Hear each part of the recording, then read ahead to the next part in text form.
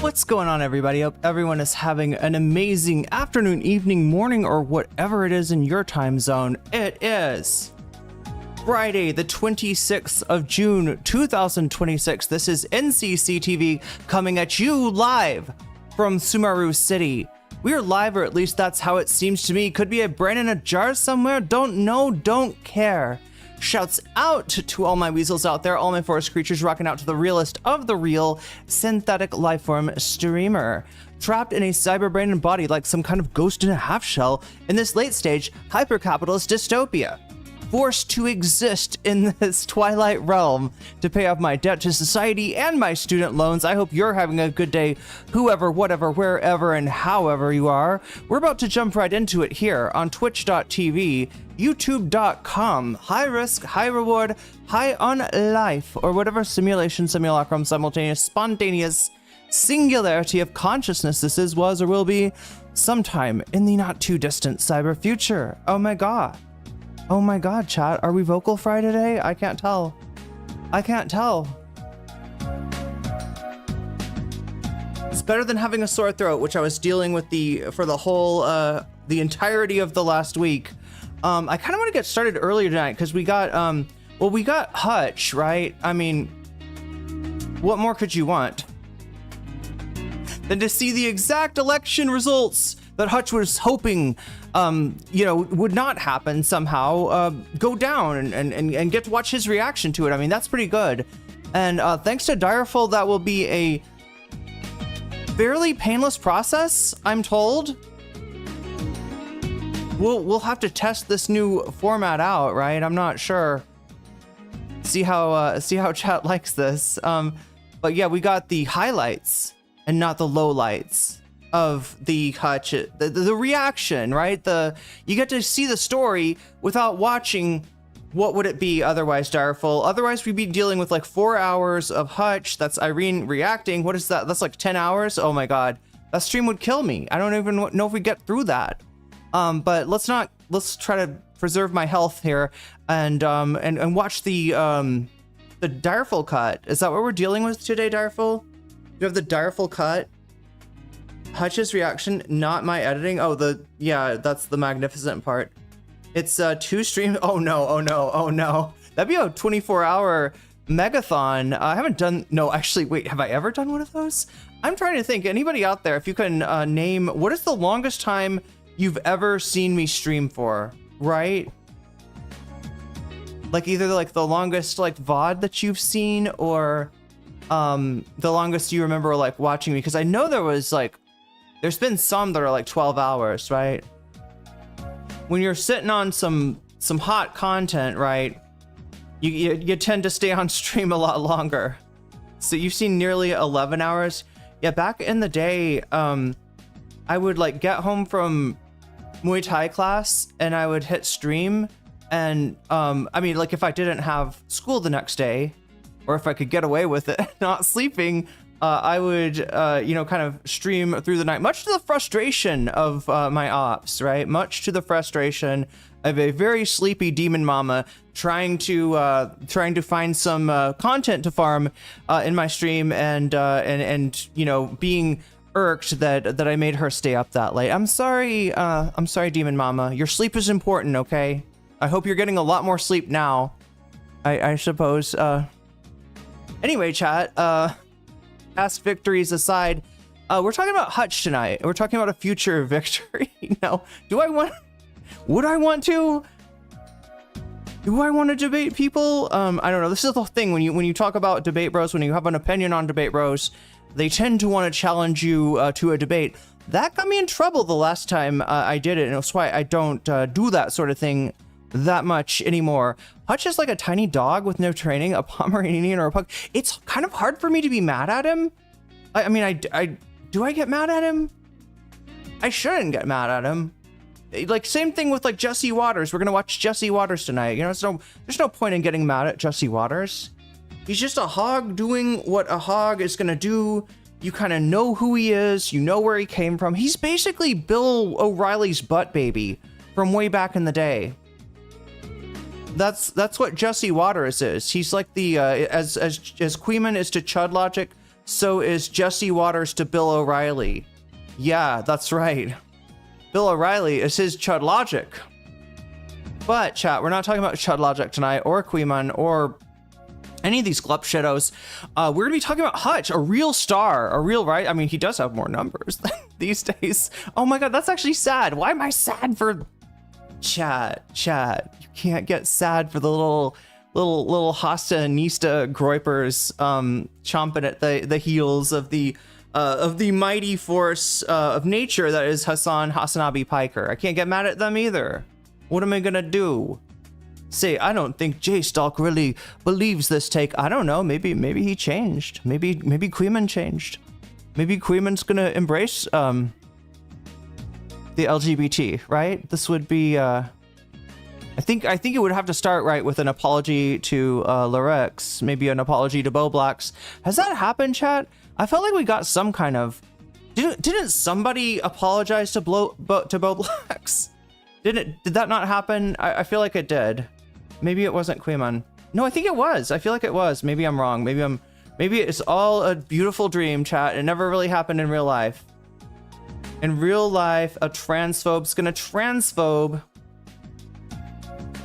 It's how he differentiates him from his daddy, Chud Logic, right? Chud Logic, famously a great lover of the trans community in certain ways, at certain times when it's convenient for him. But yeah, Queeman's gotta grope it up. We gotta grope it up. Wait, what is this? I would like to eat Kaya's chicken. I'm sorry. Oh my god, Joshua Keller, for a second there, I thought you were saying I would like to eat Kaya's children, and I'm trying to figure out what's going on. Is this a new meta? We got the Attack on Titan meta, maybe. Is that what that would be? You know, it's like, look, CPS, yeah, which currently, chat, I'm not referring to the Ethan Klein CPS thing. I'm actually referring to a brand new CPS thing, or maybe two new CPS things. I am not going to show you this because I tried to watch it and it was too disgusting. When I came back to it again to look at it, YouTube had taken it down, right? This vile debate facilitated by WickTV, who I guess that's pretty on brand, right? He's the guy that, well, wait,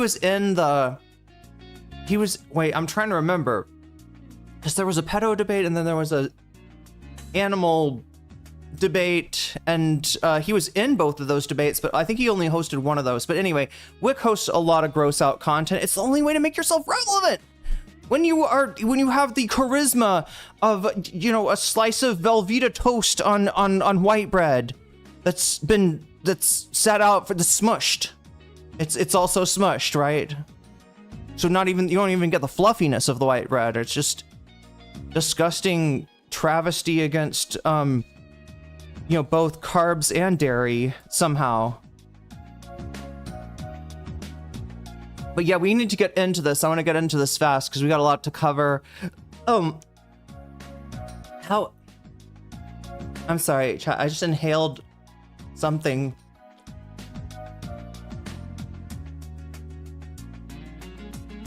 I think I'm okay. I should be okay. But yeah, we got to talk about Hutch tonight. And I want to drop us into maybe like start off with a Hogwatch gauntlet, right? Because I owe you some Hogwatch. I'm realizing, chat. Last time we left, there was not a hog to watch, or I don't know. I feel like we didn't watch enough hogs, right? It was on the poll. It actually won as far as people voting for it. People were like voting to see some hogs. But then the donos came in, and the donos changed it to be like, what did we end up watching last time? I can't even remember. No, it was Jared and Ivanka. Jared and Ivanka trying to steal a private island in Albania, and the Albanians don't like it, and they've got the flamingos out there. That's what we ended up, yeah, that ended up like winning. And then instead, there would have been like a little time to try to do some Hogwatch, like 15 minutes or so of Hogwatch. But that's when I remembered this Thai video that I watched where this guy was talking about how different nationalities are sort of seen, or how they vibe with people in Thailand. The reason that for instance, you know, Thais tend to be pretty skeptical of like Israeli or Russian tourists, maybe a little bit more, able to deal with English or American tourist, and it's all about communication style, right? That is, coincidentally, Thailand has a very similar communication style to the United States versus Russia and Israel. So anyway, yeah, there's more to that story. It's a huge issue in Thailand, and I think just recently something, oh my god, chat, something happened in Pattaya, didn't it? Has anybody seen this clip yet? This English dude, I think he threw like a caustic substance on some Thai woman that was like doing caretaking work. It's really bad. This is, and already there's already a lot of tension here. That there's a lot of stuff that tourists do that Thai people really don't like, and it's been the cause of tension. There's a bit of a tension anyway. But that was last stream's bonus content. What the point I was making is that we didn't get to the Hogwatch, so I feel like maybe I owe you some hogs, right? I feel like you are purveyors of that kind of content. You are appreciators of that type of content, and I sort of waved the bacon in front of your nose, and then you never got the bacon. So we got to make sure to get the bacon in today. We're gonna get lots and lots of bacon. Yeah, so Darful's talking about the poll. Yeah, we've got a poll going on YouTube, right? Where you could to vote on bonus content, because today is traditionally the longer stream of the week, right? I try not to, like these days, I try not to let myself go on for too long, but on Friday we let it all hang out. We do some bonus content, we play some Persona 2, and that's all up to you, right? As far as what we watch as far as bonus content, and you can change that. You can change the way you live. You can change the content you watch. It's not that deep, chat. You can change the content that you watch by voting in our poll, our lovely poll that's going on right now over on YouTube, and only 18 of you have voted so far. We need so many more opinions than that, chat. We need to put our heads together in one giant brain, to rule them all, and go over and decide, like form a consensus around what reality you're looking to embrace when it's time for the bonus content. Because if there is time on the clock when I get done with the regular content, then we move into the bonus zone. The forbidden, no, it's not forbidden. It's but it's bonus. It's extra. It's more. It's not what I choose. It's what you choose. I give you 4 choices of content that we could cover, and you tell me which one of these that you want to watch. And you do that by voting. Yeah, 20 votes so far right now. What do we have even? Let me check. Let me see what we have. Oh yeah, it looks like Hasan versus Matt Walsh. So what the fuck was this about? I mean, I think this kind of went down on Twitter, if I'm not mistaken. Yo, Omega Star, thank you for the super chat. I'm trying to remember. Let me pull it up or something. What were we? What did this start over?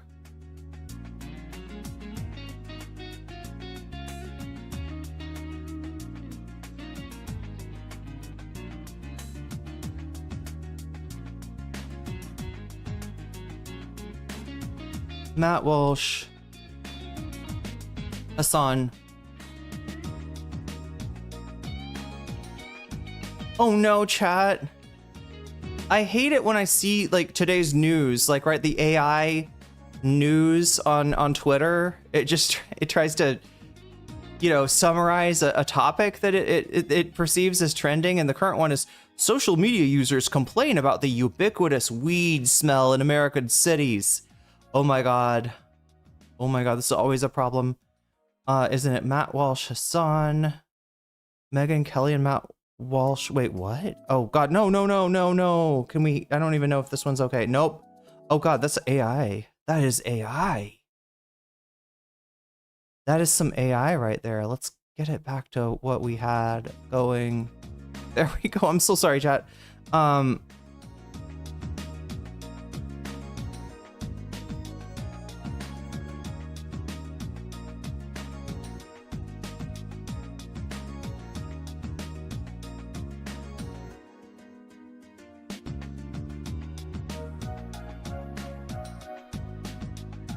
So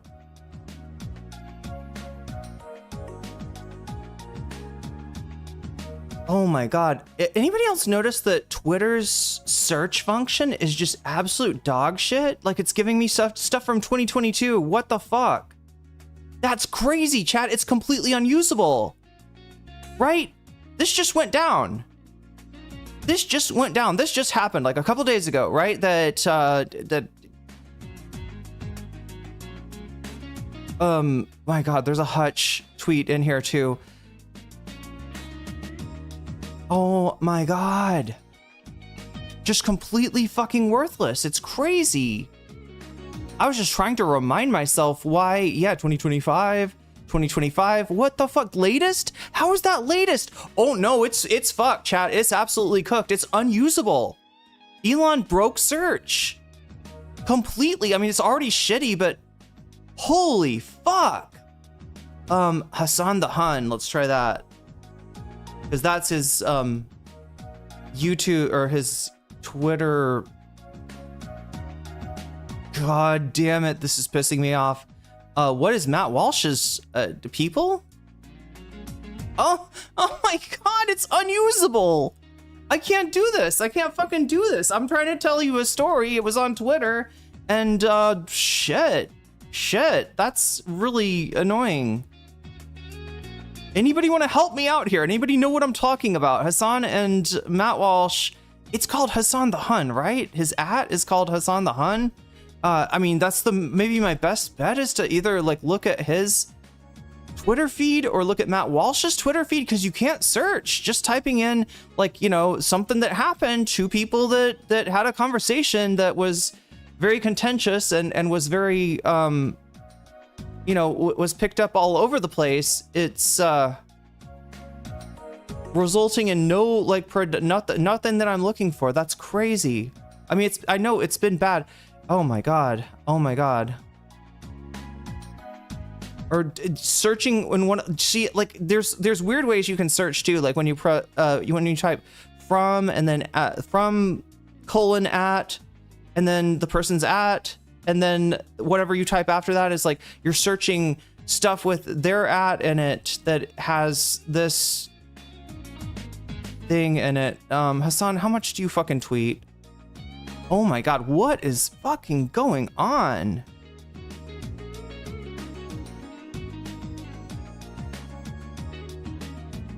Five hours ago, last time he posted. 1 hour ago.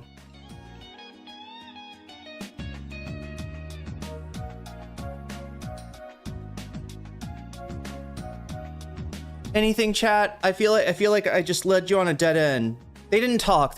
It's Twitter. It was on Twitter. Matt Walsh tweeted something. Hasan, basically something about deporting Hasan to Turkey, something like that. Nobody's heard of this. Nobody saw this.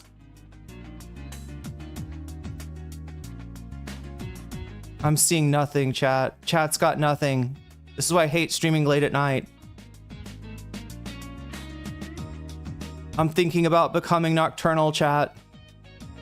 You'll have to watch me in VOD format. I can't take this, right? This is not normal. This is not normal for both me to be stuck because of a Twitter thing and for chat to just like be so dead. But I guess it is normal for this hour of the night when you're streaming to a primarily North American audience. That's how it goes. That's crazy, chat. I don't even know what's going on Twitter. I'm looking at Hasan's feed and there's like new posts, but then it skips and then that's like June 25th. Well, which is yesterday, but I don't fucking know. I don't fucking know.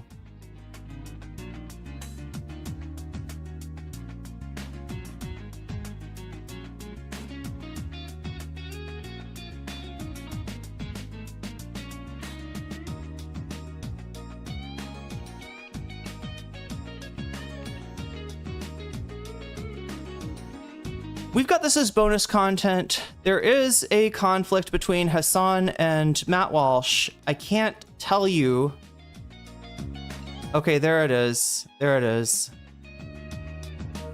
I don't know what is going on with my search though. That's crazy. I just want to try. I'm trying to describe for you what you're voting on, right? Because you can vote right now on youtube.com. We've got 4 different topics, right? The topics I will start covering after I'm done with the main topic. I'll talk about the Hutch thing, and then after that's done, if there's time on the clock still, I will I will cover the top scoring thing, and I'm going to show you. I'm going to explain how that scoring works. But the first thing is that you need to vote to make your voice heard. But I just want to give you oh, it's this when Hasan was in his now this is going to be a little bit difficult, chat, because I know there's a Hasan segment. That's what we'll watch, right? I'm looking at the tweet that Direful sent me, right?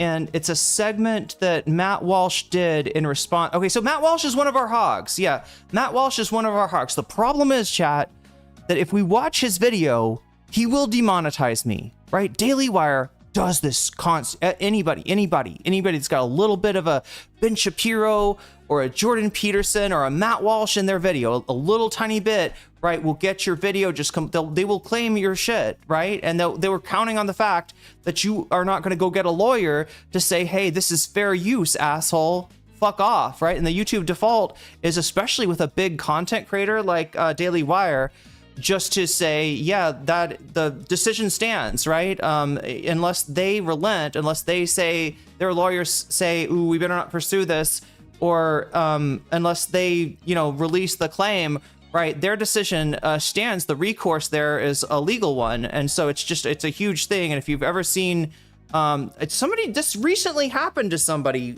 not step back history, but I think a bigger YouTube channel, more serious historian. Was it Cynical Historian? Is that who I'm thinking of? Cynical Historian. Yeah, got check my logs, as the Hasan chatter says. Oh my gosh, I wish I could, Chentar. You are on YouTube. Anyway, we're gonna get going. We want to do this what is it called? Oh my god. Gauntlet. We're gonna run the gauntlet, okay? The gauntlet's gonna be hogs today. All right, we're gonna do 20 minutes of hogs, and then we're gonna do who knows how long of Hutch. And if I've got any time left, wait, Rudyard has gotten more fascist? That's wonderful. I mean, like, apparently this is the new psychedelic dark enlightenment or something, right? Do a bunch of psychedelic substance and then increase your power level as a Nazi, I guess. That's how it works. The Nazis, they had another drug of choice, though, that I believe was a little bit more something that Destiny would favor, as opposed to the psychedelic kind. The Twitter bookmark feature is somewhat, yeah, well, I do use it, actually, Jetta. Whenever you see a Twitter gauntlet from me, that is using the Twitter bookmark feature. But what you're suggesting is that I bookmark everything of interest to me, which would preclude the use of the bookmark feature as a source for the gauntlet. Does that make sense? Right? So you're just like, yeah, keep track of everything that you're, and it's kind of like, am I the only one laughing? Hopefully not. Let's read out the, wait, first, like, the super chat, because, oh my god, oh no, the goal ended. The dual-wheeled butterflies goal ended with only Omega making it in time. Let's see, wait, what am I looking for? Oh wait, it is on screen. All right, well, thank you for the super chat, Omega Star. But anyway, oh yeah, did you have an opinion? Did you want to put that towards anything?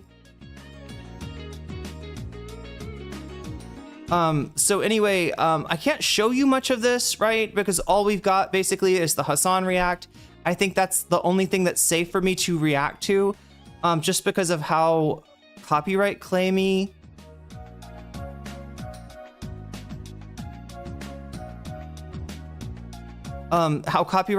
Matt Walsh is in the Daily Wire, right? They like it's like the sun will rise in the morning is how certain it is that if you have a, you know, if you react to Matt Walsh, you know, he's going to copyright claim you.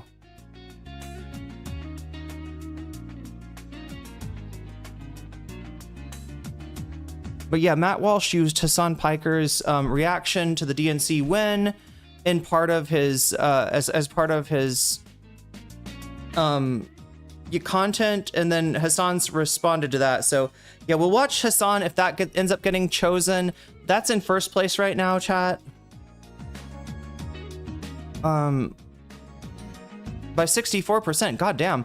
More Hogwatch, which would be to continue. Like, you're like, I didn't get enough hogs. I just want to, because there's going to be tons of them. There's going to be tons of Fox News people and just, you know, people like I would think on Twitter, except fuck, like, I don't, how do you navigate Twitter anymore? But yeah, 28 votes so far. So make sure to vote if you haven't already. Like the stream while you do, because that's how we get people to come in here. If you don't like the stream, there's not much of a point, right?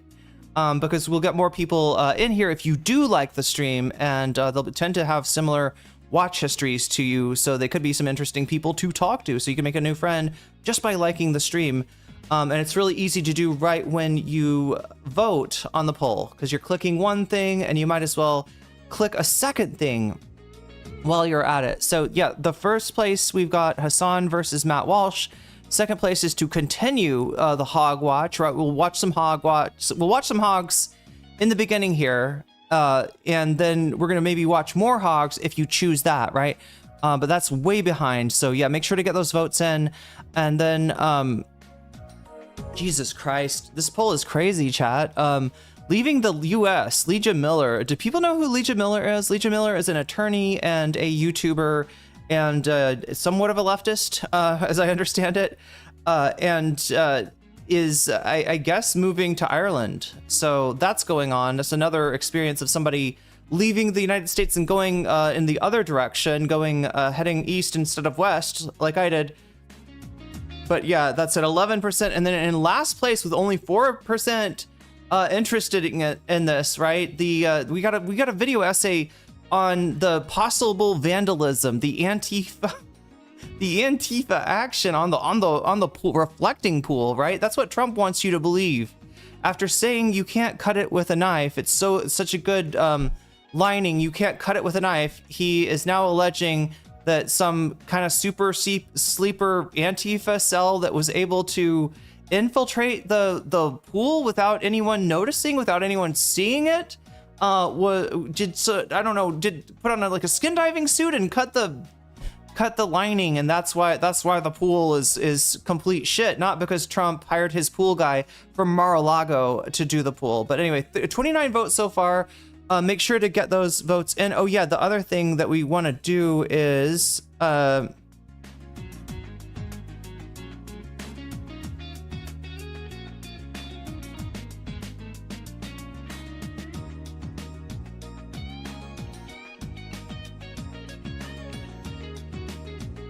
let's talk about the pinned, okay?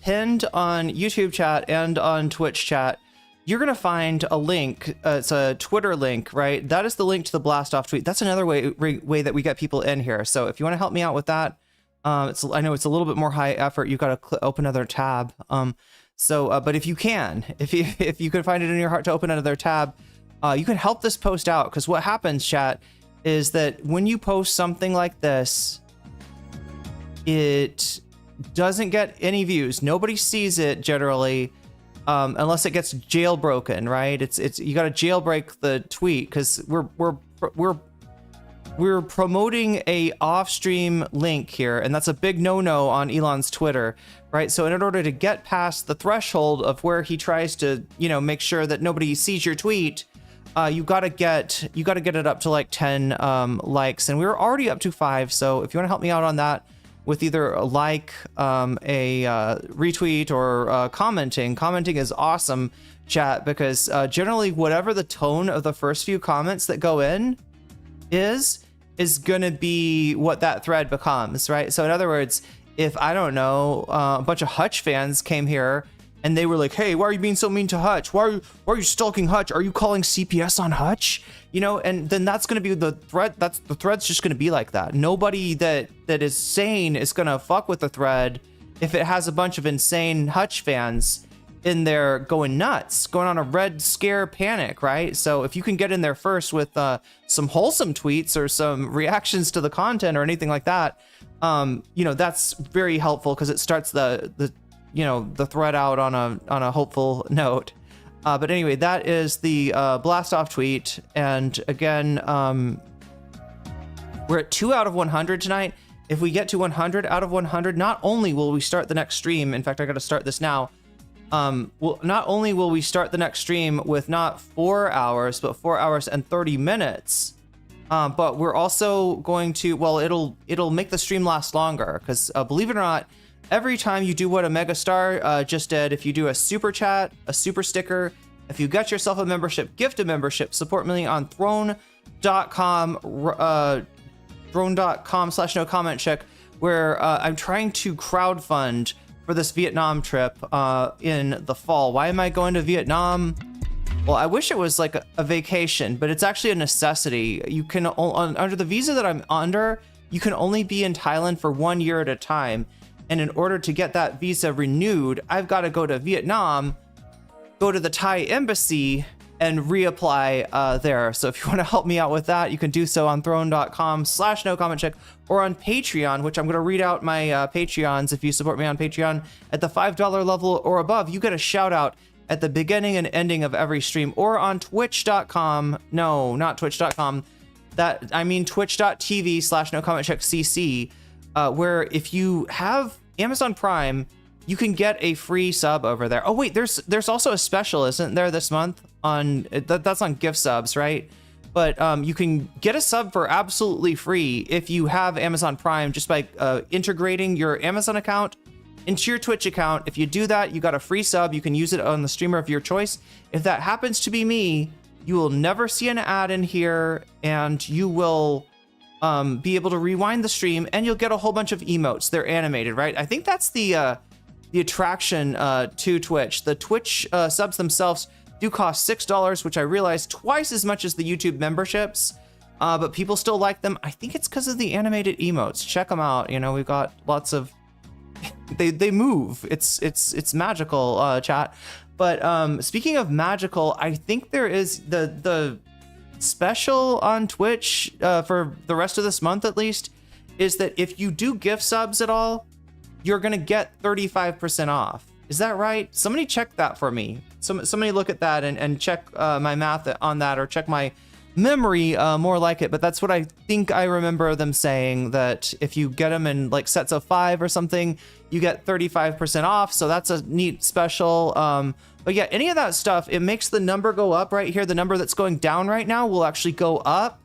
And so that means that the stream will last longer. I'll have more time to get through the basic content, and therefore more likely to get to the bonus content, which is like the you know, it's on the other side of the Hutch content, right?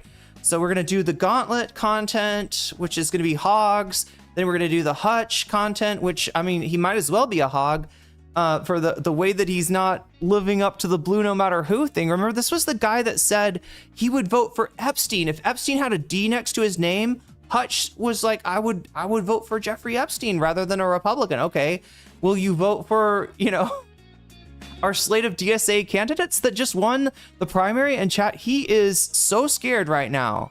He has changed his mind. It's so weird. This guy goes back and forth, but that's Hutch. We know who he is. He's a lovable, is he a lovable scamp? I don't even know. Direful with the 5 gifted subs. JRG 770. You just got weaseled. Oh, that's for gaming. Okay, Desert Fox, you just got weaseled. Can you confirm that is the discount real? Is the discount a real thing? I'm not lying to the chat when I say there's a 35% off discount, because I never see this stuff. I wish I had disposable income to donate to, because there's a lot of streamers out there playing real good for free, if you know what I mean, and a lot of people I would like to support, but I have neither a Twitch Prime nor disposable income. But yeah, thank you, Direful. And if you're in that bucket with me, right, of like, you know, you'd like to support, but you can't do it monetarily, please understand that just by liking the stream on YouTube, you're doing your part. Just by interacting with the thread on Twitter, you're doing your part. Hell, just by being active in chat and producing a good vibe and a good conversation, you're doing your part. We're just talking about the stuff of the, you know, oh wait, I think I gotta add more time. Okay, it is actually giving you the discount. Okay, so sub add time. Okay, we're gonna add that 24 minutes back. And you see what happened, chat? Direful did gift subs, the time went up. So that means I'm gonna have like almost, 30 minutes extra. And it also means since Direful, so another thing that you can do when you donate is you can let me know in the chat which of these topics you want to see next, right? So we got all the topics that are available on the poll are right here too. And when you donate, right, you could say Hasan versus Matt Walsh, or more Hogwatch, or did Antifa slash them reflecting pool lining that the president's pool boy put down? You can select that one, or you can say Lia Miller leaving the U.S., right? Whatever you tell me, I will add your donation as a percentage to the topic of your choice. So there's voting on it that you do, and then we add the donos in, and then when the stream is over, depending on how much time is left, we can watch potentially like a lot of bonus content. That's a possibility. Just like it's all a factor of time, chat. How much time we have. So anyway, I added that time for Direful. Direful has confirmed that it is indeed a 35% discount on gift subs on Twitch. So that's a kind of cool thing. But yeah, get those votes in. What did I say next? Oh yes, Patreon. I'm gonna shout out my Patreon because I do this every time at the beginning and ending of the stream. I like to shout out my Patreon. And that is particularly because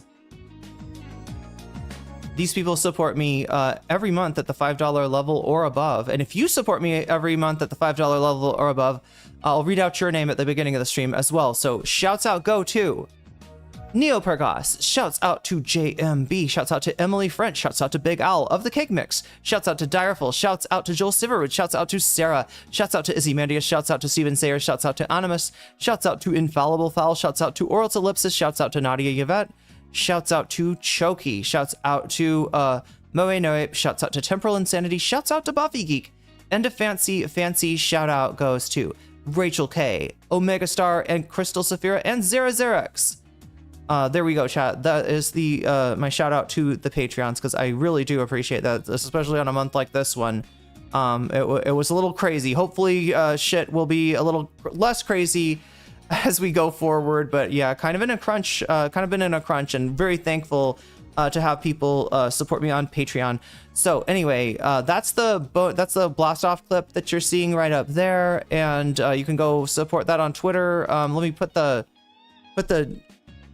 is that it? Yeah, I'm gonna put the link in chat both on YouTube and on Twitch. And I think it's about time, chat, that we get into a bit of a Hogwatch, a bit of a gauntlet, a bit of a test for, you know, like how quickly can I get through content? How judicious can I be with my reaction, right? Because you gotta be judicious. You can't just be like, well, let me talk about this for a long time. You gotta just hit it and be like, okay, funny thing there, funny thing there. Be Various OG also trying out the new hype train function, and hopefully finding that you are getting a massive discount on those gift subs. I gotta read these out, right? Oh, there's a hype train. There's a hype train. So when it's on level 3 also. I didn't even notice the hype train went in. Here, I gotta drink something.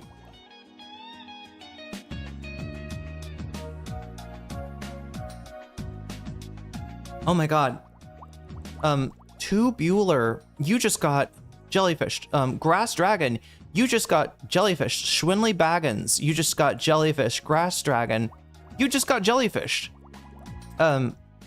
Wait, I think I might have read some out twice. Kind American, you just got jellyfished. Oh my god, it's hard to see. Ivy Nurse, you just got jellyfished. And wait, is there one more? No. I think I read them all out. Thank you, Bevarious. Not too bad. Okay, so you are getting a discount. That's really cool. That's really cool. And you're spreading the love. So a whole bunch of people just got subs on YouTube. And that works on on Twitch, right? And that works on YouTube too, but they're called memberships. So you can gift memberships there as well. But anyway, I gotta keep track of this, right? I think this is we're at 62 right now. And also I need to add that 24 minutes sub ad time. 24 minutes. We're adding 24 more. Wait, did it? No, it just added 24 seconds. It defaults to seconds. 24M. There we go. That should work. Ah, yes. Can we add it to Lia Miller? Absolutely. It's your choice, right? So you can say you can add it to any of these topics up here, which are the same topics on the poll that you can vote for, or you could say Vox Populi, in which case you're saying I'll have what they're having, they being the voters, right? So when you say Vox Populi, you're not putting your thumb on the scale for any particular topic. You're actually putting your thumb on the scale for the choice of the people, and you're making it more likely that what gets voted to the top gets watched first, and less likely that people can use their donations to for instance, like add some extra points to the topic of their choice. So that is the push and pull, okay, of it all. Oh yes, and you can also say video games. Okay, so I should have mentioned this tonight, that tonight we're doing Persona 2 after the stream. So when this all winds down, I'm gonna stick around. Well, it looks like I'm gonna stick around because we're at 90%, right? We need 10 more percent to in the kitty to do another video gaming stream. But I think we'll get there, and we're gonna be continuing Persona 2. We're actually gonna be doing some dangerous maneuvers going into splitting the group up. You know, it's one of those missions, chat, like one of those JRPG missions, like in Final Fantasy VI, or I'm trying to think of what else, right? Where you split up the team into different groups, and you know, it's that kind of shenanigans. So that's about to go on tonight, because I think we've charged that all up. Pete Bujaj Judge, a CPS story. No, I heard about that though. I'm still waiting. Do you know how much we know at this point, as far as like a motive and stuff? Because that's the only question I've got right now is like who did it and why. But Antifa super soldiers cut our pool green and you're laughing. I mean, I would have just put he could have just gotten the same effect with just put some miniature golf carpeting down there. So yeah, that's where we're at now. I'm gonna go into the I'm gonna get into this gauntlet. All right, so yeah, like I said, I use my bookmarks for the gauntlet. We got a little bit of Hogwatch in the gauntlet. We also got some Hogwatch, I think from Fox News. So I'm gonna be getting into that as well, but I've got to give myself a timer so that we don't spend all night on this, since we got a main topic to cover. This is just the appetizer, chat. We hit 20 minutes. Oh, no. Where is the timer? Is it no? Yeah, there it is. Okay. Oh my god. There we go. That's the timer. Let me give myself like a minute more, because it took me. We got a hype train coming in at level 3, I think. That's a level 3 hype train. Add a minute. All right, level 3 at 76%. Nice. But so hopefully you got some free, some special emotes for that if you got on board the hype train. It's just like you can donate anytime you want, but if you do it while there's a hype train, you could earn extra emotes. I think there's a hype chest that's on its way, and we might get some emotes out of that. Denim's got struck again? Wait, Denim struck. Yeah, that's where the CPS is going on. We got to choo-choo on down the line here and do some of this Hogwatch here, but I've got 20 minutes on the thing. Let me put on Fetterman. Reaction to this, because to me, this represents nothing Fetterman. of the old Democratic Party that we once knew.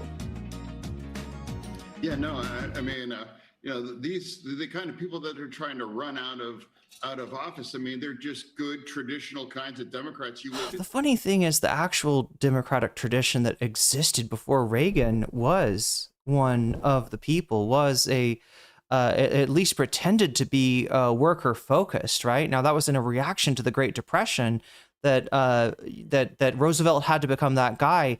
But actually, Fetterman and these, and even Pelosi and Schumer and these neoliberals in the Democratic Party, they're the ones breaking the tradition. But go on. Would have expected in New York City now, and now this has just become really. It's just been the dancing days of the dirtbag left. You know, with some of these candidates. Dancing days are here again. Who knew? It's outrageous. You know, you have candidates. They've got their flower. They've got their power. They abolish ICE, abolish the police, abolish the border, and she even said F. I heard they were smoking hantavirus over there on the online left, right? Is that true? Kamala Harris and more of these outrageous kinds of things. And then you have like Mamdani. He was Mamdani grieving. At least he didn't say Ma'am Dandy. Have you heard that? Hamas sniper was killed by Israel just the other day, and he was grieving that. I mean, what? Wait. I don't. Does anybody know what Fetterman's talking about here? Hamas sniper? These are emerging the full pro-Hamas wing. You know, a lot of these candidates that very likely are going to win tonight just declaring a war on just regular Democrats. Yeah, it was a Hamas sniper who turned out to be 8 years old when. Oh no, it's not funny, Chad. It's not funny.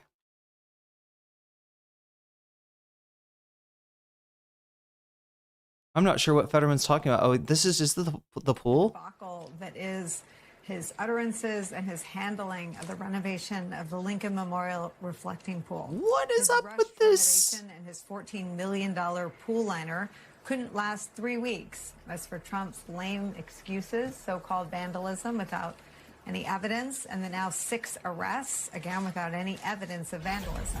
There is brand new reporting that we brought you yesterday from the New York Times that reports that internal government documents show the Trump administration knows and has known that there is zero indication that any of the problems with the reflecting... You gotta do better than that, okay? I know that those are inside sources. I know you're trying to protect your sources, but you cannot say there is word from the Trump administration that blah, blah, blah, that they know this shit. You gotta out something. You gotta be like, JD Vance said this. You know, Susan Wiley said this, right? You gotta... have been caused intentionally. But Donald Trump's lies about vandals are still out there because he needs some sort of explanation, even if it's untrue, as to why his liner was seen floating on the surface in chunks, mixed in with the algae that returned, which Trump also blamed on algae vandals. I want to the debacle that... They've been breeding algae, chat. They've just been, yeah, that's what they did, is they put some algae in jars, and then they snuck them over to the reflecting pool and dumped it all out in there. That's, I'm sure that's what happened. What do we have? Oh, shit. Now, this is different, isn't that? This is, How you doing? This message is for This is an ICE agent harassing a poll worker. Page. My name's Dave Brody, Special Agent with Homeland Security. We were just by your apartment at Clinton Street. Spoke to, I believe it's your husband, Herberth. He gave me your phone number. We were just calling you in reference to A post that we believe you made on Instagram where you doxed an ICE agent back in January. We just wanted to talk to you about it. We just wanted to have a nice little conversation. You're not in any type of trouble. If you can give me a call back, my cell is 9. Yeah, you were doing free speech, but we're still gonna intimidate you like this. This is the... I think this is the video?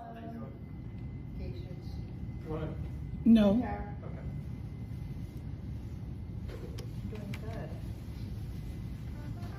And it's the lady Uh-oh. with them. That better be a that better be a phone. Better be a dial tone. Not a dial tone. What the fucking that better be like a ringtone. It is. Yes, is Mayor Sharon Owens in? This is City Line, so it's not directly the mayor, but what can I help you with? We're working down at the polls today, and ISIS came here to bring a warning to one of our workers because she docked. I apologize, ma'am. Continue. Oh no, I was saying the ISIS here at our at our polling place at the library downtown. Okay. So you would, okay, hold on one moment, okay, ma'am? Yes.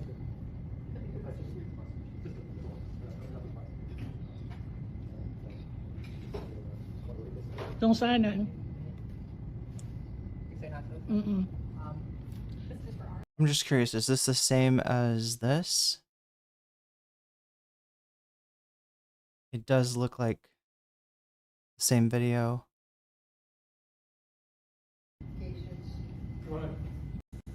So. All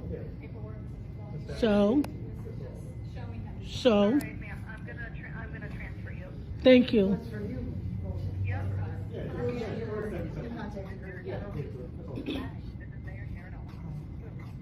Great. Automated message.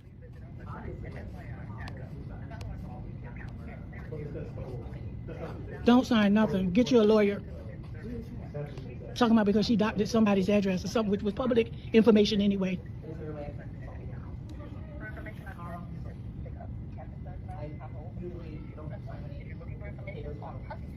So obviously there's two motivations for this kind of behavior from ICE. One is to, put the fear of God in people, cause a chilling effect. You understand they kind of like went, what would you say? They went, they kind of, maintained a low profile. ICE has been maintaining a low profile ever since what happened in Minnesota, because they were really afraid that was going to spread like a prairie fire as far as the movement to oppose them. The more they cracked down, the more opposition they got. And so, sending this person in is scaring protesters. Also, the ridiculous sentences that were handed out recently in Texas, in some cases 30 years for, I believe, moving some zines. Moving political zines from one place to another. Somebody got 30 years for that, right? So, it's both to intimidate people from protesting ICE and also to let poll workers know if you are, on the left, then, maybe the Trump administration is going to come after you too. This is the follow-up. Expected. Spread further than I ever expected. After my Instagram and my Threads posts went viral yesterday, today brought news coverage and even more messages from people across the country.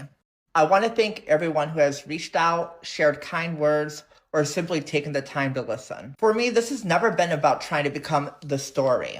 It's always about what happens when federal agents come to my polling location while I was working on election day. The experience is intimidating, and I believe it's important that election workers are able to do their jobs without feeling pressured or afraid. It's also important for the protection of freedom of speech and civil liberties, and I want to know that the lack of professionalism with the form that was given to me was very concerning. If it had been confirmed that they were ICE agents, I would have believed it was a scam. As this continues to gain attention, I've been speaking with people about my legal options. Pursuing something like this isn't easy, and it isn't inexpensive. I started a GoFundMe to help cover potential legal costs and related expenses. I know money is tight for a lot of people, and I truly don't want anyone to donate if they can't. What I'm asking for is, if you believe the story deserves to be seen, please consider sharing the GoFundMe. Okay, sounds like she's gonna try to pursue some kind of legal action against these ICE agents. This reflecting pool. Oh God, we don't have time for this, do we? Wait, we kind of do. We have time for a little bit of that nonsense. All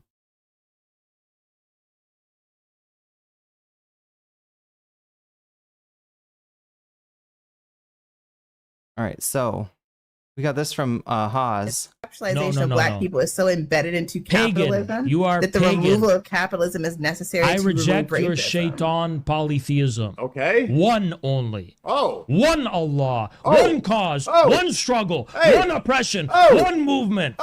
But how many holes, Haas? Does a woman have from the waist down? 2. 2 holes, he says. 2 holes, he says. 2 holes, says Hazel. So what are those holes used for? It's just a general, like, an easy, like, biological question. What is... Very easy anatomical question, yes. What are those 2 holes used for? Poop and pee? Poop and pee. And then where's the Yeah. where's the sex one, dude? The pee one. Oh my Okay. god. What's Oh your my point? god. That's What's so the joke? Cute. He literally doesn't know. He literally doesn't know. He literally doesn't know, right? That's so fucking cute, dude. It's like, dude, you really never had a woman like. What is That's why we call him Hazel. going on? What, you pee from your butt? Yes, Haas, we pee from our butt. Anyway, that was a little diversion. Wait, we were supposed to give you Hogwatch here. All I gave you so far is Fetterman. I mean, you guys, he counts as a hog. We need more hogs. Oh God, we got Chinese Century of Triumph, Trump, his motorcade. I wonder why the lining didn't stick. I wonder, yeah, if this has anything to do with it. Make a shirt. Oh God, that's a Trump person. Oh. Okay, no, that's it. Okay, we got to get to the other component, which is going to be, I believe, on YouTube. No, yeah, YouTube. All right, so, God damn, we got to start out with Jesse Waters, don't we? Always start with Jesse Waters.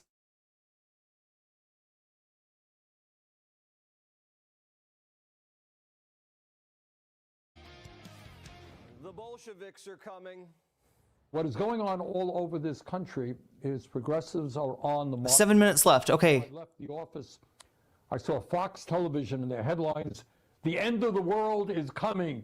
Progressives are winning elections. Socialism is taking over the world. Real panic. Bernie watches Fox. What's up, Bernie? You've had him on. What are you talking about? Bernie's been on Fox multiple times, and your audience actually kind of liked him. On the show. Come on.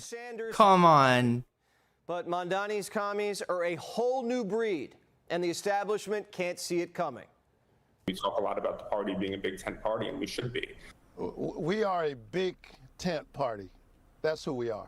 One of the things that makes the Democratic Party great is it's a big tent party. We need to stay that way. Big tent party. Fools. The tent's not big enough for both of them. When the commies come in, they're not going to share it. They're there to take you out. The communists are like parasites.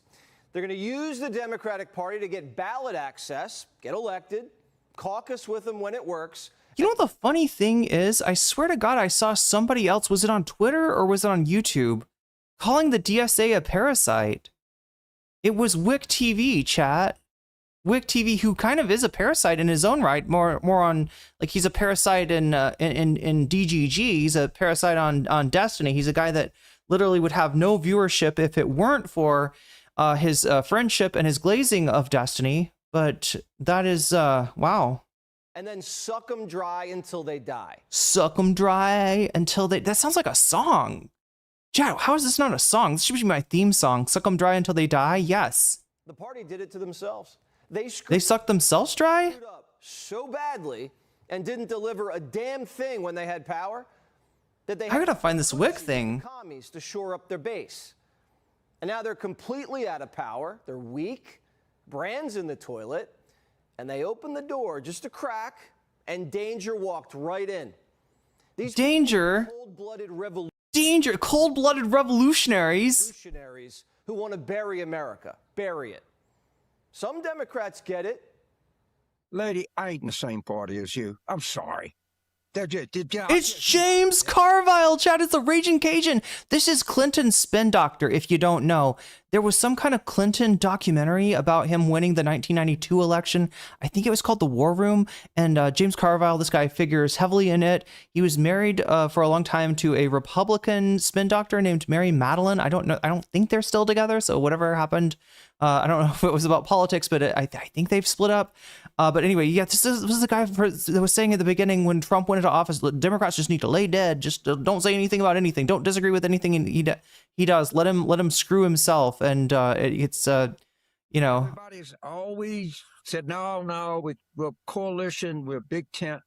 And there's just some that I can't be in the same tent with. These people do not like Democrats. Not only are they not Democrats, they wish Democrats poorly. But I'm done. I'm not in a political party. The Cajun Paul Revere. But the commie wave is creating a lot of cowards. Anonymous DC executives are calling it an earthquake. Yeah. I was right. Phones are ringing off the hook with people asking, are we going to let them take over the party? Or are we going to stand up and fight back? Stand up, fight back. Is the question. And can the Democrats fight commies and Trump? They've been fighting Trump so hard they got a blind spot. Ask any general. When you're fighting someone on the left and on the right, that means you're surrounded. That means you better have a big old gun and a big do you have a big old gun? Look when DSA is on the attack, what do? Fight back. Liberal anti-com? They need to form their own, they need to form their own direct action movement, right? To fight off the commie menace. Maybe you could fight it off with Jesse Waters, right? Although, chat, we're looking at people, I think maybe even Carville was one of them, talking about like leaving the party or splitting the party or something like that. So like the idea that there might be like a realignment that has a bunch of these, just motionless establishment Dems becoming part of the right. You fought Trump so hard you got lost in the sauce, and now the commies are coming to eat your ass. gold bunker. Guerrilla warfare on the left, conventional guerrilla warfare. Warfare on the right. Come on. Democratic Party. Yo, Zoops, using that Prime to get yourself a sub at no cost to you, mind you. And look at that, it makes the time go up. Wow, chat, we got a lot of time. Oh wait, I don't have much time on this gauntlet though. I gotta get through this. Beat Trump, and they're afraid of their own base. No, they've been afraid of their own shadow. Yeah, they are afraid of their own base, right? The Democratic Party stopped representing its base in like 1980 something. You could even trace it back further to Carter, but essentially they've stopped being a party of the working class people. They've stopped being a party of their base. No wonder they are lost in the woods. And Democrats, they don't know who to trust. Like AOC. Whose side is she on? Well, I think we know. The American people's side. I think we do know. Jesse. It's deja vu all over again. There was so much fear around that when I was elected, and none of it bore out to be true. None of it bore out to be true? The squad defunded the police and gave us... They didn't do shit to the police. They didn't even reform. Sorry, it's not the squad's fault, right? But we're talking about like at maximum like 6 people in Congress. Right? No, the squad did not do anything, right? And saying, he's saying that there was some kind of like defund the police bill at the national level. There never was, right? All you had is Nancy Pelosi, like bending down in kente cloth to performatively say that she's on the side of the protesters. And then, it comes to actual, brass tacks, they do nothing. Very few cities did anything about the police violence that is still very much going on. Still disproportionately affecting black people. And AOC's little friend Omar, her Somali buddies... Her little friend Omar? Okay. This is $18 billion. Okay. And this new crew is to the left of them. Sorry, I thought you said 80 billion, and that only stuck in my mind probably, chat, because 80 billion is what the Pentagon is asking to supplement their budget from what they spent on the Iran war, which means it's probably more than 80 bill. I mean, like 80 billion is like the first bite that they want to take, and they'll probably get it because our fucking Congress sucks, our Senate sucks, and let alone the president. Oh my God, 30 seconds left. 30 seconds left. Funded sex change surgeries. No borders, no prisons, no police. You know how you start a revolution? Same playbook. You raid the treasury, empty the prisons. Wait, raid the treasury? Empty the prisons of Jan 6ers? That's what Trump's doing. The cops. These people said we deserve 9/11, and they got elected in New York. Matt Taibbi. Hasan was not elected in New York, just for the record, chat. Hasan was not one of the victorious DSA candidates. Writes this, quote, the Zoran Revolution is a... Okay, well, look at that, chat. It looks like whole hog. Bucket? Wait, who says this? The freaking, the subtitles are in the way. Let me turn those off. Wait, who fucking says this? Wait, what? Dismiss. What are you doing? Dismiss. Wait, who fucking said Matt Taibbi? God damn it. It's like right up there on top. I'm just like, okay, I'm sorry. Somebody that's completely irrelevant. Somebody that nobody fucking cares about. Somebody that sold his soul to Elon Musk. Somebody that's got Trump's dick so far down his throat that I don't know. It's he's able to play it like a musical instrument, perhaps. I don't know, Chad. I don't know where I was going with that metaphor, but anyway, yeah, Matt Taibbi. Thanks for reminding me that he existed. He was, I was a fan of the Vampire Squid. I was a fan of his work back in the day, right? But much like Green Glenwald, yes, Green Glenwald, we saw what he was really about in the Trump era, and how quickly he was willing to sell out. But chat, we gotta go. We just do you condemn? I can't speak. Do you condemn the Jetafix says? Do you condemn the Sons of Liberty? Is a perfect response. I heard against these anti-revolution people. Yeah, maybe we should adopt the attire of those Boston Tea Party. No, we shouldn't, chat. But that's not what you're saying. That's not what you're saying. It just like immediately came to mind. Anyway, chat. Yeah, no, I mean, they're pretty anti-revolutionary. I think that's what Jetafake overall, it's the overarching point there, and the point bears out to be true. Matt Taibbi, Mr. Cool Hats. I mean, who else is the Mr. Cool Hats? Wait, one of the most discredited... Oh, Taibbi, one of the most discredited journalists next to Woodward. True. Anyway, chat, we got to move on and get going. Let me check and see what the poll is doing right now. Where we're at. When I last checked, Hasan versus Matt Walsh was the #1 item. Okay, yeah, it still is. 43 votes have been counted, so make sure to go over to YouTube if you haven't already. You can even open up another tab if you're on Twitch, or just do it really quickly and then come back to Twitch if you want to watch it on Twitch. I'm not trying to, say that Twitch people shouldn't vote. You can vote, but you do have to go over to YouTube, youtube.com/nocommentchick, and then you got to click on the stream, and then you got to click on the chat, and then if you click on the poll, then you'll be able to vote too. And even on your way out, you could like the stream and know that you're doing your part in supporting the stream. But yeah, 43 of you already have voted. It's Matt Walsh versus Hasan in first place, more Hogwatch in second place, leaving the US Lia Miller in third place. And it is, Vandals did the reflecting pool 9/11. I was trying to be cutesy with that, right? Because that's what they're treating it like it's 9/11 for reflecting pools or something. Anyway, chat, that's at 9%. So that's where we're at right now. Get your votes in if you haven't already, and understand that anytime you do a super chat, super sticker, you get yourself a membership, gift a membership, support me on throne.com/nocommentchick or patreon.com/nocommentchick, or even over on twitch.tv/nocommentchickcc. This number will go up. We'll have more time. We'll possibly get to more bonus content. And what else happens? Oh my God, I'm trying to think. What else happens?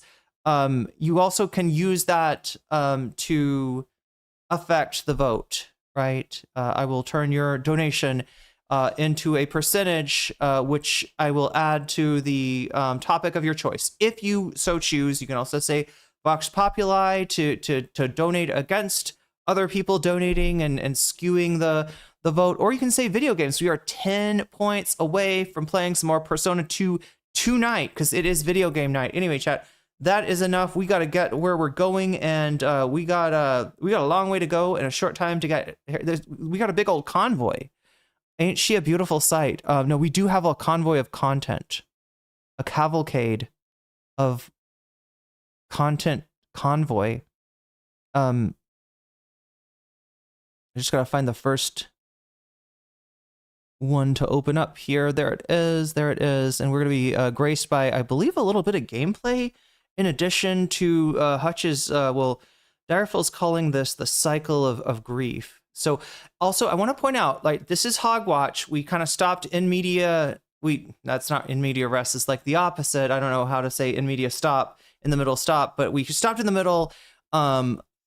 In, you know, the gauntlet, we can resurrect it. We can bring it back. It's on the menu for bonus topics. So make sure to vote for that if you want to see more Hog Tent, and you can also donate for it to help it out, because it is not winning right now, but we'll see. Chat, we might have time for multiple things if I am quick enough, right? And in that effort, let us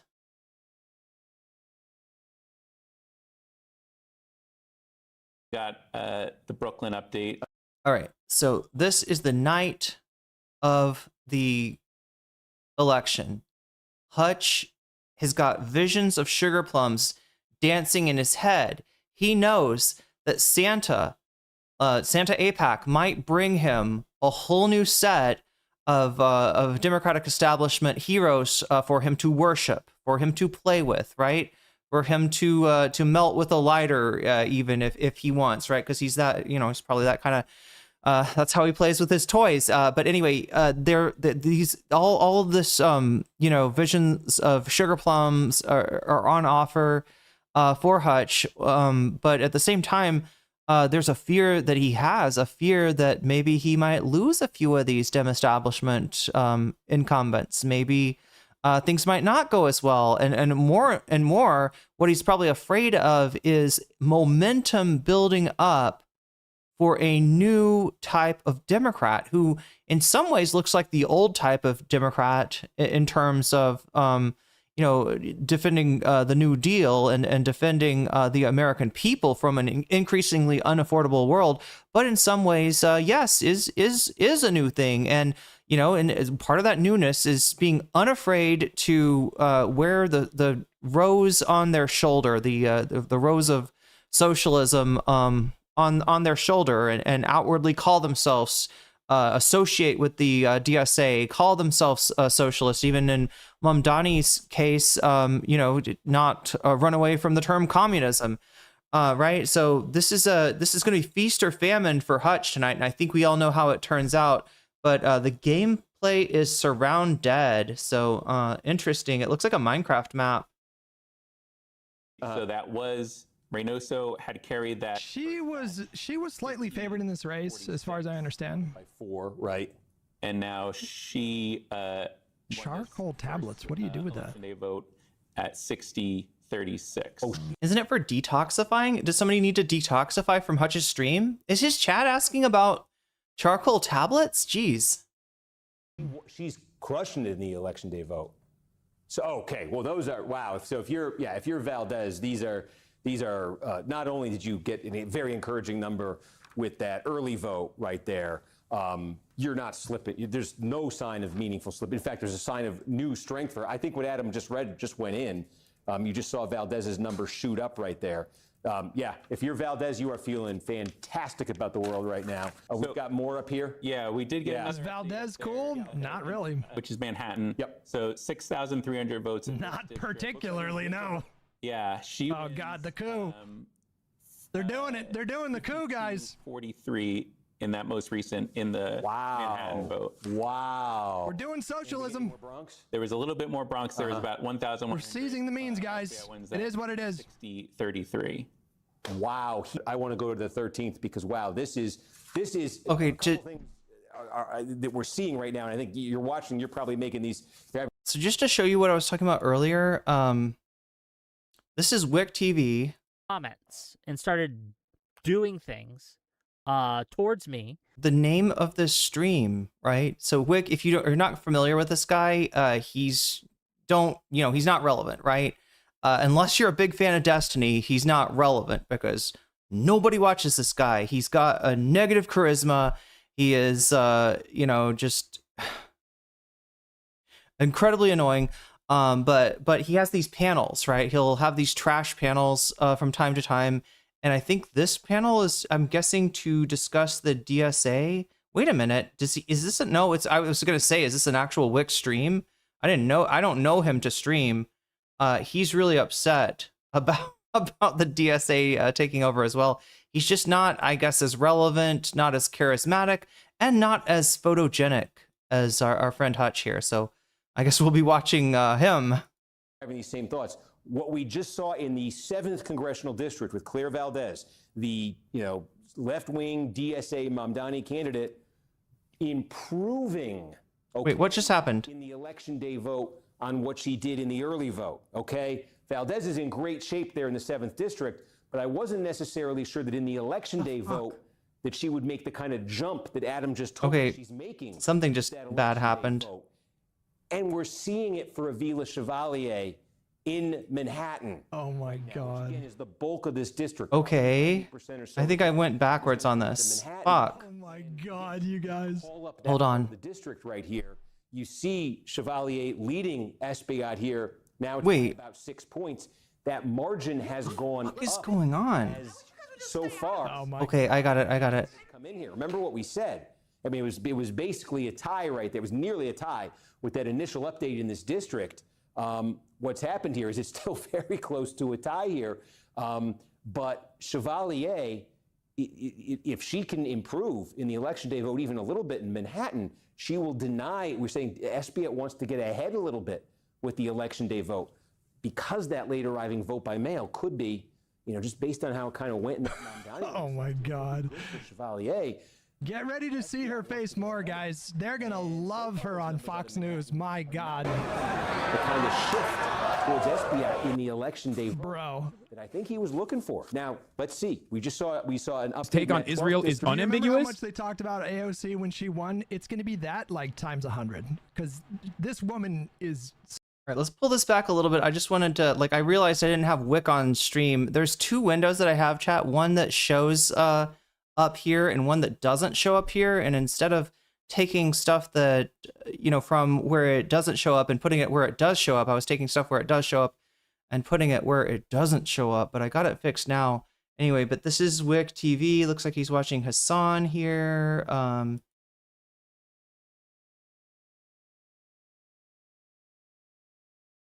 What does he actually start out with though? Does he do a rant? Does he do a warm-up clip, okay, to go through? He does a warm-up clip, okay. I don't know. It's not worth going through this, really, but he is there, and what I was trying to show you mainly was his stream title. The Democrats have a parasite problem. This is what Jesse Waters was saying.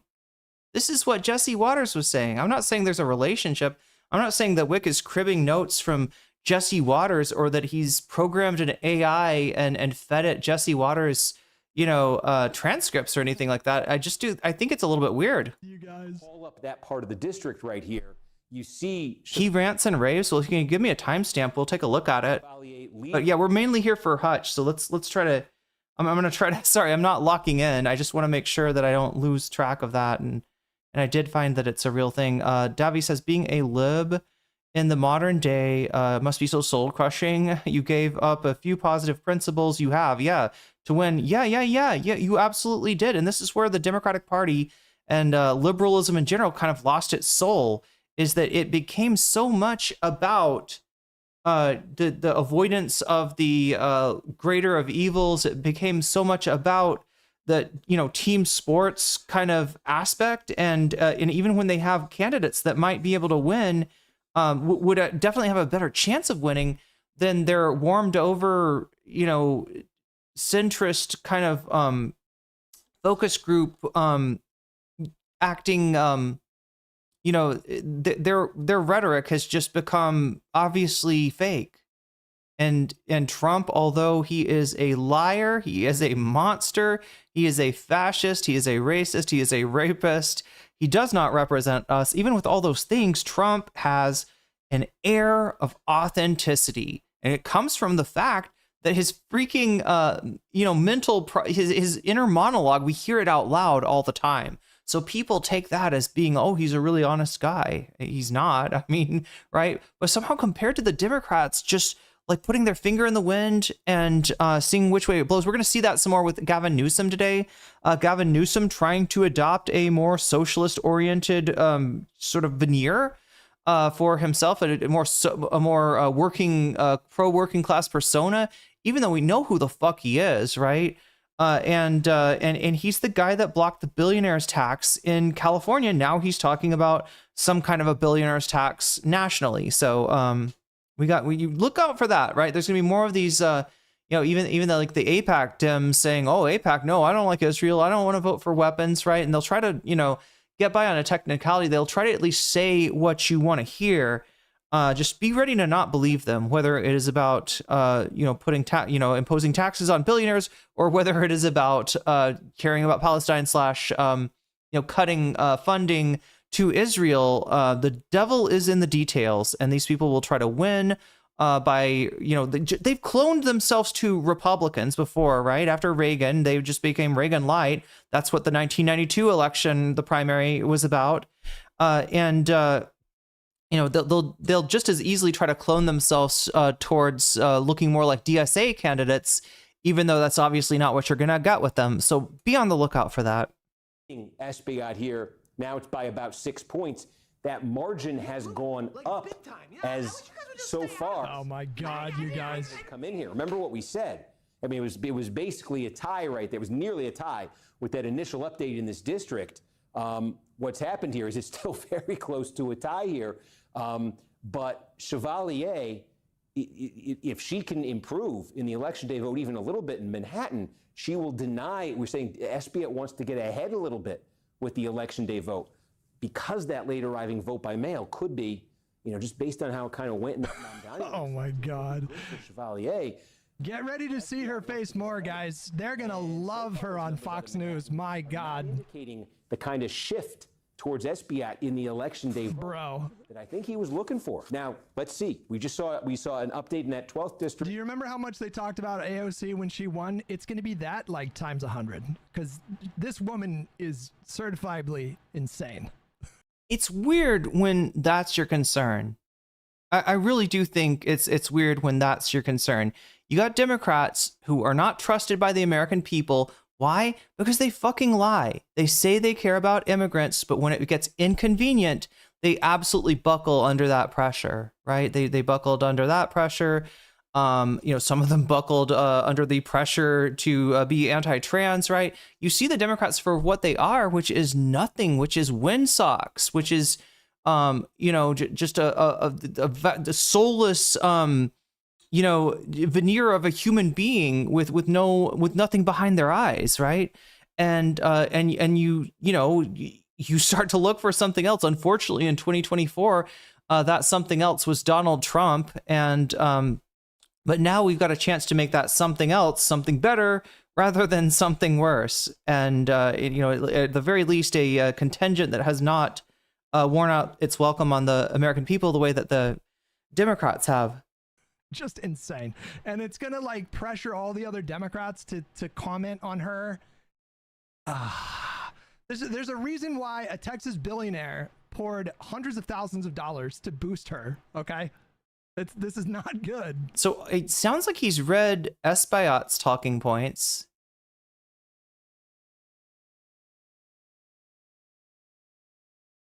I mean, that was the biggest one we saw even on the street in that encounter between Chevalier proponents and Espaillat's ground team. But the question is, like, how much familiarity does he even have with these candidates? Because in general, Hutch strikes me as the kind of guy that just is gonna, find some kind of centrist Democratic voting guide and just stick with it without like thinking, without learning about the candidates, without really, listening to what they're saying. Red alert right now. Potentially another member of Congress here who could could lose. It's very close, as you could see, but this is not one of those where there was some where the initial numbers have said, oh, okay, SPI's breathing a sigh of relief right here. Well, do you think it's that he doesn't know it, Direful, or do you think maybe it's like he's unsure of the pronunciation, so he's avoiding saying it?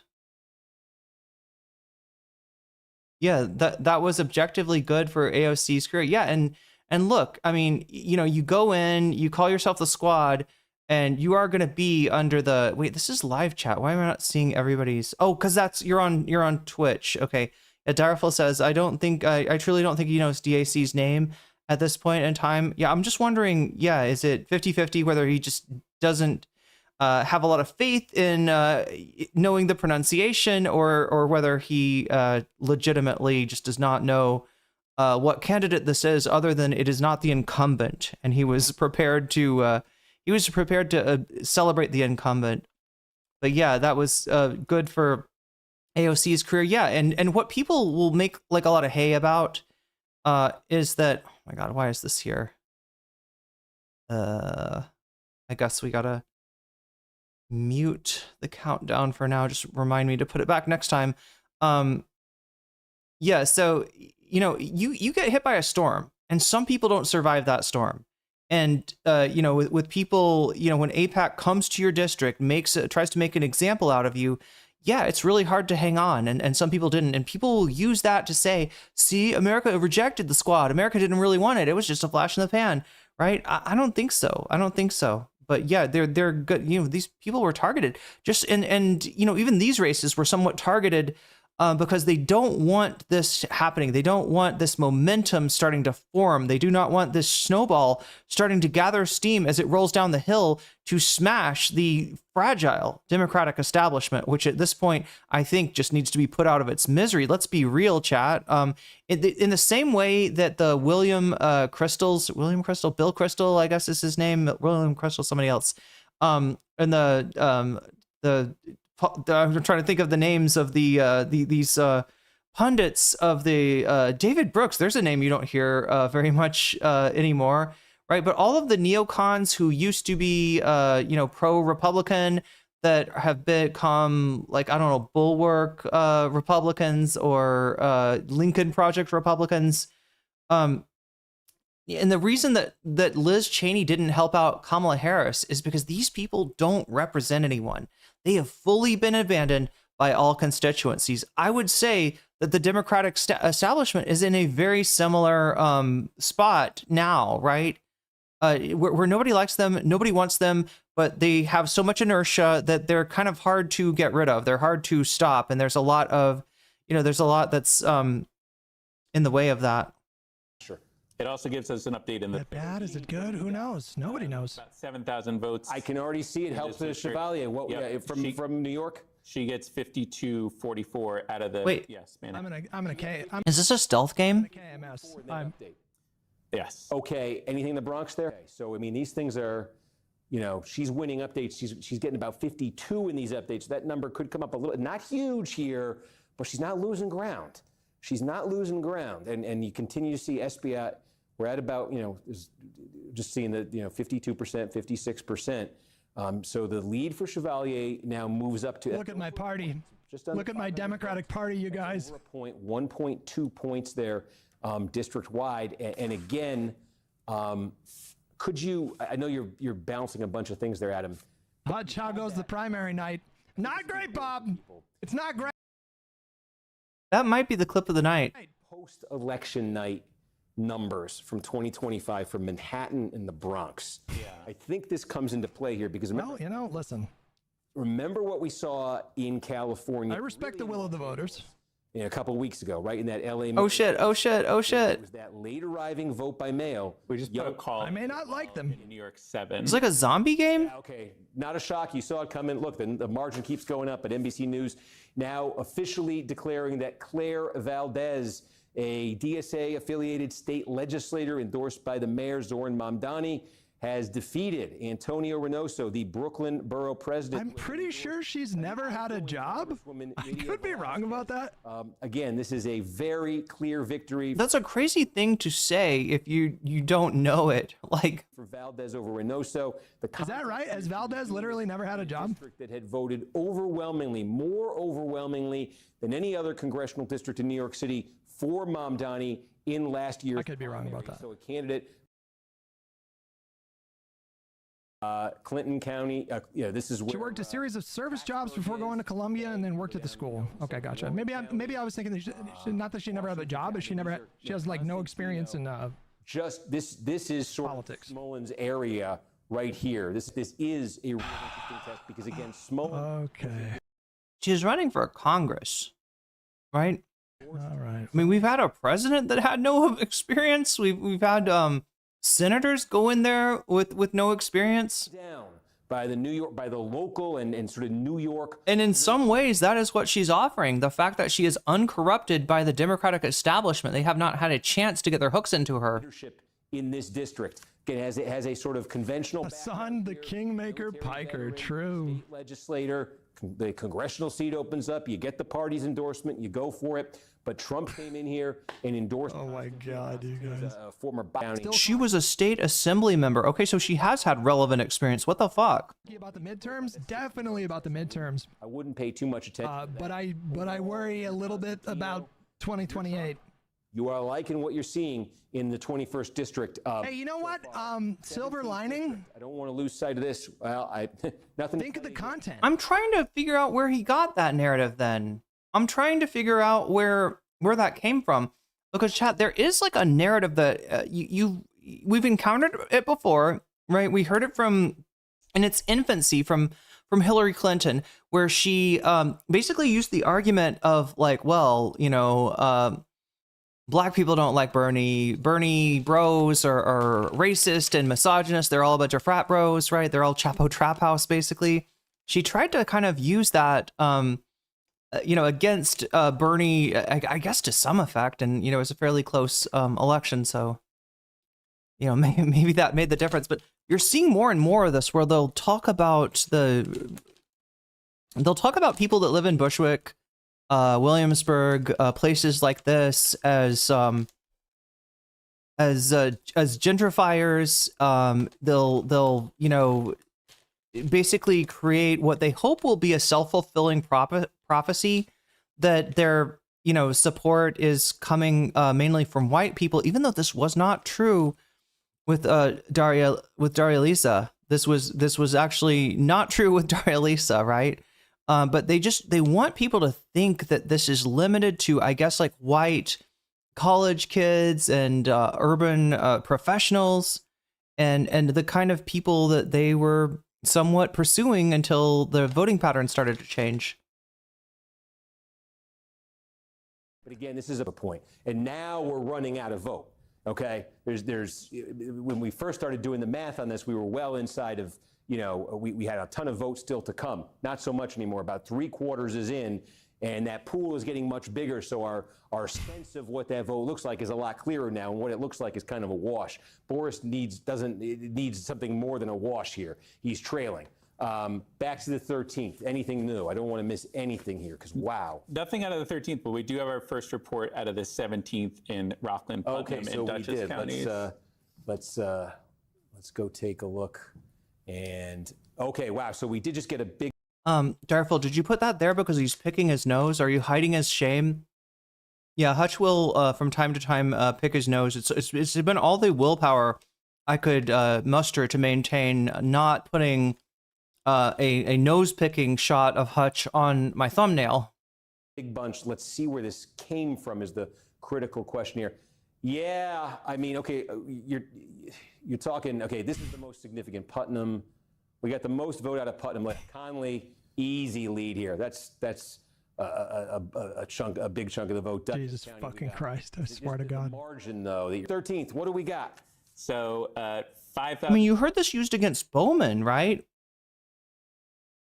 New votes in Man. Not that they're calling Bowman white or anything, but they're trying to say that his supporters are white, or his supporters are I don't know, too educated. Manhattan. Chevalier gets 52% in this most recent batch, 43%. Oh my God. For Espaillat. We got the popcorn chat. 1,000 votes, 58-36. Oh my God. 58-36 for Espaillat. You want to get the popcorn? Okay, now do me. Can you do this? And it's changing fast, but do you have a Wait. calculate what the cumulative election day vote is in Manhattan? That wasn't edited by you, Direful? That's Hush's, he's hiding his shame? Currently in Manhattan, I have it at 51 for Avilia Chevalier and 44 for Espaillat. 7 points. And what is the expected remaining vote in Manhattan? 20,000. 20. Oh, we're cooked.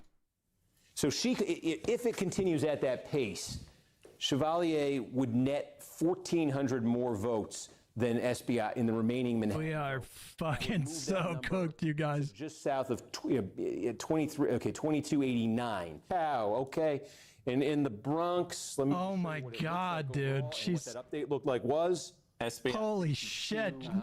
She's not only winning, she's fucking crushing it. He's cooking him. 86%. Again, Mamdani fucked us! Much smaller area to begin with, and Espaillat's running out of opportunities. A massive update in her favor. She just won that last update essentially by 20 points over Espaillat, meaning district-wide, more than... They are gonna have a fucking field day. Do you, like... Fox News right now, you guys. More than right now. There's like a Slack channel of like a dozen Fox News producers, and they're all like gearing up for fucking 24/7. If you got your popcorn like I do, post popcorn emoji in the chat. If not, type 1 in chat. Just say I'm making my popcorn right now. It just went into the microwave. Coverage. It just went into the air popper. Of this lunatic. It is gonna be a fucking salvo in conservative media about this candidate, you guys. She's gonna win. I mean, like, she's going to Congress. This is a done deal. I'm trying to remember does anybody know her? Do we have her list of sins?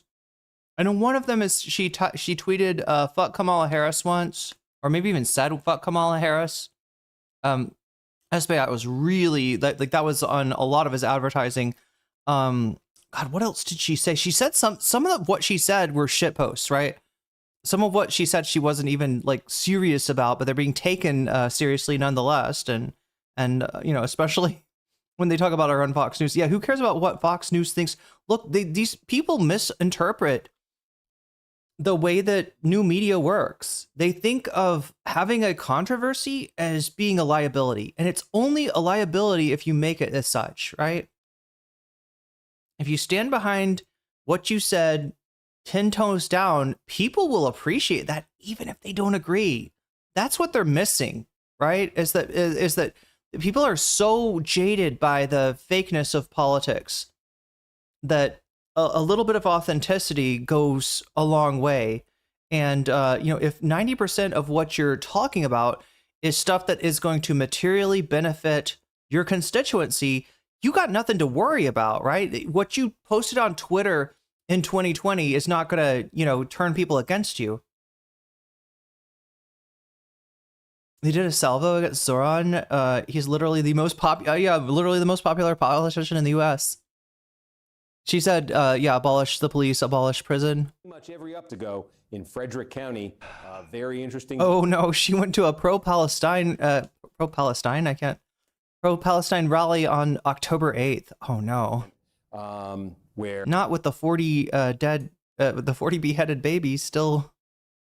Again, if you extrapolated that, if Dems can't maintain their position in pro-Dem states, doesn't just prove we're in an insanely shitty spot. The current Dem platform isn't reputable with voters. In this Republican primary, the news, wow, we just got a bit. Not necessarily. I mean, like, it's not that deep, Hutch. It's not that deep. All right. Now, Joe Biden shitty president. He was barely awake for most of his presidency. Bad choice. Obviously, Obama and the centrist Dems kind of imposed Joe Biden on us because they didn't want to write it out with Bernie as the candidate. They were either too nervous, or they were either too nervous that Bernie was going to lose to Trump, or they were too nervous Bernie was going to win and be president and change the party forever. But whatever reason, they shitbagged Bernie in 2020, and we got Biden. And in a lot of ways, he's a very shitty president, including knowing his own limits, right? So having set a limit of like, I'm just going to serve for 4 years, and then, you know, being like, I'm staying in the race, Jack, afterwards, and just not having, you know, such an echo chamber that nobody around him is telling him, hey, Dad, it's time to hang it up. It's time to hang it up. We need to do this sooner rather than later. Let's get to this before the primaries, Dad. They're going to have a real primary. They're going to have a real choice. And we're going to have a real election rather than a freaking, you know, what is it? What did they say, chat? 100 days, 90 days? What's that book called? But you know, the shortened election between Trump and Kamala. But what you need to learn from Biden is also what he did well, right? And he did better than any president in recent memory on, you know, on unions, even though, you know, you can find fault with some of his union policy as well. He did more for the working class than any Democrat that we've seen in a really long time. And the takeaway, chat, takeaway from this is that he didn't do enough, right? All the pain, all the suffering from the financial crash of 2008, the implosion of you know, of in the real estate market and all that,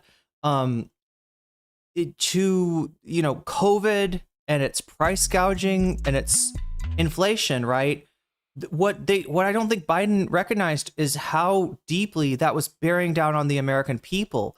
You know, he had the right instinct to go more progressive in terms of his economic policy than Democrats, than Obama, than Clinton, than you know, Carter. But what he didn't recognize is that it needed more than that. It needed more than that. That's what nobody recognizes. The closest we come is these DSA candidates, right? And that's why they've got this motion. That and the fact that the Democratic Party in a lot of ways is a dead brand.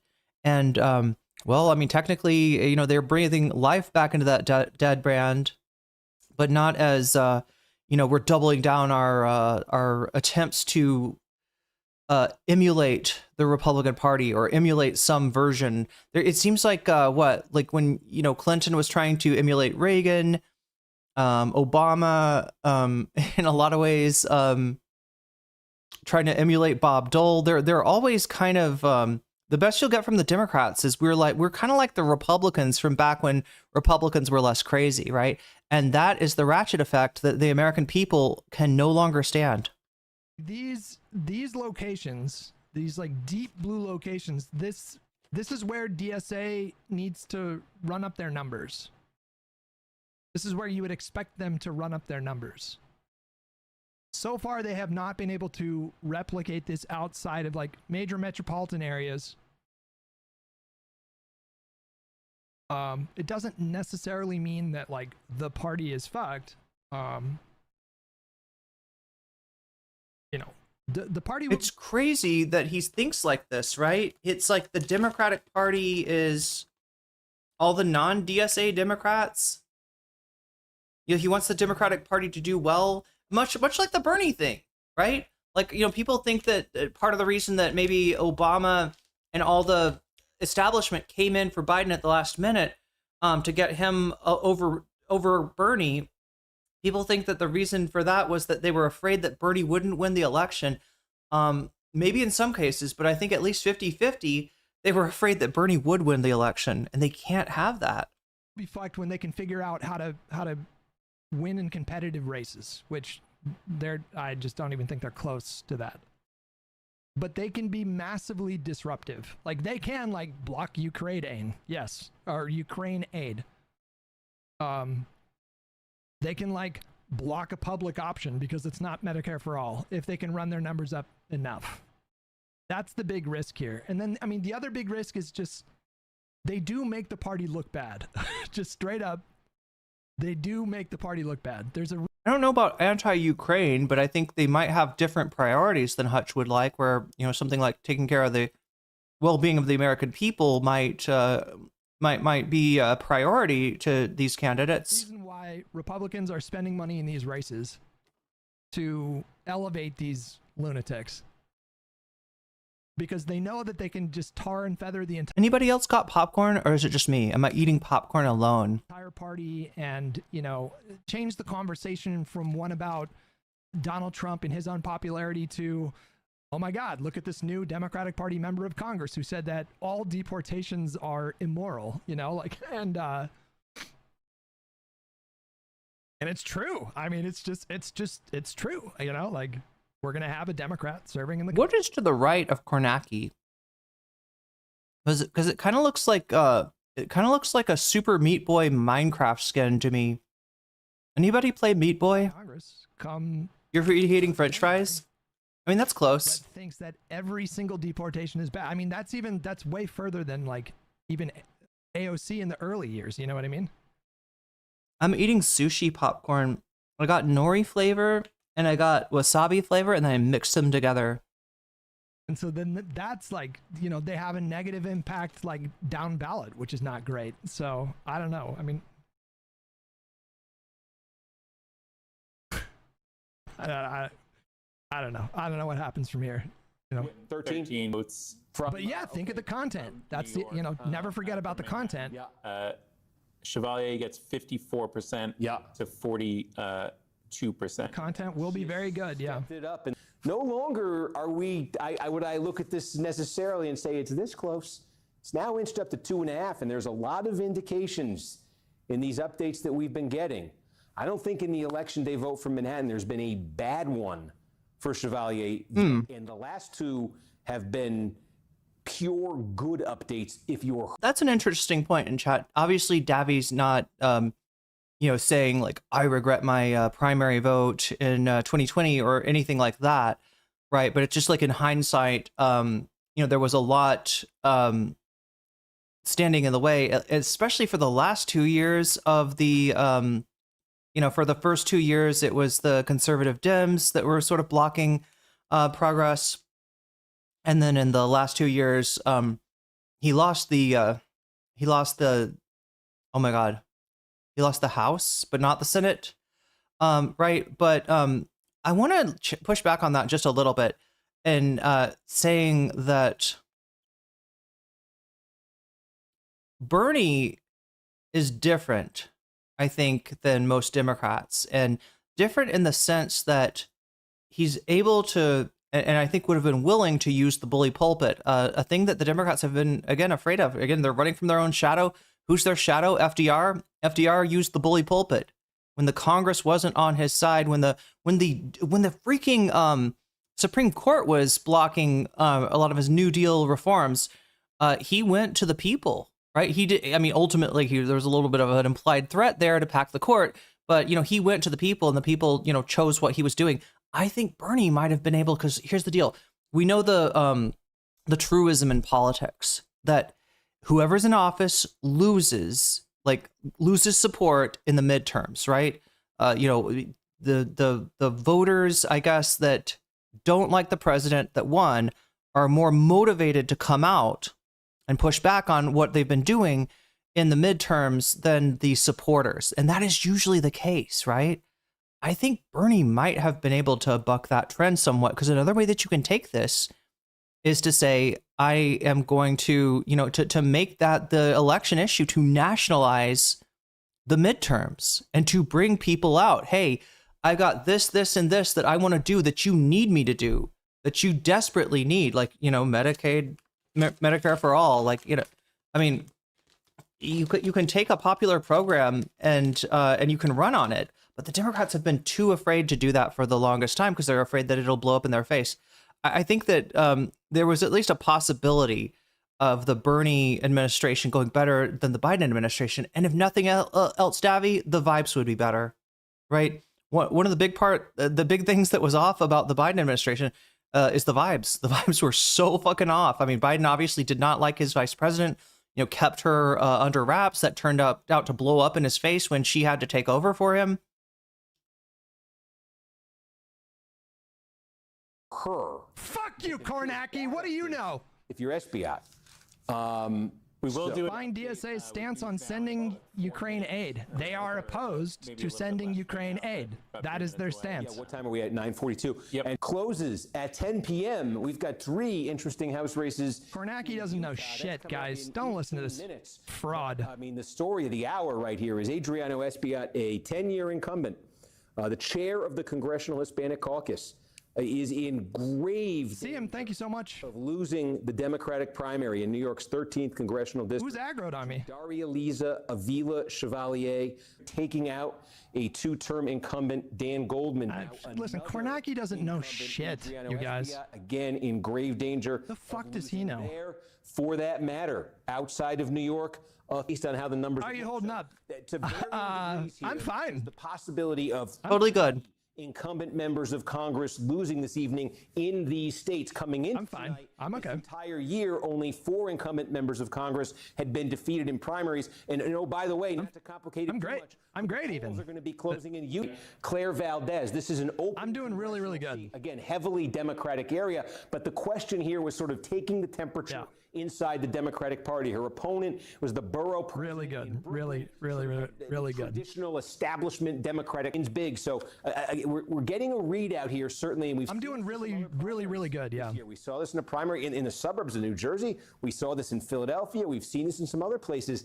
This energy, this sort of very, I'd say, left-wing energy in the chat. I put Zoran, Darlisa, and Clara Valdez on my thumbnail. Right, some people may have felt the missing presence of Brad Lander. Brad Lander, obviously, somebody that worked with Zoran in the mayoral election in terms of strategic voting, and even though he is a liberal Zionist, I guess he's like the least bad of the liberal Zionists, and definitely better than Goldman, who was actually denied entrance, was denied service at a cafe that he went to because of his Zionist beliefs. How is this dipshit still relevant? Interesting question, right? It's, I guess, another DGG project. Like, he's relevant secondhand because of Destiny. And because he's got, people don't realize this, chat, but Hutch's channel is almost 1 million subscribers. His YouTube channel almost has 1 million subscribers. And that's because he was really, really relevant back in the day. Not to politics, but to Call of Duty. He was a Call of Duty streamer, and people enjoyed him playing Call of Duty. And he had hair. I think he had hair back then too. At some point, Dylan Burns rang this guy up and said, "Hey Hutch, I've heard you talk about politics once or twice, right? I got this thing going on called the Hippy Dippy panel, and we got a spot open. I got nobody to fill it. You're a liberal, right? Let's bring you in. And I think that's when Hutch started doing politics. And since then, at the time, Dylan and Destiny were a lot closer. I think they've broken up. I don't see, Destiny bringing on Dylan. I don't know what happened, actually. It'd be interesting to see, what caused that split. But maybe just the accusations that are against Destiny right now. And Dylan chose the better part of valor. But yeah, Dylan kind of brought him into the political scene, and he's been a useful tool for Destiny. He's been a useful tool for fighting against, any sort of movement of the Overton window to the left, right? And a continued doubling down on the same nonsense that's been losing Democrats elections since the 1980s. This is pure psycho shit. I mean, everyone kind of does this, but it's so blatant. He's watching politics. Yes, there you go. He's the kind of the poster boy for that. Democratic primary. It's certainly coming to fruition. Oh no! We've seen in New York City tonight. Oh no! Yeah, we're out here in Los. We have Dylan to blame for Hutch. I guess so. Stick on that race. Yeah. Go back to the overall. Yeah. Oh, folks, and there it is. How about this, folks? This is something of a political earthquake. NBC News projects that in the 13th Congressional District of New York, challenger Daria-Liza Avila Chevalier has defeated five-term incumbent Adriano Espaillat. Espaillat, the chair of the Congressional Hispanic Caucus, had run with the endorsement. The Democratic leader in the House, Hakeem Jeffries, with the endorsement. Governor of New York, Kathy Hochul, with endorsements from a number of prominent Democrats, but not the mayor of New York City. Wow. Zoran Mamdani instead endorsed Daria-Liza Avila Chevalier. That now means that this year, a total of 6 incumbent House members across the country have been defeated in primaries. 2 of them tonight, 2 of them in New York City. Huge W tonight if you're a complete fucking moron. Oh, Dylan distanced himself partially because of Destiny's embrace of Israel after October 7th. New York City skyline with a hammer and sickle rising over it. Morons are having just a phenomenal night. Great night to be a fucking idiot. Coming into the night. I don't like Mamdani anymore, just for the record. This is He's on my shit list. Where, in the mayoral primary last year in this city, Mamdani. So what? Mamdani was okay as long as he was mayor of New York City. You know, he could freeze the rent. He could make buses free. He could, you know, create, you know, city-run grocery stores. But endorsing other candidates was one bridge too far. Part of the city.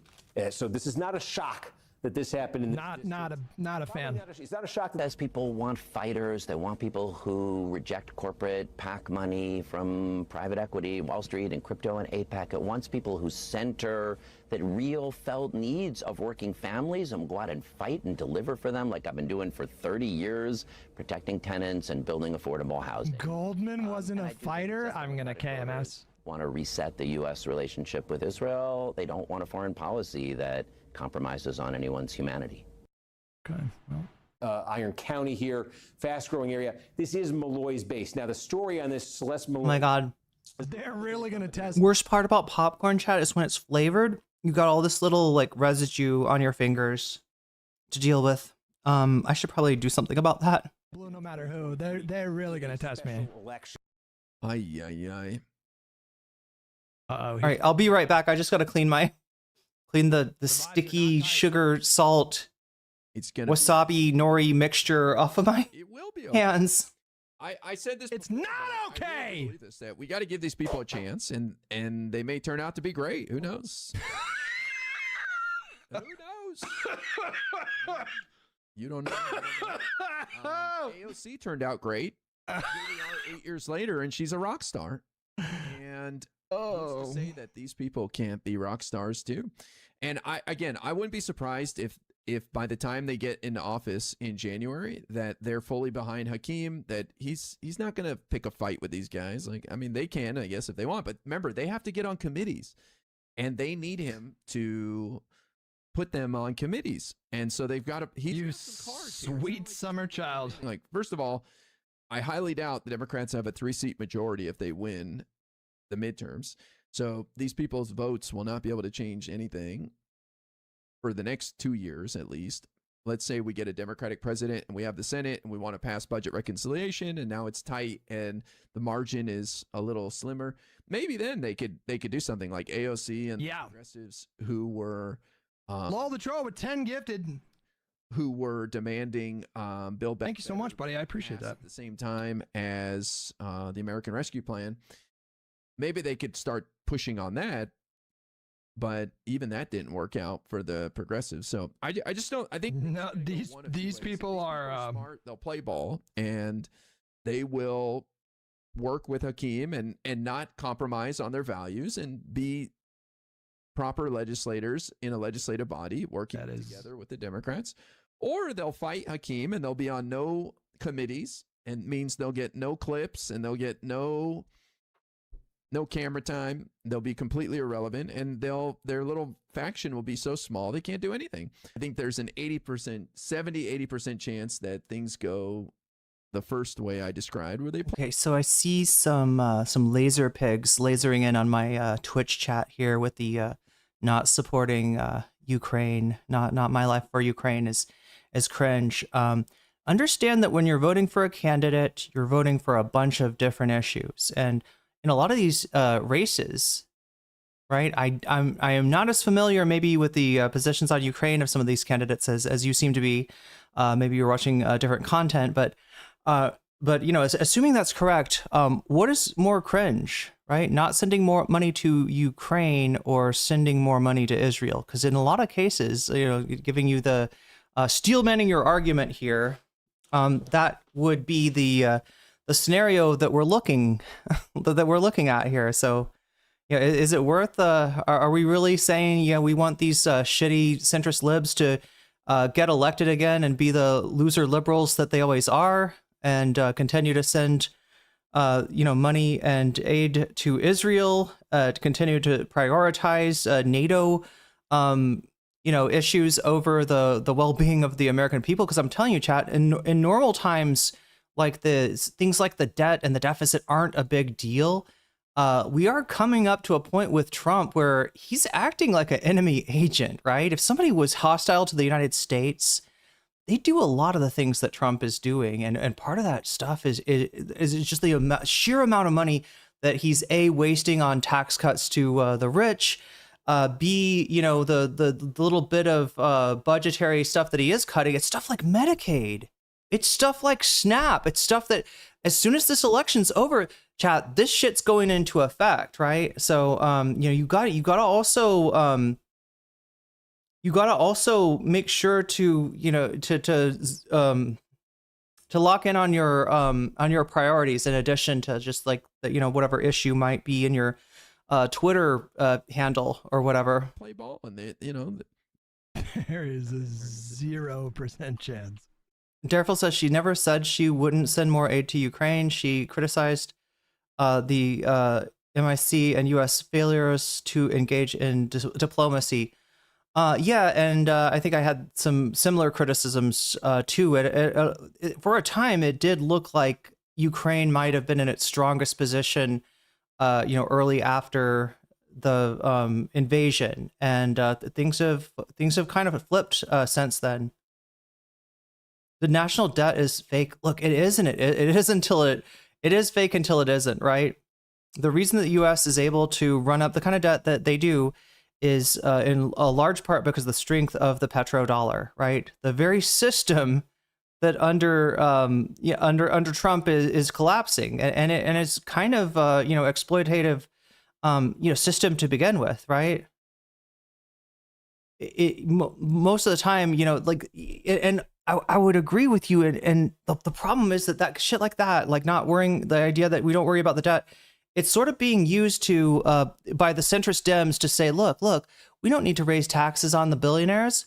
We're just gonna, you know, they're talking about like cutting taxes like off on anybody, or on you know, like they're talking about trying to like, it's this kind of bait and switch thing they're doing. Instead of providing better services for you, they are offering a lot of the Democrats are coalescing behind this platform of offering tax cuts to, you know, to workers, right? And it was like, oh yeah, I guess nobody will pay taxes. We'll maintain the Trump tax cuts. We'll maintain the Bush tax cuts, and we'll maintain the Reagan tax cuts, and we'll wants to increase the military budget. Yes, that's what I'm saying, chat. He is actually getting us to a place where you might not be able to ignore that any longer. And certainly you should have some sort of priorities on what you think is more important. Obviously, nobody in here thinks that the tax cuts for the wealthy is worth, you know, the kind of cuts that they're going to do to the people that need medical care, people that are on Medicaid, and people that need, you know, food as costs go up and food pantries run dry. You know, more of the SNAP cuts are going to go into effect. Deficit always has been a genuinely big deal. The issue, but Davy, you know, check me on this, right? The deficit really only came into being in the scale that it is now under Reagan. right? The deficit is a product of tax cuts, especially, I think, capital gains tax cuts, if I'm not mistaken, which in addition to, like, so you understand taxation policy, part of it is for, yes, raising revenues, but part of it is also for keeping economic consolidation in check, right? The reason that they had the kind of confiscatory, and that's what they're called when you say over a certain amount, we're going to charge at the top, 90%, we're going to charge you, we're going to charge you like, 95% on the top marginal rates. The reason that stuff is put into place is to keep economic inequality from getting out of hand as much as it is to be able to fund the budgets. Yeah, no, you're right, Ghost ATW. And then that's been a thing for like all of my life and all of most of our lives, I would just imagine. I think the fear-mongering politicians do that the national debt is the fear-mongering that they do about the national debt is fake because they never and it's always for the same end. It's always to cut services for workers and for poor people, and it's always to, well, the other thing that'll blow the deficit that they ever talk about is these tax cuts, because they'll still try to sell this notion of the trickle down that will occur. Oh no, the taxes are technically benefiting the rich, but you understand when the rich have more money, they're gonna piss it all over you. They're gonna piss it down on you. MMT is a real thing, so as long as the petrodollar is still based on the US dollars, as long as that holds, we can continue to, I don't know, MMT. Like as much as like I've seen MMT get used to justify things like maintaining tax cuts as well. But I get what you're saying, that the United States is the only nation that's really able to kind of stretch its budget the way that we do, yes, because of the petrodollar. But just understand how broken those foundations are, right? How much the world is sick of the United States and sick of the control that it exerts in part because of the petrodollar. It is 0% chance. Did you see how Richie Torres won hella? No, So I have no reason to believe that. So there's the one thing that they have to latch on to, Richie Torres. Tonight? There was his... So exciting. The AOC and them didn't do that after. Who is DAC? Who the fuck is that? Oh my God, what? Optimistic about these guys and hope they work out. Why? That's all I can do. It's okay to say it's not okay. Reason, please talk to Hutch. No. What was going on? Did we miss some of the? I mean, obviously Hutch put the Joker in front of his face, so I'm assuming we missed some of his crash out. But like the IRI people are asking like him to do an intervention with Hutch to try to tell him it's going to be okay. I'm not feeling social tonight. What's going on with Hutch? Nothing. I'm fine. Leave me out of your discussion. Soy on the line. I can call him. I'm not going to pick up. You can try to call me. Nope. Where is he? Is Hutch live right now? Nope. At this point, he's just screaming and arguing with IRI via the stream. Yeah. Let's do this. Which IRI is a true team politics player. He's kind of down to support the D, no matter who is behind it. Yeah, is Hutch alive right now? Wait, where does it say that? Promptu, live and learn. No, I'm not feeling social tonight. I don't want to talk to anybody.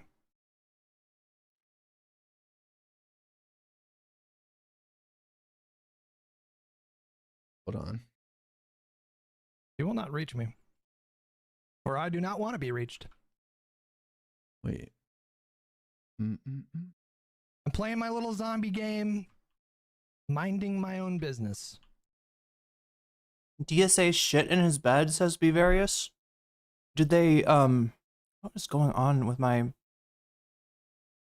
One of these chats is working, the other is weird.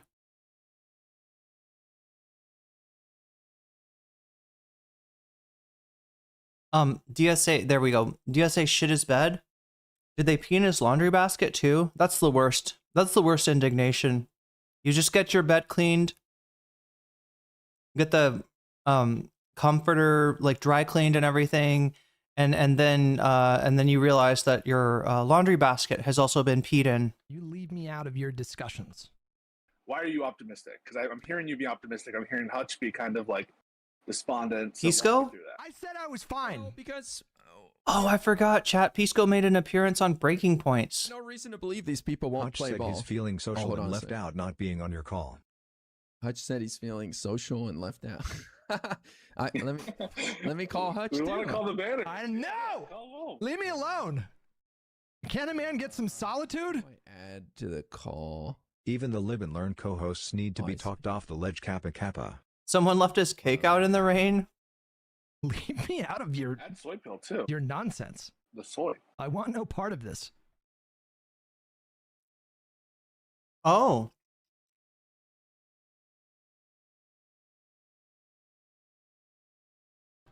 And it's just gonna cause like it's gonna cause a Pisco was talking on Breaking Points about the arrests in Prairie Land, Texas, I believe. Right, these are the people that they basically prosecuted as Antifa under the new NMP 7 protocol, and you know, this is the case where somebody got 30 years, literally for moving zines, literally for literature. like the division within the party to be the focus of a lot of media coverage instead of how terrible Donald Trump is. You know, that's where I'm at with stuff. Look, we should practice our strategy now. All right, like Hutch, I come up to you and I'm like, "Do you endorse this crazy prison abolitionist Democrat?" And you got to be like, "Hutch, what's the line? Go ahead." No, I don't. No, I don't. But you know what's more important? It's the fact that this fucking fascist is removing our free speech. You know, that's it. Done. All right, cool. We focused on the bigger issue. I feel like IRI, you're giving them credit for like saying, you know, like things are bad. The bureaucrats and the fat cats in Washington, you know, they don't know your pain. And it's just, that's like easy mode in politics. Like any fucking moron can do that. It is. You know, yeah. Well, you say that, Hutch, but then, you know, any fucking moron didn't when they should have. They were like, actually, things are fine. And, like, that is part of the reason I think we didn't win in 2024. There's many other reasons. But, like, who was running if we're on not things are capitalizing fine? on that anger. I mean, the rhetoric in 2024 was like, actually, Joe Biden's economy, like, recovered great. And it did. But unfortunately, true. like, you can't just. This is what I'm saying, is that to the American people, like the politicians, political flack and spin doctors, they look at the economy in terms of GDP, the stock market, and you know, and those kind of metrics, right? Whereas and sometimes they'll throw in, or they'll throw in the unemployment rate, right? Now the unemployment rate doesn't actually reflect the amount of people that have left the workforce because of difficulty finding jobs, and the fact that we've got this like sort of scam economy that's risen up alongside you know, employment services, and you know, that a lot of job listings aren't even real. And if you think that you know, having a job is a lot of work, try not having a job, and recognize how much, you know, like more sort of effort you got to put into you know, all of the things to get hired. And you know, there's things like that. They used to have a misery index which combined I believe unemployment with inflation, right? That's one of the elements, but I think there's a lot that's not even being accounted for even by a metric like the misery index, which you don't really hear about anymore. What I was saying earlier is that what Biden didn't get is that he did a lot. He did more than most you know, democratic presidents in like any of our lifetimes, right? He did you know, more for the working class than Democrats had been doing, but he didn't do enough because the pain was worse than he realized. And this is the biggest problem, I think, is the way that our political class and our you know, obviously the capitalist class are insulated from the actual economy, which is, you know, your ability to feed yourself, your ability to maintain housing, your ability to, you know, be taken care of when you get older, right? The actual economy is bad. And that's what Biden failed to grasp. And he didn't realize that him saying, but actually inflation's going down, but actually, you know, compared to the rest of the world, we bounced back faster. Like, these were the kind of things that Biden would say. And yeah, they're true in like economist circles. They're, I guess, you know, true in you know, this is how a lot of people look at the economy, but there was just no connection to how people were really doing in their real life. Say that to people when they're struggling in other ways, like it's not enough. You have to capitalize on the anger that populists are right now. And if you cede it to the, you know, the prison abolitionists, then the status quo people are going to lose out to people who, yeah, might actually like vote down good bills, like a Ukraine funding bill in Congress. And that's fucked. Like, you know, like we need to do some sort of capitalization on that anger. Wait, Hutch, are you going to title this VOD tomorrow, All of Hasan's Candidates Won? We need to, yeah, probably, yeah. Apparently. We call it synthesis, right? He's the eternal optimist about these people, and I'm very skeptical. So yeah, that's content, Yeah, boys. and when me and Pisco put you up against the wall in the Great Takeover, we'll put you last in line. All right? A single tear will fall down my cheek. I will end things on my own terms before I let them put me against the wall. Okay.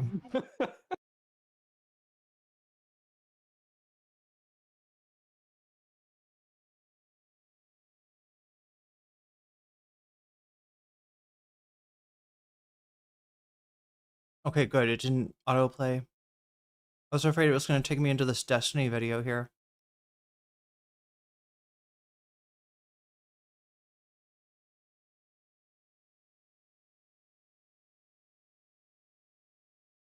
Okay, so we have even more of the Hutch potentially here.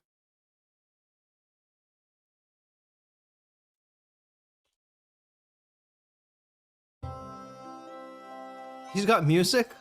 Wait.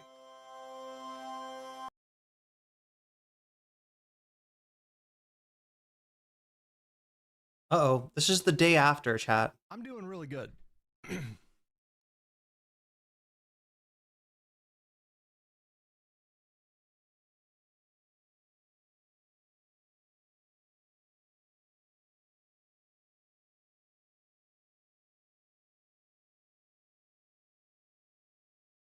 I feel great. Would you say that these DSA members are as bad as Is this loud enough, chat? Oh my god, it's way too quiet. Yeah, chat, let me know when it's not loud enough, because I can do something to help that. No, I mean, I wouldn't say that. No, I don't think they're as bad as MAGA politicians. Still very low. But I had to think about it for a second. The badness takes a different form, I think, with these types. Like, their badness is more about, like, number one, they're fighting a battle. They're fighting a... Davy Cliff, when will society understand that leftists aren't actually anti-economics? We're actually the biggest nerds about the economy. They'll understand that when they stop associating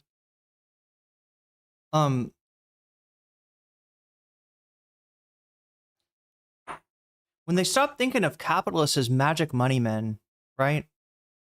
When they stop thinking of capitalists as visionary entrepreneurs who expand the pie for all of us and then become philanthropists when they're old and give it all back, right? When they stop thinking like that. In other words, Davy, when people stop being bitches, that's when.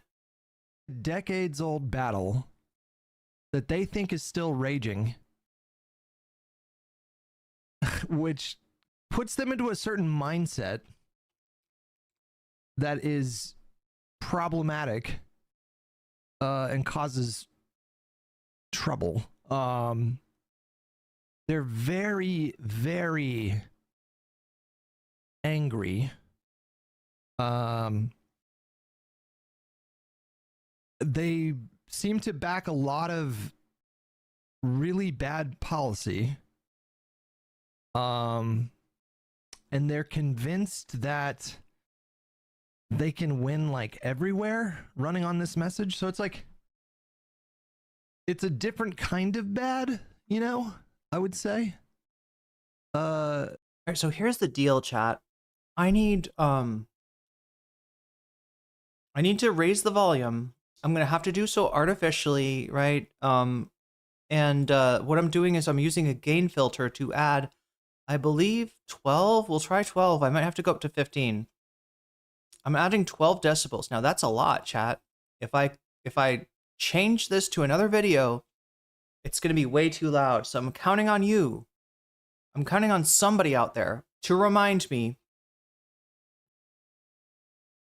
when we watch a different video that's not this video, that's not Hutch, I'm gonna have to turn that thing off, and otherwise you're gonna get blasted. Especially those of you with headphones. Headphones users for real will RIP right then and there. So just remind me when I get done with Hutch, because I just want to make sure you can hear him as loud as. You know, if I getting there, find the silver lining, you know, like it's gonna need 15. That people want, you know, other people to have basic services and healthcare and stuff like that. Like that's a good instinct, I would say. But they're very much like in-group, out-group, fiercely tribalistic. That is very similar to MAGA, I would say. They're fiercely tribalistic. What does that fucking mean? What does he mean by that? Like Connor Streams went in for a couple minutes and he's calling everyone a pedo. Man, I remember when we could just hate each other for being jerks. I mean, he's not the only one calling people pedo. As far as I know, they were both accusing each other of similar shit, right? This was the Destiny Connor debate that we're just not watching because it got pulled off of YouTube, chat. I mean, at least one version of it got pulled off of YouTube. I think Hutch reacted to it. Yeah, that's right. The only version I could find was Hutch reacting to it, and he cuts out a bunch of the he cuts out a bunch of the words that might trigger, you know, YouTube to treat the video badly or to pull the video, but a bunch of them he left on. Like I was surprised when I looked at his version of it, right? There's still a lot of just really inappropriate description of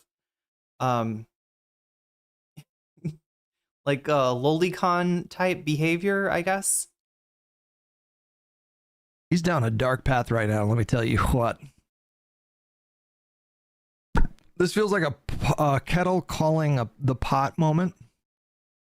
Am I tribalistic? I try not to be. You're a fucking DGGer. What the fuck? You were like, I'm sorry, but yeah, the chatter's right. This is projection. Dude, you are supporting a literal Nazi over a nice old woman who has been in the Senate for like 40 years just to help your tribe. How are you not tribalistic?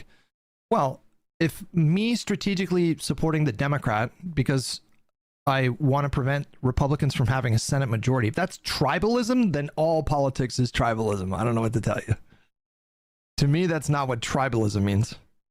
It would be tribalism if I was running the kind of defense for Plattner that I'm seeing other people do. Tribalism to me... Yeah, good point, Davy. The DSA can be annoying. I'm told that they sometimes invoke points of privilege, which is equally as bad as MAGA, which literally runs active concentration camps, literally running them right now. Susan Collins, is that who they're describing as the nice old woman? The Graham Plattner, the Nazi. Chat, I feel like some of Ryan Grimm's fans think that I think that Graham Plattner is a Nazi. No, I don't. I just don't think that a totemkopf looks much like a Grateful Dead skull. I've got family that listens to that kind of music, and I know what those skeletons look like. I know what the steal your face thing looks like. It's not a totemkopf. Implies like some kind of tribalism to me implies like blind spots because of your tribe. Like if, for instance, if you supported a journalist because of the stories that he breaks and his advocacy, his pro-Palestinian advocacy, and you're not even willing to look at a clip of him saying that being a white male on the left, he feels like a gay person in the 1980s at the height of the AIDS crisis. Yeah. Or you're not aware and don't care to find out that he has the exact same take on immigration as Joe Biden and Kamala Harris. Allegiance, your tribal that kind of tribalism. Allegiance. No, chat. That's just parasociality, I'm told. It implies a kind of delusion. I thought you were going to say I have a family that has totem coughs. That would be the beginning of like a very classic and very horrible joke, line of humor that ends with somebody falling out of a guard tower. I have encountered people that were like that unironically, that were like, they thought they were cooking. They thought they were cooking, talking about their German heritage and showing. Anyway, chat, let's not. I don't want anybody to feel called out. I don't want anybody that this describes to. I guess. Changes the calculus of what does that Democratic caucus look like, and what are the priorities that a Speaker Jeffries is going to have to strategize around within the conference. He looks different without his headphones on. I think the other piece of it too, if we broaden outside the city to the place where I grew up, dude, Jeffries. Oh man. Jeffries is going to be residing under such an unruly caucus, you guys. Oh my god.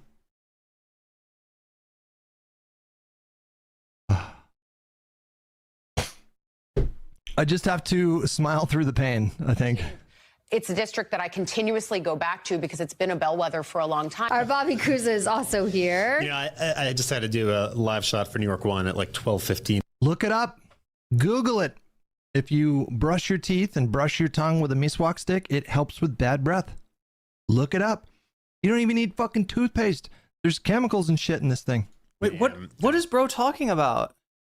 I started. Did somebody have a dirty, unclean mouth? The exact same way that you did. I said, good night for Zoran Mamdani, good night for the DSA. So I guess it wasn't such an original line. Oh, how is the Bulwark handling this, I wonder? Has the Bulwark learned its lessons? Well, that's the minimum that I think we can all agree on, right? You know what I think we should also all come to an agreement on? Can we, for Daria Lisa Avila Chevalier, can we go with DAC? DAC, right? Kind of like AOC? Yes. I was giggling to myself throughout the hours of live rolling coverage and viewing.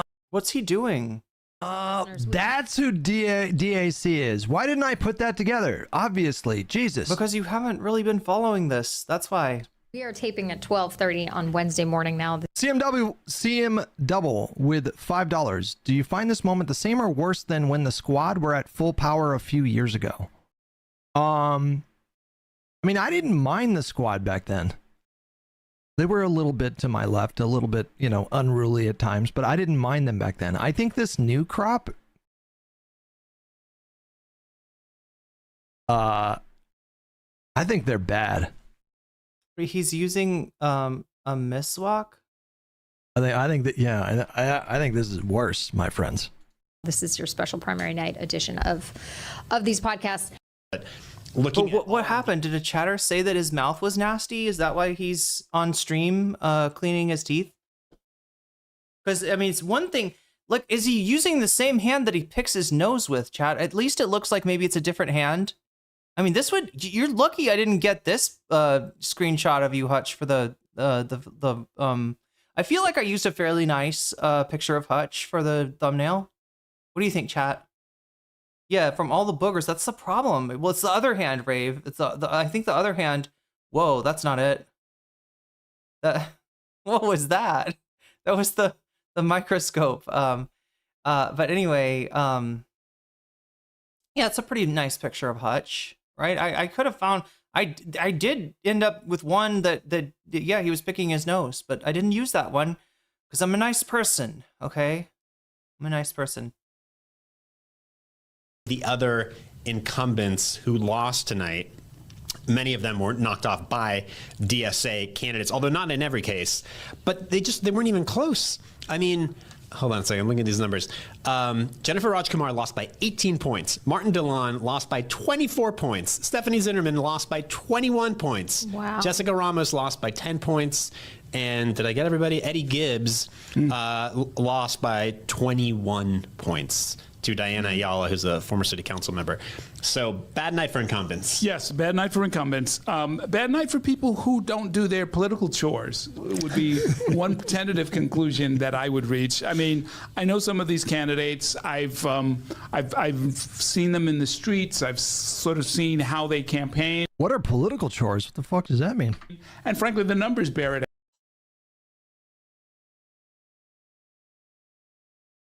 Voter services. Voter services, Hutch, is what we're talking about. Being available for your constituents, being responsive to their needs, at least listening to their needs, and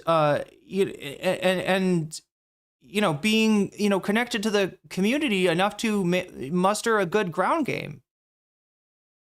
God damn. Yeah, he's real. Well, he's used to a world where, and you saw this with you saw this on the Hasan stream, right? That was Daria Lisa's opponent is an example. Espiat is an example of somebody that had just not. He'd gotten lazy. He wasn't there for his voters, right? And he had to go to this whole, this weird racist attacks on DAC, as I guess we're calling her now, in lieu of what would have kept him the connection he would have had to his community if he was who he says he was. Remember, he's saying that I'm from here, I'm one of you, she's from the outside, don't trust her, right? What are political chores? Yeah, it's wow. Hutch is so lucky that Hasan doesn't react to him like normally. I mean, I'm sure there's exceptions. I'm sure he has reacted, but Hasan does not watch him as regularly as like a Destiny or an Asmongold or something like that. Because I swear to God, first of all, Hasan would see him picking his nose and see his hand in his mouth. Oh no, chat, that's the nose picking hand. No, Hutch, I was trying to defend you by saying, at least you clean your teeth with this hand and you pick your nose with this hand, so there's no nose to mouth transmission method. But no, this is I've been thinking this. He is so lucky. He's so lucky. He's actually boring, right? It's actually what I think where his luck is. Out. I mean, look at what tiny. How crazy is Valdez? We looked at her policy page yesterday. There was some, gonna spit. Number one, she has not spoken publicly about Ukraine. That's concerning. Oh my God! Fuck you! That's the last time I'm ever gonna steal man these fucks. Jesus Christ. That's where he got. She's gonna vote against Ukraine aid, right? Which, look, I mean, there's an argument to be made about thinking about priorities here, right?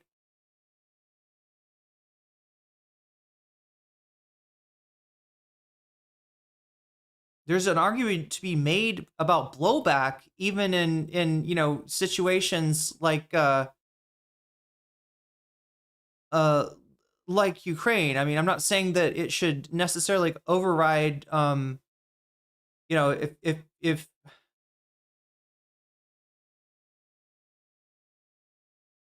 there should be some kind of aid to a country that gets attacked, right?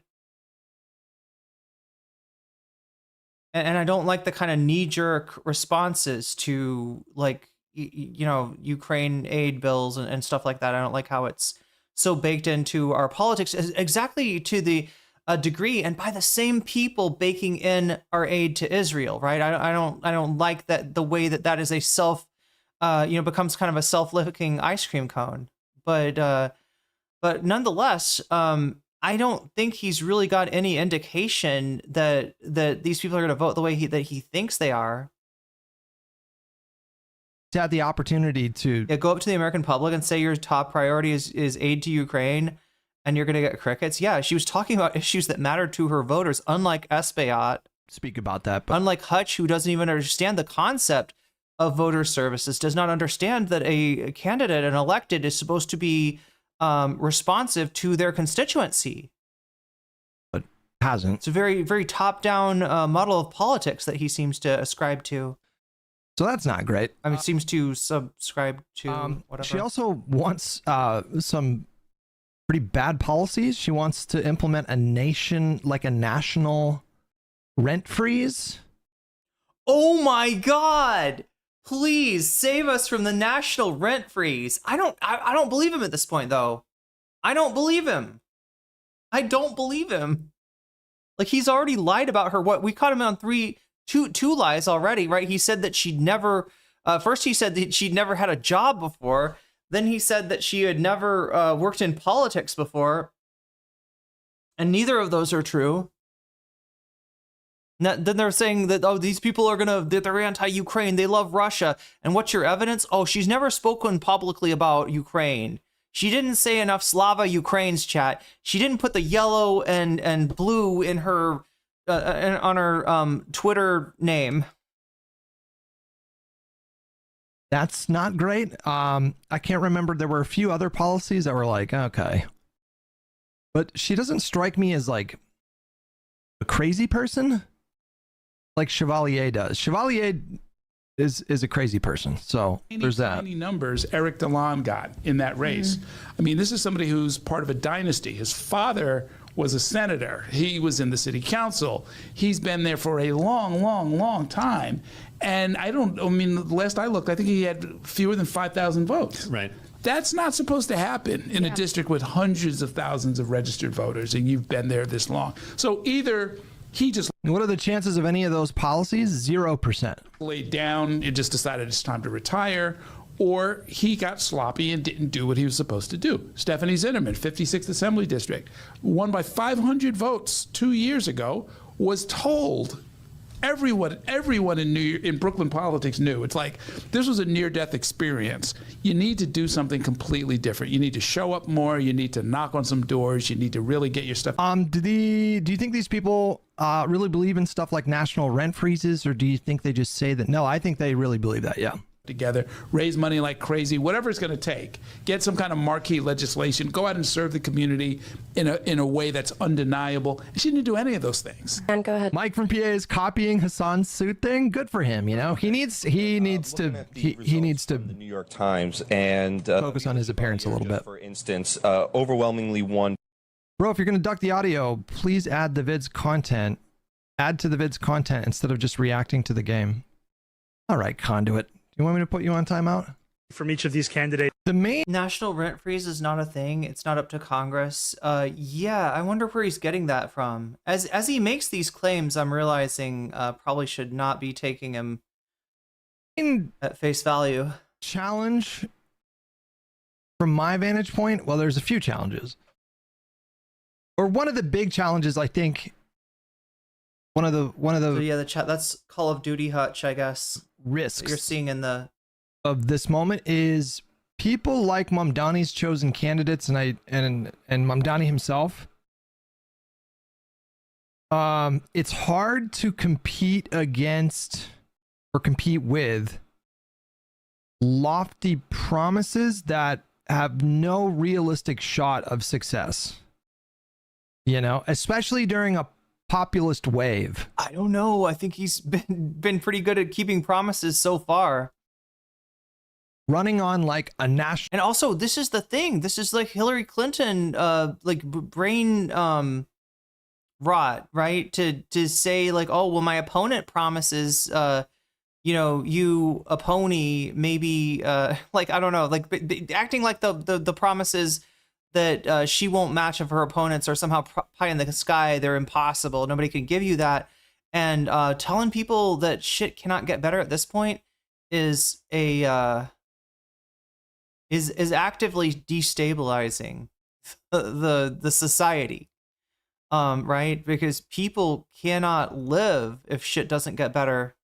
Pay $1,400 to live in a closet. Yeah. National rent freeze. I was paying $1,000 in. Actually, no, I had just gotten my rent. If I'd stayed in Seattle, my rent would have gotten raised to over $1,000 a month. And to live in a God, I don't even know how to describe it. A fairly rotten apartment, not the worst. some problems with the electrical wiring, right? It's heated by home heating oil rather than, having, like the thing where you to get heat for your apartment, you got to get all the roommates together and be like, all right, we're gonna buy $900 for a half tank of heating oil, or we're gonna spend $1,800 for a full tank of heating oil. And if any of you move out, well, I guess, SOL, right? I don't know. It's not a great situation.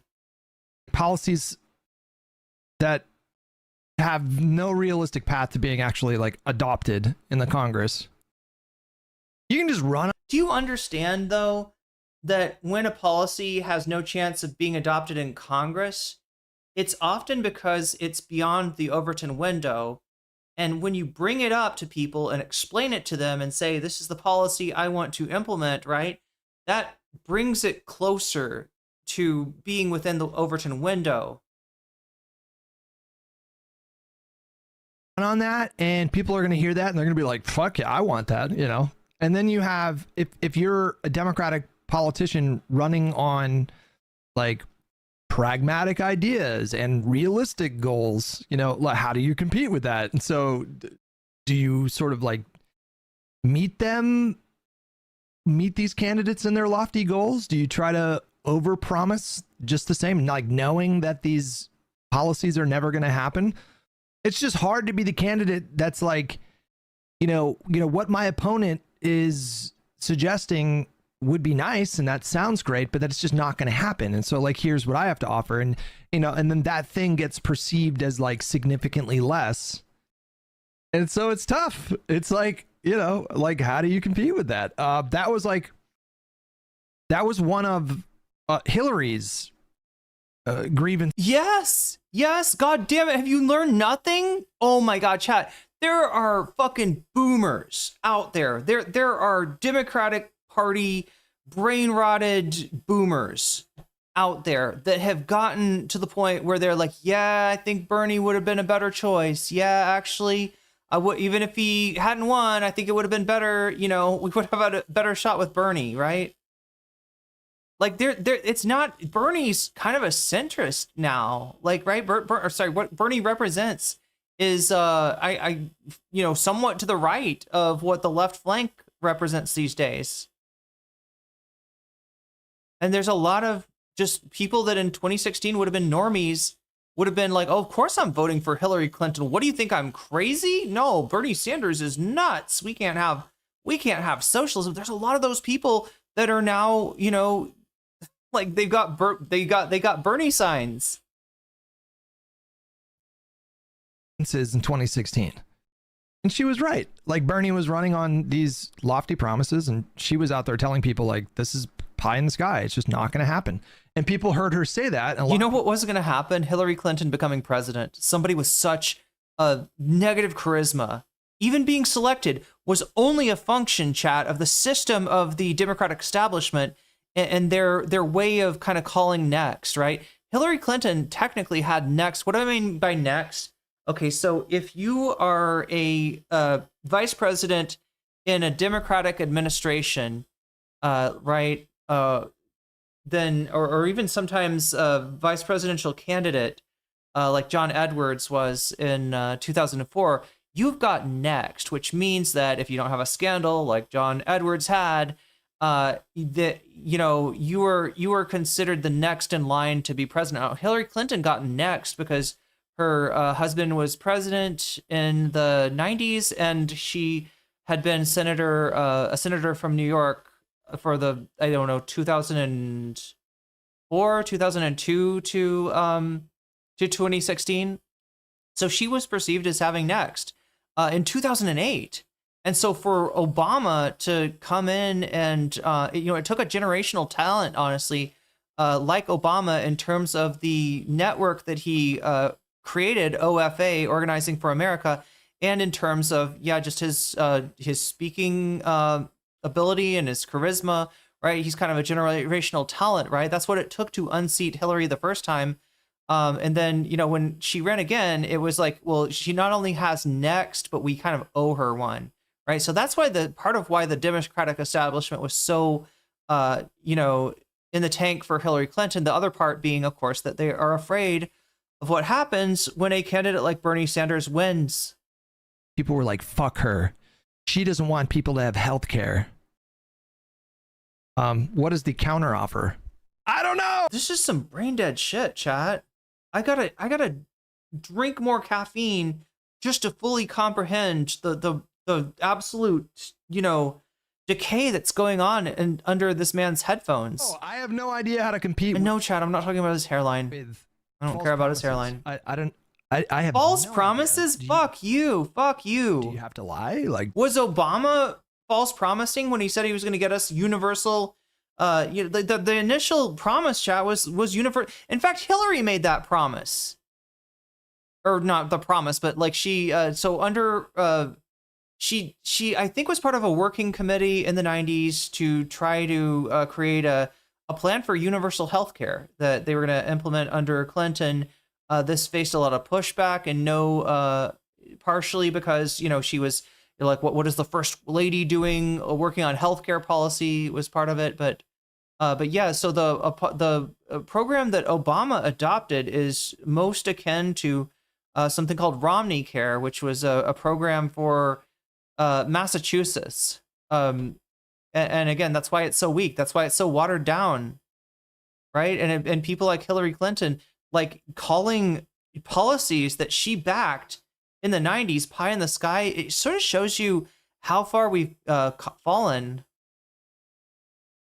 Do you have to lie? I don't know. Yeah, Guantanamo was a promise, and he absolutely ran scared from that one.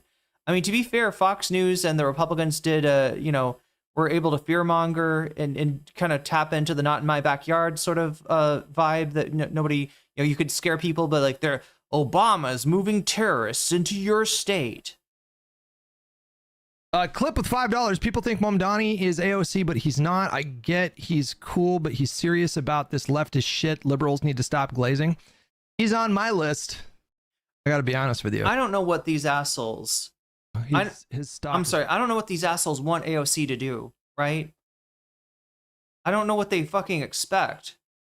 She worked with Nancy Pelosi. She is playing the inside game, much to the consternation, actually, of a lot of her original supporters, to the point where she's lost support, you know, some support at least of her from her base.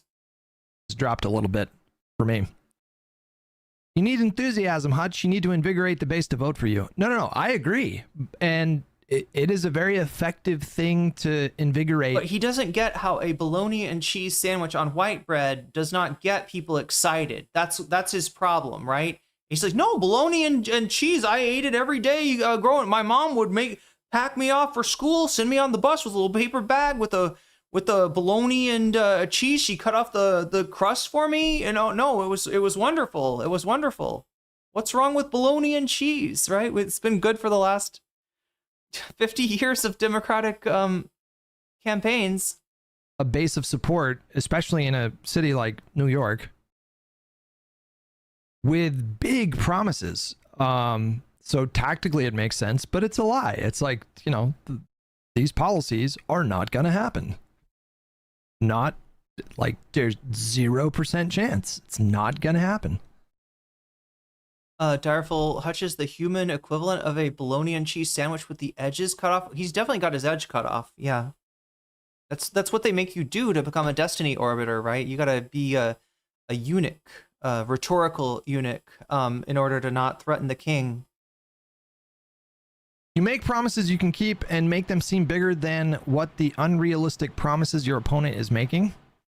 I guess maybe if you focus on outcomes. Yeah, no, just fool the people. Just fool the people again. Specific policies.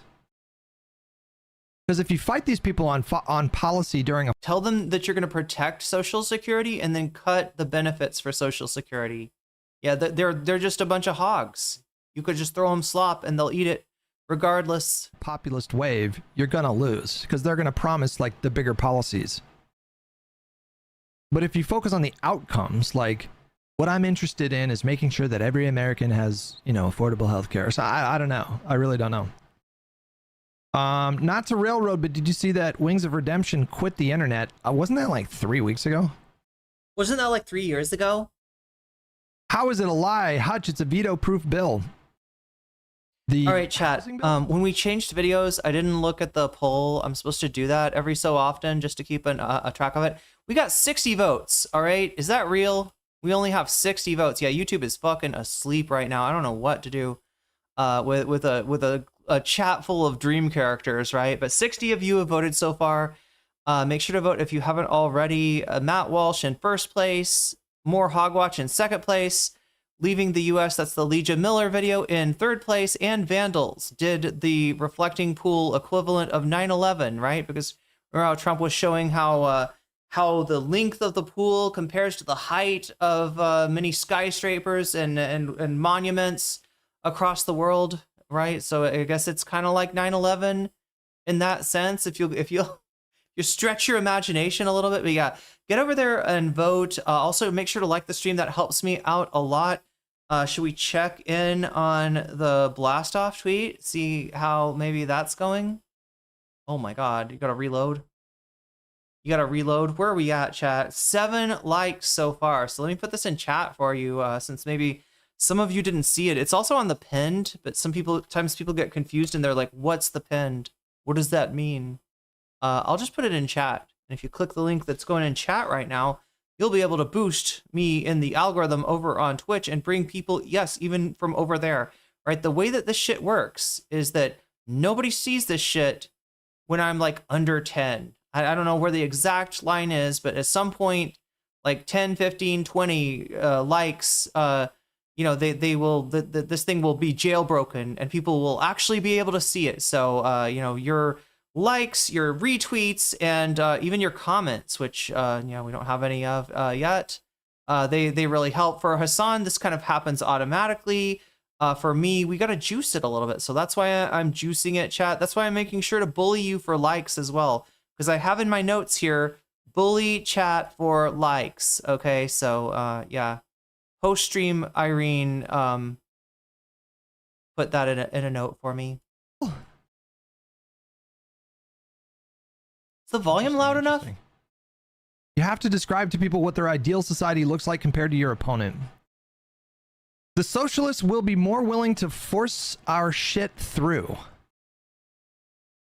What does that mean? I don't know what that means.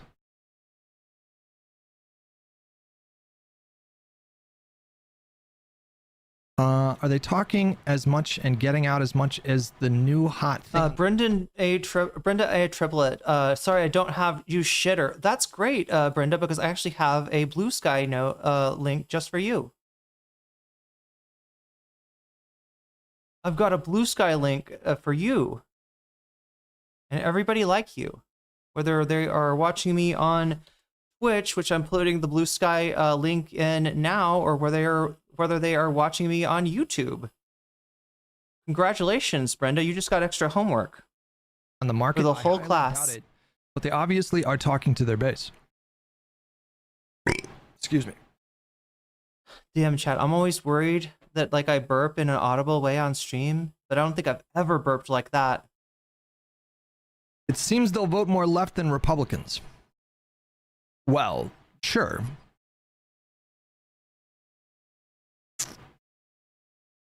People who actually fighting instead of sitting around in Congress for decades ensuring nothing changes for the better. I hate my life.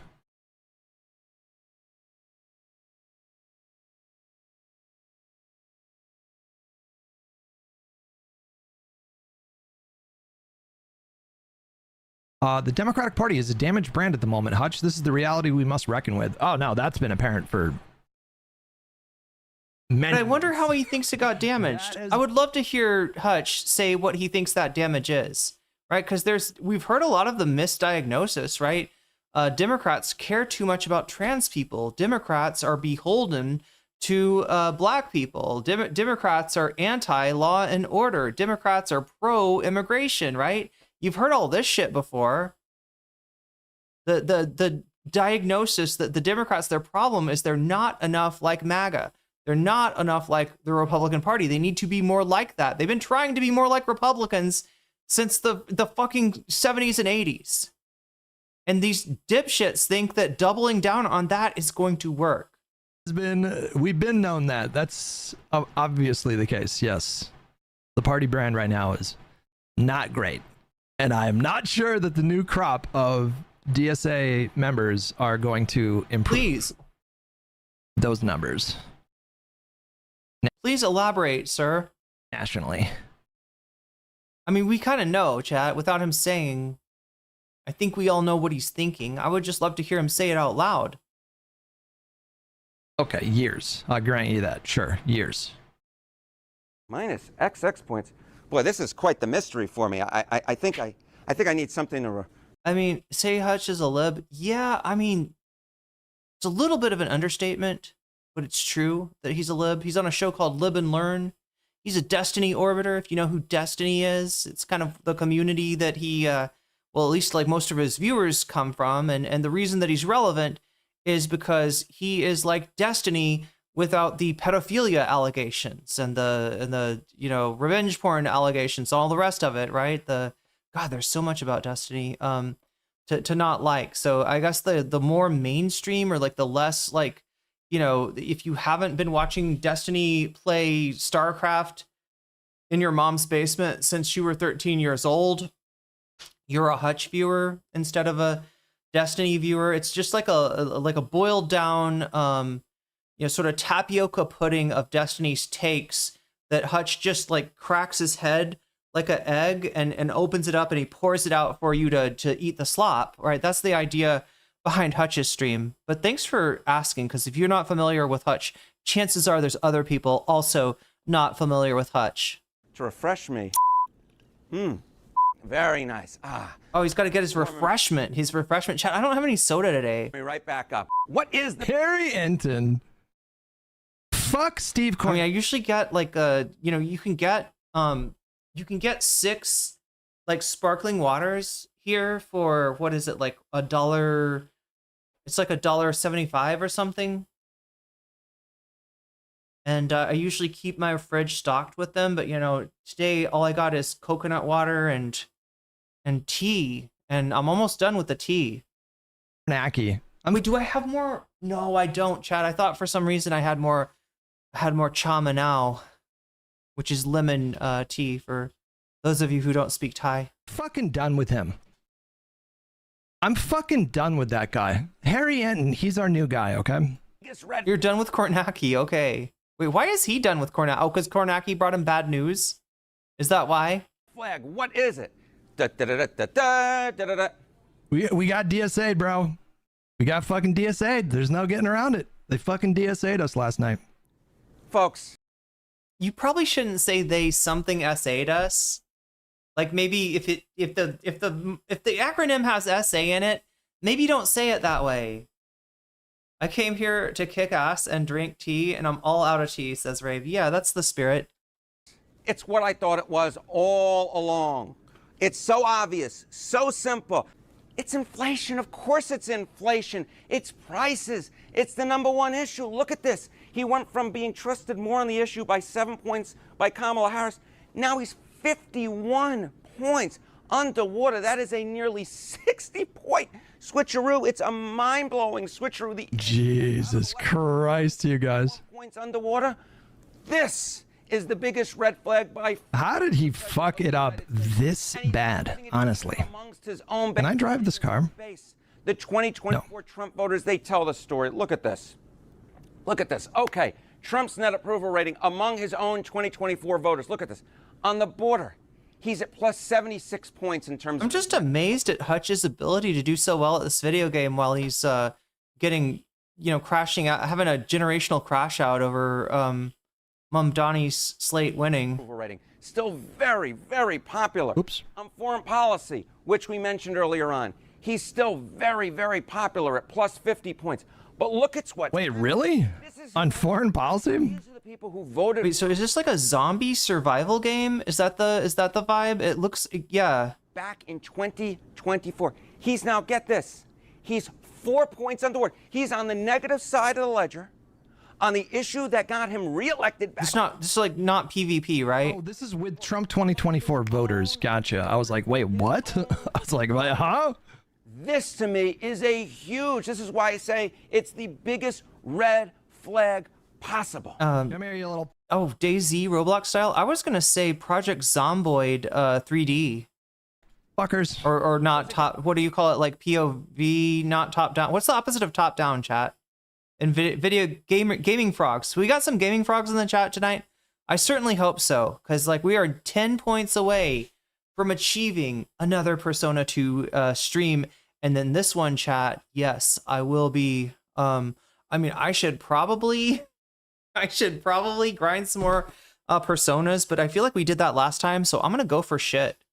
I'm gonna go into the building with bombs in it and try to defuse the bombs, which might be challenging because I remember this part was actually hard. And I played the PSP version of Persona 2 before, the Persona 2 Innocent Sin, and this what I've got now is I think the PSX version. It's like the original Japanese game, which has been subbed in English, and everything's a little bit harder, especially the bosses. The bosses are way harder. And I think we have to fight King Leo or something in this one. Again, I'm looking at thousands of polls every single day. The last time going into an election cycle, Democrats were more trusted. They're just by far has never been a better opportunity for DSA to run the numbers up in the deep blue enclaves. Never been a better time than right now. So they had a bad night in California a couple weeks ago, but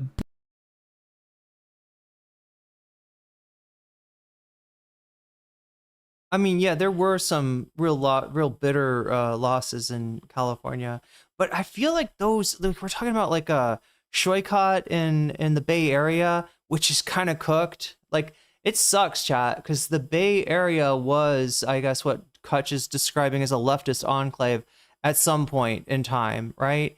It feels like a lot of the people that are negatively affected by the pro real estate, pro tech bureau policies that have been implemented there have had to move out. They're on a long commute or something, right?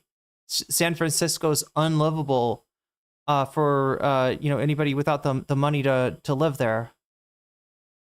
Shoycott was not endorsed by the DSA. Well, then who are we talking about? Because Tom Steyer, like it's kind of like the least of all evils. Still kind of a fucked up, record in terms of making his money off of private prisons. Who is Hutch talking about then? Is he talking about Nithya? He's referring to Hasan endorsers. Wait, or people Hasan endorsed? Yeah, I don't think it's as much about the DSA when we're talking about California, and it's more about like establishment Dems versus I don't even want to say progressives. It feels weird for me to call. I mean, I guess Tom Steyer, just by views alone, you could call him a progressive. It's a weird thing, chat, when that's your best the least of all evils, and instead we got kind of a Gavin Newsom style candidate all over again. Maybe a little bit worse than Gavin even. I don't know.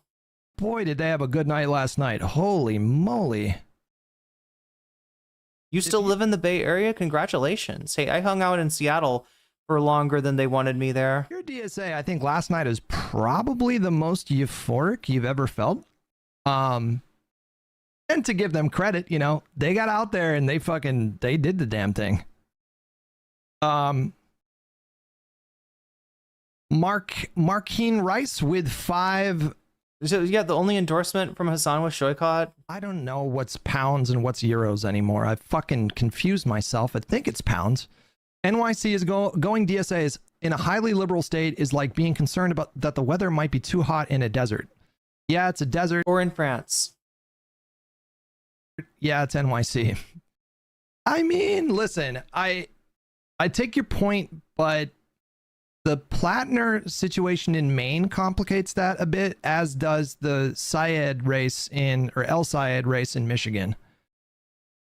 So, their gains right now are modest, but it could invigorate, and I think it will, especially last night. It will invigorate them, and they will try to replicate that success in other blue areas of the country. And at that point, I mean, like I keep saying the risk is that it's not that they're going to take over the party. They're not going to take over the party.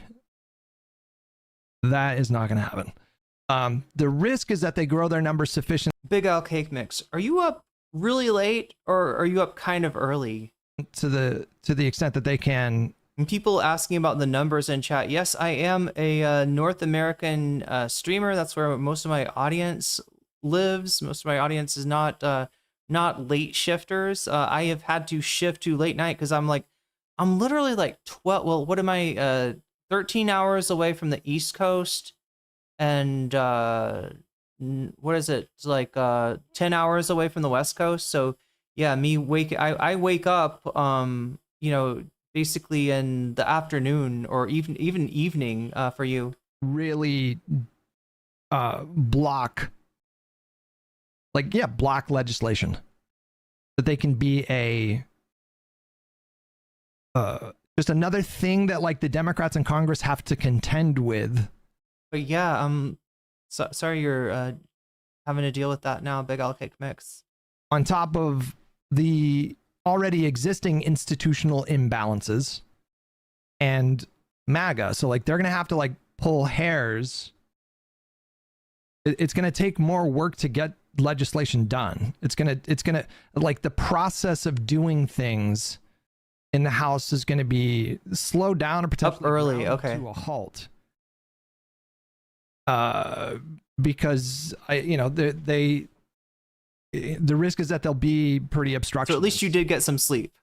And too ideological. You're up late, Direful. Okay.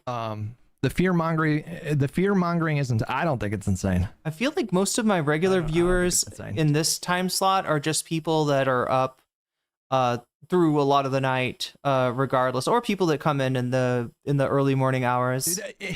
Do you get the sense from these candidates that they're on their way to DC to like work? We're doing good on time. Get things done. That's not the vibe that I get. Think about the Freedom Caucus of the Republican Congress the last few years, obstructing graveyard shift, damn, etc. That is a yes, exactly, yes. If you want to take a look at a political party, and Rave is reminding me, not all of my audience is in North or South America.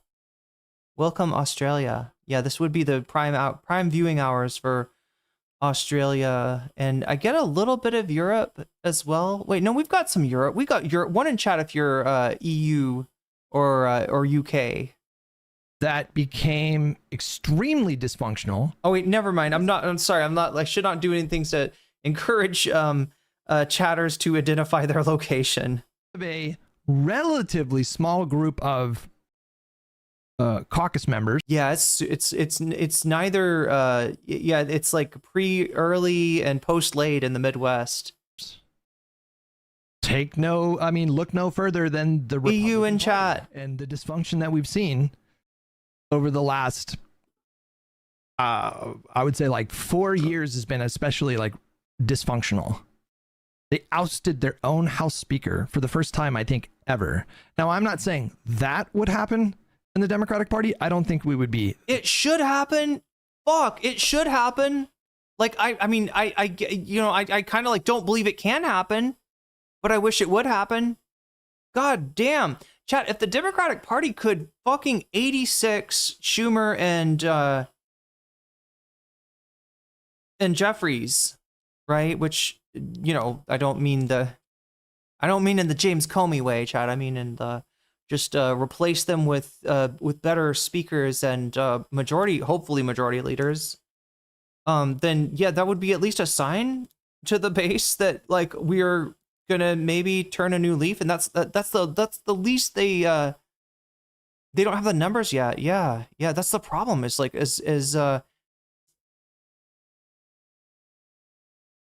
as much as these Democrats in Congress, right, have recognized that they at least need to pay lip service towards Palestine, that being, pro-Israel, pro-arming Israel is bad politics, right? As much as their consultants have told them to at least LARP as if they gave a fuck. Getting them to recognize the Achilles heel, because yeah, the leadership is the Achilles heel, right? You fix that, and you're at least partway along the way to fixing the party and reestablishing trust with your constituency. I discovered you at a time when I was just learning to treat my sleeping disorder. Oh no, God. It's getting really tempting to go nocturnal, or at least, I don't know.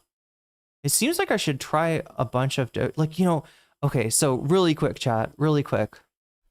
It kind of seems like I'm down to try out some different things on the stream. Like we could do, YouTube exclusive streams, Twitch exclusive streams. With the YouTube exclusive streams, I guess there's like less of a TOS concern. With the Twitch exclusive streams, there's less of a copyright concern. And also obviously putting all your eggs in one basket. The way I do it is to start streaming on both and then say, all right, we're going to kill the YouTube stream in just a bit. If you're watching on YouTube, here's the link, get over to Twitch right now. Right? We do it like something like that and try to kind of, because Twitch does this weird thing where when you've got like over 100 viewers, which I think we could manage pretty easily, instead of like sticking at the same level, the longer you stream, you kind of like pick viewers up, right? You'll start to they'll start to send viewers your way. So we could do news. Yeah, news. That dysfunctional? But it's not necessarily off the table. It's not. We can do news to great effect, actually, Direful, on YouTube Shorts. But it's mostly when there's some really big news, right? Like, Trump's attacking Iran or attacking Venezuela. It's like that kind of thing is what people, like, they generally won't show up for, like, oh my gosh, Trump talked about the ballroom today or something. Trump talked about the reflecting pool today. It's harder to get them in, but if there's like a big story that's breaking, news on YouTube Shorts is very fruitful enterprise. Completely outside of the realm of possibility. But we definitely just got to start branching out. The other thing I've been thinking about trying to do is, like for if I keep on streaming nights, like trying to get some kind of clip put together and edited to just go off as a what do you fucking call it? Premiere, yeah. Premiere it on YouTube the next day, so that at least there's something that feels like a stream that's on in the waking hours. And I could even, oh my god, chat, there's so many possibilities. Now that I got more energy, we're gonna be trying a bunch of stuff out today. But yeah, let me check on where we're at. 63 votes have been counted so far. Make sure to get your vote in. The voting is going on youtube.com/nocommentchick.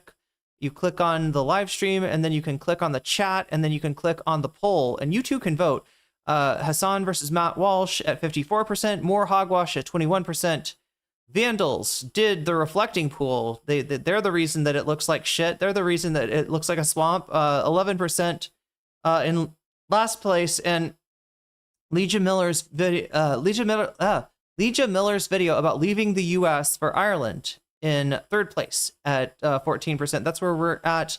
Now we are 62 out of 100 on this meter that I use to decide whether I'm going to add or take away 30 minutes for the next stream. We started with 4 hours this time, so I just kind of try to gauge interest, gauge support, and decide how long I'm streaming based on that. So if we can get that to 38 points further, then we'll secure a longer stream for tomorrow.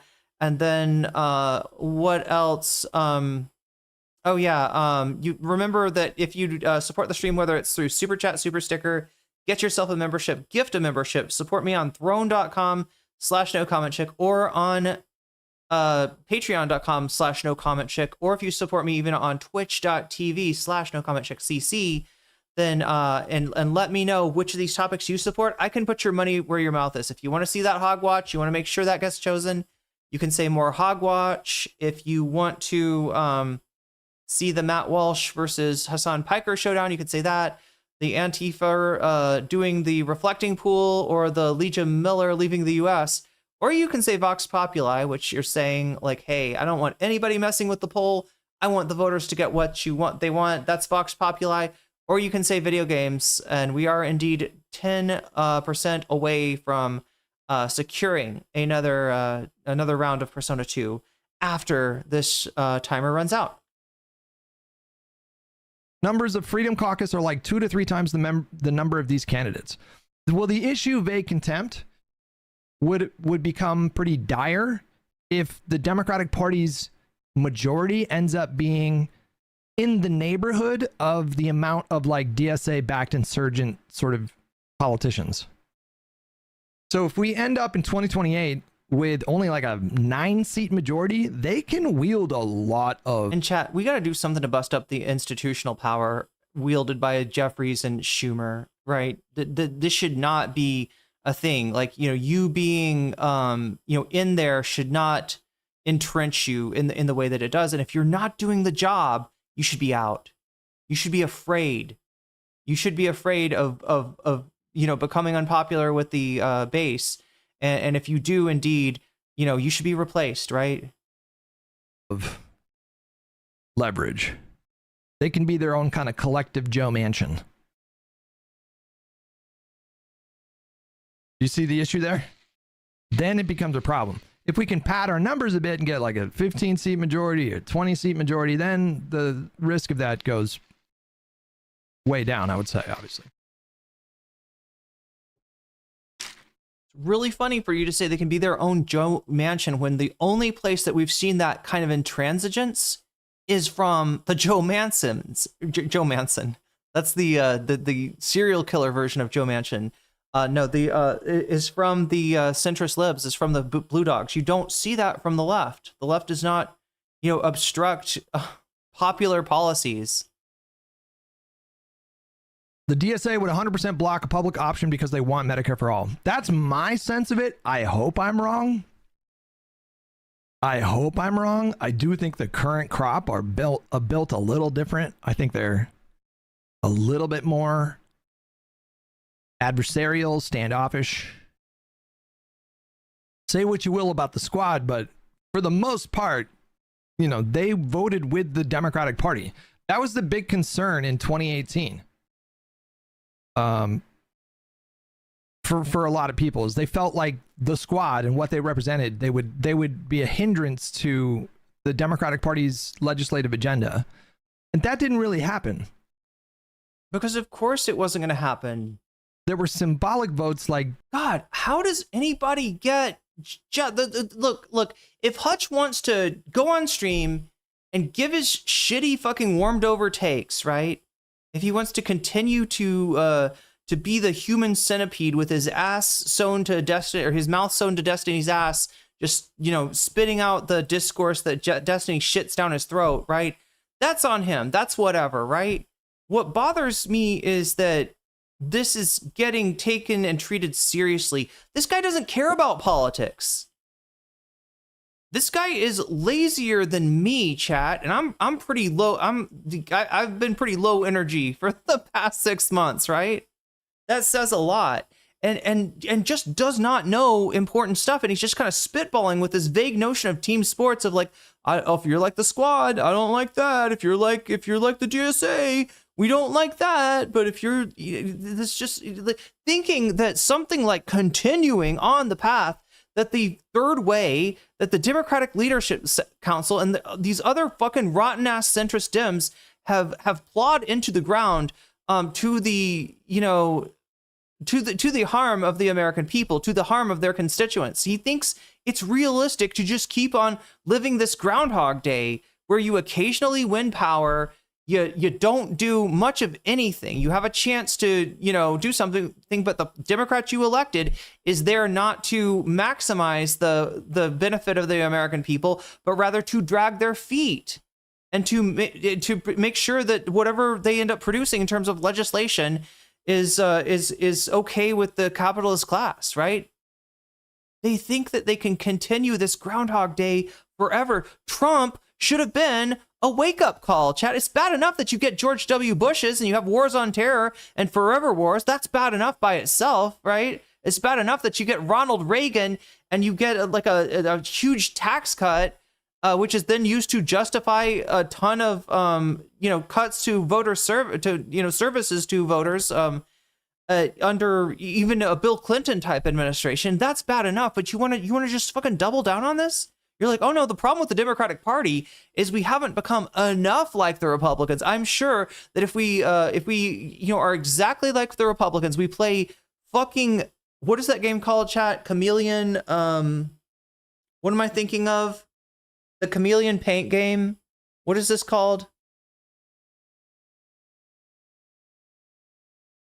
You know, the game where you put like a little dude on something and then you paint them to be the chameleon, to look exactly like it, right? So people won't see it. What is that game called? Something paint chameleon. Mecha Chameleon, yeah. They're just playing Mecha Chameleon. That's what the Democrats are doing, right? They put their little dude on the Republican elephant, and then they paint the little dude to look just like the Republican elephant. And they're like, look, if we're lucky, some of the voters meaning to click the elephant, they're going to click our little dude instead, and we're going to win sometimes. Isn't that great? If we can emulate the Republican Party enough, if we can make them think, no, actually, we're the ones that are anti-immigration. We're the ones that are anti-trans. We're the ones that are against, minor reform to the, out of control police departments, right? Then maybe we'll win too, right? It's such a fucking, specialized 3D images. Jamal Bowman and Cory Bush voting against the infrastructure bill, but they had the votes. Oh, that's what you were thinking. I was talking about the Magic Eye. That's what they're called, Magic Eye, pass that or something. And it didn't matter. It's where you stare at it hard enough, and then you'll see it like in 3D, but it's all like one color. Because our majorities were big enough to get that stuff done. But for the most part, there was a lot of unity in the Democratic Party when after the midterms and we took over the House. Somebody tell me, is Hutch more interesting to watch in a debate? Do you guys remember those times? Like the Justice Dems and like everybody on the pundit side of politics that helped to push these candidates over the finish line, they were pressuring the squad and people that were like elevated by the Justice Democrats. They wanted them to go to war with the Democratic Party. Are you talking about force the vote? Is bro talking about force the vote? That was a Jimmy Dore and Breonna Joy Gray policy prerogative. That was not, even like Cenk Uygur, I guess, is the guy that started Justice Democrats way back in the day, before the Poly Market Studios, before Anna turned into a turf. He's more obnoxious. I guess maybe, or maybe the other person would be more interesting. Or party. Do you guys remember that? Who does he debate though? He's going to debate what, like Soypill, Pisco? These are the kind of people he would argue with. The Kyle Kalinskis, the Jenks. These are the people that are, in his mind, are too far left. That's crazy. And they were pissed when the squad ended up being pretty cooperative with the Democratic Party. They were pissed when the squad, This is what I'm talking about, chat. He doesn't know shit. I have plenty of criticism for Cenk Uygur and even some for Kyle Kalinske, but it's not because they're not centrist enough. That's crazy. Like working with Nancy Pelosi and not against her so much. I'm not so bad once you get to know me. And I don't. Sorry, that was my Nancy Pelosi. I got to work on it. I hope they do. Like, I hope AOC sets a good example for them and has. Yeah, AOC, be a good girl for Hutch. Be a good girl. It's wrong. Them and educates them on like effective action. Liwa, thank you so much for. Okay, that is euros. I know that. That's euros. Liwa with 250 euros. AOC was also a bomb thrower when she first came in. Then she mellowed out. Remember that? A little bit, yeah. A little bit. She was a little bit of a firebrand, but she's mature. I thought that was supposed to be Jessica Rabbit. Wouldn't that be like all breathy and stuff? What does Jessica Rabbit even say? Like, I want to say like, "Happy birthday, Mr. President." But that's Marilyn Monroe, right? Not Jessica Rabbit. Similar archetype. I hope that she can sit down with them and impart some of that wisdom, because I think she's been able to maintain and grow. Oh, I'm not bad. It's just the way I'm drawn. By learning. And yeah, I don't know. Yeah, that's right, Hutch. Sense of like where you don't know. So why are you running your why is this your YouTube why is this your stream? Why not talk about something that you do know, like Call of Duty? These politicians. Did Call of Duty, did he fall off as a Call of Duty streamer first? Like, is there any way for him to go back to that, or is there like a new game that Marathon? Could he play Marathon? Are at? I think as the general plays out, like listening to their rhetoric, campaign rhetoric during the general, and then we'll get a much like as much of this as this is a misuse potentially of Hutch's talent, whatever that talent is. It's also it's a sad state of affairs that there's 1,000 people in here hanging off of his every word, thinking that they're learning something, thinking that they're becoming more knowledgeable about politics when they are in fact becoming less knowledgeable. Better sense of where they're at and what kind of like what. Wait, does Boogie pick his nose too? Like, once they're sworn in, once the next Congress is sworn in January, and then we'll just listen to what they say and pay attention to what they do. The good Hutch, you don't. I'm sorry, bro, you don't, and your audience doesn't, and it shows. You're not paying attention to anything. You're just going along this vague notion of like, who we get that's most like Joe Manchin, John Fetterman, and Kristen Sinema. Let's get those kind of Democrats elected, because anything else is too scary. Either we're too scared they're going to lose to Republicans, or we're too scared they're going to win over Republicans. Have we're still going to be powerless to, pass legislation, obviously. With Donald Trump still being president, he'll just veto everything, obviously. Or it won't pass the Senate because the filibuster is still in place or something like that. And so that's the good news, is like some of the division I think is going to be blunted because Donald Trump's going to burp again. President. He's going to just be even more unhinged. And so hopefully, he's so bad that like they do have some really bad policy in store for us. Like I said, chat, the Medicaid cuts from the big, beautiful bill were designed to go into effect right after the primaries. That's how craven the Republican, majority this time is, right?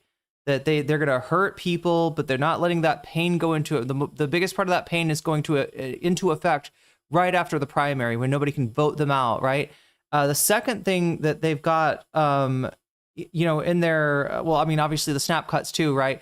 But the next thing they've got in their magical hat, in Magic Mike's magic hat, right? The next rabbit he's going to pull out of there is cutting Social Security. He's already teased this. He's already said this, right? That is their next priority, right? Once they're, if they can dodge the bullet of losing the House and the Senate, or maybe probably even if they can't, they're going to try to cut Social Security. They're going to try to cut benefits, right? Even though all you need to do is Sam Cedar, if he were here, would remind you himself, is raise the fucking cap. Keeps the focus on that. But man, guys, I am Susan Collins concerned about 2028. I just have a bad feeling that it's going to be worse than 2016. Oh boy. That's what I'm gearing up for. I don't think I can articulate why I'm Susan Collins concerned that 2028 will be more vitriolic and toxic than 2016. It's just vibes. It's just the vibes. I mean, kind of, yeah. I'm concerned because there is a real wave that we're seeing here. There is real movement. There is a snowball that's forming.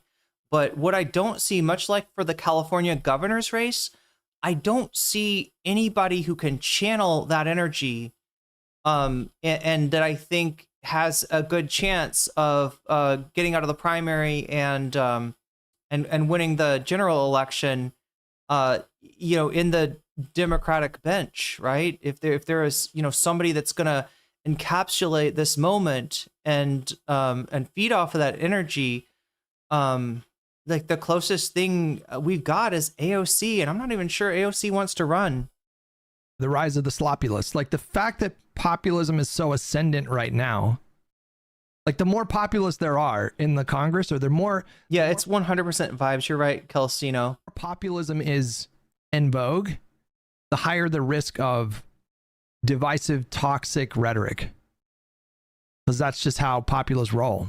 There was a clip of, or is it that that's just how the institution rolls in the face of a challenger that's actually popular? Graham Plattner, who I love.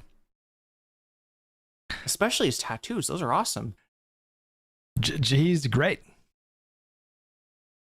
Stand-up guy. Thank you for your service, Graham Plattner. Thank you for your multiple tours of duty and even coming back to help military contractors after you were done. You know what I'm saying, Chad. If he likes anything about Graham Plattner, it's like the worst shit about him. Stand-up guy. Zero concerns. What's crazy though, Chad, is in terms of their policy, Graham Plattner's not that far in terms of, at least, you know, the talk that he's talking, right? You know, there's, you know, he talks the talk. The question is, will he walk the walk, right? But there's not that much daylight between these candidates that Hutch is hating on and the sort of policies that Graham Plattner is endorsing. The only difference is kind of an aesthetic one. There was a clip of him the other day. So is Graham Plattner's okay because he's a white man? We got to do some white man DEI for Ryan Graham, right? He was talking about I'll never forgive Susan Collins. You're making him sound like Jesse Ventura. What the fuck?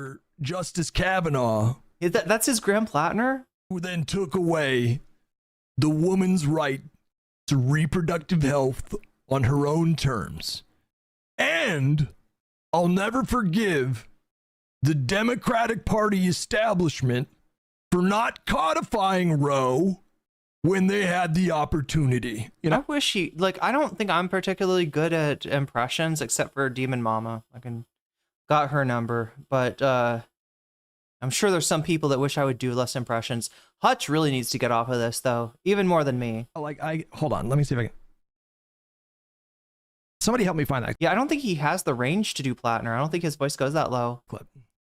Forgive Susan Collins for her vote for Brett Kavanaugh. He actually does sound a little bit like Jesse Ventura. Okay, he actually does kind of. I mean, he's in the right ballpark, I guess, but it just something's off about Hutch's. Which result in the overturning of Wade. But I will be honest. It's important, I think, to remember. I also will never forgive establishment Democrats for many years never taking the opportunity to codify reproductive rights in federal law. We never had the opportunity, you dumb fuck who I love with the pirate. What? A lot more opportunities will open up when you're willing to use the bully pulpit. When you are not poll testing everything and you actually stand up for what you believe rather than what direction you think the political wind is blowing right now. You will be amazed at how much traction you can actually get when you make people vote down the unpopular make people vote down the popular legislation. You will be amazed at how effective that is in the next election, in the next midterm, and local races that are going on. Pirate tattoo. What opportunity? What are you talking about? We never had the votes to do that. You look. When you allow the Susan Collins, or sorry, not the Susan Collins, but the Kristen Cinemas and the Joe Manchins to swap out as the rotating cast of villains, then yeah, you're right. There's not much you can do. But when you hold their feet to the fire and you say, "Hey, Joe Manchin, you're holding up this popular legislation," right? You would be surprised. You would be surprised at what you can do. And who I love. and support unconditionally and have zero concerns about. Like this shit, you know? How Like awake are the mods right now? I'm curious. What the fuck are you doing? How awake are the mods right now? Like we Nope. have Donald Trump. That was me. Perfect target because he's just so profoundly bad. You have Susan Collins, who's like very vulnerable. And you're using this like number one, you're taking a shot that's just not true.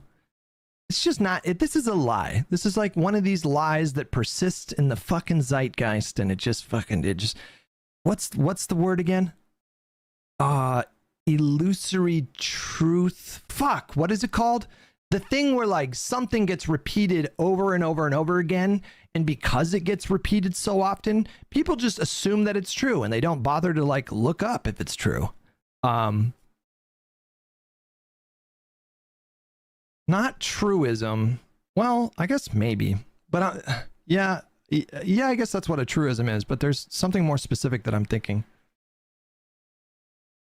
We never had the votes. We never had the votes to do that. We never had the votes. I mean, it's just, and when you take a shot like that, it's almost like, I don't know how to explain it. The Democratic Party has moved significantly away from pro-life positions and significantly towards pro-reproductive health positions. Like do you call that shifting left? Let's just call that shifting left. The Democratic Party has shifted massively to the left.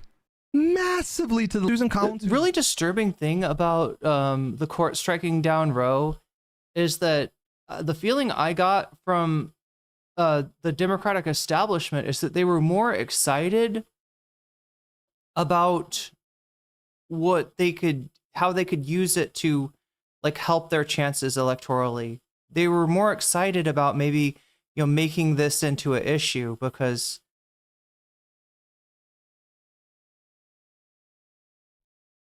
and they didn't even move on that in time. It's vulnerable right now because Donald Trump is such a mess, and it's like and this is the perfect opportunity to unite the clans, in the Democratic Party.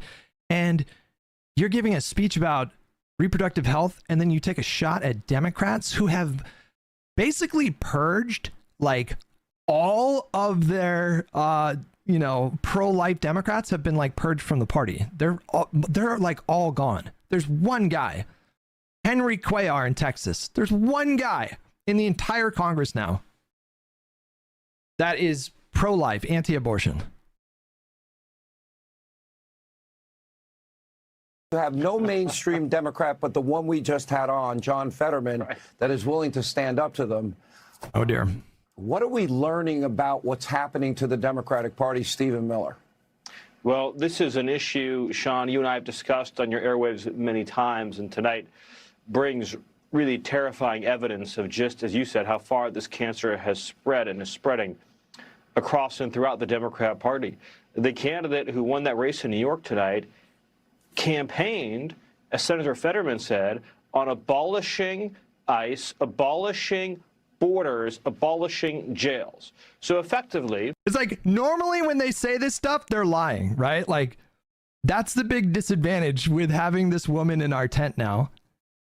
It's like normally, like for the last several years, they've been saying this shit and it's been bullshit because there haven't been any Democrats besides like AOC, I think in 2019 said some like really left-wing stuff, but whatever.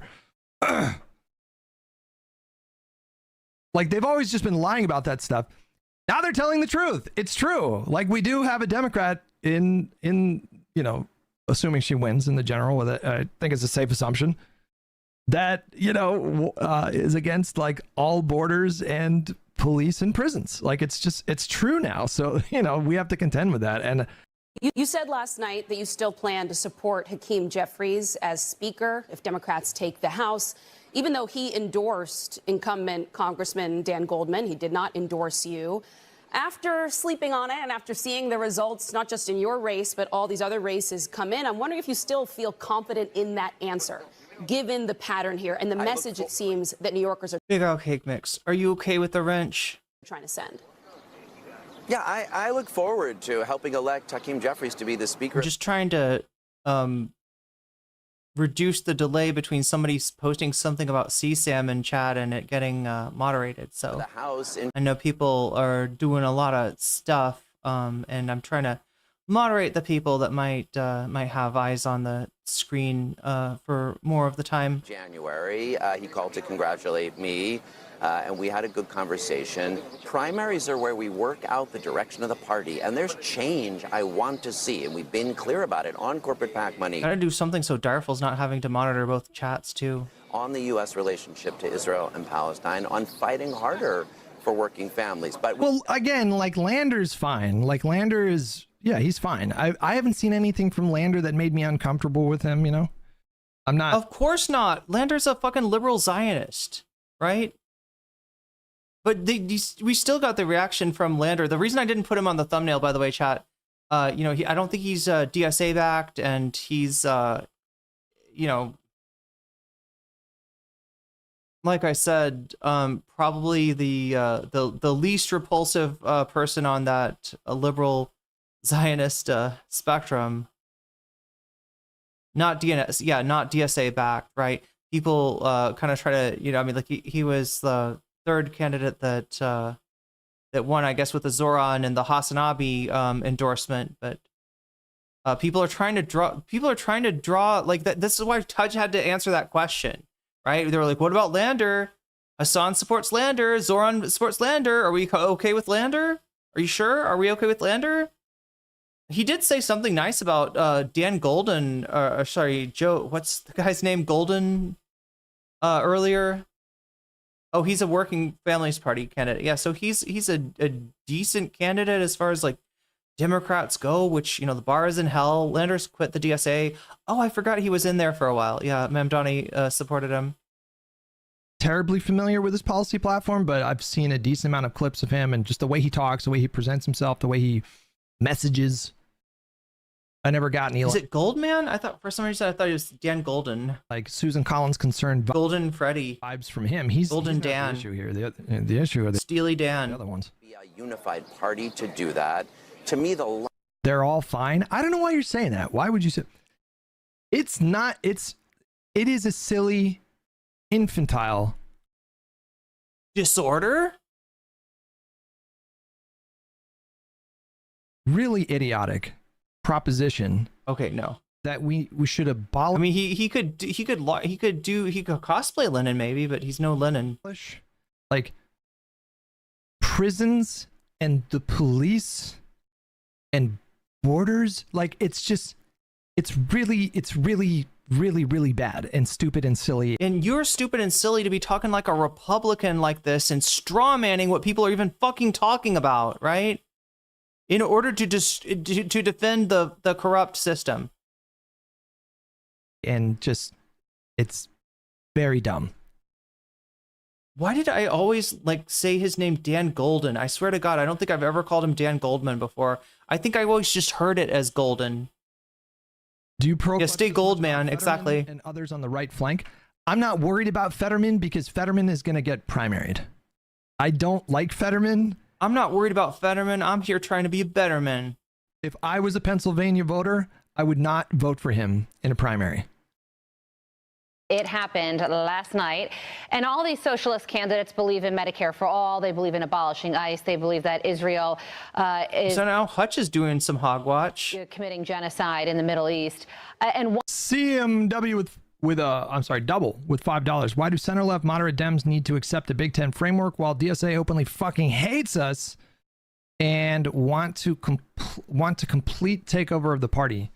I think that the Big Tent framing is What the fuck? So you're not allowed to run as a Democrat with any sort of difference. If you want to change the Democratic Party, if you're unsatisfied with anything about the way that the party establishment is running things, you're not allowed to run, because otherwise you're accused of trying to take over the party. Like, you're not the real Democrats, we're the real Democrats, right? It's the Democratic consensus that we've come to over years and years and years that the New Deal fucking sucked. We should run the fuck away from that. We should be like Ronald Reagan as much as we possibly can as the Republicans become increasingly like Hitler, which I suspect they will, in 2028, nominate the reincarnation of Adolf Hitler. For people that are this is hog on hog react content. Ideologically maybe dissimilar from you, but are on the same. Yeah, hates us, right? Who's the us, Hutch? About being unified as a caucus. Mid-white guys with the, they get paid, get overpaid to oppose the Republican Party and to get things done that can be done. That's where I think like a big tent framework applies. It doesn't apply to people that are infiltrating, the party in No, we expect you to struggle against an insurmountable third party status at best, right? That's what we expect you to do. Like, right? Run your elections where they don't count. Good one, Hutch. Really good one.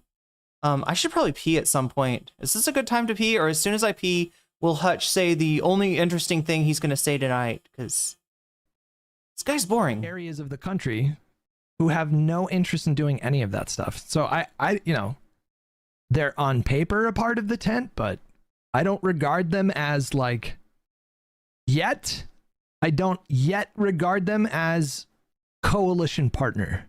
If they are sworn in and they are working with the other Democrats in their caucus to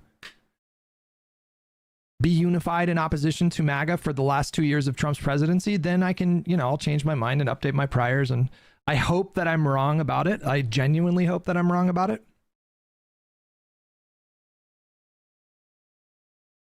But, I regard them as hostile because they present as hostile. And so I treat them at face value. That's just how it is.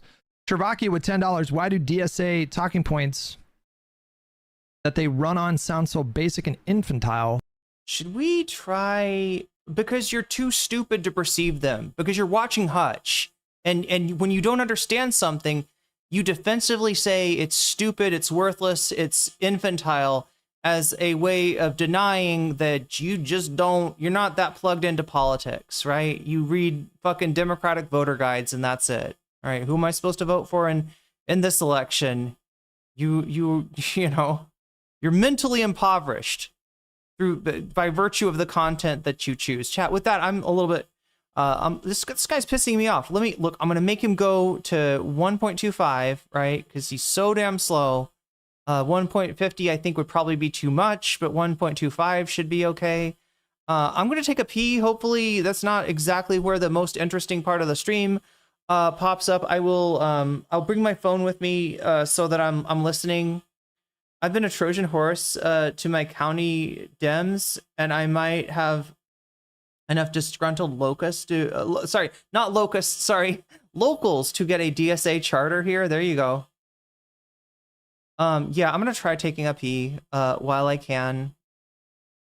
I'll be back quickly. Why do I feel like I want more caffeine? I probably shouldn't.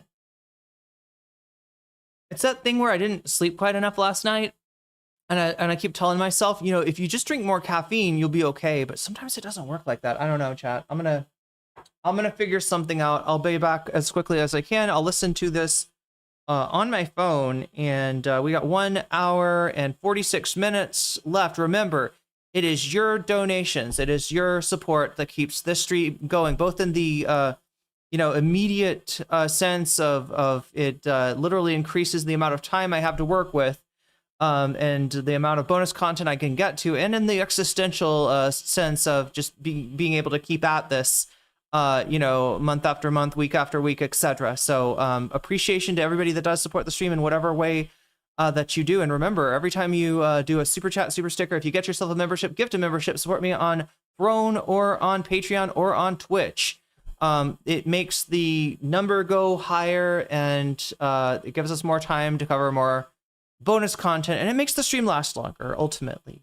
And it also gives you a little bit of a say so as far as a little more than you get from just voting as far as what we end up watching. So there you go, chat. And I will be back after I am unburdened by the excess hydration in my system. All right.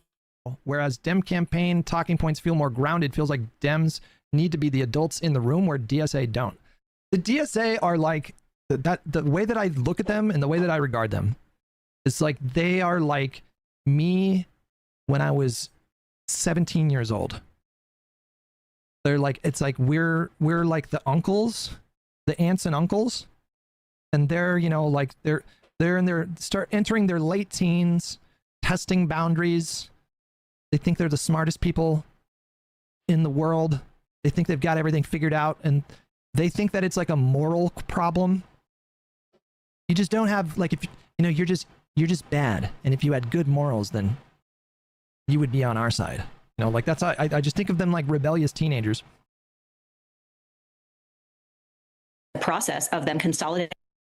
All elite memes with $5. Progressive Victory refused to endorse Daria Liza and Claire due to positions on Ukraine, and lefties are ripping them apart on Twitter. Ooh, that's an interesting lane Progressive Victory is trying to occupy. The pro-Ukraine progressive left. That might be challenging for them. Power and becoming less of a fringe movement on the left than moving towards becoming what is now the establishment Democratic Party. As you mentioned, people with extreme views are now going to be sitting in the United States Congress. And it's not just, you saw the DSA update its policy playbook just earlier this month. They now want to abolish the Senate. They want to abolish the Supreme Court and the presidency and make it all subject. I kind of agree about abolishing the Senate, quite frankly. Borders aren't real and all of these crazy proposals. So I do think this is something a girl can dream. Can't be laughed away. Mayor Mondani can rightly, at least after tonight, claim the right as kingmaker of the left. And for establishment Democrats, you break it, you bought it. They had time to push this movement into the fringe. They didn't. The time to say no to it was when they said borders aren't real and America is racist and Israel and the Jewish people are the source of every problem in America. They did not do that. So now Hakeem Jeffries, the leader of the Democratic Party. All right, good start. We got a can opener. We got a backpack. In many ways, the face of his party. Yeah, you know, and a lot of people say this is big. Last night it took place in New York City. Big opportunity here. But you know, these three candidates that win, they give the socialist movement more messaging, more power there. When they get to Congress, they're going to have committee assignments and just become overall more visible. And it sounds like what you're saying is with these three races and the local elections that are taking place that aren't getting as much attention, that there is a real movement here that could impact politics on a national scale. That's exactly. Honestly, yeah, it could, for sure. We've shrugged and said, well, it's just New York. It's just these blue states. As I mentioned, we now have Democrat socialists elected officials sitting in red states. J.B. Pritzker legit won all of the Illinois primaries. Sometimes certain people pull in their areas. I hate how everyone is saying is a DSA uprising. After that, it's not like it. I simultaneously don't want to oversell last night, but I don't want to undersell it. They are not poised to even come remotely close to taking over the party by the time we get to the next Congress in January. But it would be impossible to deny that Mondani combined with, I'd say, Plattner to a lesser extent, and potentially El Sayed, especially, obviously, if they, well, really exclusively if they go on to win the general, combined with the DSA running up their numbers in New York, it could, I mean, it does amount to momentum for their movement. They are being strategic about it. I agree. They seem to be very strategic about this. They had a goal. It's a goal that makes sense. And they executed on that goal. And so I don't think you should undersell that. I don't think you should necessarily underestimate their potential ability to do this in other states with like major metropolitan areas. And so, I mean, it could mean that they build their numbers to the point where they can be very, very, very, very disruptive if they build their numbers big enough. And if we live in the infinite, if this universe within the infinite multiverse is the one where they greatly expand their numbers in 2028, then it starts with a night like last night. Obviously, they would have liked to have had a good night in California a few weeks ago. That did not go in their favor. California libs stay based. But that last night was pretty good night for them. Kingsbridge, people have counted us out. Do you think Republicans used the Pied Piper strategy for DSA members? I don't think they did. They did. We have FEC filing. They did 100%. They spent hundreds of thousands of dollars on her. Our former representative. pick up the phone. Doing nothing about the affordability All crisis right, what did Claude have to say about this? Nope, still thinking. and looking the other way while the what got incident. You're asking for proof for the Pied Piper strategy. It's been reported on in the last couple of weeks. Let me see if I can find a story for you to give you a source here.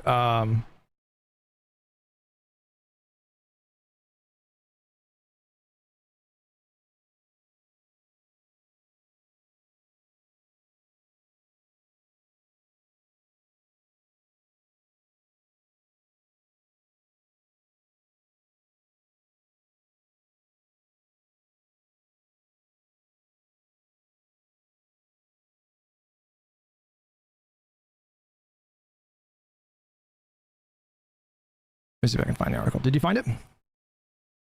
No, that's not the one. There's confirmed 2026 reporting. It's a political article. Here we go. FEC filings confirm GOP meddling in Dem primaries. Two shadowy groups, Lead Left and Real Change, received all their funds from a super PAC that also supports Republicans. A Republican-linked group was the sole funded, I think they meant funder, of two pop-up super PACs that spent more than $4.3 million across a swath of Democratic congressional primaries to support candidates as less electable. Democrats had speculated that two groups, Real Change PAC and Lead Left, were Republican meddling as they spent heavily across Democratic primary races in Texas, Pennsylvania, New Jersey, Nebraska, and Maine in recent months. New filings submitted to the FEC late Saturday night show both groups got all of their money so far from Conservative Americans PAC, a super PAC founded in 2023 that this cycle has also sent money to Senate Leadership Fund, which is a Senate Republican super PAC arm, and a host of other Republican groups. The meddling super PACs, which have spent entirely in open Democratic primaries, have a mixed record so far in Maine's 2nd District, et cetera, and so on and so forth. DAC herself was asked about filings that showed a Texas Republican billionaire funneling hundreds of thousands of dollars into a PAC that supported her campaign. She was asked about that in her debate with Espaillat last week or the week before. So I could find reporting on that particular thing, but it kind of makes sense. I mean, obviously, it makes sense. Democrats have been doing that now for the last, I don't know, 2 or 3 cycles. Democrats have been, or Democratic aligned groups have been spending money to boost the more extreme Republican candidates, and it's paid off very well. As far as I understand, I'm pretty sure we have a perfect record in the last few cycles. Like every extreme candidate that Democrats helped to get past the primaries lost the general, I think. Vishy, I don't know if you could fact check me on that one, but I'm pretty sure this strategy got us Trump. So they talked about doing a Pied Piper strategy in 2016. I don't know if there's any evidence that they actually did that.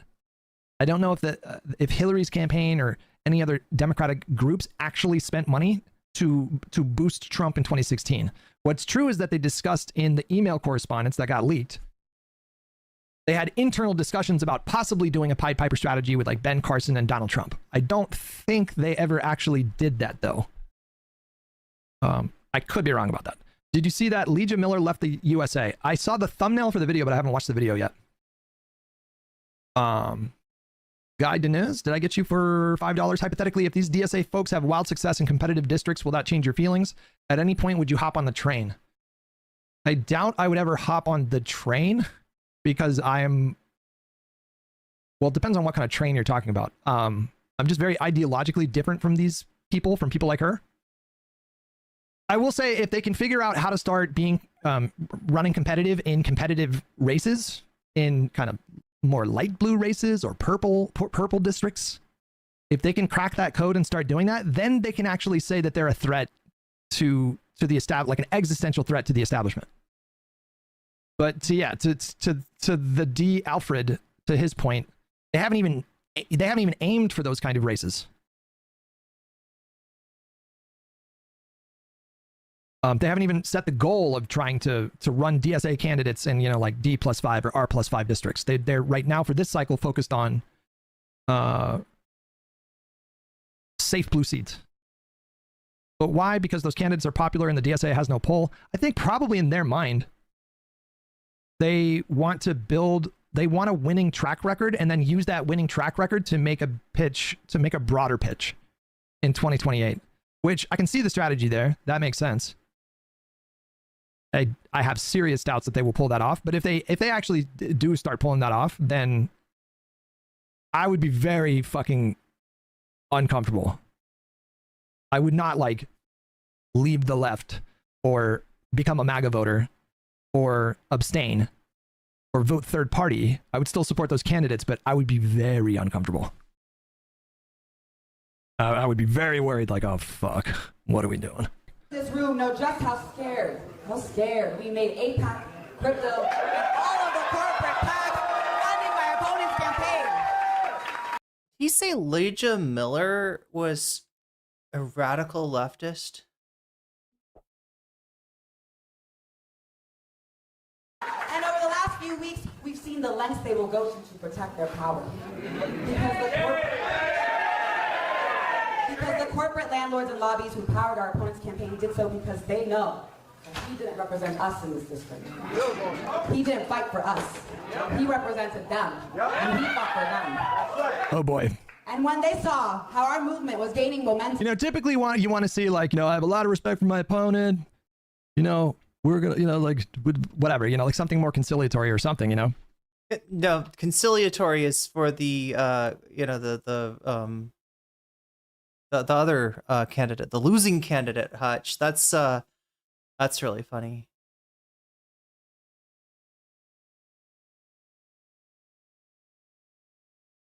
You know, I received a call from my opponent congratulating me on this win, and I look forward to working with them. You know, like something like that.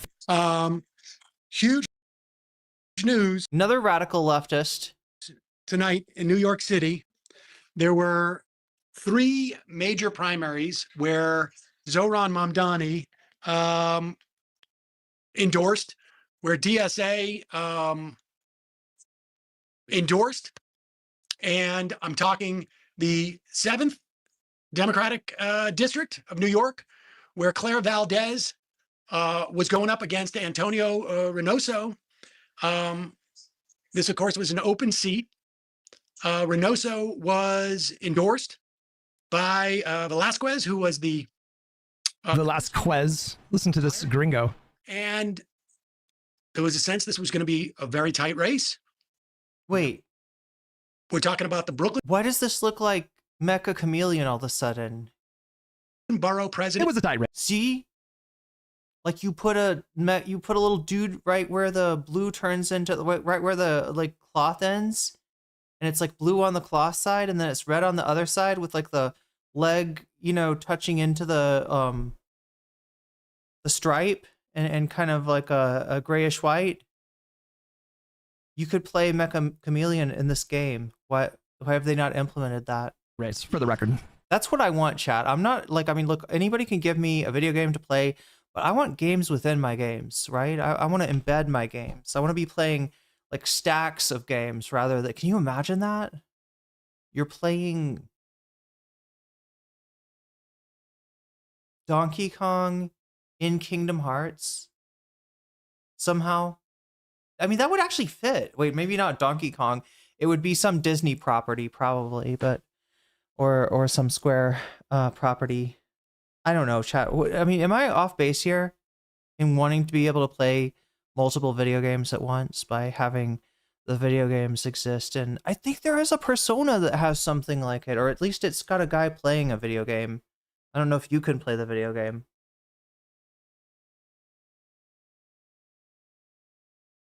Yeah, it's not quite the same, because what we're looking for is recursivity in our leisure time video game pursuits.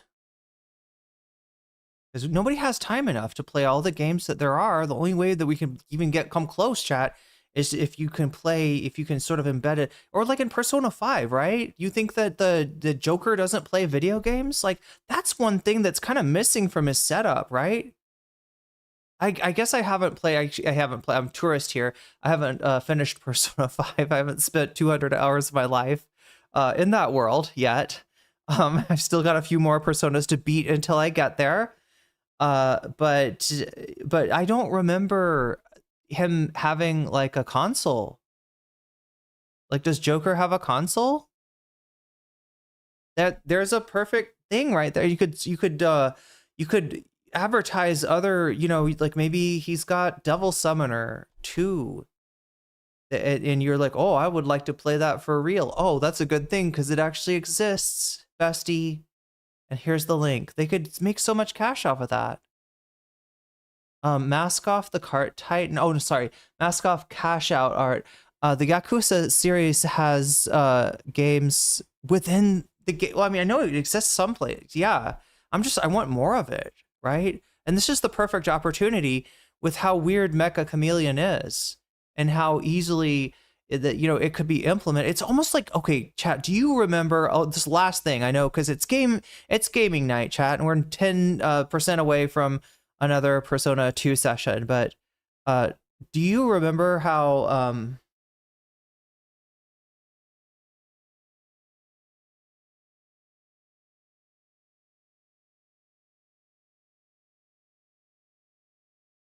do you remember how ubiquitous Portal was? Not just in the sense that everybody played it, but in the sense that a lot of games implemented a portal gun. Like there were Minecraft mods with portal guns. I'm sure Gary's mod had something like that. Like, it's just like, so this like definitely exists, right? It's like, so when somebody comes up with a really good concept, like the portal gun, people tend to want to like, hey, what if we could put the portal gun as a way to Orange Box? Remember one of the Yakuzas, you could read the manga in the convenience store, had a couple of pages from a real world manga. But anyway, chat, I'm just talking about a little more recursion in our games. Little tale, a story within a story, 1001 Nights, what have you. Yeah, like Among Us. Among Us would be, sorry, I should call it Among Us, shouldn't I? Among Us, which I've never said, it is such a game that just like kind of a like universally appealing concept that could fit into many other games. Thanks for the stream. Oh my gosh, congratulations on your watch streak there. She won by 3 points, right? Progressive. Am I Talk about a game within a game. Yeah, Twitch it gamify. I'm just saying gamify, chat. I'm just talking like a consultant from like 2014. I thought it was 3 points. Now it's automate or some AI term I'm unfamiliar with. On all the issues was DSA endorsed. 18 slots, 20 slots. Okay. And with 93% of the votes in, she's been declared the winner. Wait, Maniac Mansion. Okay, the full game is what system is that on? The full game is inside Day of the Tentacle. 6% to 36%. That's a huge win. In the 10th, is he talking about Valdez? You had an incumbent, Dan Goldman. He might have been talking about Valdez. He needs to lock in, and I need to lock in. But Brad Lander beat Dan Goldman with 91% of the votes in by 30 points. Fucking stop them, you guys. Slaughter. But the real, I mean, frankly, shocker. And CNN just called this. I'm looking on the New York Times. They have not called it, but CNN did. Purple, thank you for the resubscribe. That is 12 months for you. With 86% of the vote in. Oh, wait. Darliza Avila Chevalier. I gotta advance things. Adriano Espiat, the incumbent, by 49.3% to 46%. That is a huge, huge upset. Huge. He Espiat was, okay, so Maniac Mansion is this like in the not Geiger but the other guy, the racist guy, the Eldritch guy? What the fuck am I thinking? Lovecraft. Is that some Lovecraft stuff that like Day of the Tentacle somehow just makes me think Lovecraft? Maybe it's not. Maybe I just don't know anything. Wait, it's the sequel to Day of the Tentacle and the HD remaster of Day. Okay, I don't know. This could be a meme for all I know, because I don't know any of these properties. I think Maniac Mansion is a point and click adventure game, which is cool. Oh, I played the demo of one of those. Not recently. Ghost, what was it? Ghost Hack? No, is it Ghost Hack? It's Ghost something. The chair of It's not a Lovecraft game? Okay. No Lovecraft. Well, I don't have any love for Lovecraft either, so I'm okay with that. Hispanic Caucus, and refused to reject AIPAC money. It kind of feels like Sam is on Hutch's stream, but he's like the worst guest ever. He just like stops talking, looks at something, starts talking again. I mean, obviously, it's just Hutch reacting to Sam Cedar, trying to catch him slipping. That's what they do. That's what you do if you're a deorbiter. All of Destiny's enemies, real or perceived, right? Including Sam Buckets of Cum Cedar. That is what they call him over in DGG. Did you know this, Chad? Is this new information to you? They refer to him as Buckets of Cum. Because Destiny, I guess, said that if Kyle Rittenhouse was black, you'd be guzzling buckets of his cum. That was his way of, that was his opening salvo against Sam when Sam debated Destiny. It was a long time ago. I don't think he would do it again, because it wasn't very fun. Wasn't very fun to react to either. But it happened, and he did say buckets of cum, and I don't know. He thought he was cooking. Oh, guzzling. Did I forget to say the guzzling? Yeah, that's important. He was guzzling it. I thought was he gargling it? No, he's just guzzling. Gargling it would be crazy. You'd get bubbles, and that would be its own problem. But we don't have to deal with that problem, luckily, chat. As someone once wisely said, not my floor, not my problem. And my problem tonight is Hutch and Sam Cedar and Do Not Come, and wondering if we're going to get that extra 10% to a video game stream tonight, and whether I'll be battling King Leo this week. Either way, we're pretty close. And she has gone down. I should say he has gone down to Darlisa Chevalier. That race, we were talking about it today. We're gonna have to go to sleep soon. Very, very messy. Him and Sam, yeah, they're gonna have to go to sleep soon. They're on a sleepover. That's what we're watching, chat. It's a sleepover. Little racisty in many ways. Is a major upset. All right, we gotta. Have we achieved overstim? We gotta get some sleep. Then we need some food. You got Hutch and Sam moving, talking about eating together and sleeping together. No, I don't know if they're sleeping. What am I doing, chat? I gotta stop it. I gotta stop I don't know where this is coming from. No, they're definitely not sleeping together, but it seems like there's a hype train going on out of nowhere. No, not out of nowhere. It's just like a delayed timing hype train, maybe, from Burpel resubscribing. And you got 4 minutes and 30 seconds to try to make something happen on that hype train. And I think if you do, you will be rewarded. Oh my god, chat. I gotta either bring out the low effort VTuber again, or I gotta change some of the Twitch stream alerts. Yeah, that's a blast from the past. Did you know that I used to have blue hair, not just as a VTuber, but in real life? True story, chat. True story. I had blue hair before it was cool. But anyway, you got limited time to try to get on that hype train and earn some kind of a badge, or maybe an emote. I don't know. You tell me what happens. Usually there's like a chest, and it's like a pirate's chest, and you open it up and out comes some kind of emote that you've never seen before. So I think you're earning emotes there. But yeah, you got a limited time to do it.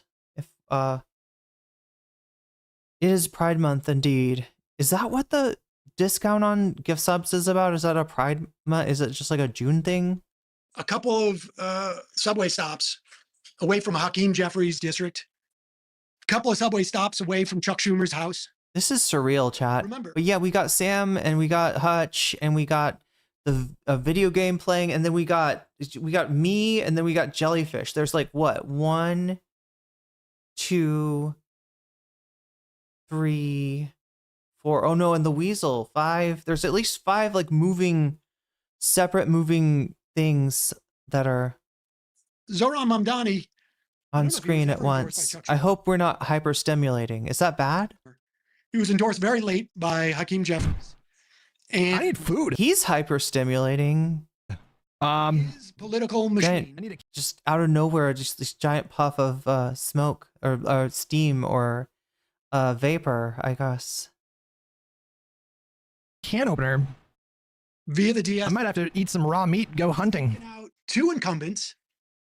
Wait, in game? Is he actually, okay, in game. And essentially won in a 20-point landslide in a 3rd district where the retiring incumbent had to endorse somebody else. We're going to go through the implications of this tomorrow.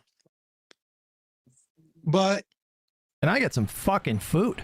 Wait, the real question is, am I overstimulating? Picking out retirement homes in Florida. Oh, look at that. Maybe not in Florida. Maybe he stays in New York City. I don't know. But 69. Well, at least it's not 6'7", right? Of strength. This was could be Cringer. Of the commentariat said a dangerous move by Mamdani. It was. He took a risk. I mean, I kind of respect it, but it's a DSA. Oh, food, please. Literally in the backyard. No. Why? The Democratic leadership. 2 incumbents down. A 3rd person, part of the Democratic I need in New York. food. Is he stoned? Hutch? Is that why he's hungry? No, I think it's in game that he's hungry. Wait, that's just Fallout. What the fuck? You're going to hear a lot of the establishment say this is not something you can do. Wait, could Fallout... Is that just Fallout? Or is that just how somebody picks a lock in real life? I wouldn't know. Outside of New York City, et cetera, et cetera, et He cetera. took the cannibal perk. And yeah, he... Prove us wrong. Win in DC. In other places, this is a clear... Oh, that's food. Come here. Of the Democratic establishment. Right. Could we play Mecha Chameleon like on... No. Like on the... Could I somehow combine it with reacting? Like where I'm placing a Mecha Chameleon and then painting it and seeing if anybody in chat can click on the right spot where the Mecha Chameleon is? And that's going to carry across the country. Oh, we'll see. Stop running. I don't know what else to tell you. Hype train coming in at 38%. DSA swept. That's done. 12th district, you saw AI money. Okay, that's hunting in the game. Wow. He looks like I'm gonna have to eat some raw food here. He's unlikely to pull it off. Down 4%. Some pistachio sprouts, perhaps? I didn't have a favorite per se in that district, although some zucchini noodles. Had I lived there, I probably would have voted for Boris. It's just some flaxseed crackers. Massive win for the DSA. You've got an incredibly popular mayor who the entire Democratic establishment had bet against, and 6 months after Come here, you little fucker. winning an incredibly improbable mayoral race in New York City, has gone on to extend. I'm gonna eat you. And the knock-on effects, like I say, are going to sweep across the country. It is. This is what it would be like, chat, to be a Hutch gaming viewer, right? I was just talking about this earlier. I was on about like, Hutch, why don't you just do your Call of Duty thing? Because I mean, it seems like he maybe had more viewers when he was doing that, and you know, his takes, like, he's not interested in this stuff. It's the feeling that I got, right? He is incurious in a way that belies disinterest. and like having to, you know, figure out that, you know, that we're talking about Chevalier when we say DAC, you know, his multiple instances of just making some weird assumption that turned out to be totally wrong about her. And this face that he's making right now, chat, he's lucky that this is not the thumbnail, right? A meaner person, a lesser person would have made this the thumbnail. And I didn't do it. So there you go, Hutch. Don't say I never done anything for you. I'm Notron. And someone asked this already, but what do you think of the sort of self-fulfilling prophecy regarding Newsom's supposed inevitable selection of the 2028 candidate? We'll have plenty of time to talk about that, but I just don't think so. I don't know why people are so bullish on Newsom. I don't agree with that. Probably more by now have called it for Darlisa Chevalier. That was the race that we thought was going to be the tightest, but I'm still frankly we're watching Hutch beat rabbits with a baseball bat. So the DSA race was with a rabbit backpack. It's a cute little rabbit backpack. There's something wrong about that. With 93% of the vote. Isn't there some kind of a prescription against placing a rabbit that you've hunted in a rabbit-like backpack? Shouldn't that be against, I don't know, human decency somehow? Really shocking. And you're going to see the Republicans, again, try and demonize Zohran Mamdani. But as I said, I think actually that night I was on CNN where he went down to visit Donald Trump, which many people said, this is a mistake. Why is he doing this? He completely I didn't say that shit. In that meeting, the ability of Republicans to... I said that was smart. Could we just have something called the HOA, but it doesn't stand for Homeowners Association. It stands for Human Organism Association, and just agree to certain rules that we're like, we don't do this. We just don't do this. Let's all agree here and now. We don't do this. And one of those things is to hunt rabbits and put them in a rabbit-like container, right? I just feel like that could be, you know, universal principle number 1. You can hunt rabbits. You can have a rabbit-like container. You can hunt other things and put them in the rabbit-like container. But for fuck's sake, don't hunt rabbits and put them in a rabbit-like container because it's too confusing. You've got a cute little rabbit on your back and it's full of dead rabbits. That's just, no, we can't have that. Mamdani and frankly, the DSA. Who knew, chat, you were going to get gameplay criticism? There wasn't much room to demonize anymore. But what am I supposed to do with this? Rick Perlstein on the show. We are so far out from the fall of the Berlin Wall. Bro is zoned out. 1993. Generations have now grown up without the specter of mutual nuclear destruction between the Soviet Union. This one took a turn.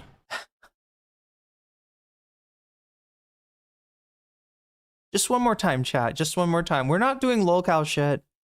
We're not doing lolcow shit. Okay. Oh, okay. Oh my. No, why? Okay, there we go. There's a neutral. 1993. Generation. Oh, it starts there, right? There's this weird, like, hyper Elvis, where not just his lip comes up, but his eyebrow with it. That's kind of crazy. Have now grown up. I've never seen that look before. Without the specter of mutual nuclear destruction between the Soviet there we go. Union. This one took a turn. He turned into a Muppet.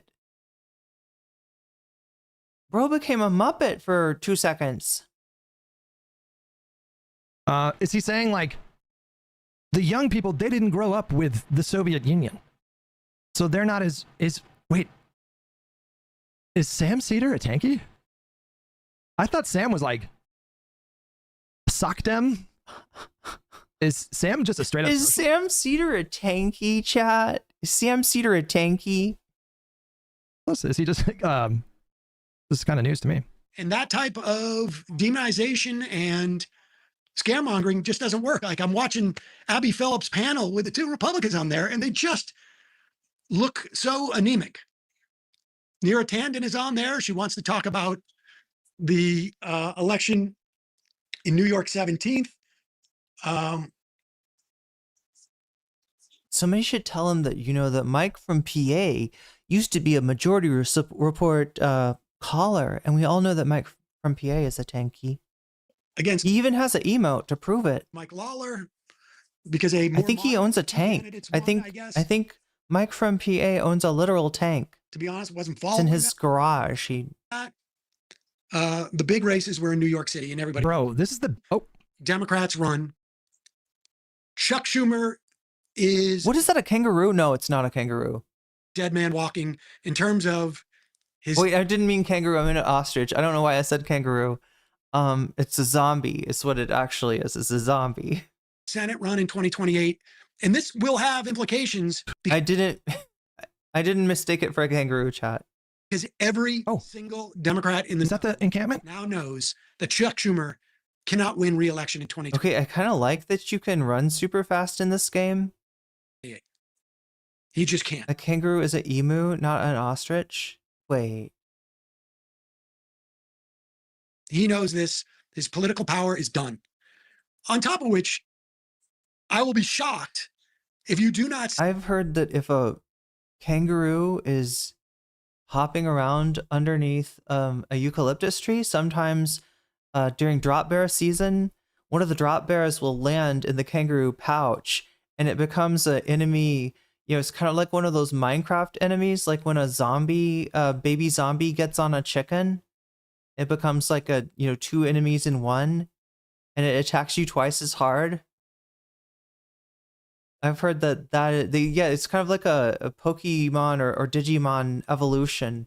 It's like Slowbro, except instead of biting its ass, the drop bear falls in the kangaroo's pocket and becomes an evil Joey. True story. See over the course of the next 3 or 4 weeks. Massive new membership in the DSA across the country. Drop bear lore is cringe. I know, that's why I'm improving it. You're welcome, Burpel. Probably, yeah. Probably right about that. But had they lost, you can be assured. I mean, maybe I was thinking of an emu. That the story would be. Because emus are kind of like. Aren't emus kind of just like big, mean ostriches? Or no, wait. Which one? I think the emu is meaner, right? They can't even win in New York. That would have been nice. I won't lie. So reloading a pouch. I'm just imagining it evolves when the drop bear lands and it becomes some kind of a stronger, more evil enemy. The over to window.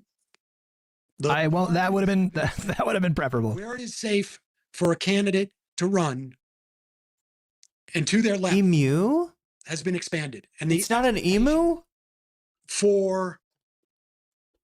Wait, it's emu? Like it emulates an ostrich? Wait, what is the difference? There's a big difference, isn't there? Like a big difference. 762. Okay. Well, what Democrats want from their leadership has changed. So this is huge, and don't know what else to say. We will talk about this tomorrow on the program. Some big election results that came out last night that are making waves because they kind of represent. Brad Palumbo. First time on the stream. One in chat if you know the smug. Brad Palumbo. Everything I know about this guy, which is not much, is against my will. I think he deserves a theme song, though. He somehow seems like a theme song type guy. Like, we don't have to do a theme song for Hutch. I don't know how many times I will react to Hutch. Only if it's interesting, only if it's fun. And I feel like it can be at times. And maybe those times will come out as highlights on this channel. Oh my God, chat. That's a good idea. They are dinosaurs? Wait, which ones? Emus are dinosaur? Emu. They're immune to being called emus because that's not what they're called? The Zohran Mamdaniification of the Democratic Party, and kind of stunned everybody, though I guess they're not really surprising given the trajectory. Are there berries? Why don't you just get some berries? Trajectory of our politics these days, but they are. Oh, those are flowers. Kind of horrifying because we're seeing these extreme far left Democratic Socialists of America candidates rise. They're not that far left. Oh wait, Melbourne? Deep blue districts. They're almost certainly going to become members of Congress. Here's the headline from the Wall Street Journal. They're pretty normal. Candidates win Democratic primaries in New York. Brad Lander, Claire Valdez, and Daria Lisa Avila Chevalier, sorry for mispronouncing that potentially, notch victories over the Democratic establishment. No way to sugarcoat this. If Mamdani pulls off the hat trick, is a new era in Democratic Party politics. Well, and if you're a moderate Democrat who's on the election, who's on the ballot this November, Van, supply drop.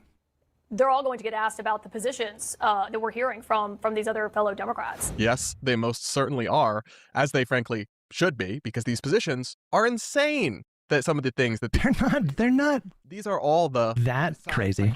Oh my God, chat. They even the Van Jones mentioned AOC and Bernie Sanders as kind of the leftmost flank of the Democratic Party. These people are significantly to the left of them in yeah. ways. Yes, yeah, that's true. Historically, the positions that they took, they totally reject any form of capitalism. So we're not talking about liberals who want to tax and spend and have a little bit more welfare programs or more generous benefits here. Not a church. No, these are socialists. They're coming for your toothbrush.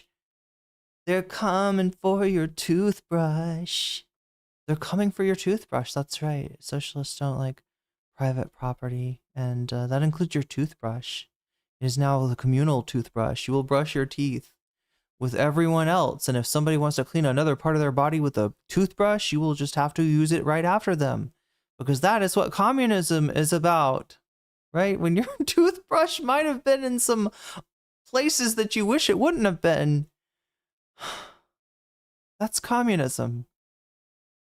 The idea of private enterprise, of profit, of business, and really do want to see government collective control over the economy, despite that essentially working never. And it's not even just Sweden seeing a rise in support for socialism, but some of their positions about Norway, whether it's immigration, are just so out of touch and so extreme that it is something even most people who do not agree with the conservative position would be horrified by. So they basically, many of these... Wait, a turkey peacock thing? Wait.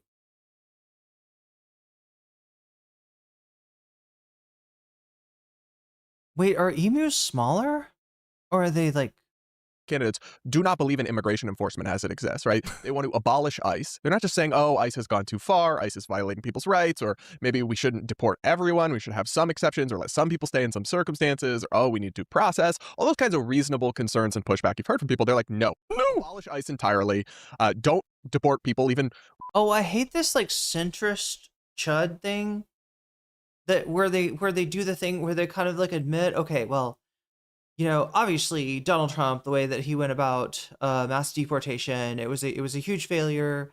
We don't want to do that again. But I know the Democrats, they're just gonna do the opposite. They're gonna abolish the police. They're gonna abolish ICE, and they're gonna make it so that that anyone who immigrants can just automatically use your toothbrush, right, on any part of their body that they so choose, and you gotta brush your teeth right afterwards without washing it.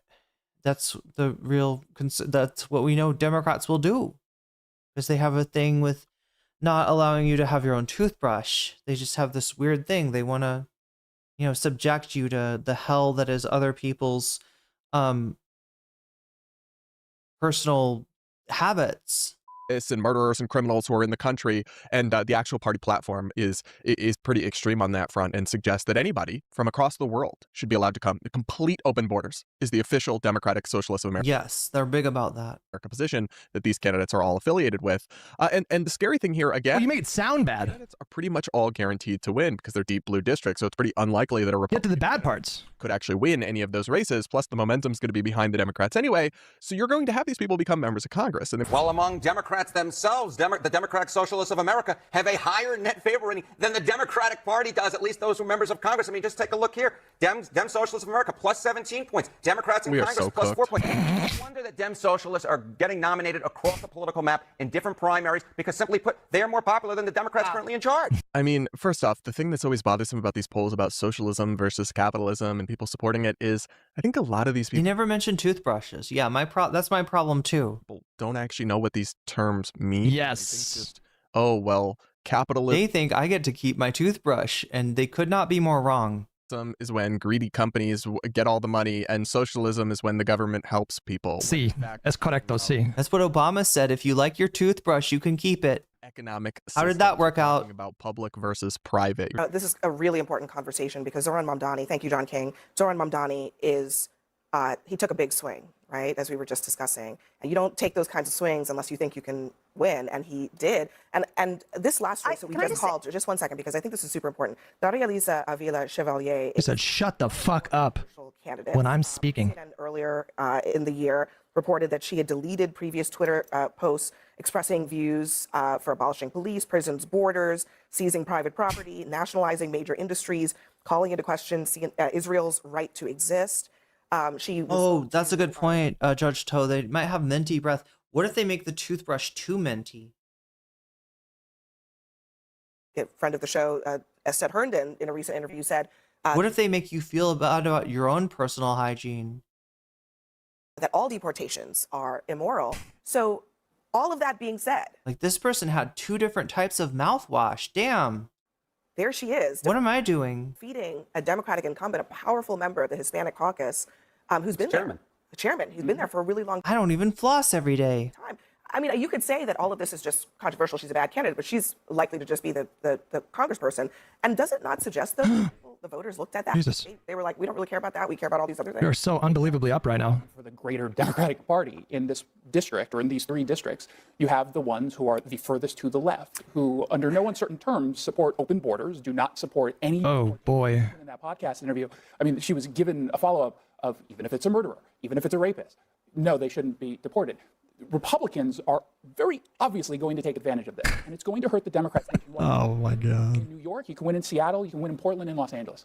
But that's where you're going to win. And if we're able to define the Democrats who have tried to run away from this label of being socialist, being open borders, being, pro-crime or anti-Israel, if that's the goal. Oh, I'm nervous. Do I go in there? I don't know what to do. You forget one important thing. Zoned out. People are broke. That's the other part you forget, is that the affordability crisis in this country, I think, is not a major me, thing for a lot of Democrats. It's like, again, all those little scary terms y'all like to use to try to throw people off. And say, she's open borders, right? And I'm not saying that I agree with that. Yes, but there's extreme mega. He's like, no, literally. He's like, no, literally. She does not think that rapists... Oh my God, chat. Do you know what sounds really good right now? Is pizza. Should go to prison or be deported. He's like, I'm being serious, actually. I don't actually want pizza. Candidates too that went on way worse things. Do you than call this. them out as well? And you yes, usually we use do. them And as guess what? They still Democrats get for that elected. point. You know why? Because there is core things that still resonate with people, and all the scary terms aren't going to get them off of that. At the end of the day, if people are broke, they do not far care. left districts where Republicans aren't running, like Republicans don't lose anything tonight in these districts, but they are going to. What the fuck? Okay, that's the shit that makes the zombies zombified? Dealing with some of these far left candidates in, say, Maine. I mean, to come up for Congressman Golden's position, you guys put some mystery solved, and that's now going to go into the Republican camp. We're going to pick that seat up when you're going I don't into think moderate. you will, my friend. I think that's the Well, thing. You guys keep putting out all these scary terms. No, we've heard all this anti-Semitism and They're we are evil anti-Semites. and we're If you open do not borders. believe in Israel's right to exist, that means you're an that's anti-Semite. one candidate that you're talking about There's in the 3 entire candidates. country. You cannot make it about scary terms. There are people struggling in this country, and we need representatives that don't just represent the donors. What is that noise? And the billionaires. Mamdani is showing us that you can deliver. It is possible to run and keep your promises. I would love to talk without you talking over me the entire time. Oh my fucking God! Also out there saying that he's going to align himself with the folks that do not believe in Israel's right to exist. Redlander. That is a problem. If you want to throw that lob, I'll say find me an extreme mega. Garden salad with some tofu fried.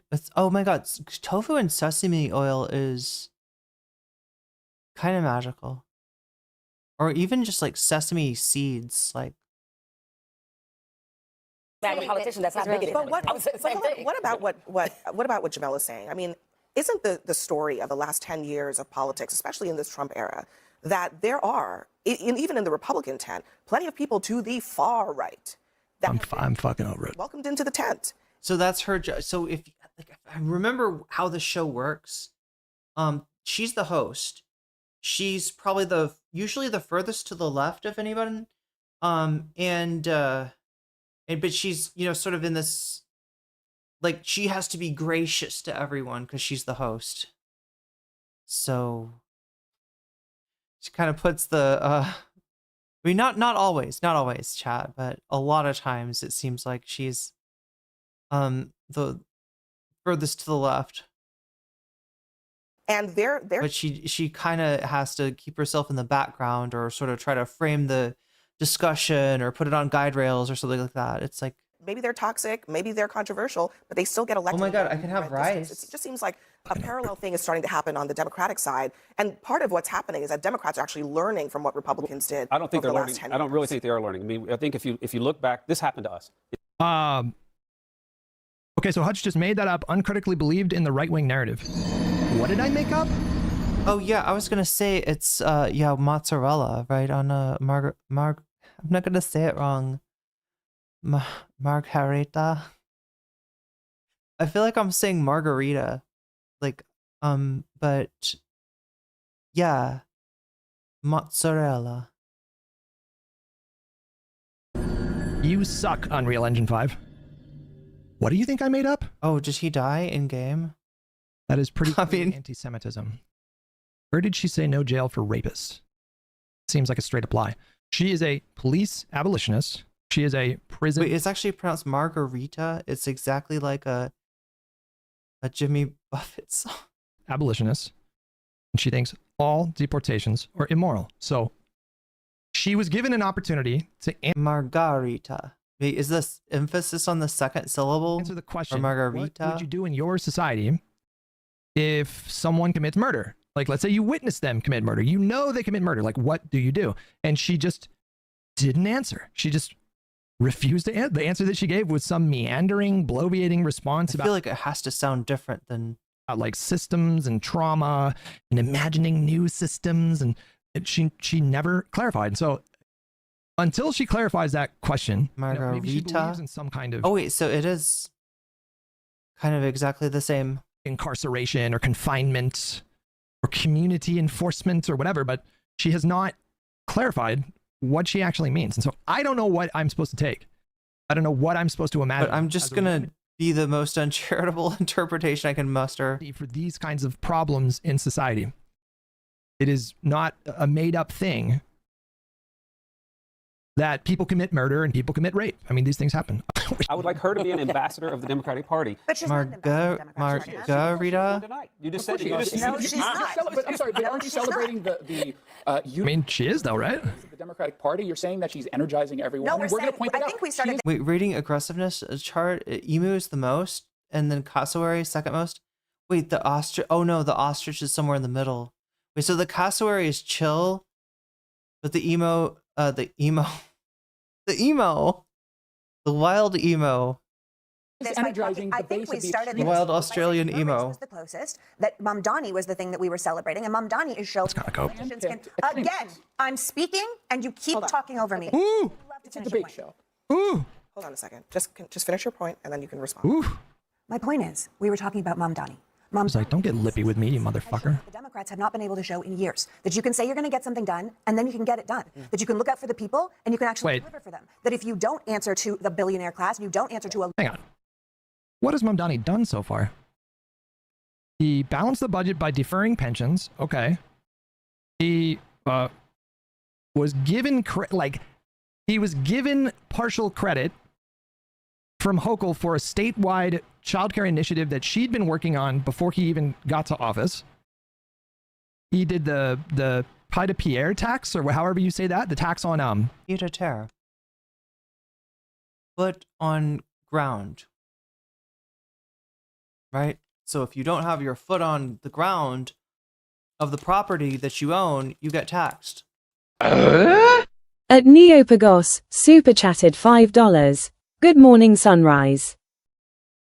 Wait, the cassowary will rip your eyeballs out?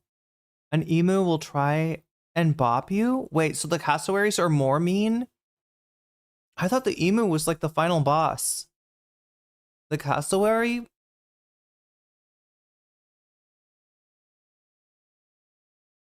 Good morning, sunrise. Cassowaries are like vultures, so like would they fly down and attack you? Is that why they're more dangerous? Because they could like mess up your hair with their. I mean, they could probably mess up more than your hair, but that's what I always worry about with birds, is that they're gonna mess up my hair. Because one time a bird did that, and it really I was so mad.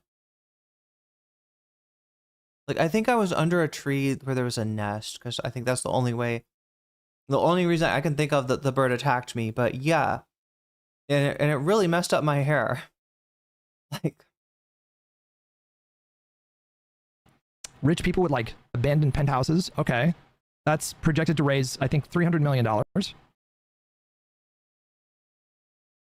Maybe some housing thing? I think maybe some housing thing? I'm not sure. But like, what else are we talking about here? Let's just be honest. What else has he delivered? Lobby group, and you don't answer. we're back to an hour, which reminds me I'm supposed to like look at the poll at least every hour. Right now we got 73 votes logged. 73 of you have voted so far. If you haven't already, you know, we're down to the wire here. Matt Walsh still ahead at 56%. Second place, more Hogwatch at 8%. 18%. Third place, Lia Miller. That's the one that Hutch's chat is trying to get him to watch, leaving the USA. And then last place, the story about did vandals really wreck the reflecting pool, or was it just Trump stupidity? I mean, that one deserves some kind of a jingle. But yeah, if you can jingle your way all the way over to YouTube, no comment check on YouTube, you can click on the stream and you can click on the chat and you can click on the poll. And you too can vote for one of these things. And remember, anytime that you support the stream, whether it's through Super Chat, Super Sticker, if you get yourself a membership, gift a membership, support me on Throne, Patreon, or on Twitch, you will make that sound will happen. And you will make time turn back with that and give me more time to get through. Well, am I almost through with this? I hope I am. God, like, it feels like we've been watching Hutch forever and he's zoned out. Yeah, we got like 8 more minutes. We can do this. We can do some bonus content. Yeah. To your donors, then you can actually keep looking out for the people, and that's why the donors. Is this Mamdani's idea? This is what a lot of us. Oh my God, chat. I got down to the last of the popcorn, and you know how it's like those kernels that they're like cracked, but they didn't quite pop, and so you bite into them and they're super crunchy, and then like you've got all this like popcorn shell in your mouth. Politicians that answer to us. Tough times. That look out for us. That represent us. Gerald. Is your argument, Hutch, that voters are just dumb and think Mamdani is doing more than he is? Well, I don't know how the voters of New York feel. I think he has decent approval ratings in New York, something like 55% approval ratings or something like that. Respectable. I'm just saying that particular news answer, she's like, Mamdani showed that you can run on. My mother raised, oh yeah, my dad used to do, like, that was his job, to get the chickens eggs. And the chickens would not willingly give away the eggs. Surprise, surprise. They would peck. On making bold promises and then actually deliver on those promises. But I don't know, as far as like, you know, he was running on. The big ones were free and fast buses. He announced pretty early on in his tenure that. I like to think that they called him Chicken Boy, but I'm not sure if that's true. Probably not. Burple, thank you for the gifted sub to Alice on Fire. Alice on Fire, you just got jellyfished, and that's a good thing. That would likely have to be something that would, if it does happen, would have to happen next year. Okay, we'll give him time on that one. Universal childcare for residents of New York City. He didn't deliver on that. Hochul delivered on that. What were the other? Oh my God. Oh my God. The most popular politician in the whole fucking country. And he's trying to be like, did he really deliver though? He said he was going to do this, but did he Did he do it already in the first like half of a year of his term? Didn't Hasan say this guy is silly? Yeah, I mean, this guy, and he's right. This guy is incredibly silly. He's more than silly. He's like a silly value meal or something, right? He's a silly value meal deal.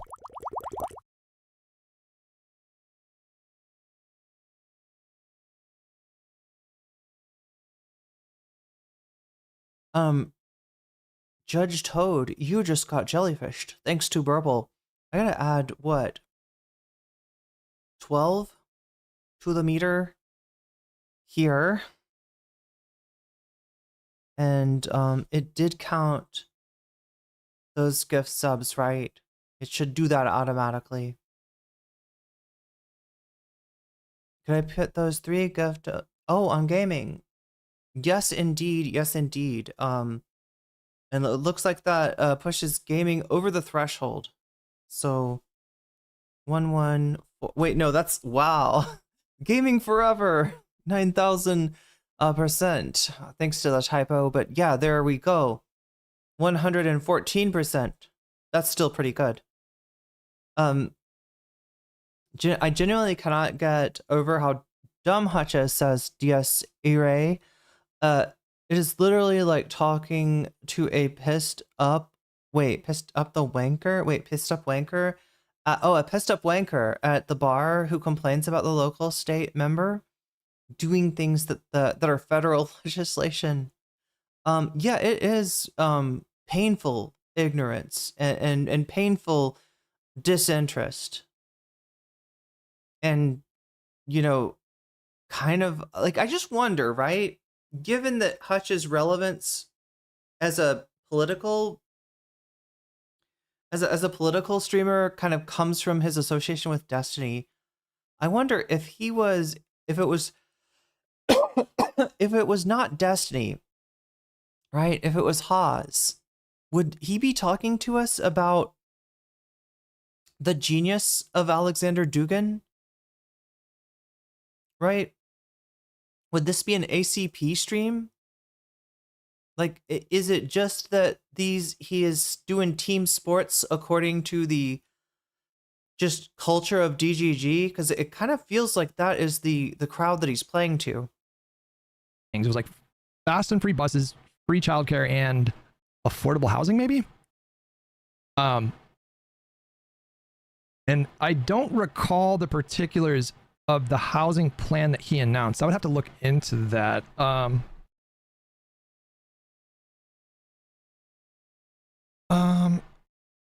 Has Mamdani delivered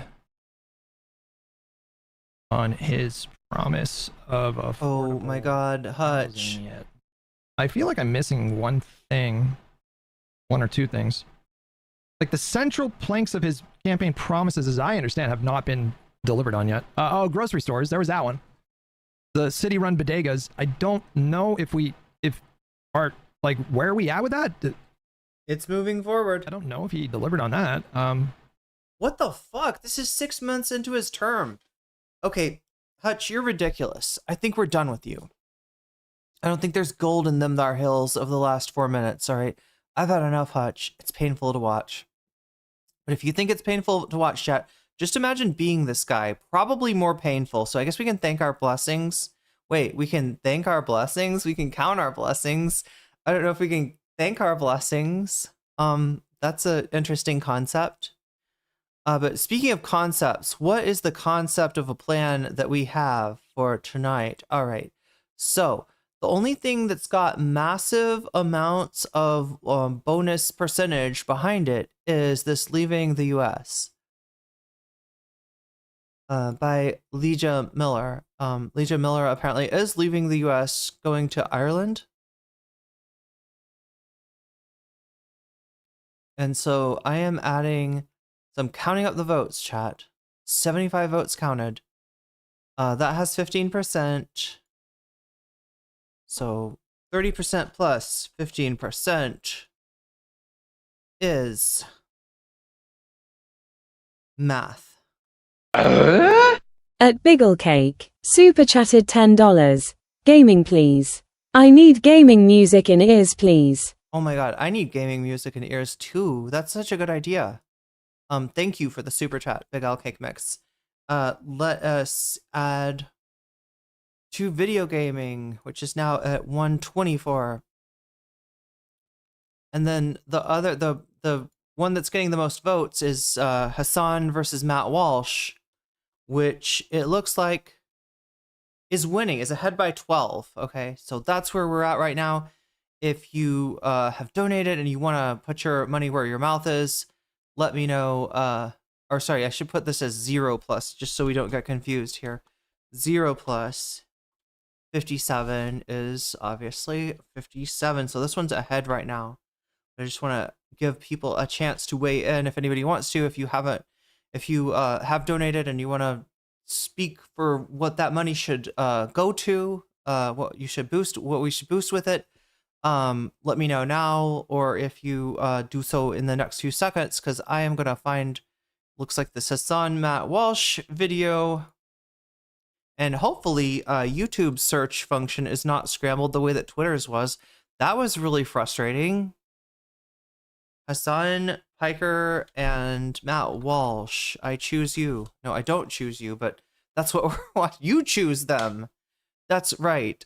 So here we go on the Hasan main channel. After me of the Manhattan. It's my best chance, chat. My best chance not to get the video blocked and demonetized by fucking Matt Walsh, because he will do that. He did this to Cynical Historian recently.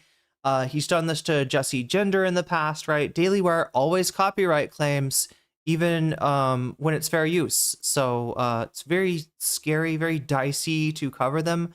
But cover them, we will, and we will just like put all our faith and hope in Austinox.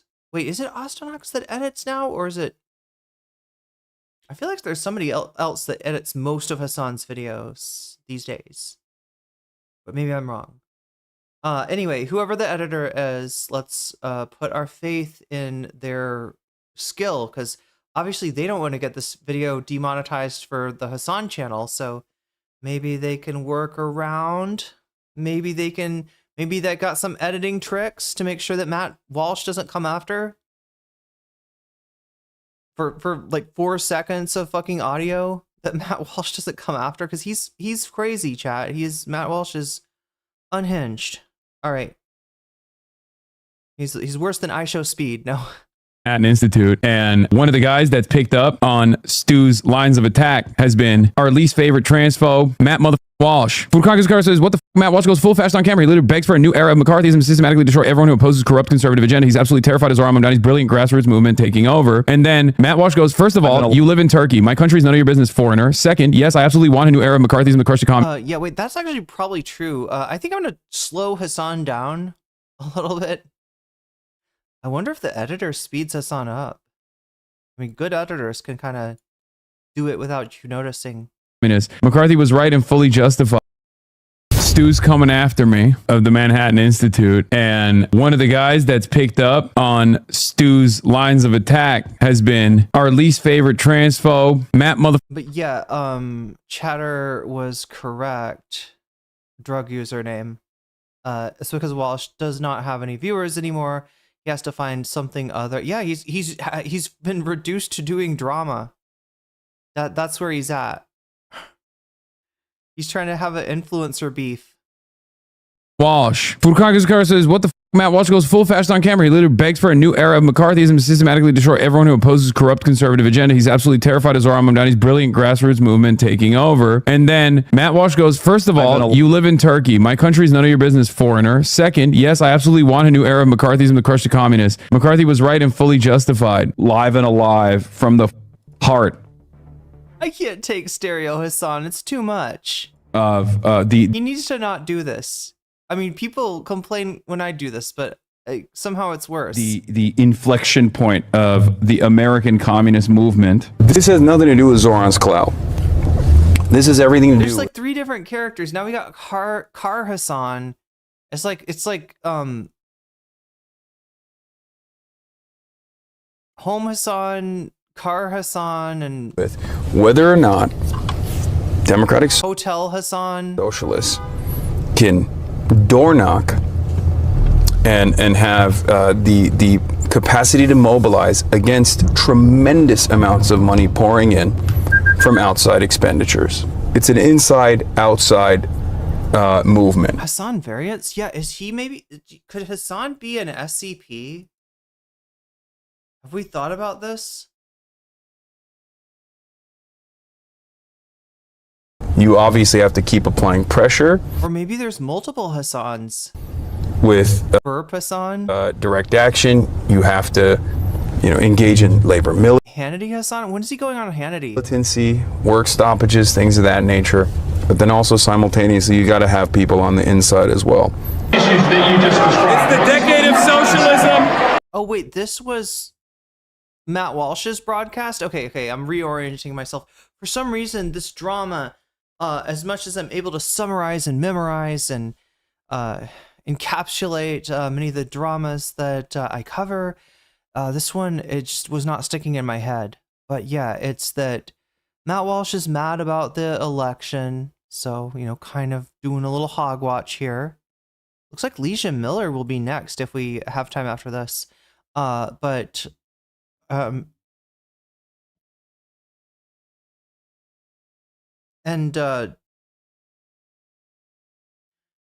so it's in, I think this is Matt Walsh's channel, and he's just looking for a way to be relevant and a way to clap back at the massive victory of the DSA, and kind of somebody that maybe he could use, much like More Pegasus uses as his meal ticket. Maybe he could do 300 videos in a row about Hasan, and each time it's like he's finished. Asmongold finishes on Hasan. 100% cooked, 1000% cooked, 2 billion% cooked, 3 trillion% cooked.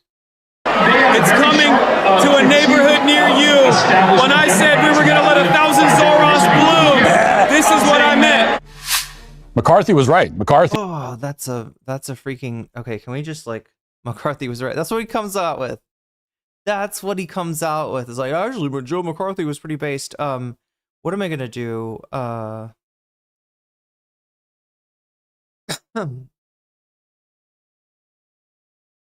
gonna temporarily flip this. Weasel this. We can't master shake it, but we can weasel it. Yeah, and we're gonna proceed like such. Theism was fully justified. And we need a new wave of it if we don't want to end up exactly like the Soviet Union did. McCarthy helped save us from going down this direction in the 1950s. And by following his lead, we can do it again. We can wage a war on third world communism and destroy anyone who subscribes to this idea. Bro, Matt's looking like, dude, like extra bad. Someone said you can oppose communism and not be pro-McCarthy. Okay, but I am. Bro, you were literally crying about what's happening in Europe all month. How about you stop talking about Europe since you don't live there? He didn't go far enough. I encourage every American that runs across this to just block the man. I began a new policy a few months back. If you're a foreigner chiming in on American policy, I just block you. You should all do the same. Did he have a stroke? What's up with his eye? I think Ben's been whipping him too hard. Every time Matt Walsh thinks a mean thought about Israel, you know what I mean? He looks like a broken down man, dude. They subbed 1,000 Zorons to as 1,000 Soros. Zoron's clout. 1,000 Soros bloom. Oh, God, they're so stupid. His brand is dying, and he's basically stuck in the Daily Wire because he... Did Walsh say Hasan lives in Turkey? Yeah. Or no, I think he said you're from Turkey, or either way, he's under the assumption that I guess Hasan is either not a citizen or is a naturalized citizen. I don't know. Hasan, oh my God, thank you so much. Fuck. Okay, well, that at least somebody said something. RIP headphone users. Seriously, RIP headphone users. That was 50 extra decibels that I was hoping somebody would remind me to take off when we got done watching Hutch, because I knew I was gonna forget it.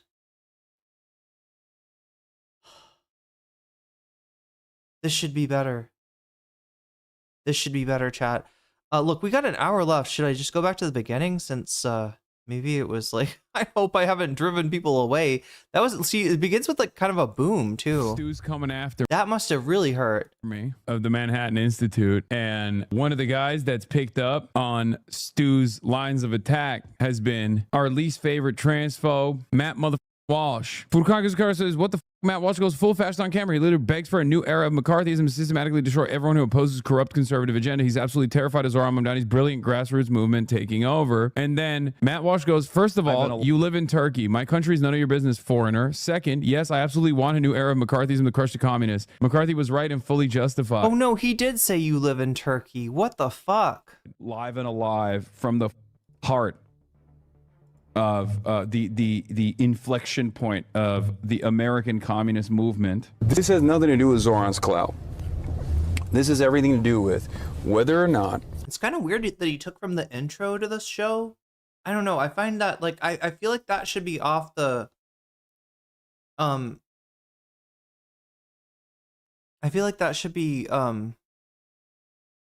made illegal somehow.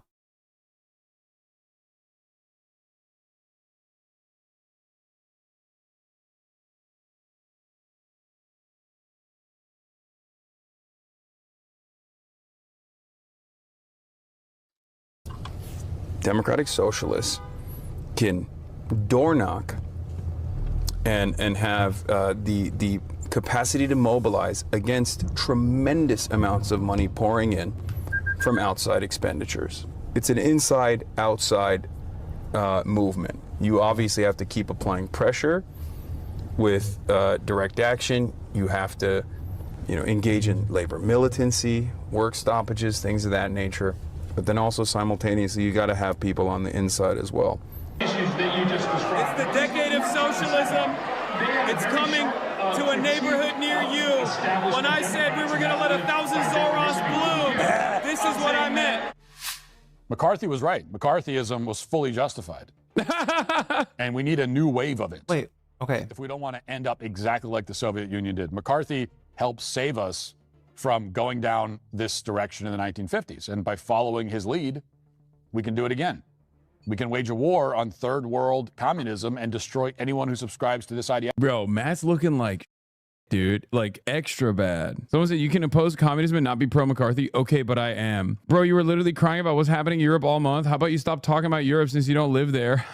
He didn't go far enough. I encourage every American that runs across this to just block the man. I began a new policy a few months back. If you're a foreigner chiming in on American policy, I just block you. You should all do the same. Did he have a stroke? What's up with his eye? I think Ben's been whipping him too hard. Every time Matt Walsh thinks a mean thought about Israel, you know what I mean? He looks like a broken down man, dude. McCarthy gave us Roy Cohn. They subbed 1,000 Zorons to as 1,000 Soros. Zoran's clout. 1,000 Soros. Why do I always think it was J. Edgar Hoover? Bloom. Oh, God, they're so stupid. His brand is dying, and he's basically stuck in the Daily Wire because he hitched his wagon to Ben Shapiro, who literally cares about nothing but defending Israel at a time when, in the independent media sphere at least, defending Israel is impossible. So all he has at his disposal is to increase the intensity, the Charlie Kirk method, ironically enough. Basically, create more drama, create more controversy, yell more, cry more, be more racist, be more... This is what I'm saying. He's acting like a debate bro. Transphobic. Anything to keep the attention off of Israel. His audience obviously wants him to, not just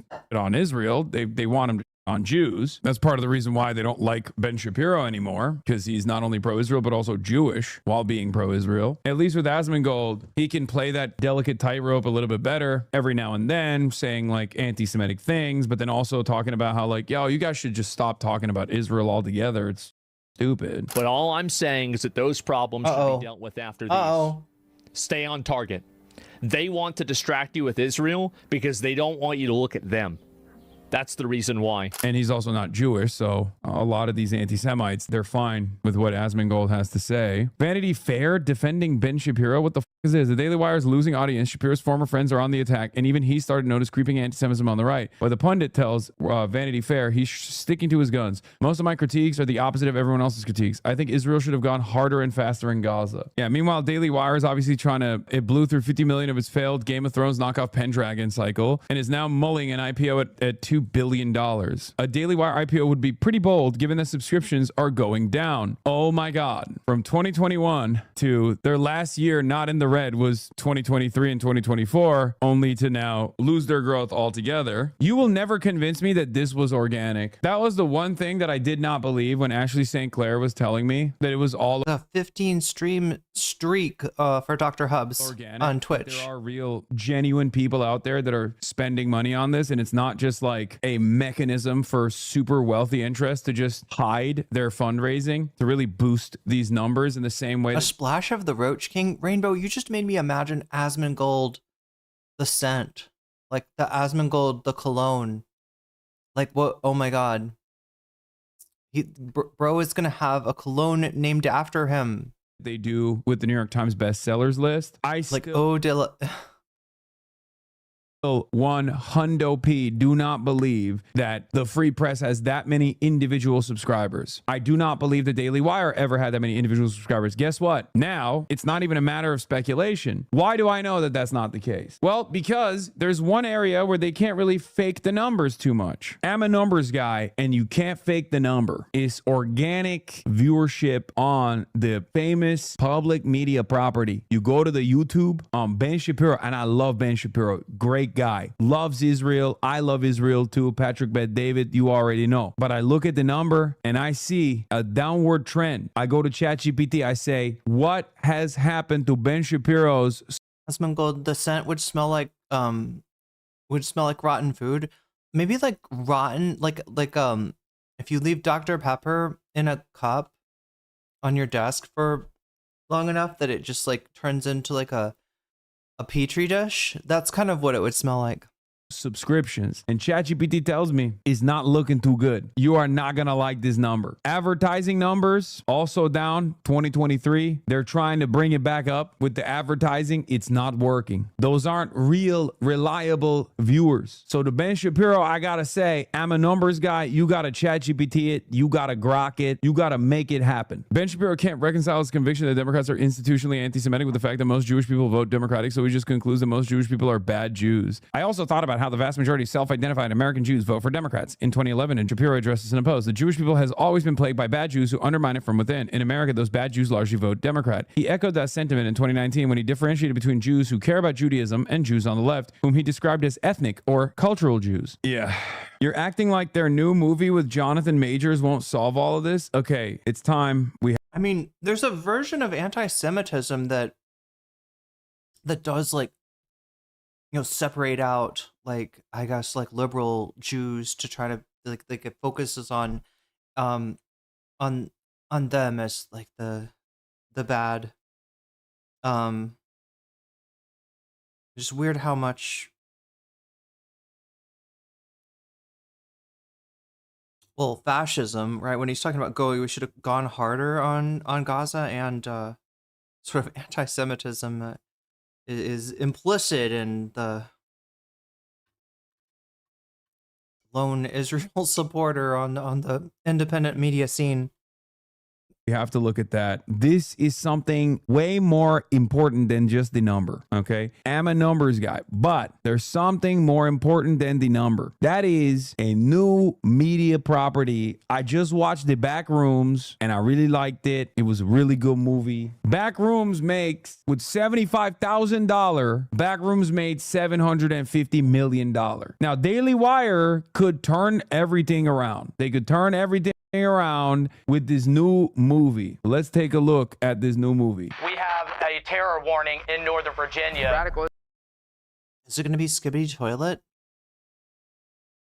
Are they making Skibbity Toilet based on the success of The back rooms. Islam has designs openly on the West. The FBI thwarted a terror plot on New Year's Eve. Violent attack over the Halloween weekend in Michigan. Protests on college campuses showing no signs of stopping.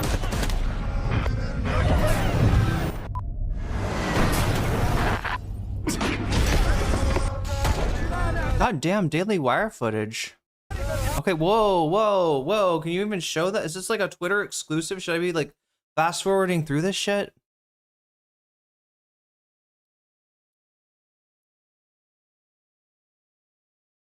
Infidels.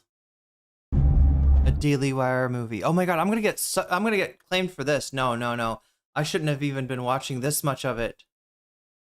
Oh my god, When chat. radical Islamic terrorists. That might be it right there. That might be it for monetization. And if the VOD goes down after stream, understand I didn't take it down. That will be the Daily Wire blocking my video because it contained like 7 seconds of a trailer, of a fucking trailer. I don't know. I was thinking maybe they would edit around the copyright stuff because, you know, they want to make money off of this too. And a Delta Force veteran must arm up to save their clueless peers on students. Oh, wait, what is And this? I'm going to read you the log line. All right, this is the important part anyway. For the new Jonathan Majors new film for the Daily Wire. When radical Islamic terrorists hijack a liberal college's pro-Palestine encampment to enforce Sharia law on students. Sounds realistic. A ragtag band of red-blooded students, a security guard, tired of Uncle Tom smears. They got Uncle Ruckus in this? And a Delta Force veteran must arm up to save their clueless peers and keep America from surrendering to the enemy on its own soil. Amazing. Cannot wait for this movie to come out. And I mean that sincerely. It's going to be awesome. Because like the Uwe Boll movie about the white racist guy going on a rampage killing like every Muslim in Europe is doing numbers with the racists on Twitter right now. And it's really funny that they have to act like it's a fantastic movie, right? They have to act like it's the greatest movie of all time whenever they watch another ass movie. Wait, do you remember the movie Sound of Freedom? They did this before. They were like, it's the greatest movie I've ever seen. Well, I bought tickets and my family we didn't show up that day. My family, we were tired after going to the church barbecue and we were planning, we bought the tickets, but no, it's okay. We know that money's going to a good place. We also bought extra tickets because you can do that on the website. And like they hyped up this fucking movie that I'm convinced no one saw. I mean, maybe people did, maybe it worked, right? It's the kind of New York Times bestsellers sort of strategy. You buy your way onto onto the perception that your thing is a success. In this case, somewhat in a crowdsourced way, because what they did is they were like if you believe in the mission of this movie, you can buy free tickets for people who can't afford them. And so there were, it was like the gift subs, but at the movies. You know what I'm saying? They did gift subs and they weren't even 35% off like the ones on Twitch are now, I think, through the rest of the month. But this one I think will be really good. Also, incredible stuff considering that these people have to sit there and act as though they enjoy dog. Or maybe it's a fate worse than that. They do enjoy this dog. Yes, Jonathan Majors, the actor from Lovecraft Country who got arrested for beating his girlfriend. I don't even know exactly what happened with Jonathan Majors. I think he was like caught doing domestic abuse or something, right? Of course, immediately Daily Wire picks them up because he got blacklisted. So all the people complaining that the left is not welcoming enough to young white men, or the left is not is not a play. It's like a purity test and shit. This is what the narrative that you're responding to comes from this shit, right? Somebody with like a normal audience, or in some case, even maybe a audience that leans left, disappoints that audience. The mask slips, the audience sees something it doesn't like, the career is ruined. Don't worry, because you can always flip it and say, I'm a victim of cancel culture. The woke left canceled me. And when I came to the right, they greeted me with open arms. And it turns out that actually the right is a lot more tolerant than the left. Who knew? To a, abuser, to a assaulter, to a, like to a pedophile. Like, I mean, this is how this works, right? Everybody that fucks up and ruins their image, or not everybody, but enough people to create sort of a churn. They just they flip their shit, they flip that right-wing switch, and then all of a sudden it's like anything that's in your reputation is a unfair cancellation or something like that. So is that Uwe Boll movie? What Uwe Boll thinks made his movies tank? I don't know. I've never seen that. He thought his girlfriend was Hamas. Oh, nice. Wait, he died? No, he didn't die. He did. Jonathan Majors. Oh, he fell out of a window. Yeah. Did he fall out of a window when filming this dog movie? Jonathan Majors' window. Oh my God, Jonathan Majors falls out of a window on set. And what does this say about Daily Wire's productions? After being found guilty of harassment and assault in 2023, Jonathan Majors was dropped from his major roles, including his Marvel role as Kang, that's being produced by the right-wing media company, The Daily Wire. Here we go, guys. Ready? In 3, 2, 1, action! The production has been poorly organized, and the crew have expressed... No! Oh shit, is that real? Does he actually fall out of the window? No, he didn't die, dude. Oh no. That's when it happened? Yeah, they might as well use it in the film now, because yeah, at least they did that fall for something. He fell out of the first floor window. Bonus on this film, Majors falls out of the window while shooting. Deadline reached out for comment about unsafe conditions on the set. The producer said they don't negotiate with— We don't negotiate with communists when you say, hey, are you being safe over there, Daily Wire Productions? Communist. It's one of the funniest things. Yeah, he's not dead. It's just his career that's dead. One of the funniest things about people that like work with these right-wingers is that, you know, a buck is a buck, right? Like a lot of people are just like, okay, I'll just make money wherever I can. I'm desperate. But then when these like anti-communist, anti-trade unionist right-wingers will treat them like and the job site conditions will be awful, they get shocked. And it's not like they were hiding their position. Like, yeah, you're not getting workers' comp for falling out of that window, big dog. E.L. Jacoby is Belden posting. Oh yeah, I saw this. This was really funny. Here's Ryan Grimm, a frequent on Megyn Kelly's show, hanging out with Daria Lisa Chevalieri. He really didn't even try to write this correctly. Many of us spent the last year defending Trump and urging people to vote. Others have promoted woke communists. My favorite in this photo is the Brace Belden being spotted. I do not feel safe. Let me be clear. I do not feel safe. I love that. You spend every day telling everyone. Oh my God, what was that? Megyn Kelly? No, not. This is a really, frankly. The automatic. Anybody else get this? The automatic rollover before you can even do anything to Majority Report. Well, I mean, thankfully, they do seem to be. YouTube does seem to be supporting the Majority Report. The algorithm does seem to be working in their favor, at least in this case. Chat, we got to talk about bonus content, right? Because we completed one bonus content. We got 43 minutes left. And before, I guess, the gaming part of the stream starts, yeah, Brace was, well, I mean, he had been hanging around. We watched that not yesterday, but the day before. Wait, is the title? People are reacting to the title. I didn't realize, like, I made so much of a funny in the title. Is that?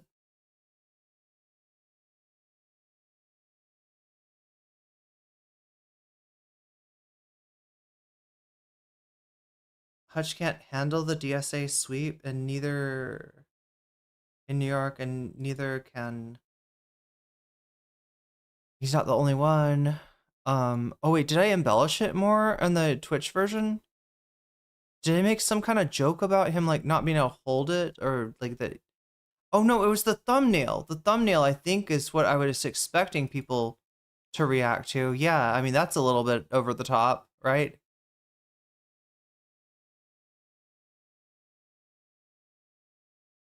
But yeah, it kind of goes with the thumb. Yeah, if you take the thumbnail and the title together, then it's a little bit. It's got a little bit of that Ethan Klein edge to it, Chad. It's got a little bit of that H3 classic poo poo pee pee humor. In other words, the funniest stuff, funniest shit you've ever heard. I hope DSA continues to win across the country. Yeah, me too. I hope they continue to scare the living shit out of the likes of Hutch. God damn it, chat! I gotta get off of this. I'm not trying to turn into poo poo pee pee man over here. Not trying to turn into Ethan Klein. What do we have? It looks like the next highest scoring thing, and you know, if anybody's donated and you wanna add your donation to one of these topics, put your money behind one of these things to boost it, you're welcome. But yeah, second place with the donos is actually the Leaving the US by Lia Miller. So let's go and check that out. You might recognize Lia Miller even if you don't know she is a leftist video essayist. Am I spelling her name right? Lia Miller. Oh no, it's just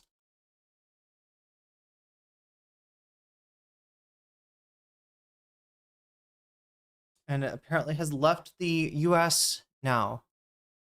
Hi, it's Tuesday, June 23rd, 2026. You're tuned into Why America. I'm your Yo, I suppose thank you for subscribing with a Prime at no cost to you. That's the best deal going. The second best deal going is probably the 35% off of 5 or more gift subs, I think is what Twitch is doing for the rest of this month. Your lawyer friend, Lia Miller, coming to you on the ground in Dublin, Ireland, where I live now. Surprise! Oh my god. Today we're talking about why I left the United States. Would that have been weird if I didn't say anything about, well, I mean, I guess that my community knew what I was doing. My community actually helped me be able to do it in the first place. And so, but yeah, to just like kind of in stream and then like 2 days later or like 1 day later, I'm like, hey, everybody.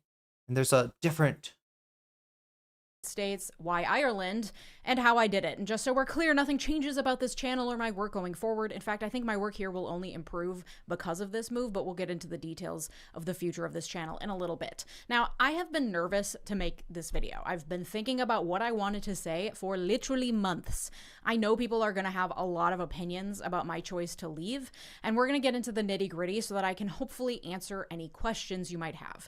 And if I don't manage to answer all your questions today, I am hosting a fundraiser live stream this Friday at 10 a.m. Eastern right here on YouTube that will be Ask Me Anything style, where you can tune in and get whatever questions you have answered. I will be fundraising in honor of Pride Month and my move for Rainbow Railroad, an international human rights organization that creates pathways to safety for at-risk LGBTQ+ people and strengthens policies and systems that support their protection and integration. They have helped thousands of at-risk LGBTQ folks access resources to relocate either within their country or to another country abroad. They assist with asylum. Chat, that's the organization that I guess Tipster was like raising money for it or something. Boblox found out about it and started doing these like streams looking into it, and you know, it kind of seemed like just a, you know, at the time it was just like a, I don't know, Tipster some really bad takes, defended some really bad people, but was maybe in this case trying to do something good, except that like one of the people in the command structure of it was like being transphobic, and Boblox happened to find it. Yeah, really weird case, but I'm thinking any, you know, problematic people that they had in the past, they have you know, they no longer have ties with, so I don't think this is an issue now, if it's what I'm thinking, if it's what I'm remembering. Seekers, relocation expenses, mental health support, and other necessary referrals so that LGBTQ folks who need assistance finding safety can find the help they need. The organization also advocates for pro-LGBTQ policy around the world, and it felt only fitting that if I have the privilege of leaving, and yes, it's a privilege, and we will talk about it, that I should help hold the door open for others. So I'm excited to host the fundraiser, excited to chat with you guys further on Friday at 10 a.m. Eastern, including answering whatever questions you might have about my move that I don't answer in this video, or or if you're thinking about relocating yourself. Again, that's this Friday, 10 a.m. to noon Eastern Time. Thank you to my partner on today's video, PDS Debt. Credit card debt sucks. I have struggled with it. I know how stressful and overwhelming it can feel to watch those debts. God, one problem I don't have trying to vet sponsors. And I don't have time to vet this one, so we're just gonna plug on through. Not an easy one. I've been thinking about it literally for years, and I think if you've followed this channel for a while, you probably got that impression. I have made more than one video basically asking the question, haha, but what if we just left? So please know I did not make this decision lightly, and I'm sorry I didn't tell you guys sooner. I wanted to share a bit more of this journey, but I ultimately decided against it because I didn't want to use it as a content slop generator. Like, this is my life, you know? I don't want to turn it all into content. But also because I was honestly nervous about getting physically out of the country first before talking about this. I'm not sure if you heard or remember the story from last year when Turning Point USA began targeting a researcher and professor at Rutgers who wrote a book almost a decade ago now about Antifa. They made his life hell, and then one night when he was relaxing in his home watching a baseball game, someone sent him a threatening email mentioning the game, like that they knew what he was doing, like they were watching him at the home he shared with his wife and small children. And that's when he decided to leave, so he bought tickets to Spain and packed up his life and his family, and as they were at the gate waiting to board their plane to Spain, as they tried to scan their boarding passes to get on the plane, they were stopped because their tickets had mysteriously vanished from the system.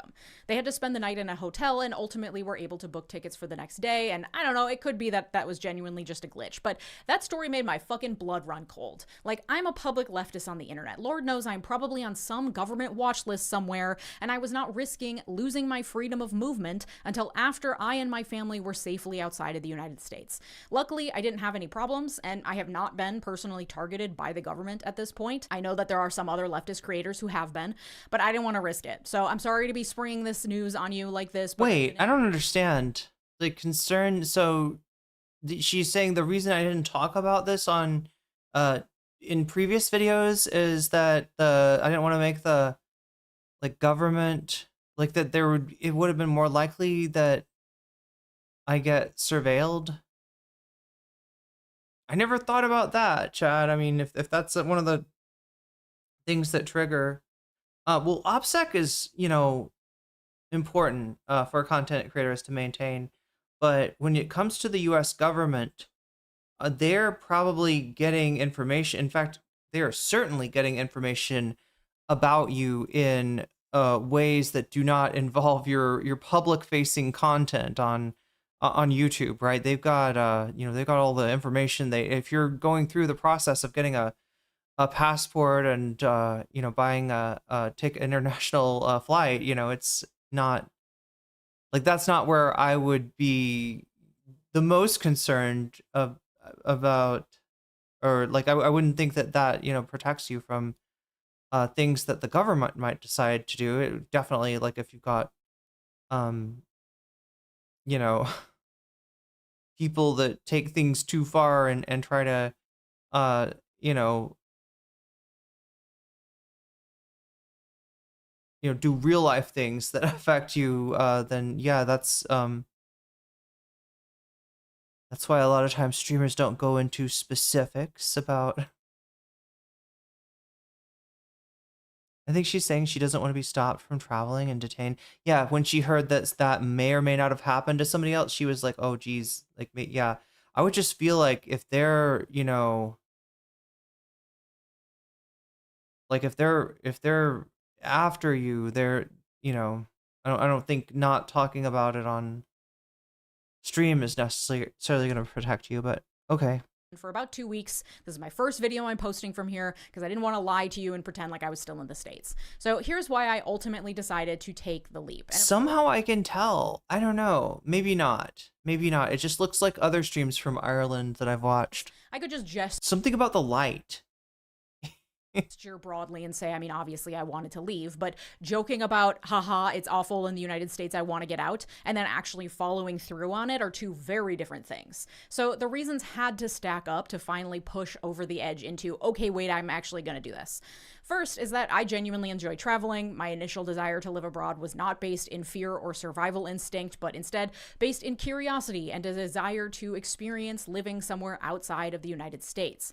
I studied abroad in college for 10 months, first in Chile and then in Peru, so I have the experience of living for an extended period in other places, but not of permanent relocation. Having a base in Europe means I can travel to a ton of new countries more easily and affordably than I could while living in the United States.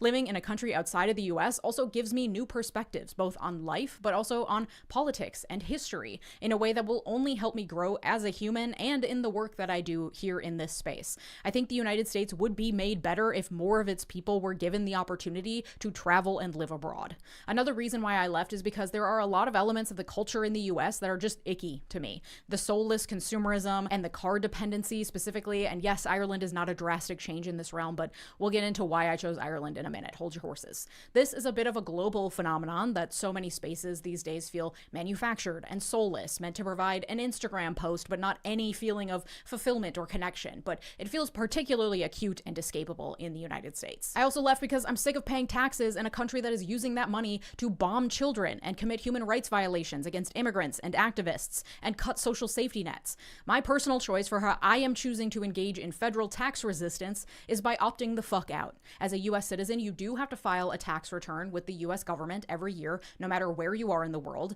But thanks to various tax treaties, there are many countries where if you live and work and pay taxes there, you can claim whatever taxes you pay in that foreign country as a credit on your US taxes. So essentially, the taxes you pay in that other country cancel out the taxes you would owe in the US. And Ireland's taxes are so high that I will likely never have to pay taxes to the US again after this year on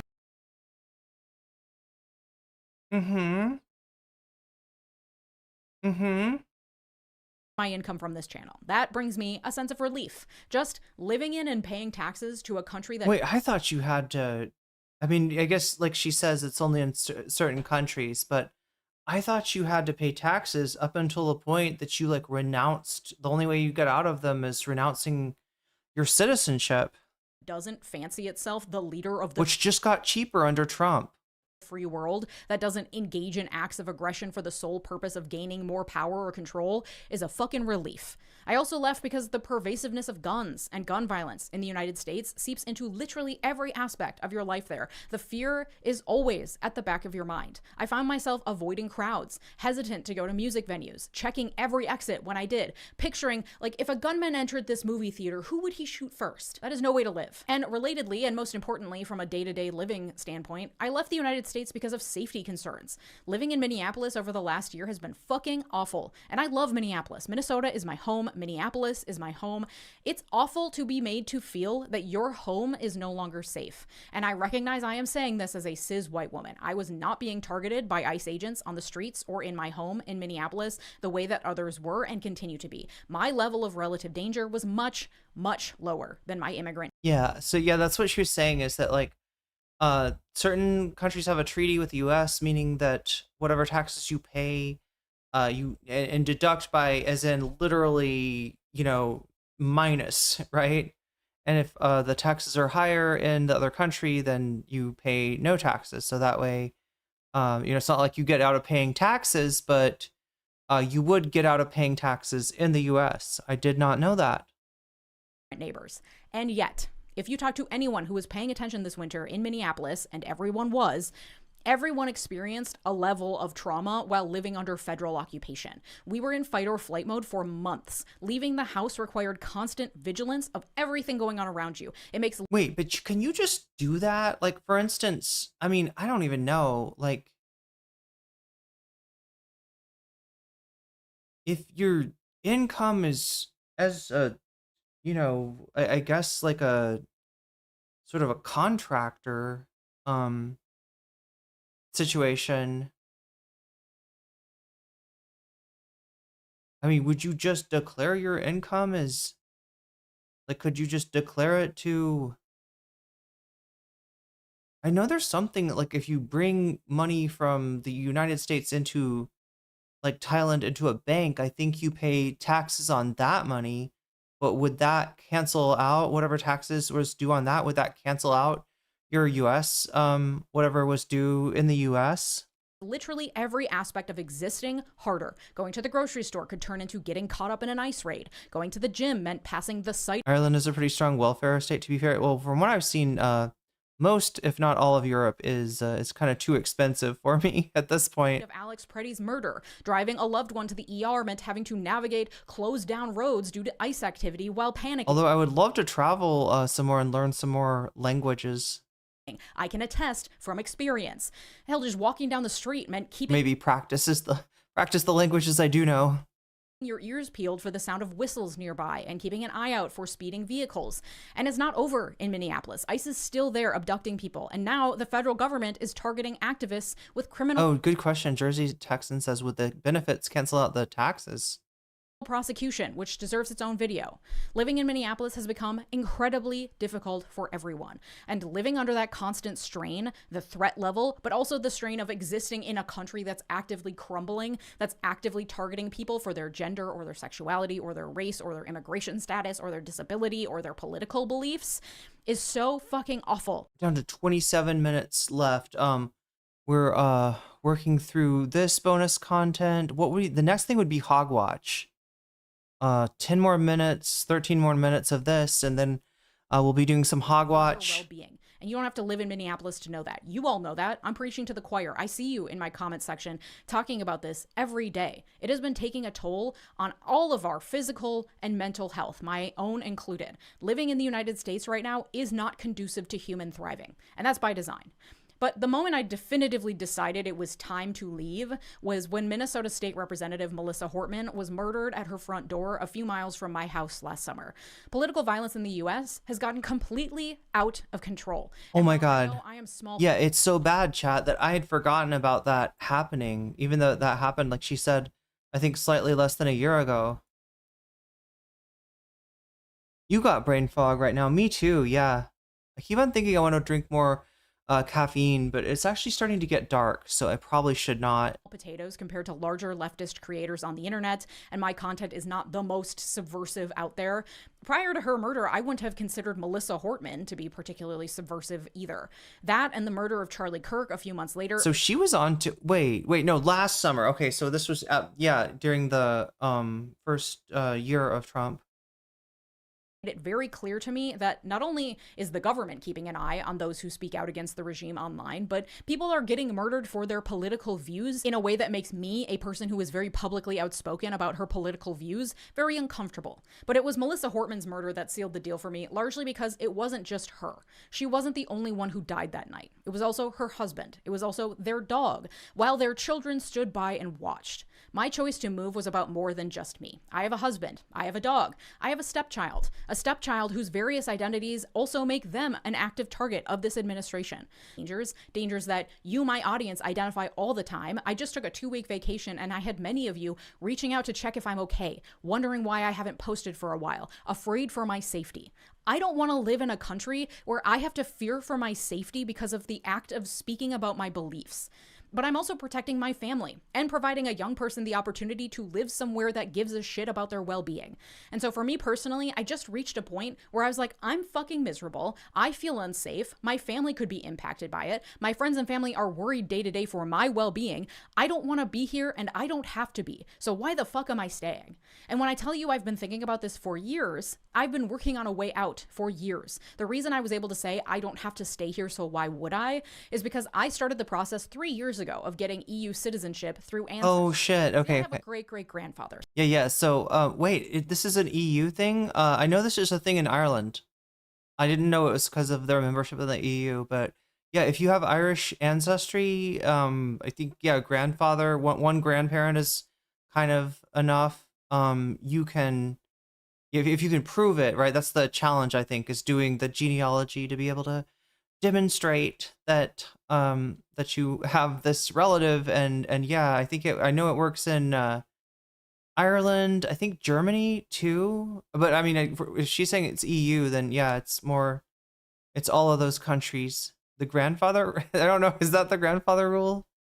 He immigrated to the United States from Luxembourg 160 years ago. His children, because they were born to a native-born Luxembourger, were automatically also Luxembourg citizens as well, meaning my mom's grandma was a natural Luxembourg citizen. So my mom was able to go through the process of obtaining citizenship in Luxembourg as the grandchild of a Luxembourg citizen. And once my mom had it, I was able to get it. Not only that, but my sisters and their children are also able to get it because it depends on having a parent or grandparent who is a citizen. I started the process with my mom in 2023. I got notice of my own citizenship being accepted the week before Trump was elected, and due to processing times and other bureaucratic details, I finally got my Luxembourg passport a couple months ago. And with a Luxembourg passport, I can live anywhere in the EU. So then, of course, the question becomes, why did I choose Dublin, Ireland? Because I fully recognize that there is... Oh, yeah. I forgot. The EU's, you know, there's good aspects of that.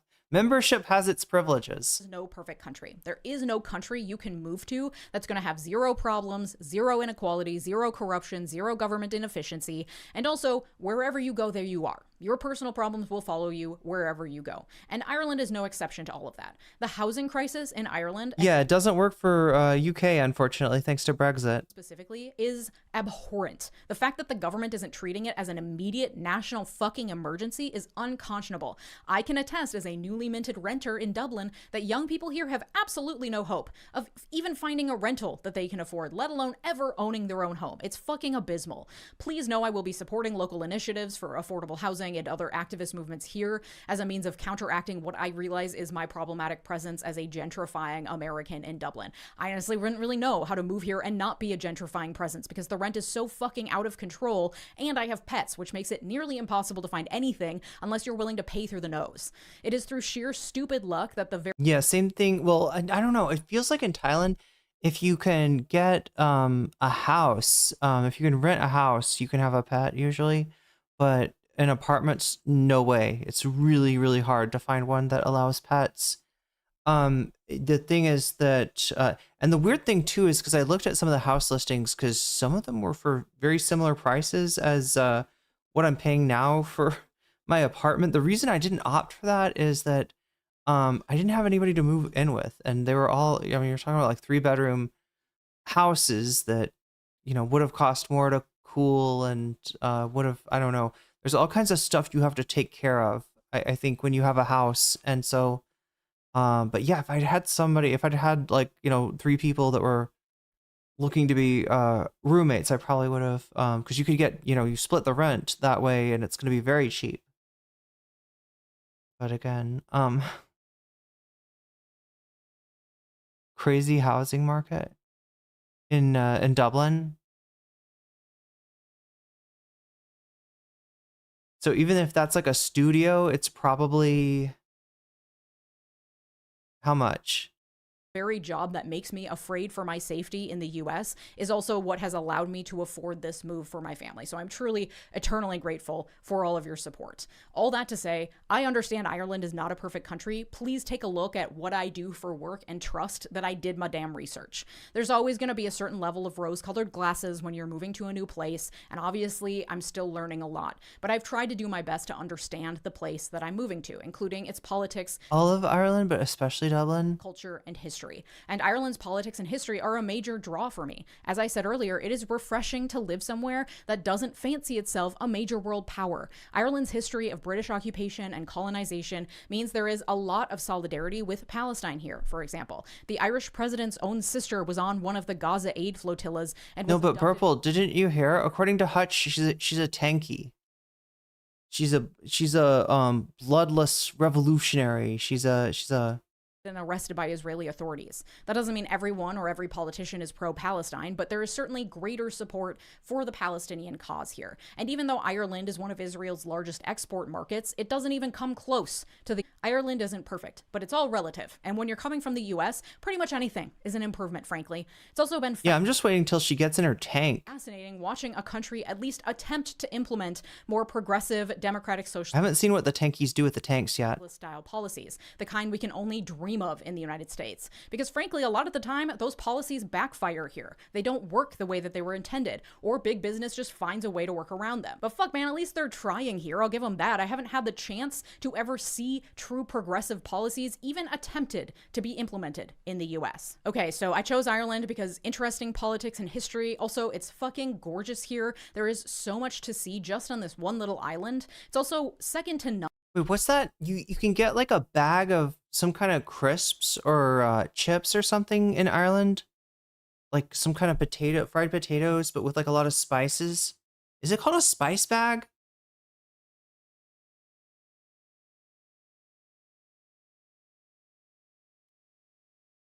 None in terms of per capita creativity. Like for such a small island, the amount of cultural capital is astounding. The number of writers, poets, artists, actors, musicians. True. I was raised on Enya and the Cranberries. It's just, Oh my gosh, of all the artists to mention, but it's true. just a cool environment. It's true. The Irish people generally, I have found to be so unbelievably friendly and kind and welcoming, but also so funny and clever. There are aspects of Irish culture that remind me a bit of the Midwest. I find that I'm settling in pretty easily with my neighbors here because our social customs have a lot of It's Irish Chinese food? overlap. I also have two friends here who moved here a few years ago from Minneapolis, and so having a bit of a community already here when I landed was a huge draw because it was leaving my community in Minnesota. I swear to God though, when I was in Europe, like all I ever ate was like falafel. Right. It was maybe I just didn't know like where to go, but most restaurants were really expensive, but you could get like a falafel sandwich for pretty cheap. Minnesota that was by far the hardest emotional aspect of this move and the reason why it took years to finally take the leap. I have so much love in Minnesota. That truly is my home, and it is not easy to walk away from that, to say goodbye to friends and family and move to a place that's completely new and foreign. So to know that I had two good friends waiting for me on the other side made all the difference. And then of course Ireland was an easy choice because culturally it's not that foreign to the US. Not that I'm not up for a challenge, but I knew moving abroad would be hard enough. Having a place to land with my whole family in tow that didn't give us all cultural whiplash was a big draw. I lived in South America for the better part of a year after having studied Spanish for 8 years prior to moving there, and I can say it is extremely hard to live somewhere where you have to speak a language that isn't your first language. Even when you become fluent, which I am in Spanish, it's hard every single day. Yeah, it's like a brain drain. The more you speak, the more you got to converse in a language, the more you're immersed. Yeah, I think it's what I've discovered. Right? It doesn't happen as much if you've got like English speaking people that you're also talking to for a good portion of the day. But if you're just like literally all your interactions are in your second language, at least at first, I'm assuming eventually you kind of get used to it, but at least at first it's like you're mentally drained at the end of the day. It's like nothing else. It's more draining than the most draining stream you could imagine. Hey, it's hard. And while I'd love to learn a bit of Irish, Ireland does ultimately primarily like if I had to watch 12 hours of Rudyard at once, it's more draining than that. English. And that was also a huge draw. Just being realistic about day-to-day life somewhere new, I knew it would be easier for me and my family to settle in and feel at home if we landed somewhere that speaks English. And yes, everyone in most places in Europe can speak English, but it's not the same. It's just not. And being in Dublin, close to the airport... My problem is now, though, I know enough languages that if I don't know the word... Like, I caught myself doing this in Thai class last night. I couldn't remember the word for but. Like, you know, thought one, but contradictory thought, right? I couldn't think of the word for that. And I just like immediately my French comes out and I say may, which may mean something in Thai, but it doesn't mean but it doesn't. I don't know. I've done this before, right? Where I'm trying to speak a language and there's a word that I don't have and I'll just like substitute. Hey, how about I use a German word? How about I use a French word? How about I use a Japanese word? Just throw it in there. See what happens, and it's very confusing. Means that we can go anywhere in Europe easily and cheaply. So that's why Ireland and that's why Dublin. I can speak French and Spanish, but I have issues. I always say may instead of pero. Wait, pero? specifically. Like I said, I've been here about 2 weeks, and so far it's been going really well. The move itself was one of the hardest. Oh my God, 13 I've minutes. ever done before, like on par with law school or studying for the bar. Logistically, it was a nightmare. Oh God, yeah. See, that's, I mean, I don't know if that's a blessing or a curse that I left everything in Seattle. Emotionally, it was draining. Physically, it was exhausting. But I think I was right in choosing. Yeah, as a result, I have like 3 outfits and like 2 sets of shoes. Because now that I'm here, it feels like a really perfect fit. And I've heard that there's a bit of a dip after the novelty and the honeymoon period wears off around 6 weeks after relocating. So I'm still definitely in that honeymoon period, but so far I'm loving it. Most of the last 2 weeks have been just settling in, getting paperwork filed, setting up bank accounts, getting the day-to-day necessities for life, getting the studio space set up. No, that's awesome. The feeling to like, I would love to have that all like kind of set up to like, you know, like what she's talking about is like what I want is like what I would love to have is some kind of a, you know, protection from the United States, like just some kind of a like as much separation as I could get, which is still a work in progress. There's still so much of Dublin and Ireland that I haven't experienced and so much settling in to do. But I will say that despite the fact that this has been one of the hardest experiences of my life, I have also come into this experience with an extreme amount of privilege. The fact that I had a bit of money to throw at problems made the entire experience easier. The fact that I didn't have to pinch every single that's the scary part. penny and go the cheapest route possible made this entire experience easier. The fact that I am white has made this entire experience easier. There is a lot of anti-immigrant hatred in the world right now, and Ireland is absolutely no exception. Unfortunate but true. Pogrom in Belfast, spurred on by anti-immigrant racism, fomented by Elon Musk tweets, and the fact that I'm white protects me from that.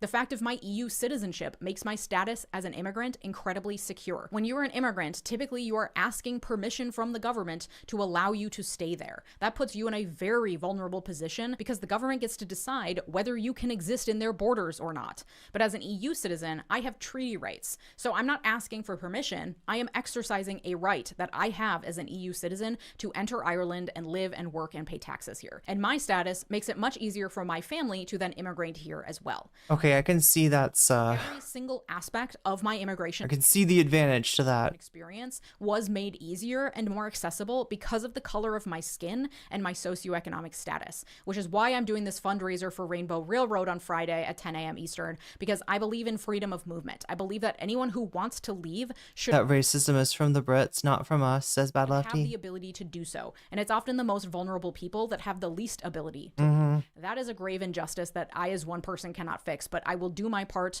to, like I said, hold the door open for others if they want to leave. I totally understand, however, if that's not you. Like I said, I've been nervous about making this video because I know some people hold incredibly strong views about whether people should leave or stay. And there are people who think it's cowardly to leave, or like I'm abandoning the people in the United States, or like everyone should stay and fight, whatever that means. Which is why I want to stress that I did not make this choice lightly or flippantly, and also that nothing about my relocation means that I will be taking my eyes off the United States or that I don't care anymore. Another motivation for this move is wait, so I'm trying to understand, did she switch her citizenship? Did she renounce her US citizenship? Like when she says she's an EU citizen, or sorry, Luxembourg, I guess technically, does that mean she's like a dual citizen? I firmly believe that I will be able to do more work and better work from abroad than I ever could in the United States. I will continue to speak truth to power, to provide education and access to resources, and I will do so outside the jurisdiction of the United States, which feels pretty good. I will do so while not also living under the restrictive, oppressive forces. But would she still be able to vote? I guess that's what I'm wondering. Like she would, right? If she's a dual citizen, she can Do you vote in both, or how does that work? I am criticizing. I mean, to a certain extent, you can't escape capitalism. As I've acknowledged, Ireland isn't perfect, but you know what I mean. It is really hard to sit down and think critically about the burning building while you are still inside the burning building. I will gain new perspectives from outside the United States that can help inform my work. I will have greater access to further education if I want it. I can get a master's degree for like a couple €1,000 once my EU tuition status kicks in after 3 years. There's nothing about the work. Wait, what? A master's degree for $1,000? Did I just hear that correctly? That I've been doing that I can't do the same as or better than from here. I've looked at a little bit at like what it would cost to be in university here, and like I think it's still pretty expensive in Dublin, and that was really important. But I guess all I looked at was I looked at TESOL. If I wanted to get a teaching English certificate, and I looked at if a Thai language class. To me, going into this, and Thai language class kind of almost the same amount exactly. If I was taking classes at a university as through the language school, although the classes would be in person. I don't think there's like a option to. And something that I thought a lot about prior to leaving the US. So please know that I am not abandoning the US or my community in Minneapolis. There is still a lot of work to do from afar, and we all have a role to play.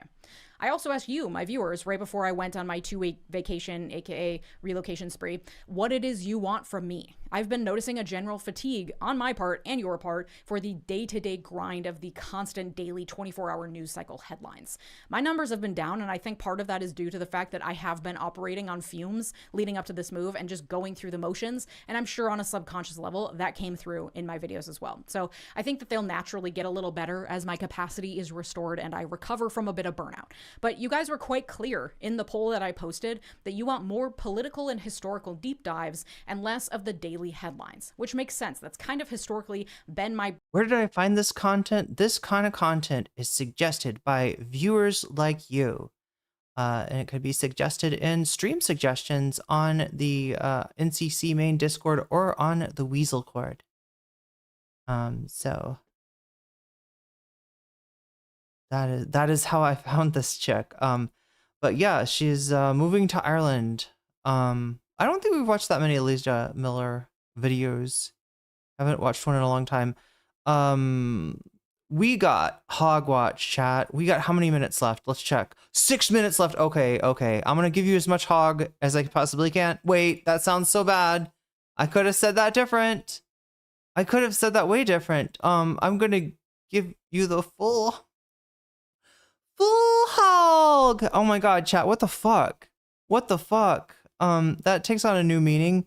This is Jesse Waters. We got 6 minutes left. Of course, we could have more time. The Corporation for Public Bitching is brought to you by viewers like you, and every time a viewer like you supports the stream, whether it's a super chat, super sticker, if you got yourself a membership, if you gift a membership, if you support me on Throne or on Patreon, or you support me on Twitch, the number goes up and I have more time and I can bring you more hogs. All the hogs. Whole hog. Full hog. There we go. Chat, how did this come together? How did we get back to the hog? F it, real. We started on a hog. We're ending on a hog. Well, I don't know, Chad. It depends on you. This is the third bonus content that I'm getting to watch tonight. Of course, I keep on watching bonus content until I run out of time. So if this is interesting to you and you want me to continue, you know how to make that happen now. Version of Marxism. You know how to turn back time. And socialism, instantly recognizable to anyone who's ever lived in a socialist country. It's just crazy that he was saying hogs. He was saying full hog too. He said whole hog. It's young, it's ethnic, media savvy. With a Do you know where the full hog thing comes from, by the way, chat? Vosh was trying to say, I think, whole hog at some point when I was reacting to him, and instead he said full hog. And I'm just kind of like, but then it became a part of the character of Southern Irene to say full hog. A real desire to overthrow the American system, whole thing. Chevalier, one of the Bandani extremists, called Manhattan occupied Lenape land and says we need to become bad. How dare she? Bitches, and seize the means. How dare she? Of production. Yeah. Oh, how dare she? You mean the workers should enjoy the fruits of their own labor? That's crazy, Jesse. Tell me more. This is the woman who says she... Oh, also, Gusamir, thank you for figuring out the other way to extend the stream by following. Yeah, you got an extra minute. ...wants to eradicate Western civilization. That goes for any of you who haven't followed yet on Twitch. She's never had a job. She's been a... Okay, so that's where fucking Hutch got that. That's where Hutch got that. ...grad student for 7 years. Yeah, he's either just incredibly lazy and ignorant, or he's just straight up lying. I don't know. Pocahontas was asked about her, and she played dumb. A world without borders and a world without prisons or police is possible if necessary, the only moral way forward. She said, abolish the border, all deportation is wrong. I mean, are those sentiments that you think Democratic candidates should It's definitely red baiting. hold? Look, yeah, no, that's what's going on now, Demagogue. That's the reaction of both the Fox News right and the center left, the neolib left, and to the recent slate of primary victories by DSA-backed candidates. I don't know her. I'm not familiar with what she's written. They pulled the same thing with... I'm not familiar with her game, no. Oh, I'm not familiar with these allegations that he's abusing women. Wait, Perv Watch? I'm sorry, there was no Perv Watch. Wait, what was the Perv Watch from? He's abusing women? I don't know him. Well, does the communist admit she's a communist on live cable? The fuck? TV? They're imagining Graham Plattner with his fucking dad bod and his shirt off. This is what kind of content is this? Yo. The kind of content that keeps the stream going, and that's the important part, right, chat?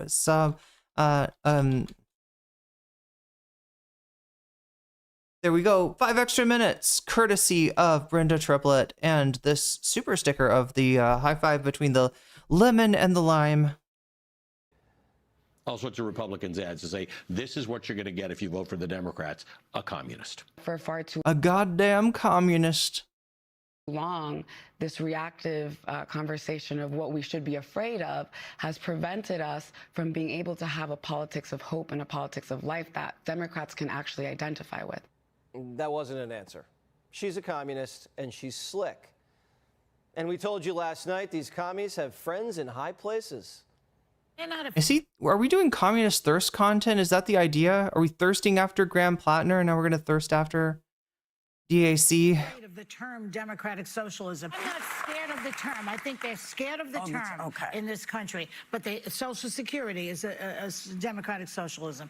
Partly unemployment insurance is. The people who pick up your garbage, the people who take the fire out at your house, all of these things are democratic socialism. Having a fire department isn't communism. It kind of is. It kind of is. Look, we could all have our own fire putting out equipment, right? We could all throw down for, not just like a little extinguisher, but an actual hose in case your whole fucking house catches on fire, and a ladder and a dog and all the other shit. We could all live as firefighters, right? For, some portion of our existence. Or the smarter option is we choose some people to be the firefighters, publicly provide a place for them to hang out and do their thing and make their pizza rolls in their microwave before getting a call and sliding down the pole, and there's a dachshund. No, it's not a dachshund. It's a Dalmatian waiting for them down there, already in a fire hat and a fire coat, and they go off and they do their thing. They put out the fire, and we could all pool our resources as we the people and pay for it. And yes, that is kind of low-key socialism, right? We're denying a beautiful market for private firefighters. Yeah, there's the realistic option is not us becoming firefighters, but us there being private fighter associations, and you gotta call them up and say, I've got a fire, and they're like, how much can you pay? Let me check. Oh, sorry, your card is declining. Can you please give us a card that doesn't decline? Otherwise, we can't put your house out, right?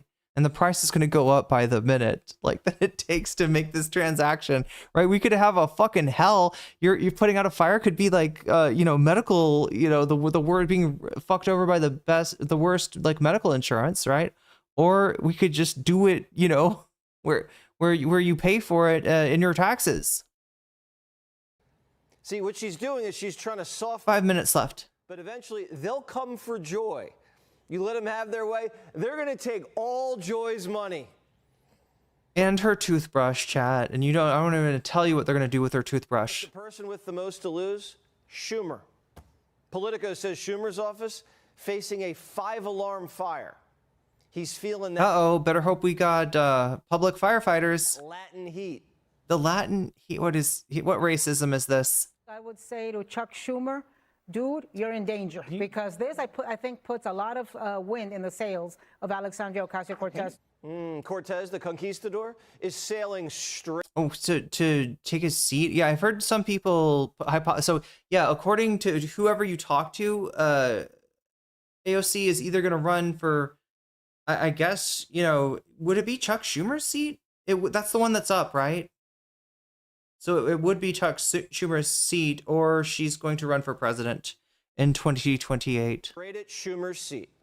Are you more inclined to possibly run for Senate after seeing the results of the 3 races in New York? I think, I'm sorry, I'm not going to be breaking any news here. I'm definitely The Conquistador. Inspired and encouraged by all the new Wait, so is colonialism bad? I'm sorry, I thought it was good, according to Fox News. that we're going to be sending to the state assembly and to Congress. Hip days are numbered. Why are we showing somebody's dick? Mondani's going to tap a commie. Oh no, why are you looking at Mom Donnie's crotch? Are you concerned Wait, whose crotch was that? all about a primary challenge in 2 years from, Mom Donnie? Why were they showing his crotch, chat? Candidate? When you ask me a They're thirsty. They're horn dogs. They're freaking horn dogs. Hakeem's running around D.C. and everyone's telling him he's next. CNBC, they said grow a pair before it's too late. They were saying you're next about Hakeem Jeffries. You're next. You're next. You're next. You can't think this. You want to explain that a little bit better? Here, I will.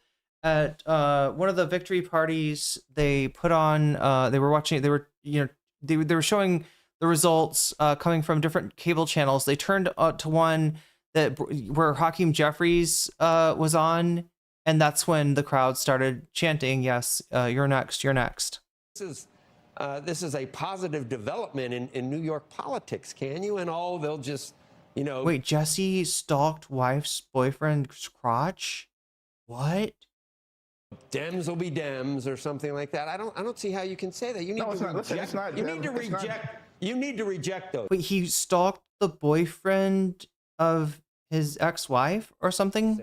I think. First of all, I've clearly rejected those things. That's number one. 2 minutes left. Hakeem and Schumer just watched a band of Marxists run up in their backyard and plant a flag. Pelosi. They also said, "Tell me how my ass tastes." Never would have They let dunked on them. get this far. She's from They teabagged them, chat, in Fortnite. Francisco. She knows how to keep the kooks in line.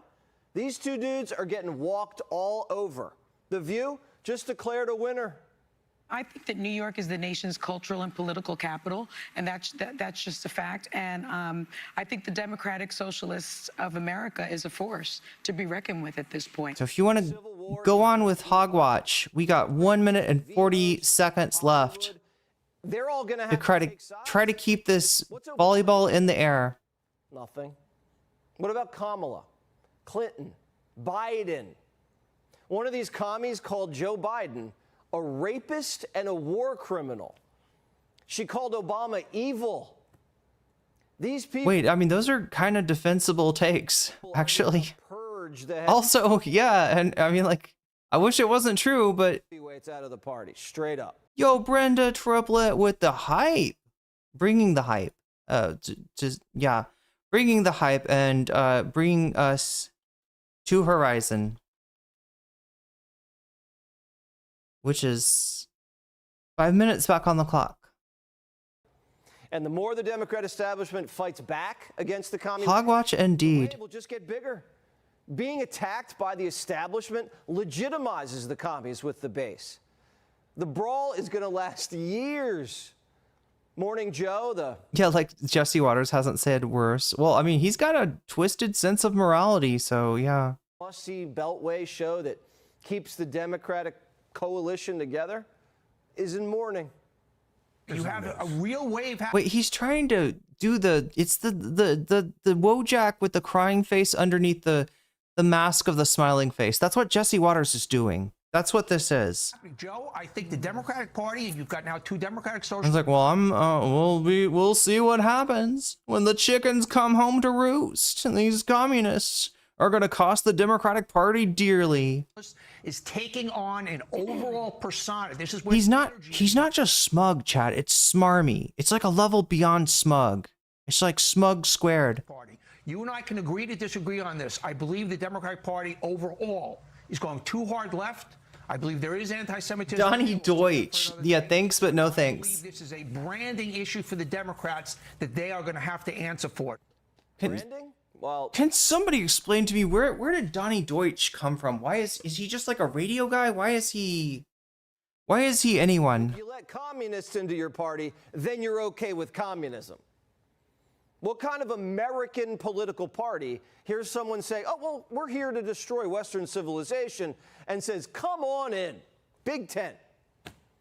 Open borders, baby. You're the babysitter? Your name's Charles Manson? Come on in, Big Tent. Are they a threat? Absolutely. Are they also literally resurrecting a moral panic from the 60s? So stupid it's kind of funny? Yes. Charles Manson came in and gave my babysitter acid, and the babysitter put the baby in the oven because she thought it was a turkey.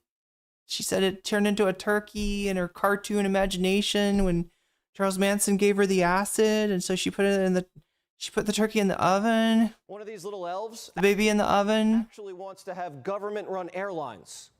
My hot take is we need to abolish pre-check. I've got like a million beefs with the airline industry and the process of having to fly. We need to like nationalize the airline industry. But let's start by abolishing pre-check.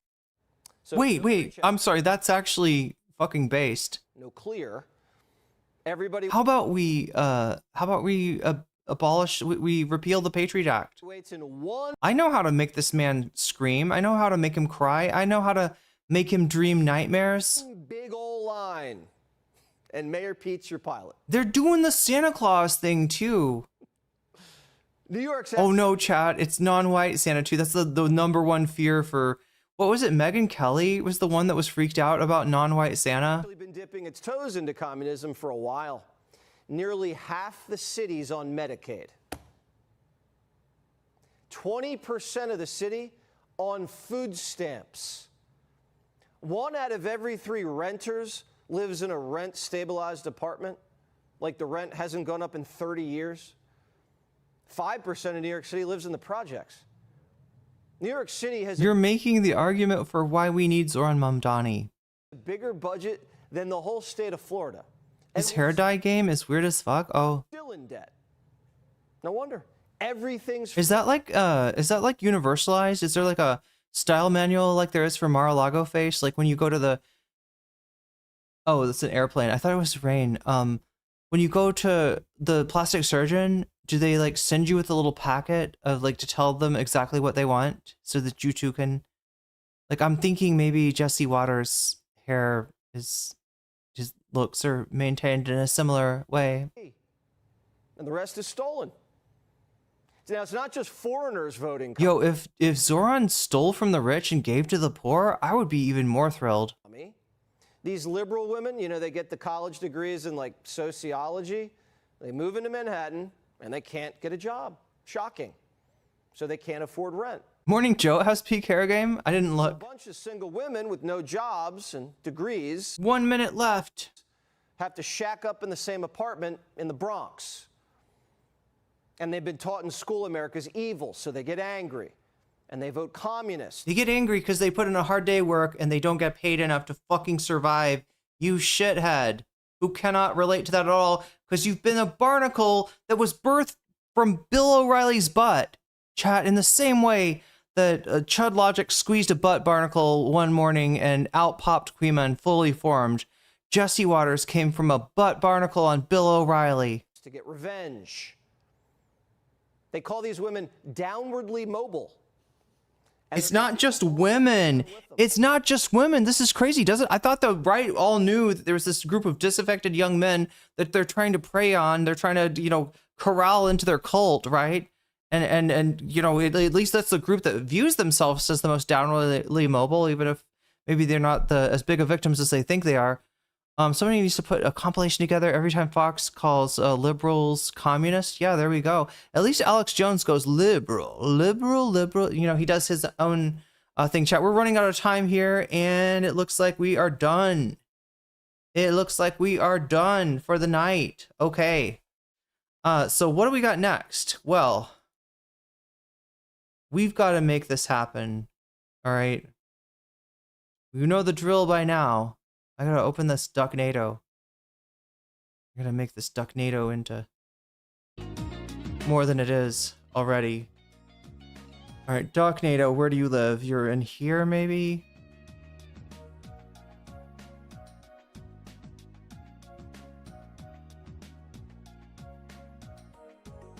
That's right, because every Friday night is gaming night, and if we have over 100 yen in the kitty, just like in Persona 2, where you put 100 yen in the kitty, then we got a video game stream. Yeah, Ducknado. If it will ever open. Maybe I can scroll down and find it?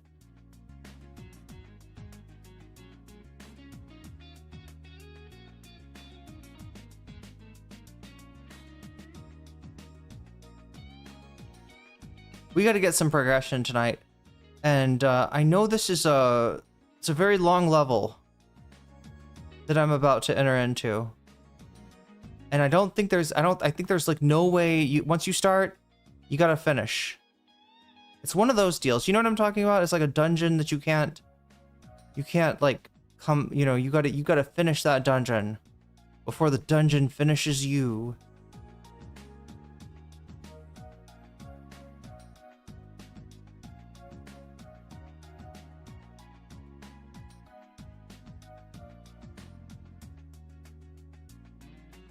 Wait, if I just type in Duck Station, will it like bring it up? Maybe it will.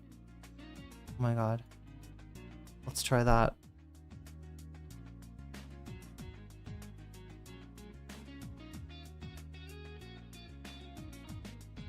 Duck Station.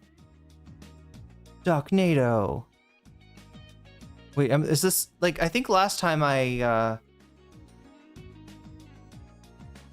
yeah, I downloaded the new version. Oh my god. Oh my god, chat. So you're about to hear a sound. For some of you, it may be familiar. For others of you, it may be a novel experience, alright? But either way, here we go.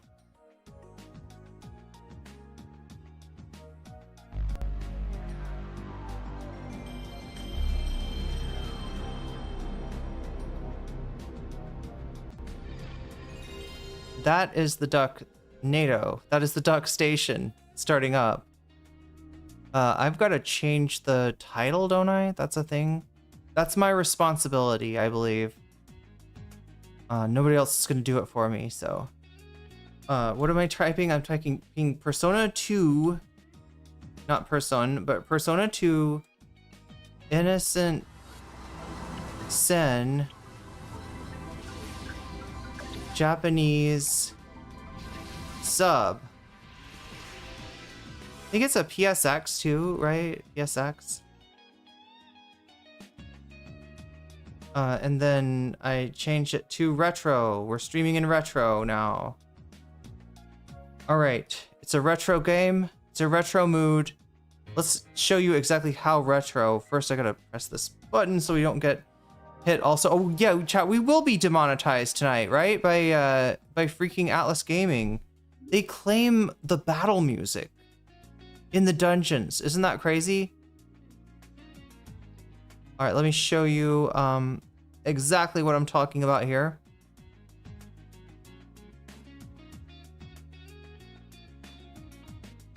It's time for the Duck Station. So yeah, we probably could do more grinding before this first battle. This first battle, what am I talking about? This, however many. Before going into this dungeon, oh my god. I have spent a long time at this game already. There's no way, chat. I must have like left it on. I must have left it on at some point. Okay, let's take off the music. And yeah, when we last left, Tatsune, Maya, Yuki, and Aikichi and Lisa Silverman had just destroyed the dealer over at the blackjack table, only to come over to the Chuck E. Cheese style redemption booth and load it up on some items, some possibly really cool items that we'll find out how to use in just a second. Prior to that, we paid a visit to the Velvet Room to summon some more personas for this next fight. Let's take a look at see what we got.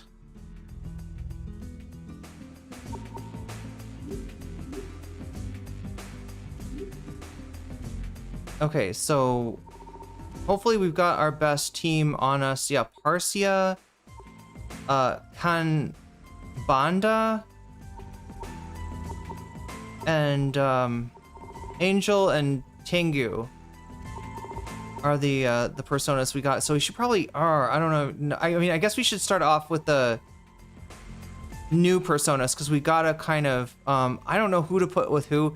There's some kind of there's a compatibility. Okay, SP used, I guess, is the only compatibility that I've got. So he's got, yeah, uses 14.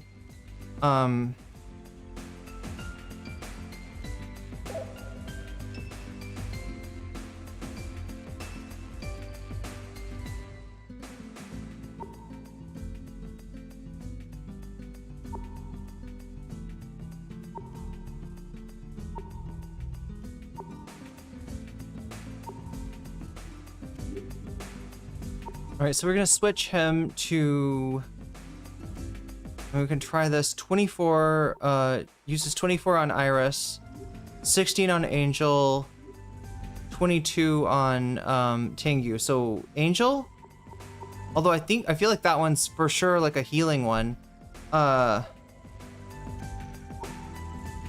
Lisa, already on Parsia. Let's see, uses 25. Okay, we could try Iris. Oh, uses 12. Okay, wait, it doesn't tell you until you actually click on. Okay, so she should be on Iris, right? Okay, so we're just trying to get the compatibility matched up by pairing the person with the persona that costs them. Oh, look, Parsia is perfect for Maya. Maya's got 12 on Parsia. And then last but not least, Yukino.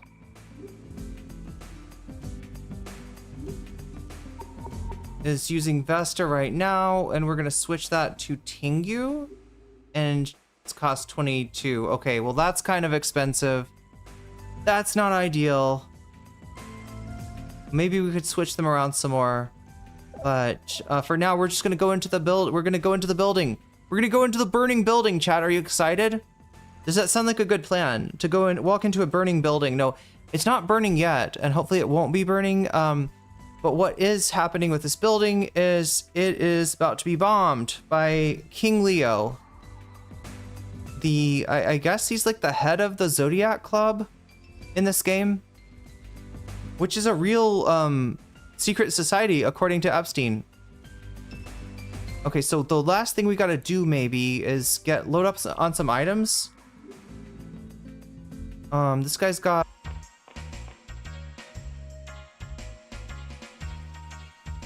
I'm actually a secret member of the Sicilian Mafia. Wait, what's the Sicilian Mafia? I'm not even sure about it myself. He's too stoned. That's the problem.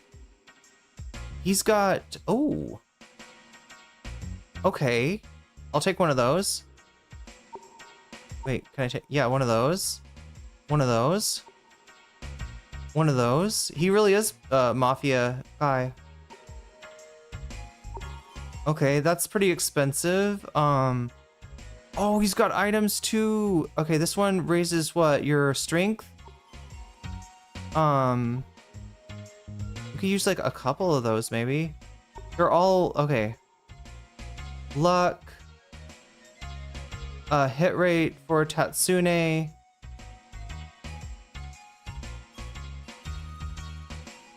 Okay, one of those for Tatsune. Aikichi only. Oh wait, it's like, so they've each got one that increases their hit rate. Okay, probably take off Tatsune's, and then for him, we'll increase his tech. Wait, that one doesn't help him. Wait, these, I don't think these, yeah, the magenta choker increases strength. Saffron earrings don't increase anything. Yeah, none of this stuff. I don't know, just buy one of these. Aikichi,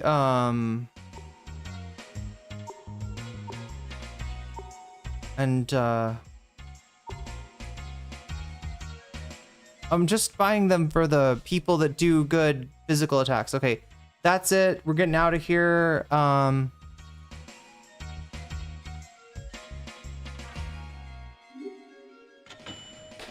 All right, we spent way too much money. What else do you need? Nothing, bro, because we gave you all our money. We gave you all of our money. Okay, so yeah, I think we've done everything everything I care to do, because yeah, we got to make this fun, chat. Last stream, we didn't get much progression. We just did gambling, a little bit of hustling of tarot cards from the monsters in the factory, and that was and some summoning of personas. But this time, we are going to the district here, because that is our target right there. Wait, do we do have food in our stomachs, right? Let's just check really quick. Go into the ramen place. Also, because I love the music in here. There's a lot of these shops that have really cool music. This one is kind of cool. There we go. Do we want something to eat? Buy? No, wait, buying is buying items from her. We don't need that. We want to eat. Okay. Oh, yeah, we do need to eat. We do need to eat. Wait, do we not know about any of these yet? We do. Okay. We know about all of these. So, agility +7, strength +3, vitality. I mean, vitality is pretty nice because it raises your hit points. We only have like tech 1. Agility is good. Okay, so we're gonna give Tatsune agility. We're gonna give Michelle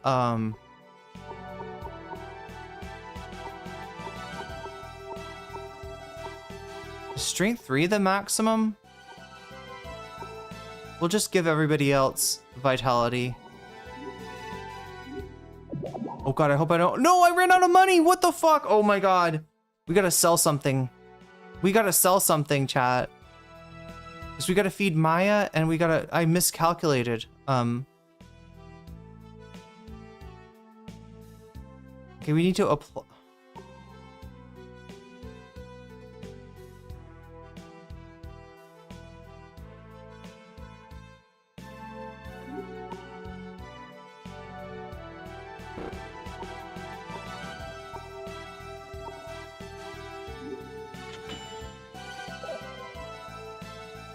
Alright, get Maya and Yuki some food. Eat.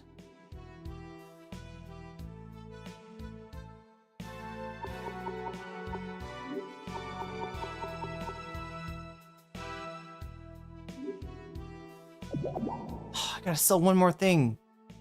I have to sell one more thing. Sell.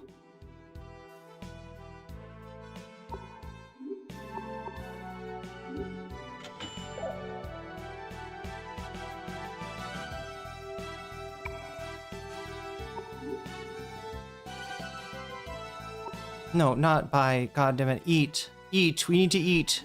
No, I did buy again. Fuck.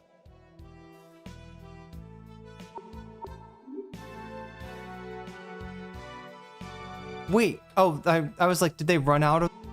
but we can't afford this. There we go. All right, there we go. We fed everyone. We fed everyone. Everyone's got food. We're good. Quitting out of this menu. And even though...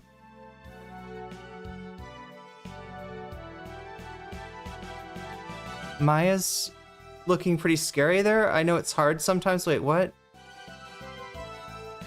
Hard sometimes, but we're not going into this alone. I'm sure she's gonna be okay.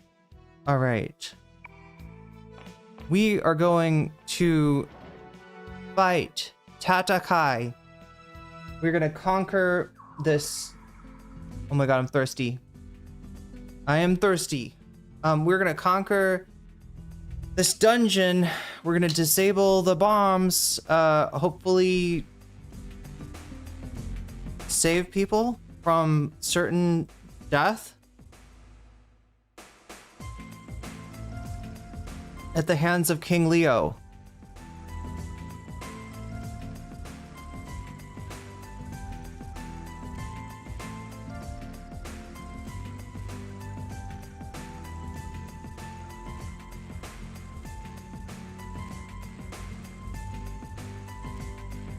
There we go. Okay.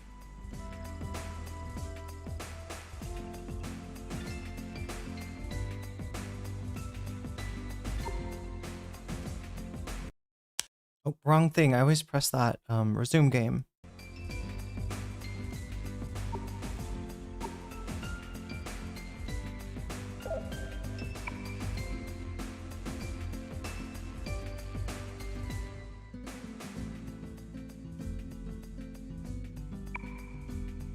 Okay, here we go, chat.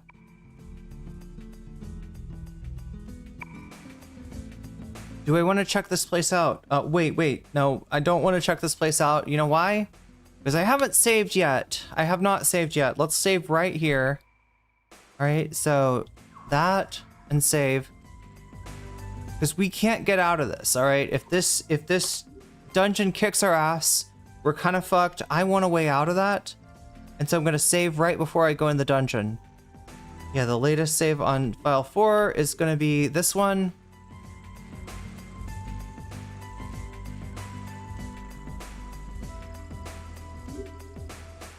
All right, we saved, and now we go in.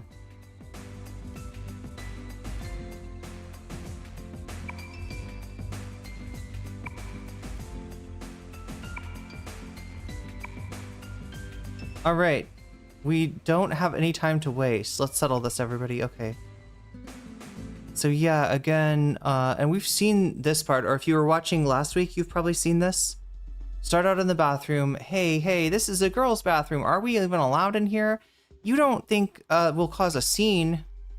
Maya, before we search for the transmitter, we should let all the shoppers evacuate. Tatsune, would you lend me your lighter?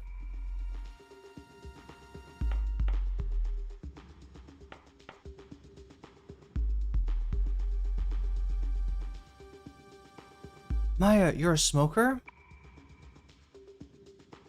Nope, I've never smoked before. I bought these cigarettes for my roommate.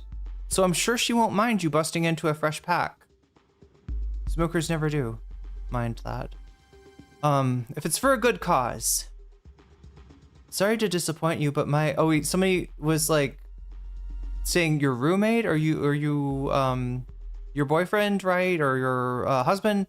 And she's like, sorry to disappoint you, but my roommate's a girl.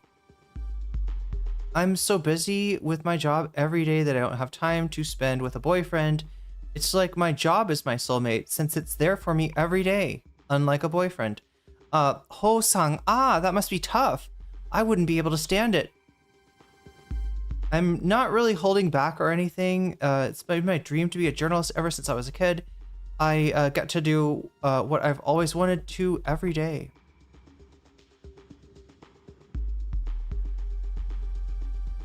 Right now, my work is my life. You know what I mean, right? You know what I mean, right, Yuki? My roommate is a cat, says a megastar. You mean my reason for living? I've never really stopped to think about anything like the meaning of life. But I will say I am doing what it takes to make my dream come true. That's what I think. Aikichi. It's so strange. Whenever I'm with Maya, she reminds me of that girl from my dreams. I just noticed, chat, Aikichi has blue lipstick. Blue hair and blue lipstick. Destiny, if you were like serious about, you know, your like that, I don't know. I guess it wouldn't be Destiny if it was blue hair and blue lipstick. It would be Aikichi. Anyway, cleaning lady, what are you doing here? You there, girl? There's no smoking in this bathroom. Oh my. Oh my. This isn't right. What are you doing? Hey, baby, you'll forgive me, right? Look, I'm far too beautiful to scold, so let's just think of this as water under the bridge, huh? He's using his riz. You there, you're a boy, aren't you? Oh no, just a question. Disgusting. Pervert. There's a pervert in here. A pervert? Wait, she didn't see Tatsune?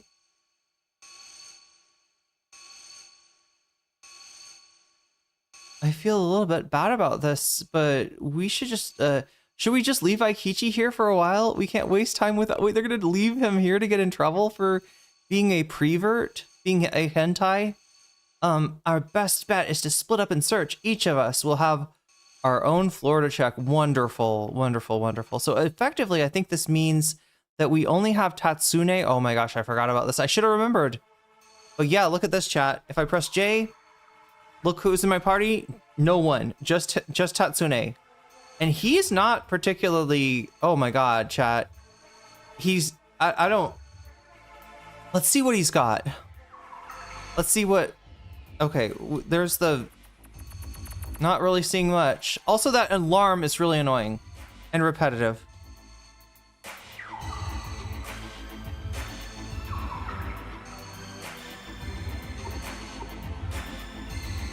What persona, like, are we stuck on the persona that he's got equipped? Even in the freaking screen. Okay, so he's got Kanbanda. Has already been activated. Okay, I know that, but... Oh yeah, let's look at Kanbanda. Oh, it's one of these guys. Oh, yes! Okay, he can okay. The only thing he needs is really like a healing spell, and I don't know if Kanbanda gets one. No, actually, maybe so. If there's a recarm spell, I feel like there should be... Wait, that won't work on a... Oh no, this is not the best... okay. This is not the best persona for him to have, I don't think. Let's look back at Volcanus. Agi, Fireburst, Patra, Berserk, Maha Agi. Okay. We could really use something with healing. And the recarm spell will do exactly nothing. Okay, this one's very efficient. Only 3. Only uses 3 points at a time. So yeah, we are trying to find, I think, bombs to disarm. I wonder if the soundtrack has the alarm along with it. Oh god, if there's only some way to turn off the alarm. Rent house is not close. It feels like we're in the back rooms.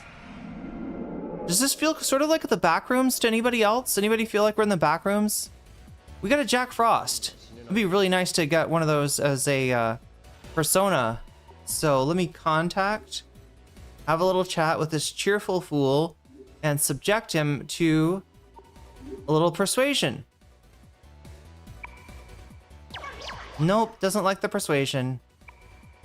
Get a life, ho? He just called me a ho. It makes me uncomfortable, ho. It makes me feel kind of glum. What is this feeling? Suppressed feeling, anger, the feeling of love, heartburn. Oh, that also pisses you off. That pisses you off too. Okay. I'll keep that in mind, I guess. Where did they misplace their heart of their inner child? It was stolen away. They still don't have it. They cast into the sea when the sun... Everything I say, he does not like. All right, so I guess we're just gonna fight him. Oh wait, you're gonna... Yeah, maybe don't do use that. Ooh, see, he's... I don't know. Ice might be strong against his strategy, persona. Well, at least this will be.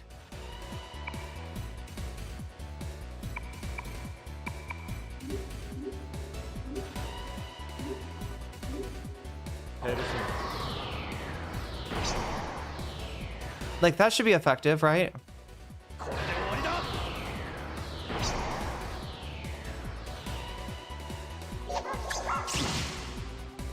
Ow!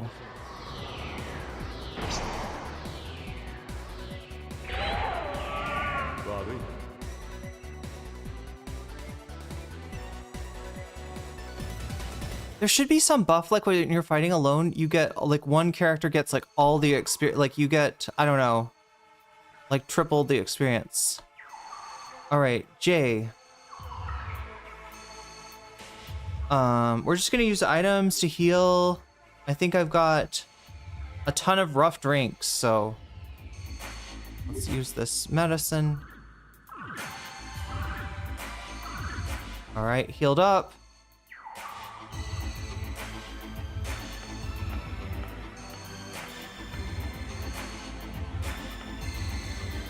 Alright, let's see if there's any areas that I missed. Okay.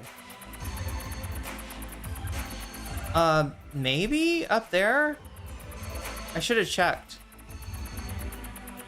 I don't think there was, though.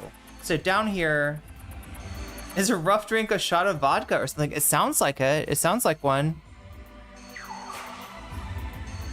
Okay, so I see like a little back rooms. Well,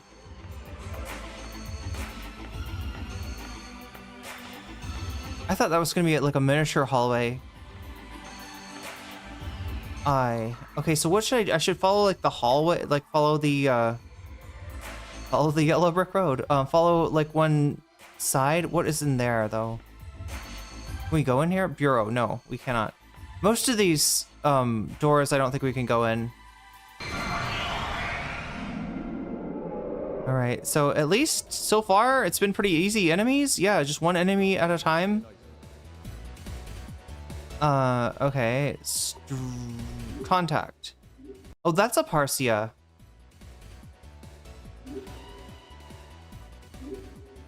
We can try a persuasion. This did not work on that Jack Frost. And it doesn't work on Parsia.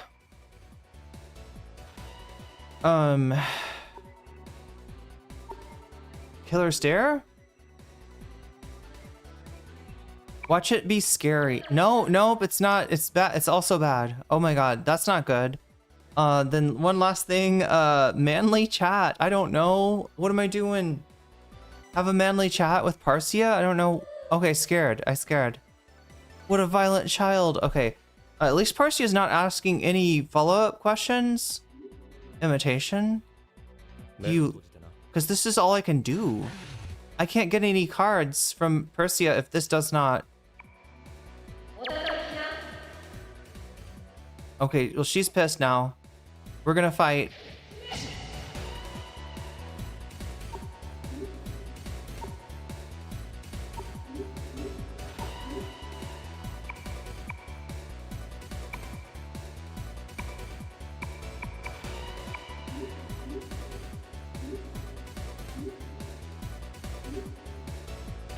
Here we go.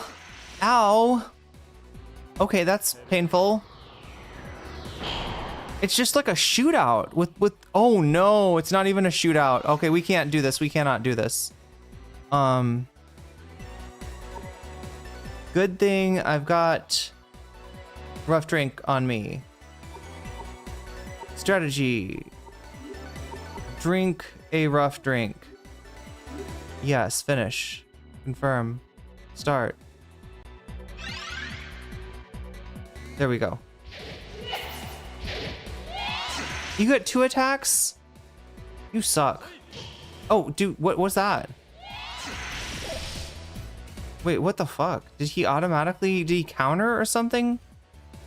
Oh, the other thing I need to look at and see if I can equip anything better for him. Strategy. I think, yeah, attack is probably, well, it didn't do much, did it? We can't do a fusion spell. Okay, this sucks.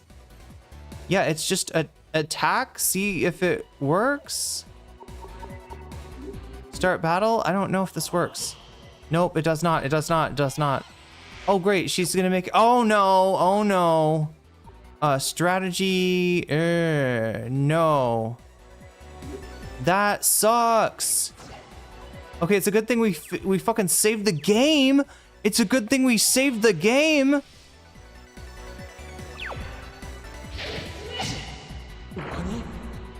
It's a damn good thing that we saved the game.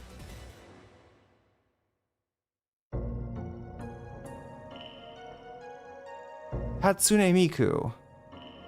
Is it true? Is this truly where you were meant to fall, halfway through your dream?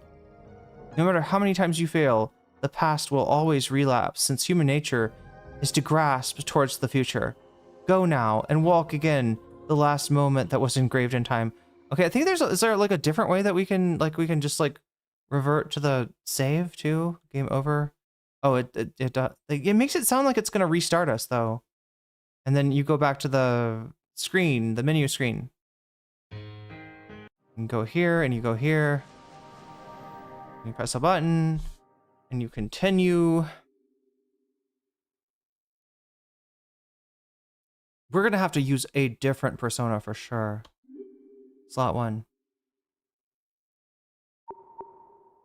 This is making me a little nervous though, because like this is the first level of a dungeon, and if that was a bad matchup, right? You know, our persona couldn't do much against that persona, and we couldn't do much as far as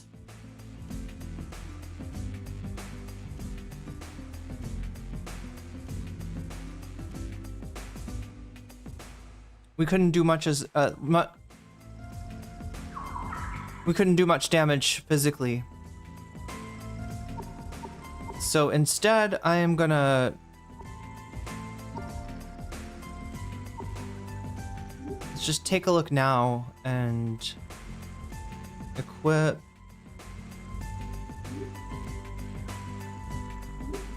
Okay. Increases evade rate. Well, it's what we use. Increases strength. Yeah, these are our options right here.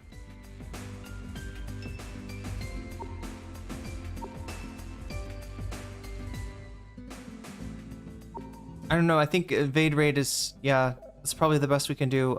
As far as that, the only other thing we can do is maybe change personas.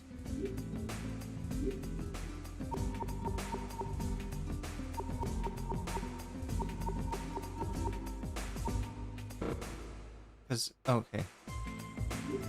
Kenbada can do, okay, maybe we just stuck to this. We'll try with Kenbada. That's what we'll do. If we need to change, we will. The thing that, like, the reason I didn't use Kenbada to begin with is it's, we haven't leveled it up at all.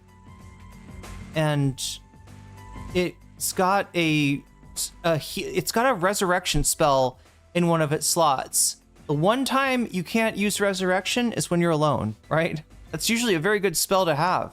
But if it's just one, if it's just Tatsune, then what is the point? You can't even use it.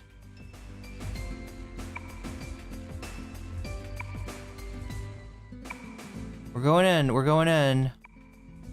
Okay, I should probably save it. I should probably save it in here too, to just like, so that we don't have to go through this like dialogue again. Which I'm just gonna speed run, since we already saw it. Here we go. Maya's a smoker. No, she's not. Got them for the roommate. Is the roommate a guy? No, the guy is the roommate is a girl actually.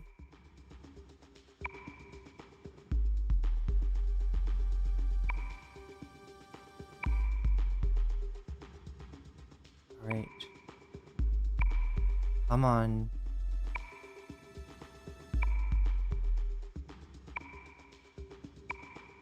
If I was gonna make a mod for this game, it would disable the alarm sound in this part of the game. That thing right there, I fucking hate it. That does sound like quite a task.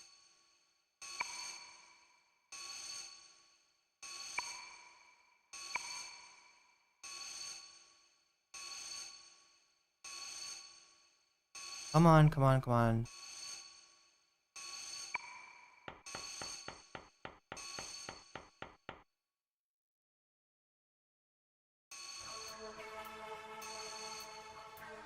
All right. Oh, yeah, one thing we should do, put north up there. And I guess we're just gonna like stick to the left side.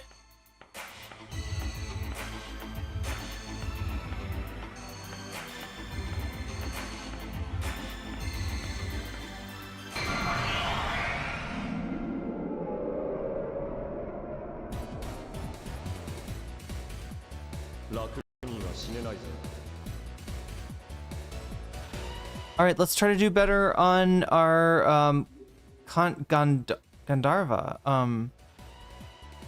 Tatsune, accept, do like a manly chat. Oi, oi, oi, dakara, dakara.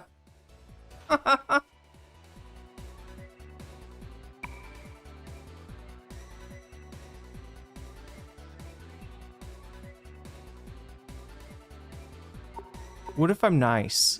Oh, he likes being nice. Okay, one of the few.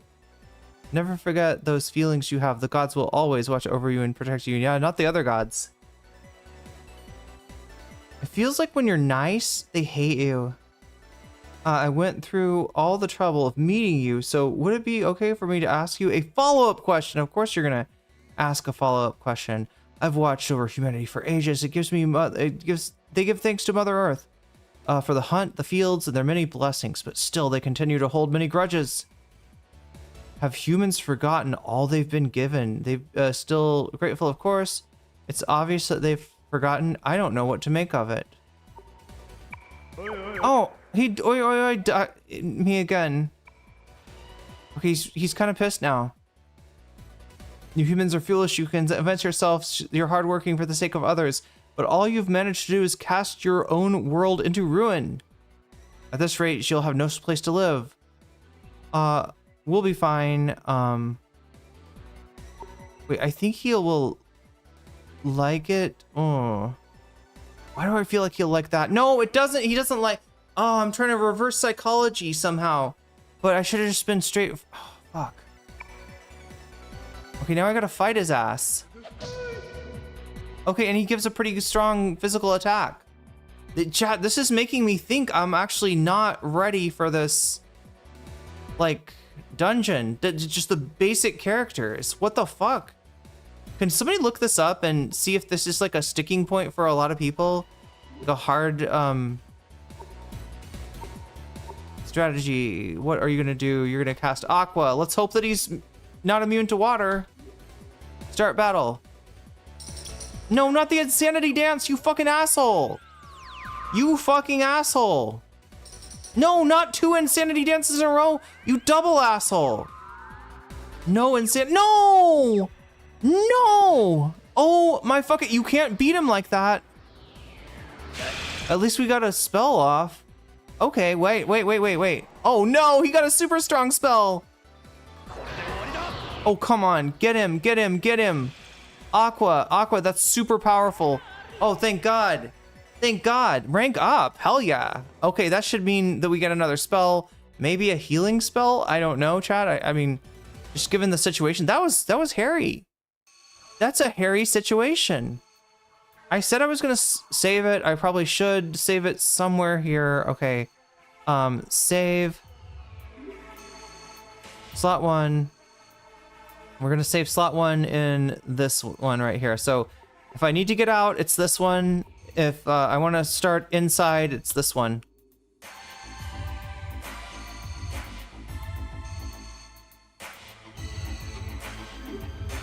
All right, now item. rough drink. All right. What else can I change? Personal data, look in here. We can't really, like, it seems like we got the best equipment I could have. Unless I want to try to up his strength.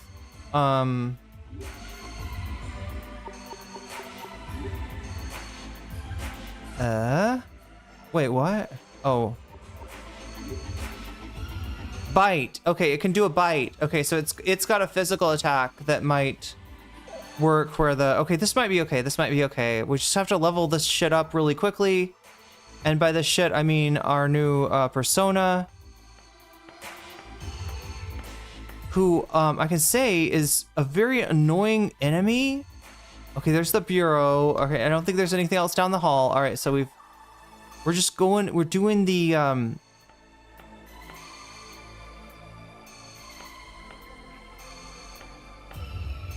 like the dataless strategy here,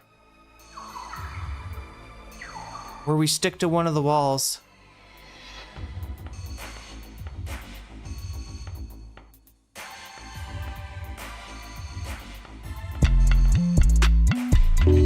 Ooh.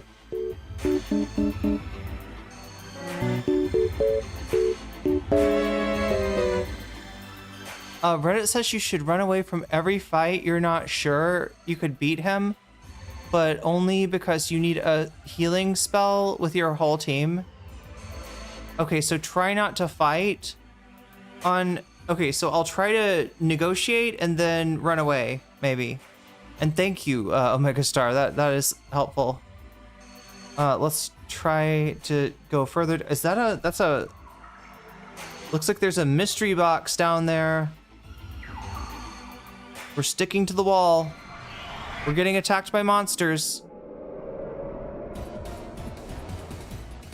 Okay, it's a single monster, but I think a strong monster. I don't remember what her name is. Contact? Hell. That's a like a Norse god, right? Tatsune, accept. What is gonna be impressive here? Persuasion, maybe.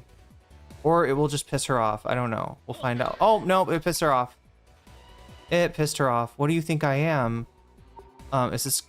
Okay, oh, she likes that. She likes that. She's famous. Yes, you are. Killer stare? Oh, no, no. Fail, fail, fail. Oh, no. Imitation, gloomy and wise. I don't know if that means you like imitation. Probably not. It's probably gonna piss you off. Yeah, this makes it harder to... Oh no, fuck. We're fucked. We're cooked. Alright. So every battle, I'm not... Let's try it really quickly with the Aqua.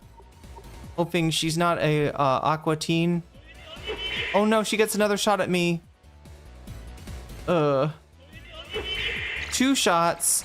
Oh no, this is a bad one. That one can insta-kill you. Yeah, okay, this is one that I guess I'd be like, not super... I mean, she might be close to death here. Flames of Hell sounds pretty bad. Strategy. Item and rough drink and Tatsune and... Finish and confirm and start.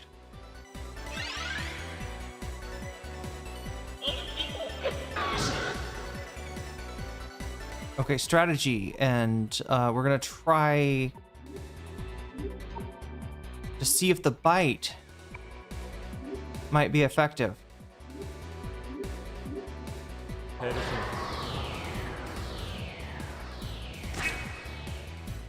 It's as effective as anything else. Don't die. Bite her, bite her, bite her. Come on, bite, bite super hard. Super hard bite. No, come on. You ranked up, you ranked up. Can you please? Oh my God. One more bite, one more bite, one more delicious bite. Chomp. Chomp, my chomper. Yes, yes, you chomped. You chomped. Yeah, the only reason I'm not being, and what Omega Star is probably saying is from Reddit is probably right. You should try to duck out. So in other words, I'm not super underleveled is what I'm getting from that, right? Is that the proper strategy is to run.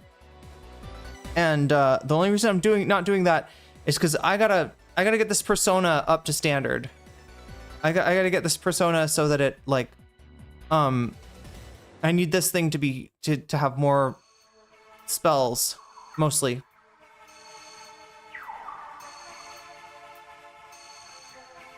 You're okay with the rough drinks? Yeah. I mean, it does take a whole turn to do that, but oh yeah, we should probably do another rough drink, or at least some medicine here. There we go, medicine deployed. And then personal data, look at the... I thought he ranked up. Usually they get an extra spell when they, okay, personality comments, angry, cheerful, former sacred spirit, but angered Indra, and was cast to the Asura. I did not know that about Kanbara. Or Kabanda. Kanbara is a different, I think Kanbara is a yokai that looks like poop. And it's the poop yokai. Famous poop yokai, anyway. Following the, oh, there's a downstairs. Now watch what happens here. Am I gonna get attacked? No, I got a chewing soul. That restores your SP. I'm sticking to the wall still.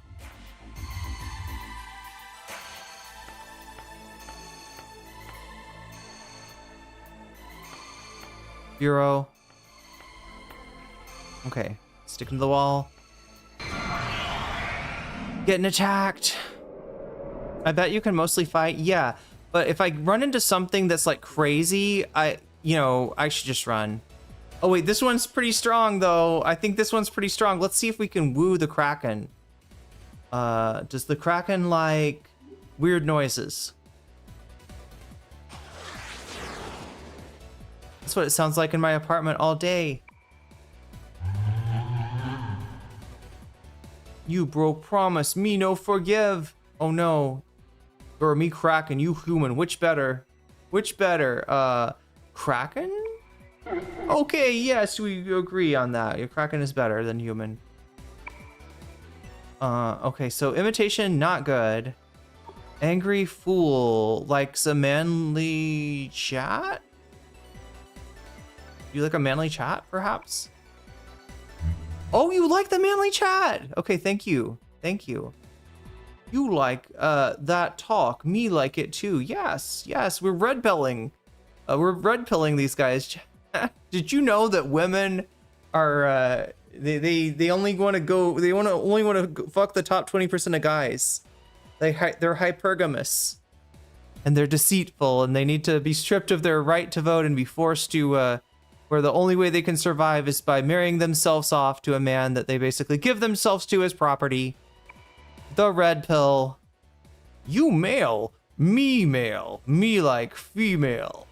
Oh no, you like female? Oh my god, chat. Oh no. I should lie. But I think this is true though. Oh, okay, look at that. Me beast, me species, pair male and female, human different? It mystery indeed. Okay, one more right answer is all I need, chat. Okay, you're gonna ask about what's in the square box. Is it a television? That's the truth. I haven't seen any box. It's a lie. Is it an aquarium? You maybe because you're like a squid-like creature, you will like that it's an aquarium. No, you don't like it. You eat fish. You're a cannibal. Oh my god, he associates with red. Oh my god, red. Like, he associates it with a restaurant. Oh, I'm afraid of my mom for sure. No, not mom. Mother's scary. Yeah, I agree. Anyway, let's do another manly chat. I think we're good. We got that manly chat. Me interested. What would be another red pill that I say? Women only want you for your money.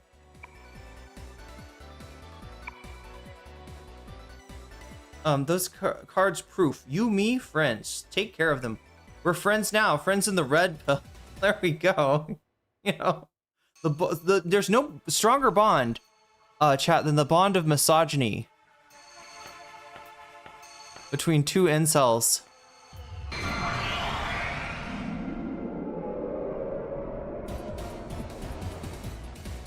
Oh shit. Oh shit. Okay, so now we haven't tried. Have we okay, we try. Okay, she's slightly easier to beat if we do the, oh my gosh, I'm gonna need to eat a chewing soul pretty soon. I think she's slightly easier with the aqua. I just don't know, maybe one's quicker. I don't know, I guess we'll find out, or not. How would we know? Okay, so yeah, wait, did you cast multiples of those on me? Okay, that's pretty harsh. Doing slightly more damage than she is. There's a physical attack, okay. Another.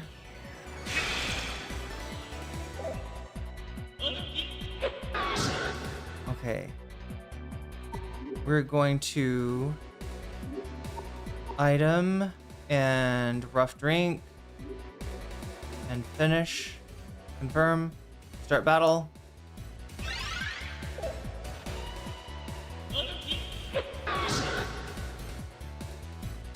Strategy and persona and aqua and cast and finish, and we should be cleaning up the town. Is that the last one we need? Yes, it is.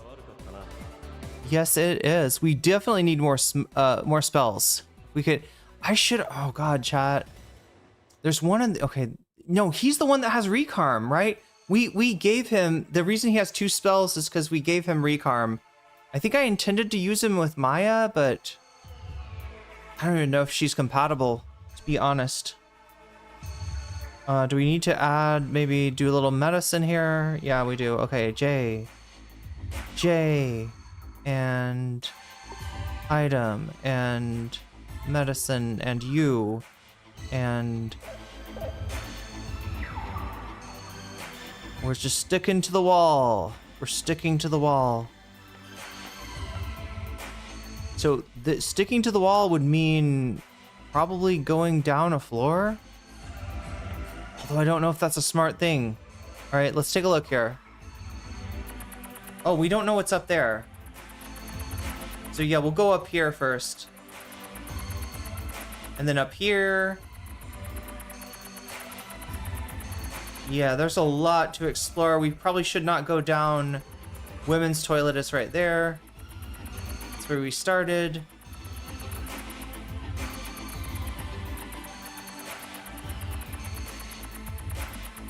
All right, let's get a more comprehensive view of the place before we move floors.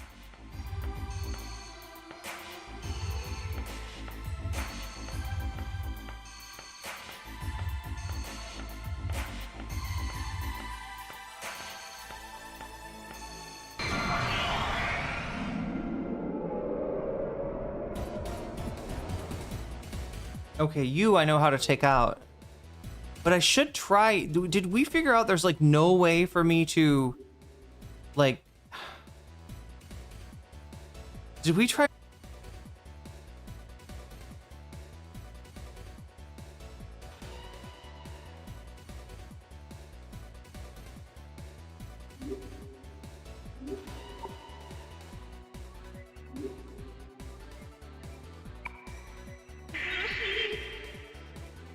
Oh, I have a weakness for boy toys like you. That's the closest that we get. Does Killer Stare not work? Probably pisses her off. Yep. Okay, everything. We're just gonna have to try to scare her off, I guess.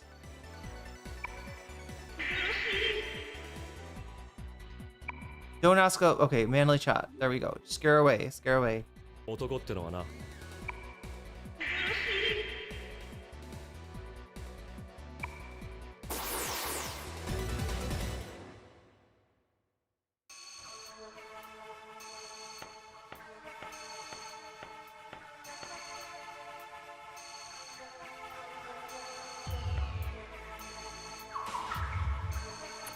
Oh, I see. So this is just gonna be over here.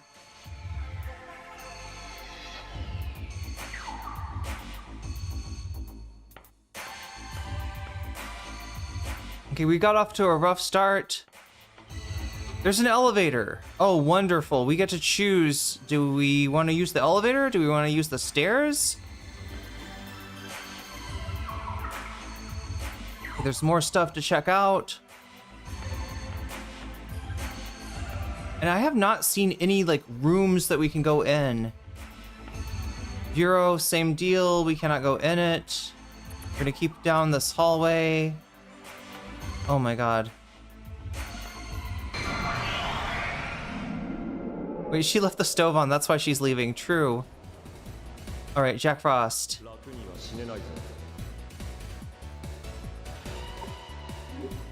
No, not strategy. Contact.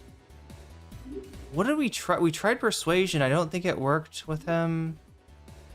Imitation. Okay, kind of likes that. We'll just go for this. We'll get a contract.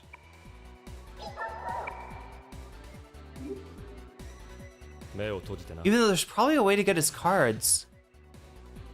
Oh wait, when we get his contract, if we do it again, we can ask him. No, wait, I think it's only money or item that he gives us. Okay. Want to make a contract? Yes, I'll have to kick out somebody. Oh my god, I didn't do it. Oh god damn it. Fuck. That's the...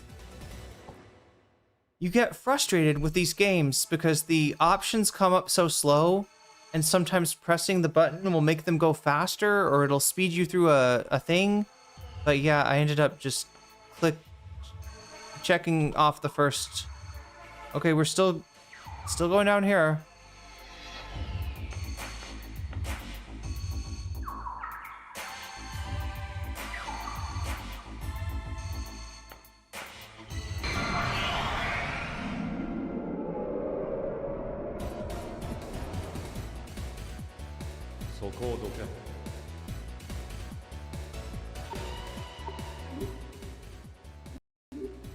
Okay, we're gonna try persuasion.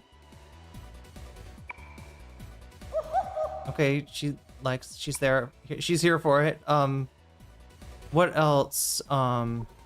Killer stare maybe? Would that be what it takes to get her excited? No, it makes her mad. It makes her mad. It makes her mad. Now she's gonna ask us a follow-up.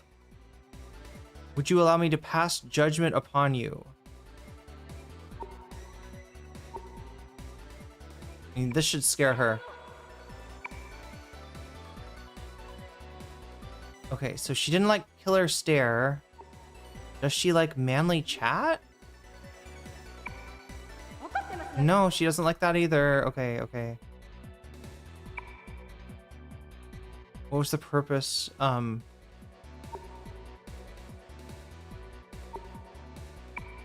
Oh my god, okay, fuck. Alright, we gotta fight, we gotta fight.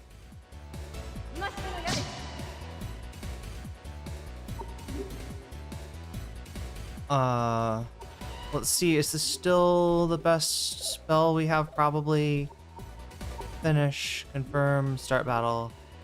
I don't know though. Oh my god, no, she's probably weak against, or she's probably not weak against water. Alright,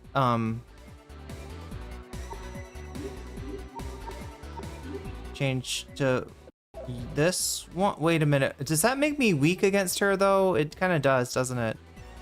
I think my best bet is to stick with the water persona.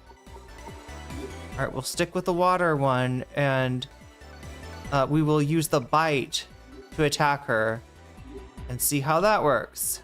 Start battle.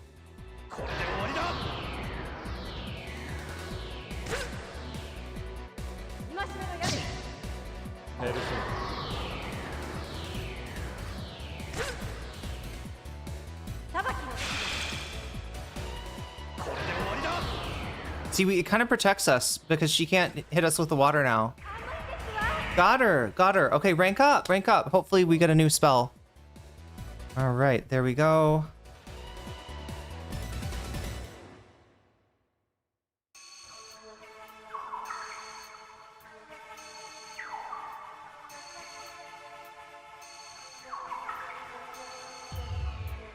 Item. Medicine. Yin ya. Tanya. I'm taking medicine. And I know how to say that in Thai now. Tanya ka. Anyway. I want to look at the persona.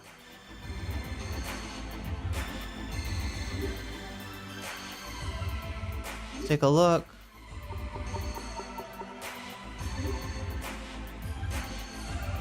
Okay, so we got a way to attack multiple enemies with water. Okay. What a weirdo question. They're full of the weirdo. You haven't even seen the weirdest of it yet. Oh, here we go. So this one, I'm guessing we can't go in here either. Nope. But we can see what's in this box, and hopefully it's not a monster. It's tech incense. Okay. So next time we summon a persona, we can add that to increase the tech of the persona, huh? Is it? Oh no, speaking of weirdos. Okay, so chat, remember when Omega told me that I gotta get the fuck away if I'm not sure about it? Yeah, I think this is one of those. Retreat.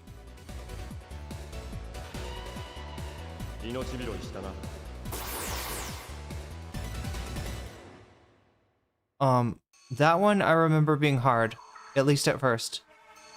We should probably use another item. J. And then item.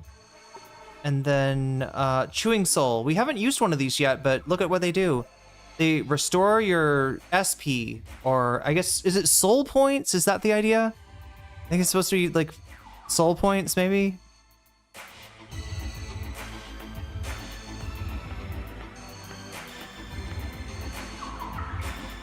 So that's like the points that you use to, it's like your magic points.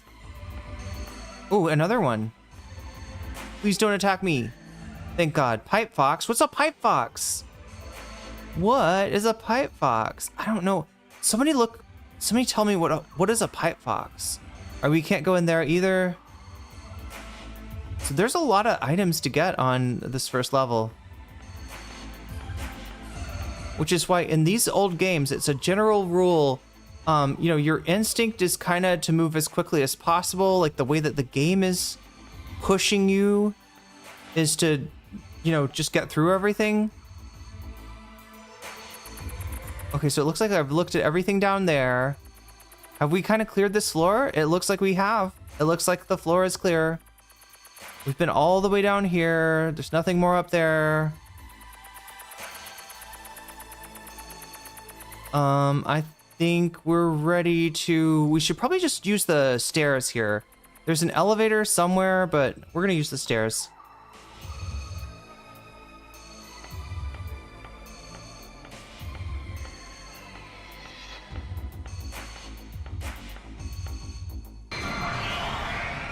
And of course, chat, we could not have possibly gotten away from this floor without another battle. Uh-oh. Is that a mass circle guy? I don't think we can run from this guy, and I don't think we can contact him. Magician Faust. Does it let us contact? Wait, it does? Maybe? He's the Magician Arcana, and he's a Faust. Okay, we can.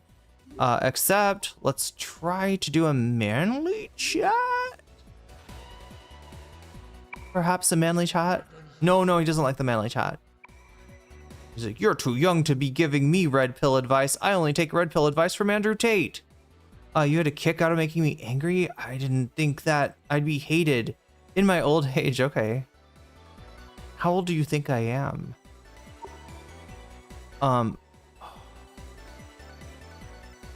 Let's go in the middle? Okay.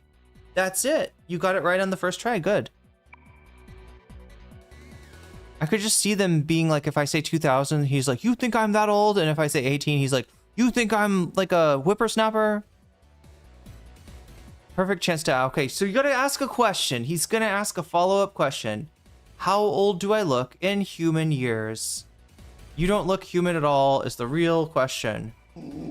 Scares you. Okay, it's impossible. All right. Proud, timid, wise. What a weird combination. I tried a manly chat. It was not successful.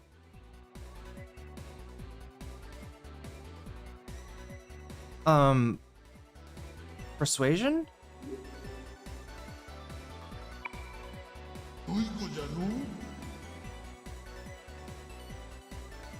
Okay, persuasion does something kind of good. Killer stare. Scares. Imitation is the last one I've got. And I kind of want cards out of this guy. I mean, I guess I could make him a like a contract, but I want to see if I can. Are you excited about the motorcycle sound? Yes, you are. Yes, you quite are. All right. Yes, 30 magician cards. Okay. I thought you were just gonna kill me. Because honestly, I can't remember, chat. I feel like their spell attacks are pretty strong. Ooh, here we go. Here we go. All right, we're going down. So we started on floor 5 or floor 4. All right, take a look around. Take a look around. Okay, choose a direction. Left side, right? Always stay on the left side. That will take us down one more if we want. Ooh, item or monster. Let's find out. It's an item. It's a sedative. I think you can give that to your comrades when if they get berserked.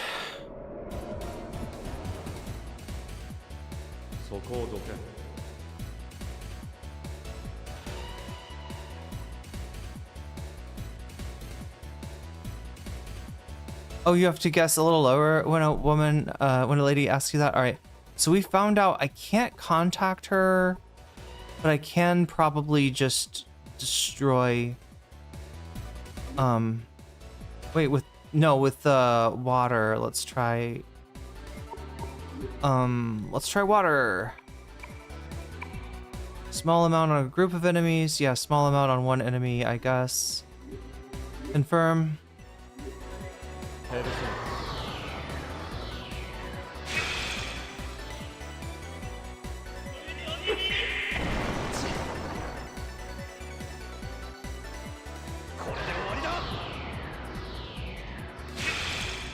What is it? 3 or 4? I think is the number of attacks.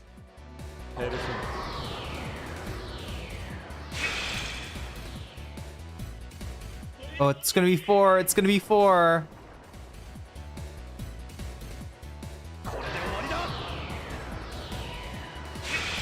Take her out. Thank God.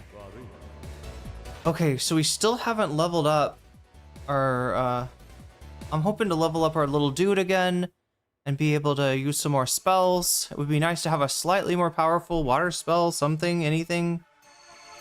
Let's heal Tatsuya again. Item. Medicine. Boom, boom, boom. There we go. I'm gonna hold off on the chewing soul a little bit longer. Okay, that's Atricious Fountain. That's very expensive, but if we need to use it, we can. It's good to know it's here. Sometimes when you find Atricious Fountain, you find a velvet room not too far away from it. That one is a bureau, and that one is... doesn't say... bureau, okay. Alright, we're sticking to the wall.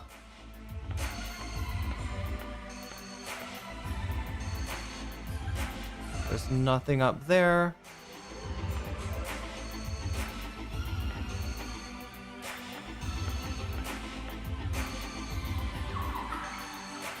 I hate that the fire alarm's still going off. It really sucks. I hate noises like that. But I'll say that there is like a worse noise. Like fire alarms for the house. Like the chirping sound that they make when they start to run out of battery. That shit pisses me off like nothing else. Okay, so I don't think we're ready for this dude. It would be fun to try to, you know, contact him, get his cards. It's a Devil Arcana Lich. But, you know, we could use some more of those cards, I guess. Oh my god, chat, this is such a bad idea. Hatsune should contact him. And we are going to do a killer stare. Sound of styrofoam rubbing together makes me want to scream. I hate that too. Oh no, what incarnation? How dare you look at one of your elders directly in the eyes? Well, I say... I'm giving him a foghorn leghorn. I don't have any memories of raising that child. I'm sorry to hear that. You haven't any memories of being raised either. Okay. I apologize. Killer stare was the wrong idea. Gloomy, angry, and wise. What a weird combination. Should we try manly chat? I think he seems like maybe he would be... Oh, hell yeah, manly chat. Oh, I see your point. For the most part, yes, women are incredibly hypergamous. They only want to sleep with the Chad. They ride the cock carousel until they're too old to ride it anymore. Then they want to settle down with a nice guy and use him for his salary and take him for all that he's worth in a divorce. That's what happened to me. Okay, something like that. What do you want to tell me? Real one? Okay, we got to give him real. Like, what about masculinity? Okay, real men have mental health, and it's the most important thing in the world. We must sacrifice everyone else for men's mental health. Real men are strong. Real men are wise. Real men are gentle. Real men are beautiful. I mean, why the fuck not? Oh, because he's a fucking douchebag. What do you mean beautiful? That's a load of tarnation and nonsense there. Now don't you wouldn't like me when I'm angry. What happens if I fall and I can't get up? I'll look after you. I'll ignore you completely. I'll give you a quick, painless death. Wait, what is... No! Oh no, this is a bad one. This is a bad one. All right. Let's get out of this. Okay, that's not too bad, okay? But I don't think I want to stay and fight him. I feel like he's got some kind of, like, killer attack or something. Let's try retreating. Retreat. No. This shit right here. Okay, wait, it wasn't as bad as I thought. Okay, let's try retreating again. I have a bad feeling. I have bad memories of this. No! I've gotten away from one of these dudes. Okay, we're gonna strategy, and we're going to... Oh my god. See, I feel like he's got, like, some spells that, like, insta-kill. Item. Rough drink. Me. Finish. Confirm. Start battle. This is gonna be so frustrating, chat, if I get fucking rinsed on this. Don't die. Strategy. No, not strategy. Retreat is what I want. I want retreat. Can we retreat? Can we retreat? Can we please fucking retreat? Can we retreat? Yes! We can retreat. We can retreat. Oh my god. Oh my god. Alright. Heal.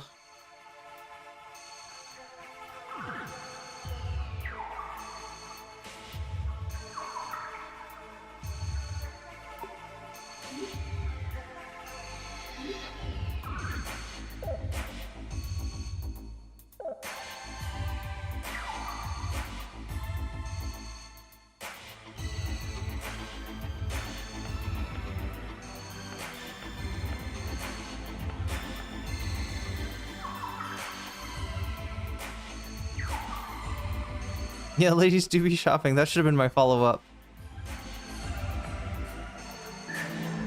30,000 yen. Okay, I could use this for Trisha's fountain if I need to. All right, don't mess. Wait. Did we? I thought we found the thing that works for him though. What was it?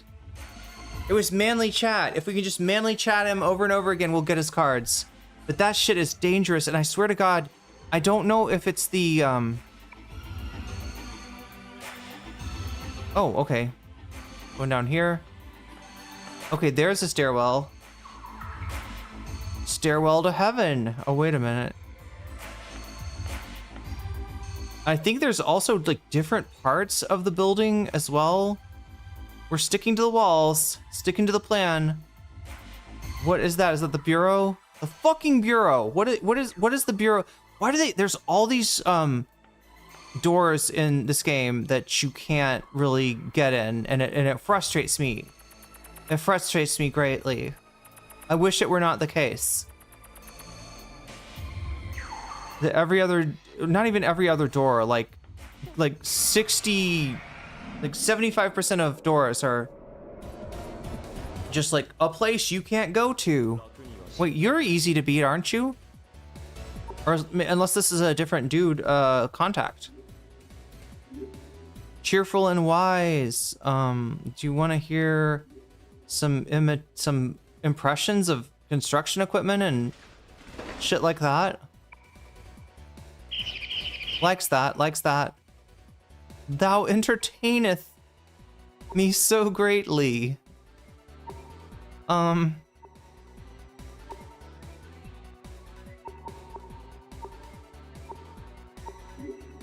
chat. Doesn't like that. Thou dost weareth thy words, decoration with maskest thy masculinity truth. Thou pathetic man. Human treateth, extendeth ecosystem, extendeth life, eateth or be eaten. Thou art food. You've got it all wrong, man. We saith, yet thou still denieth, thou persisteth. Okay, so killer stare, like imitation makes him happy. Manly chat does not.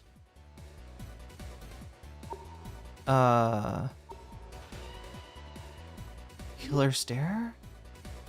Probably will scare him. Yep, scared. Okay, one more try persuasion. Otherwise, we just have to fight him or whatever.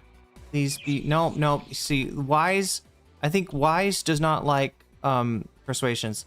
Wait. How is he? I thought he was pissed off permanently. We thinketh it better if thou existeth not. You're wrong. You're right. I can't really understand what you're saying. Well, he was impressed last time. We resisteth. Okay, we saith yet thou denieth, thou persisteth. Okay, there we go.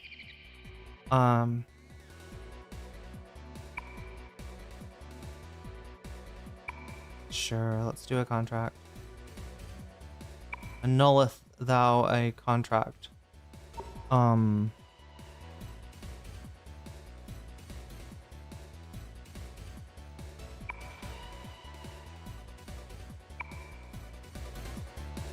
All right, there we go. We made a friend.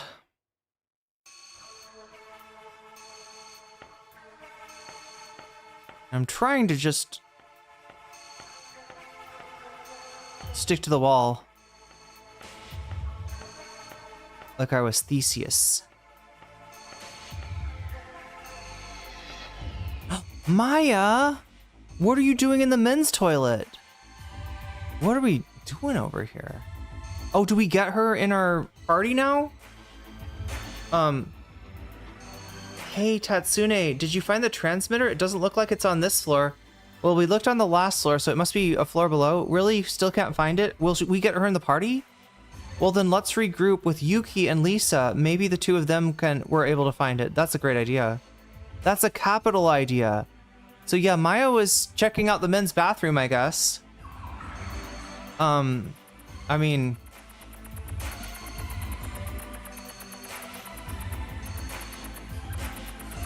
not the nicest place.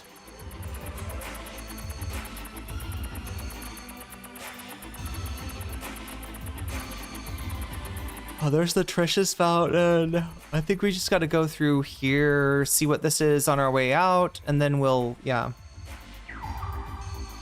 So we almost have 2 floors like kind of blocked off. Let's see here. Also, no, not that, not that.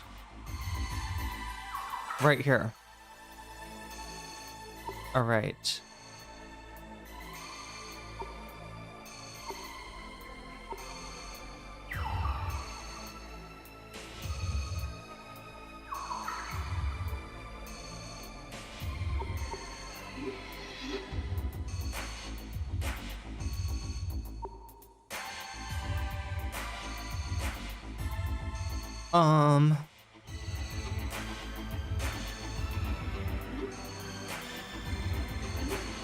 Oh, she can use the pipe fox. Nice.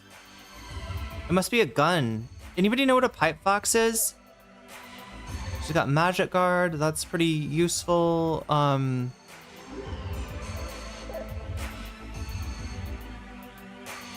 so the only question,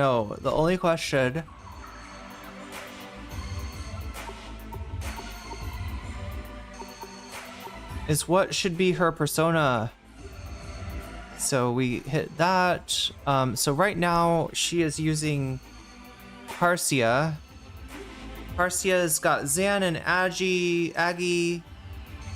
We might need to change that to being the healing spells. I don't know. That might be. But we also need to upgrade this thing. I don't know. We'll start with Parsia. Wait, did I check how much Parsia? Oh my god. Check out how much Parsia. Okay, 12 SP to use versus I think way less with Maya, but I mean with Maya, you know, using her default persona can unlock a lot of cool things. I very likely may switch back to that. I just want to see if we can maybe get some really quick.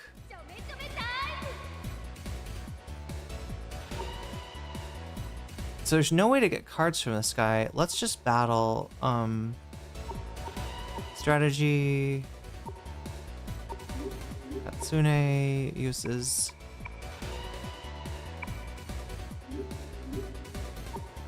Via.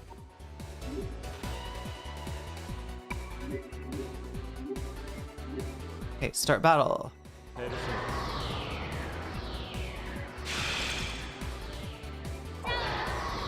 Water's not useful at all. Oh my god, she's like, see what I'm saying? Already opened up a new spell. Strategy, Tatsune will be using bite instead. Finish and confirm and in this battle.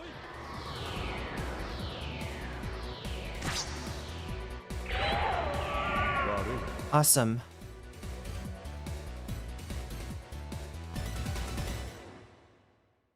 I wish it showed me what Parsia had unlocked. Let's just go on. I guess we'll find out in the next battle. What do we got here?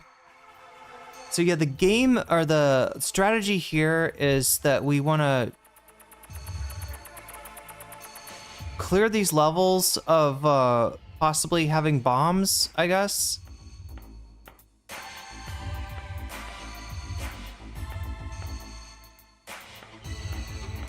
And then move to the lower level. Okay, so did we get his cards before? Contact. I don't remember how. Well, Maya can try now.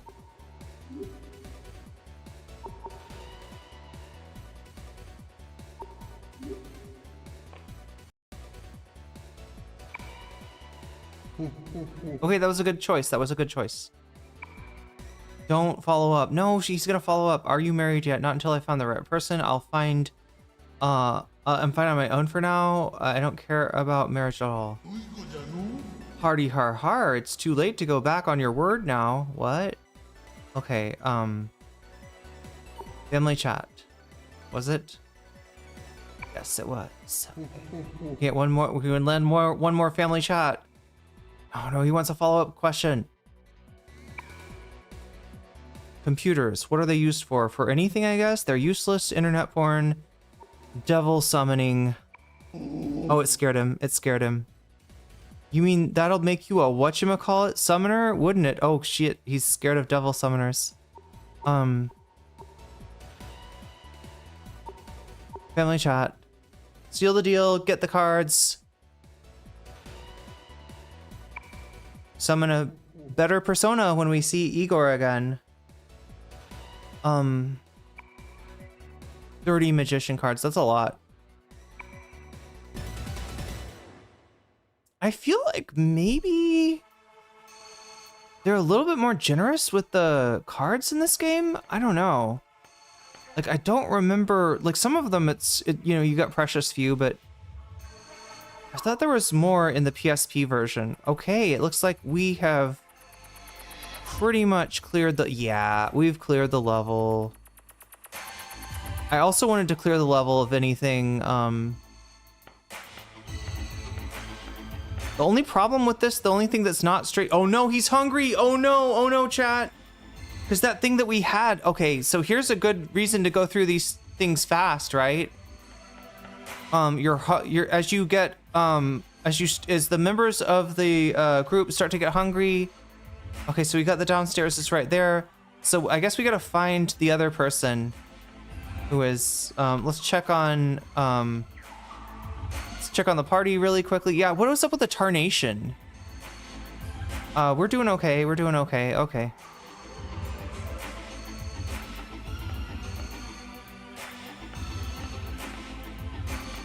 There's a drugstore.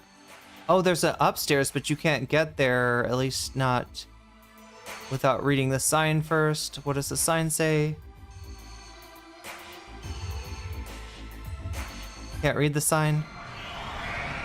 Getting attacked by monsters. So cold, okay.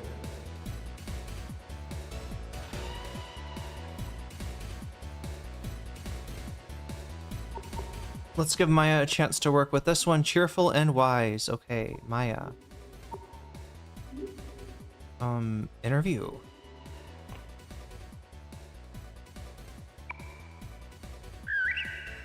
That's the reaction we're looking for. If thou wiseth, asketh thou may. How old are you?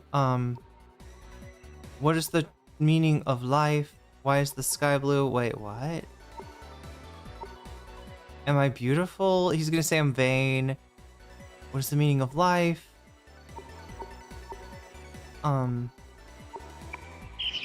Okay, that makes him happy at least. Sky's atmosphere reflecteth only blue wavelength light. Simple question. Nice. Interview you again. We can land one more interview. We are good. We are good. Okay, there we go. Don't follow up. Don't follow. Oh God, he followed up. Peculiar child, we thinketh. We liveth many age. Thou, oh God, it's this question. He's gonna ask, why doth thou feareth death? I'd prefer to die at an old age. I don't know. I'm afraid your life is gonna end here. Oh, that pissed him off? That wasn't a lecture, what the fuck? Thou art food, you've got it wrong. Which he will respect, he will respect that. All right, one more interview and we're good. We got your cards, we got your cards. Yeller, the votes are in and it's official. You're the most beloved demon around. Congratulations. Human, quite curious thing. Human versus makes us think deeply. So we get 25 temperance cards. Ooh, yes. No, chat, that's really good. Does every time that you get cards, do you get the free, or is that just like a, I don't know if that's like random. I don't know if that's random or if that's every time. What is this? Fast food, not open. That sucks, chat. If that shit right there was open, if there was some way to, you know, get it open, if there's some little trick to do, or the ramen shop. God damn it, chat. They're torturing us. We can't get food because the building is under, I don't know, it's either closed or it's under attack. I'm not sure. right, we're sticking to the wall. We're sticking to the wall, remember? Stick to the wall.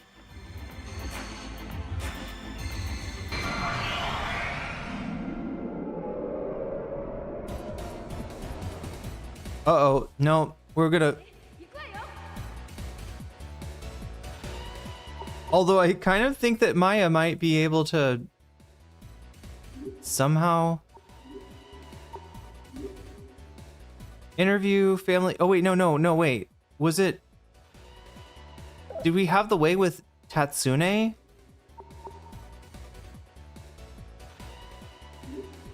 was manly chat, right? Okay. Do manly chat again.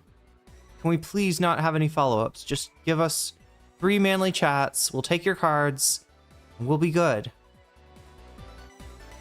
Nope, no follow-up. No follow-up. Come on. Real men are strong. I said real men are beautiful before. Let's say real men are... No, it pissed him off. How? Dag nabbit. You can't judge a man by his strength alone. Okay, I'll remember that. Manly chat once again. I wonder what it was. Men are wise? It's probably men are wise. That's the one he wants to hear. Men are so smart. They know everything. Us ladies should just listen to what men say and live our lives accordingly. 30 of these devil cards. Don't let them go to waste. Please give us some free cards too. No? Okay. It was only the Fjaller that gives us free cards, I suppose. Where are we? All right, we're just clearing out this space, clearing out this level, trying to find our friends.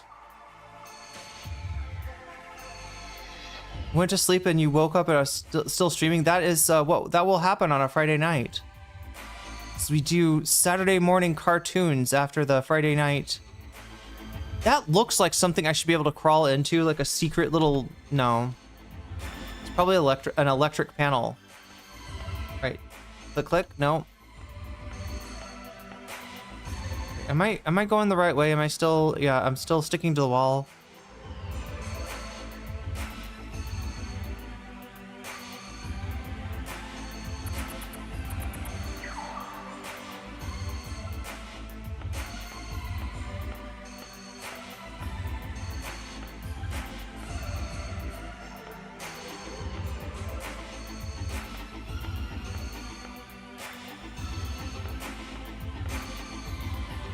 Okay, wait, that's the women's toilet. I thought we started. Okay, I guess maybe this is a different women's toilet, but it's again not a place.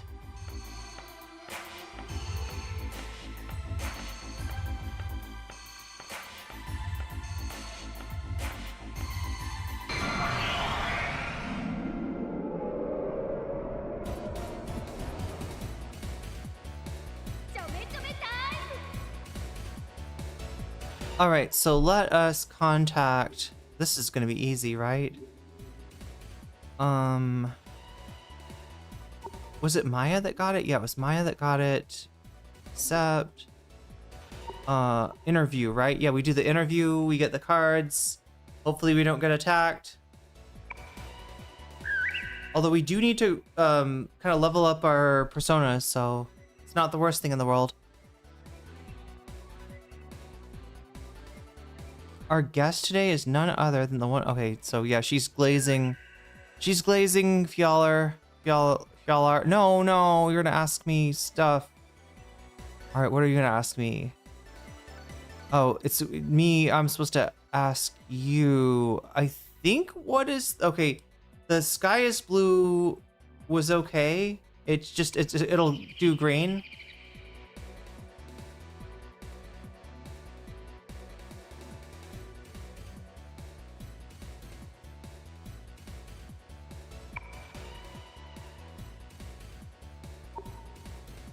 Let's try interview one more time and we get the cards.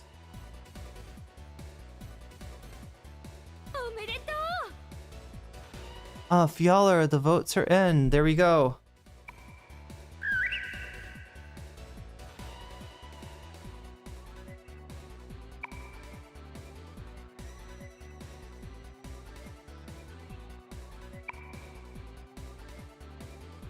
Oh, there we go. Seriously, chat, look at that. Every time we get free tarot. So as far as any inquiries about collabs and stuff like that, I think the best way to reach me is nocommentchick@gmail.com is my email, and yeah, I'd be happy to field questions there.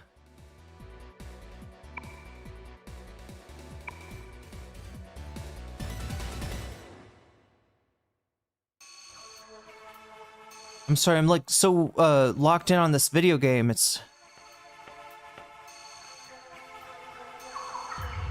We're looking for our friends, chat. We got split up from our friends. We gotta find our friends again, because we're kind of weak with only 2 of us here. Wait, I thought maybe the bathroom was the place we found Maya. I thought maybe that would be the place we found more people.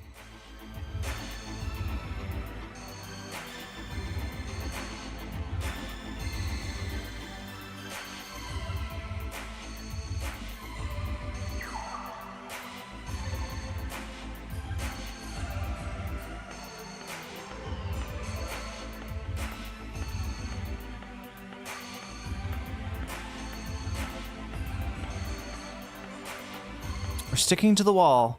The bookstore we can't go into. All right. Is there what?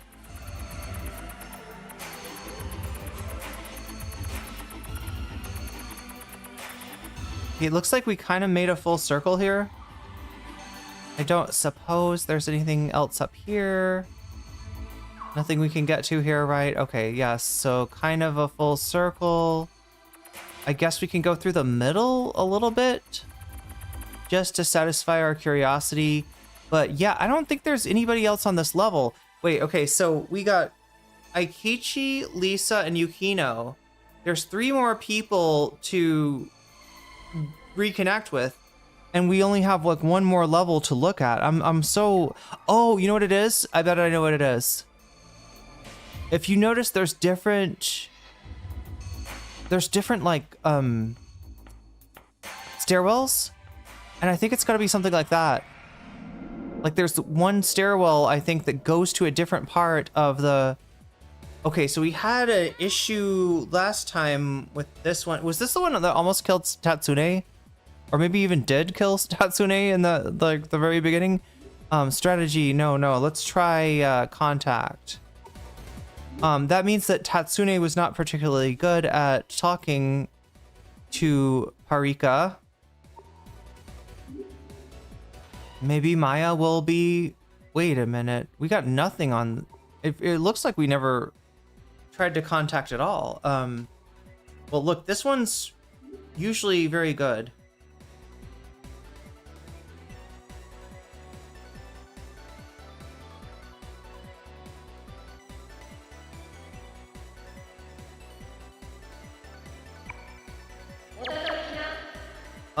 Don't fuck around with me. Okay, she, yeah. Gloomy and wise. All right, got it. Family chat, advice, interview. Family chat? Let's try. Also doesn't like. Okay, also does not like. We can probably handle her now that we got, you know, Hatsune can resurrect and she can... family chat didn't work. Advise. Somehow I'm thinking, I don't know why wise. Like you wouldn't think advice would be, you'd think they'd be like insulted by that. And maybe they will. I swear to God, this is what happened with Tatsune. We struck out. Okay, so we're gonna get hit. It's okay. All right, let's do a little battle then, I guess. Strategy. So I think, do I remember this like not working? Yeah, we'll just do bite. Maya, probably. Oh God, I thought we were gonna get another spell. All right, well, we'll just do. I think they do wind damage, so we'll try fire damage, finish, and confirm, and start battle. All right.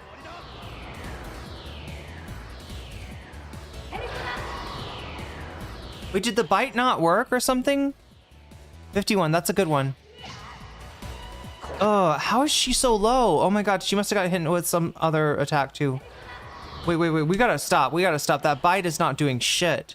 That bite is not doing anything at all. Oh my god. Okay, that one's kind of, well, not as bad as it was. All right. So, strategy.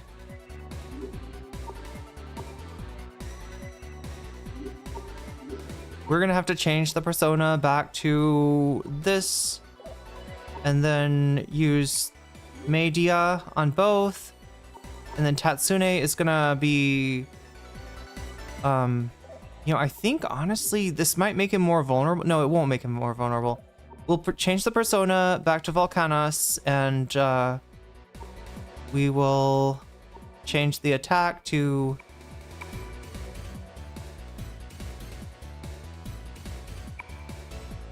yeah, I guess just this.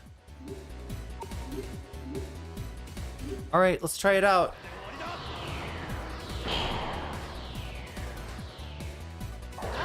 Okay, the fire does not work that well.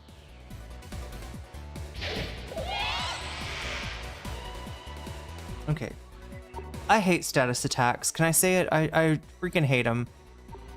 Although in this game, I feel like color me very fucking confused. Wait, about what?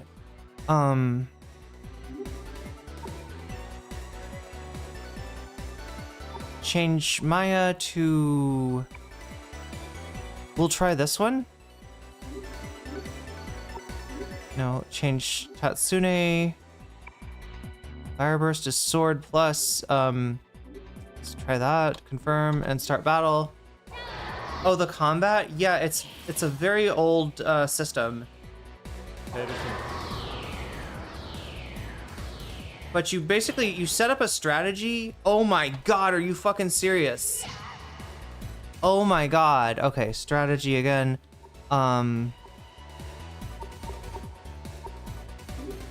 Tatsune, we're gonna change personas to... Wait, we could actually change to this one.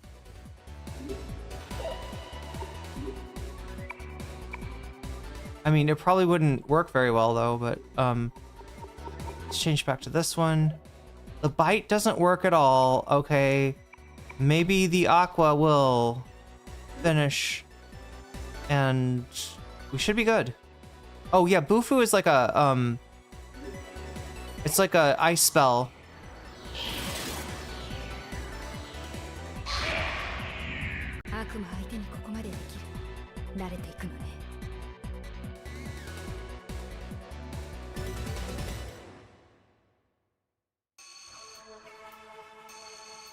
There's a record shop here. Chat, this place has basically everything we've like... It has everything that the rest of the city had.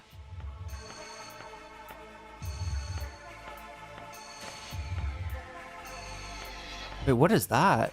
What is the walled off, like, or I guess it's just a store with a... Okay, I guess that's everything, isn't it?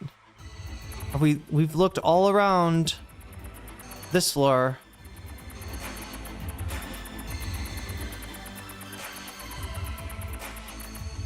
There's an elevator there. I'm gonna go back to the stairs and just check this last floor.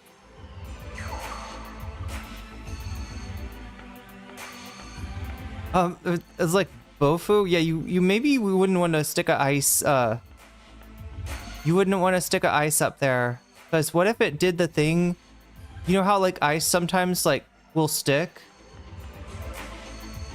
Like, especially if you touch your tongue to something cold, it'll stick. I'm just like wondering, that could be very bad. Okay, so this is the first floor. Maybe there's a basement too. Yeah, it looks like there is a basement. All right, we're gonna do the same thing.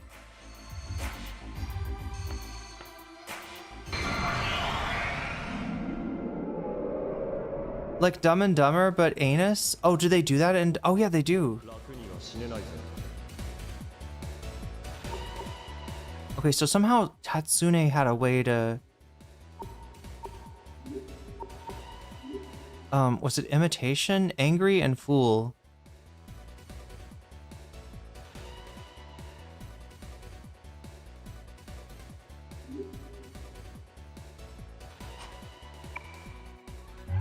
Doesn't like. Broken promise. Oh no. Was it manly chat maybe?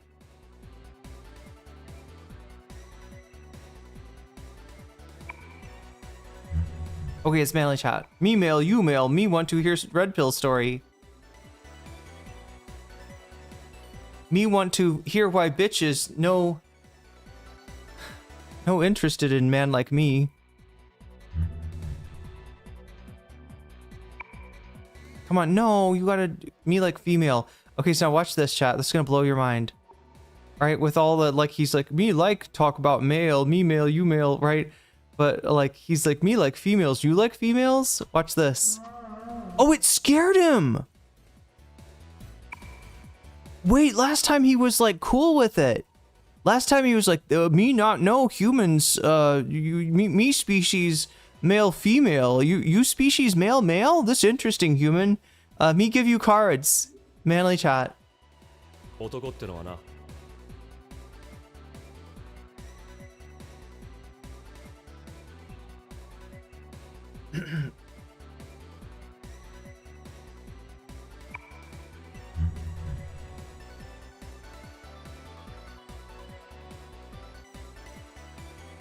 Holy shit, he pretend to be autistic? Yeah, I don't know. They're like some of these, some of them talk like cavemen.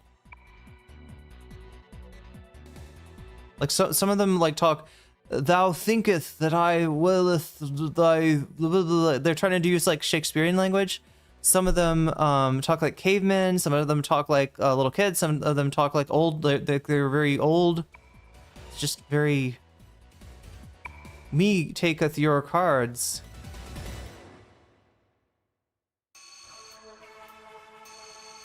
All right, we do the same thing. We stick to the walls because that has been working for us so far. Although I didn't realize there was another. There's like a basement floor apparently, at least one.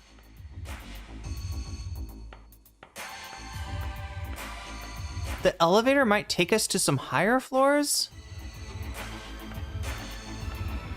I mean, we're doing okay here. The only problem is we're gonna run out of our. Oh, that's right. Yeah, we're gonna run out of our food one by one. Tatsuya's already done it. Okay, so did we see if maybe Maya can talk to her? Did we get any success from that? Gloomy and wise.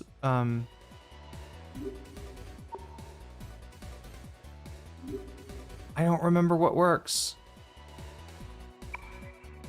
Is this one? Nope, not good. Advise? Is this really gonna be just as bad as Tatsune? I don't think overpraise will work. Interview?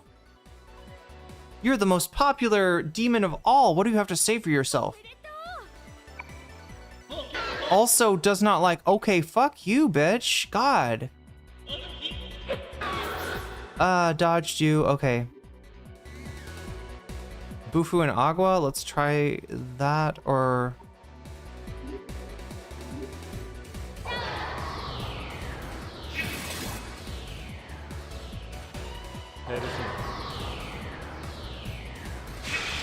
Aqua. Yeah, Aqua works.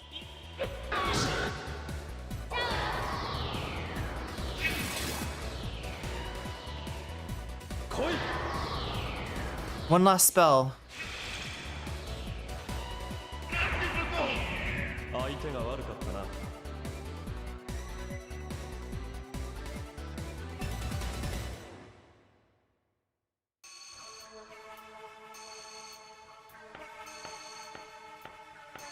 Sticking to the walls. Stick to this wall.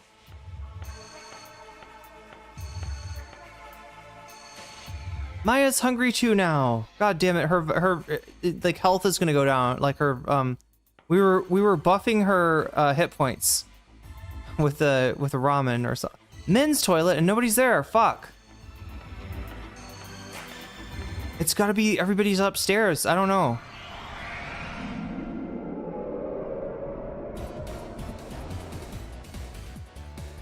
좋고 좋게.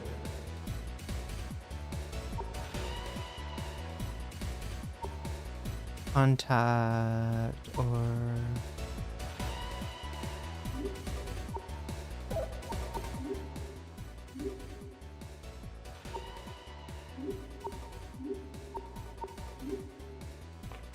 let's get those cards.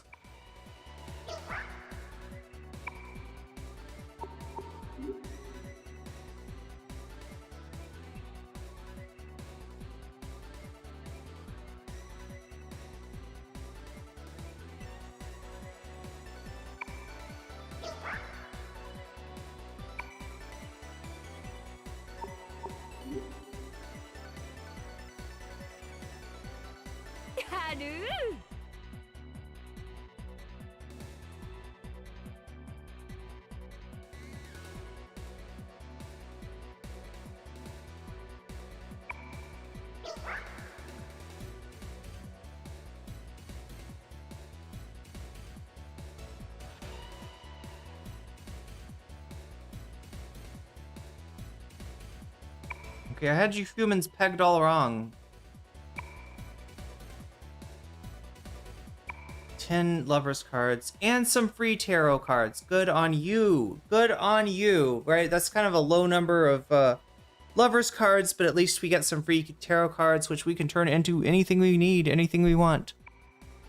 Ah, there we go.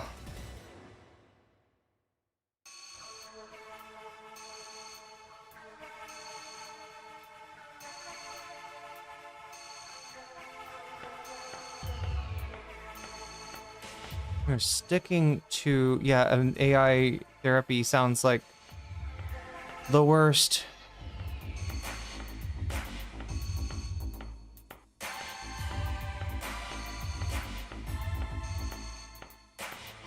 Oh, here we go. Look who we found.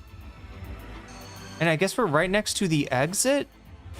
Say, it's Ginkgo. Why? Hey, Tatsune. Did you find the transmitter? I don't think it's on this floor. Okay, it's gotta be up. I think we should take the elevator, actually. Hatsune, you, and Maya couldn't find it. Then let's look for Yukino.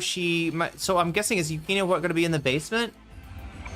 All right, so we're adding Lisa. The nice thing about this is Lisa's got a full stomach at present, right? Tatsune and Maya have run out of food, so their buffs are over. Their buffs are no longer buffing. What else do we... Okay, so we got a middle section we haven't really looked at, but that is about it, isn't it?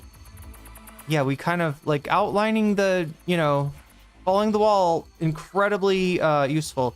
Oh, I forgot about Lickum Lisa.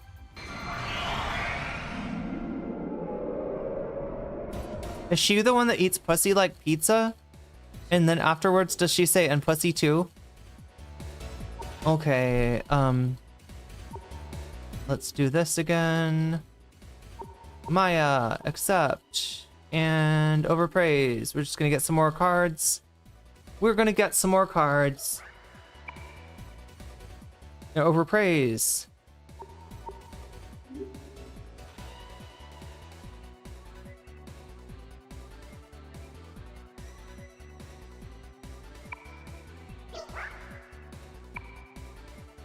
And overpraise, yes.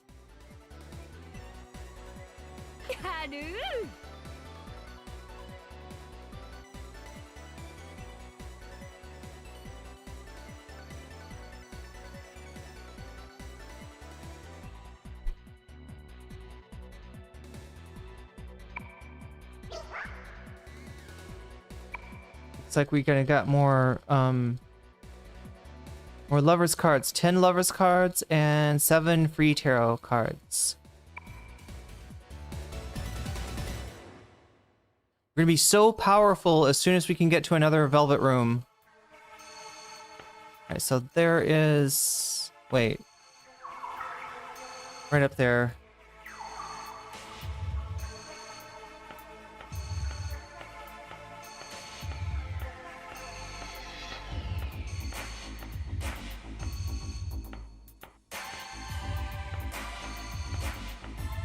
Just in case we missed anything. I don't think we did, though.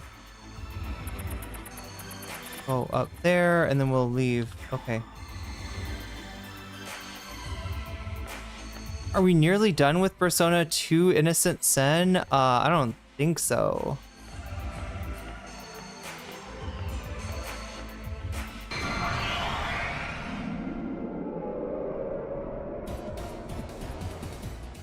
Okay, so what else?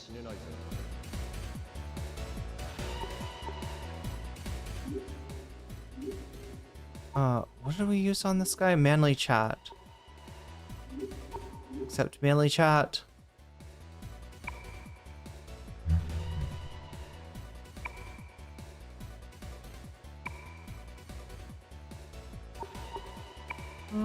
It scares him. Okay, so one of the ones that we encountered was like all about when we said because I mean I think Tatsune is like canonically either gay or bi, probably gay. Manly chat.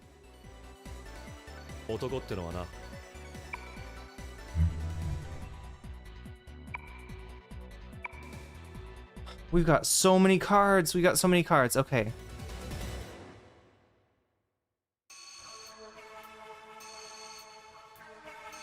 Going up, maybe? Or did we already... Jesus, okay. Yeah, no, I think we're good. I think we just go back now. We're gonna go down another level. Hopefully, that I think that's maybe where we find either a Kichi and or a Yukino. All right, there's the thing. Go down here.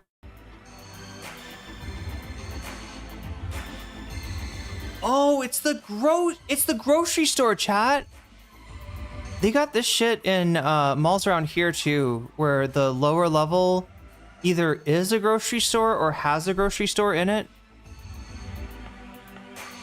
We're gonna stick around the edges just like we've been doing. We're gonna get some more items.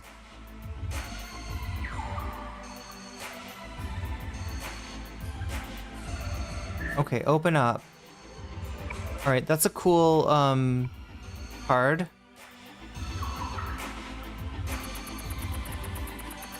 So there's a basement one, which implies there's a basement two. I'm guessing that's what we gotta do.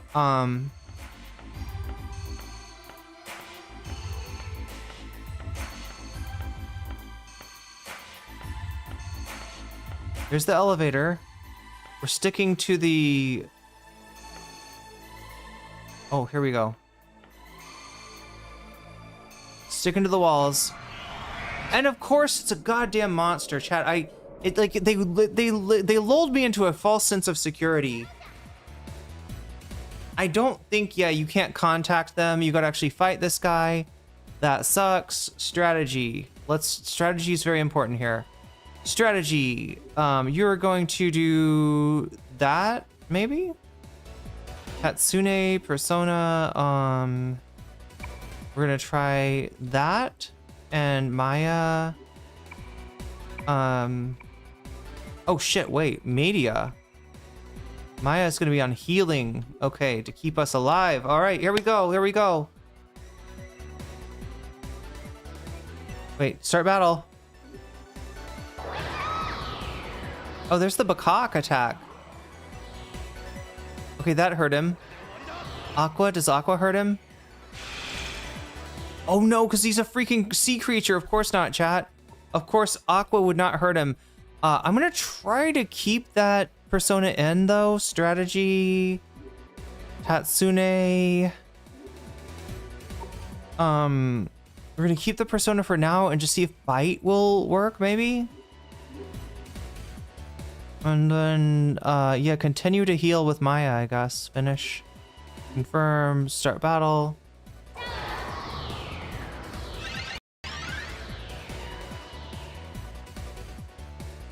Okay, everybody's...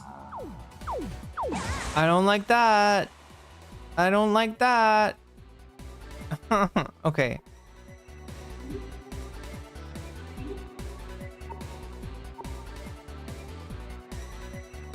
Maya can do... try a Bufu. Confirm. Let's start. All right, let's see what we got. That's effective. That ranked you up. Hopefully this will work. Bite him. Bite him. Yes, you bit him. Good job, you ranked up.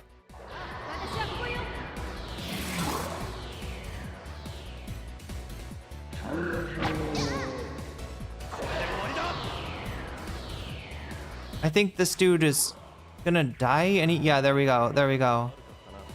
There we go.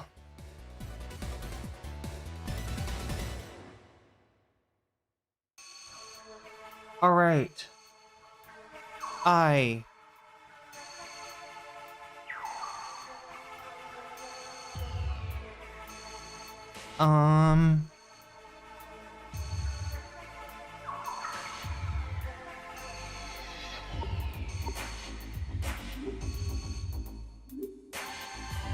Okay, let's take a look and see if we have... I don't see... Okay, it doesn't add any spells. What else got leveled up? This one? Iris. Okay, Iris got a... like a physical spell. Bufu is my uwu while I bufu? What is this, storehouse? We don't want to go in there. We don't want to go in there. We're in a grocery store. This is not a Wendy's. This ain't no party. This ain't no disco.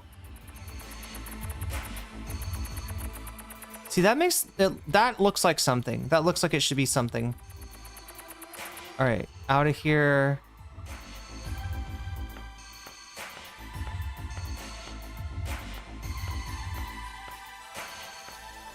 I hope we run into somebody.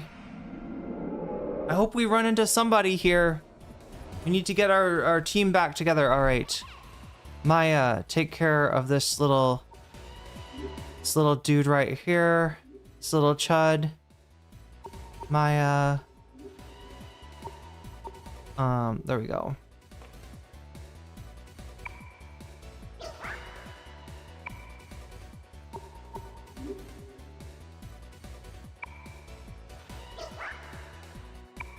Praising and glazing. What are you praising me for? You're so cute. You're so strong. You're so strong. Oh, you got mad? Now you're gonna ask me another follow-up question. Great. What's so great about being an adult? It's not all that great? Okay, good. All right, there we go. Let's do one more overpraise and we're gonna collect those cards. We're gonna get those cards.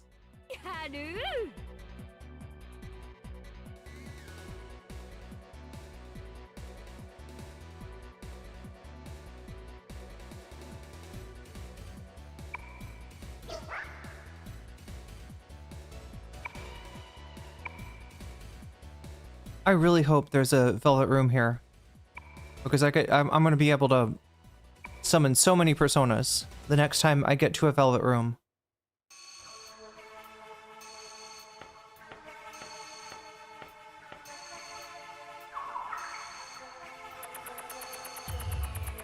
Yeah.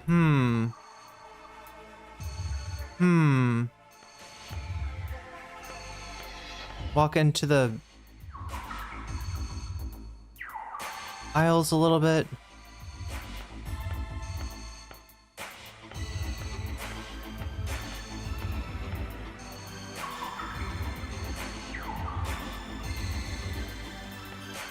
Okay.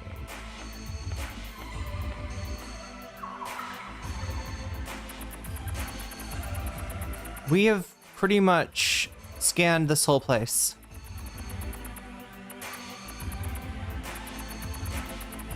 I think we gotta go back.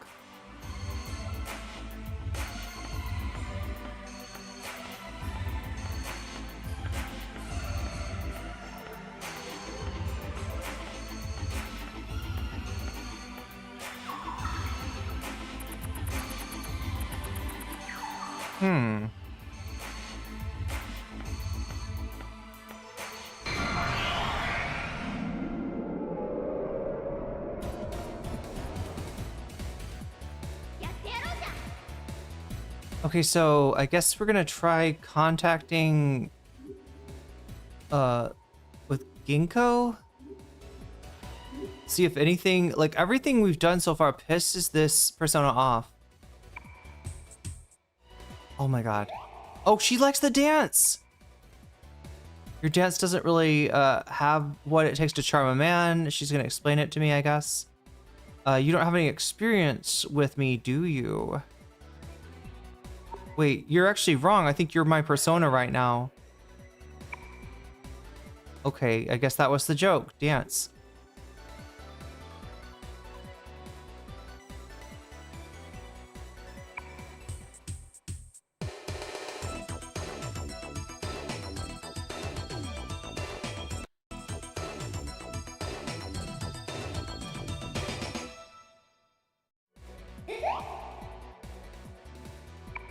Okay, please don't ask. Oh, she's gonna ask questions. If you're not careful, you'll be before you know it. I'll be careful. I don't care. You should be careful too.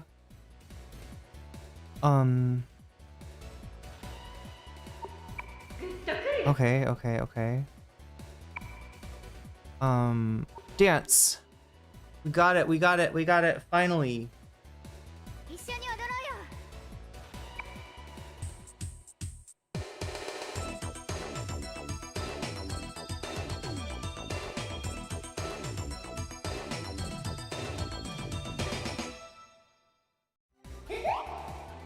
All right, there we go. 35 moon cards. That's amazing.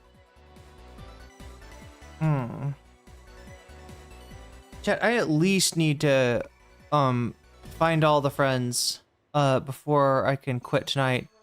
At least get that much story progression. All right, so yeah, I'm gonna try like see what's down here. 'Cause I don't think is there maybe I might just have to go back upstairs. Yeah, I'm not seeing... Oh, that's the elevator. That's the elevator. Okay, so we can take the elevator if we want.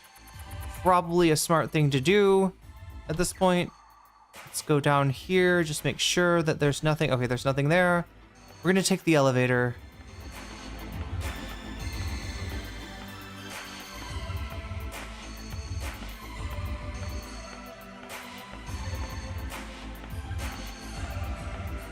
Elevator.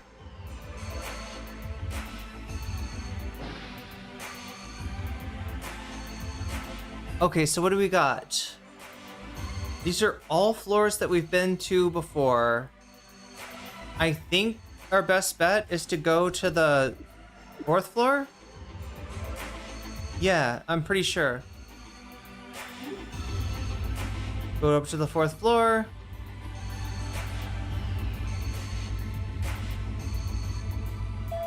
All right. All right, so we've definitely cleared this floor already. I guess the question is there a...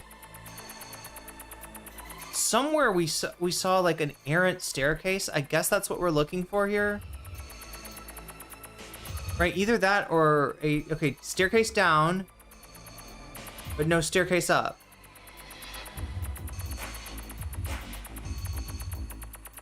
Let's make sure that there's no other staircases.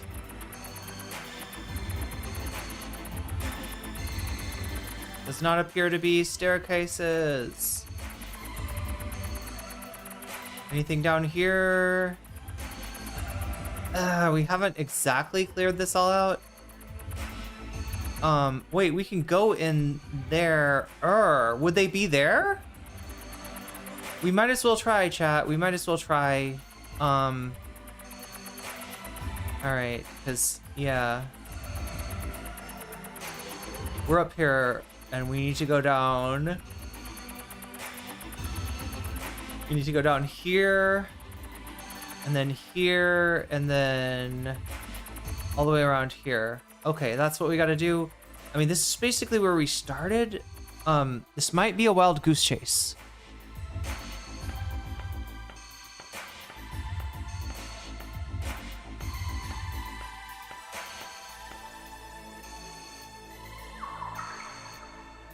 Okay, and this is the area we need to check out to make sure there's nothing over here. Nothing there. Wait, is this... Are there no monsters now? Nope. Nope. No, no, no, no, no. All right. We are going to do what? Get more cards. With Maya. Accept and overpraise.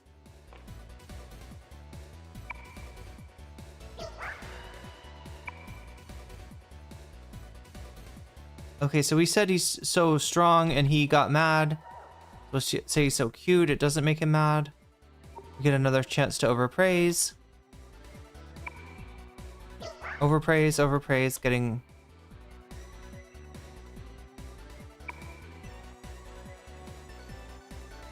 Are they fun? Are the video games fun? Yes. Okay, cool, cool. Okay, awesome.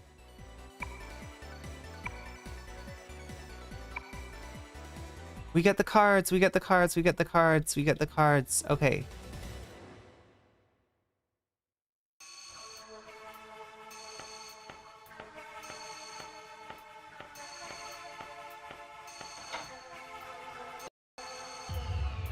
So what are we gonna find in here?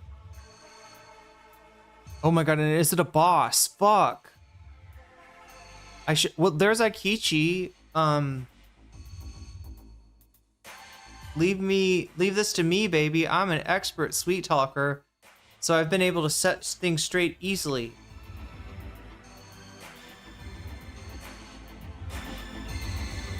Okay, so we got Aikichi. We just need one more of our members, and that might be a good place to leave it for tonight. The elevator can't go any higher, right? I'm a little bit confused about where to go from here. Oh God, where are we? Where are we? Where are we? That's an that's a stairway down. Somewhere there's an elevator right there. All right, let's take a look at the elevator again. I doubt we can use it. We'll probably have to go down and then find one of those staircases that goes up.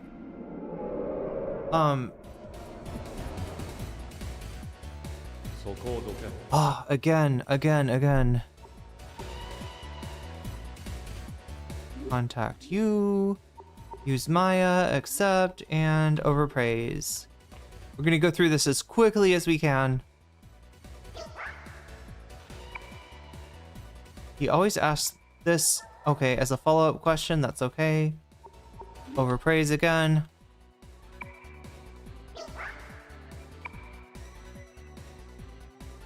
No sleep check. Yeah, pretty soon I will be. Wait, what time is it? My time. Okay, it's almost 10 o'clock my time. Yeah, I do need to maybe wind this down. Are video games fun? They are. And you like that. You like that they're fun. You love that they are fun and you want to play them now. But you're a Jack Frost, so the best you can do is to just make a contract with me and give me some free tarot cards. And give me some free lovers cards and we'll be cool. We will be cool. Somewhere here, elevator, right? Elevator. Did I pass it? Mm-hmm. What was the elevator? It's up here, right? It's up there, it's up there, it's up there. Alright. Backwards. What? Oh, wait, that is north, okay. Go down here and then over here, okay, got it.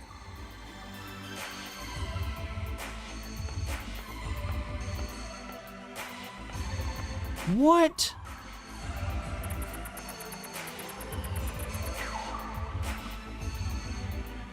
Oh, because I got turned around. God damn it. That's why. I was like, why does this not look right? Oh.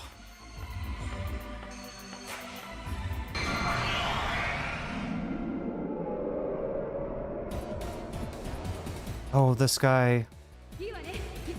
We did land him before, didn't we? With a little manly talk from Tatsune. Contact you with Tatsune. Accept. Do a manly chat. But what do we do if he asks us if we're gay? Manly chat.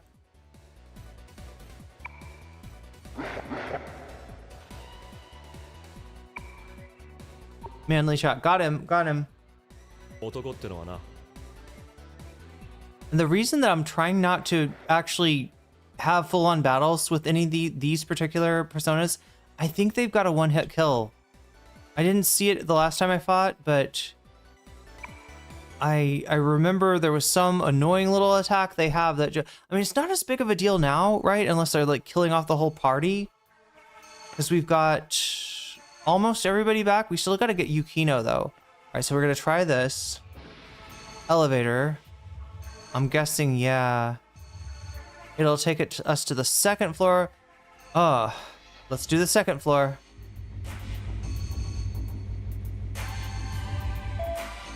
Doesn't take us to the third floor. Wait, let's see if we remember this at all. Okay, there's up and down. Is there another?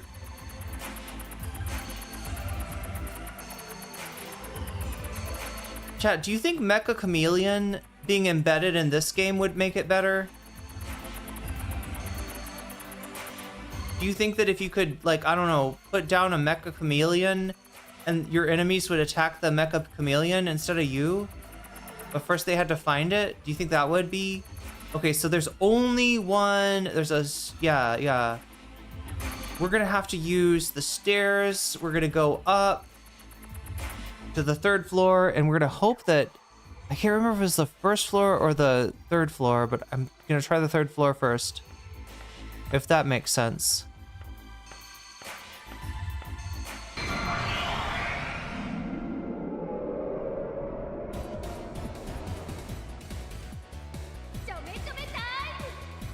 UT,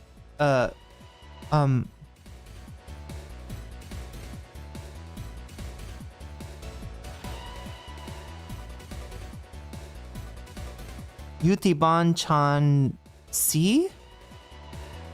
Dwa?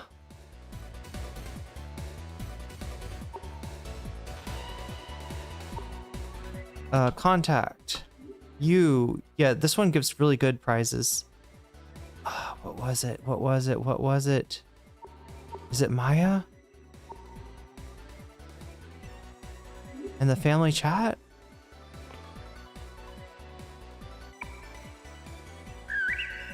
The family chat.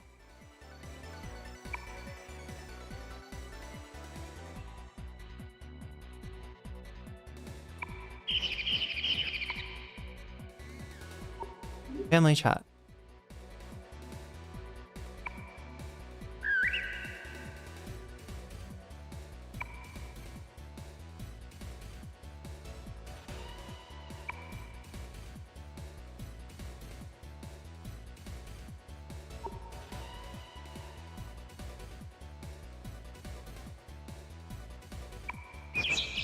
God damn it, I found a way to displease him.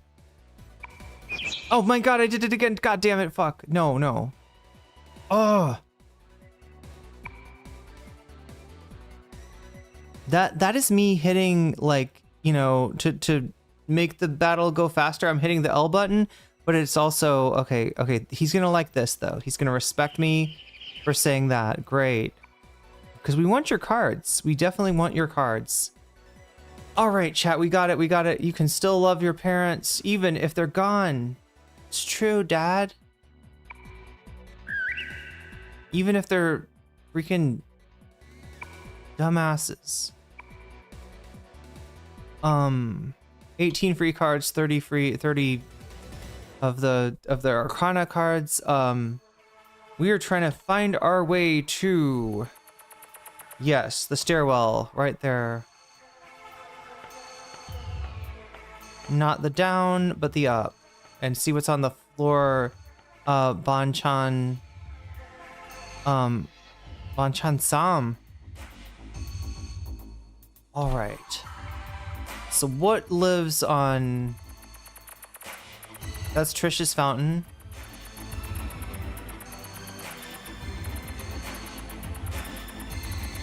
Oh, okay, we haven't seen... There's a little bit of more area to explore, I guess. I thought maybe there was like a... Oh, it's a... Yes, it's a separate staircase.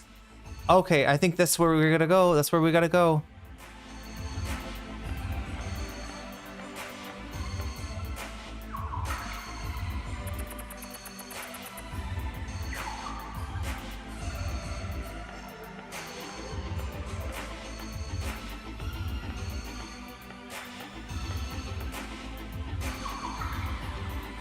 Okay, nothing there. Still looking for that errant stairway. There it is. And the other thing I want to look for, yeah, we can't get into the bathroom here, so we're just gonna go to the stairway. Because I think there's something about, so if you noticed on the other stairways, well, first of all, wait, we didn't see a stairway on floor 2, so that means it's going to take us to a new part of floor 2. I don't know if this is where the dungeons get really interesting and start having pitfalls. What is a pitfall, chat? It's when you're on floor 3 and you cross the wrong tile and you immediately fall to floor 2 or, you know, whatever, right? Let's see. Do we know how to get this guy's cards?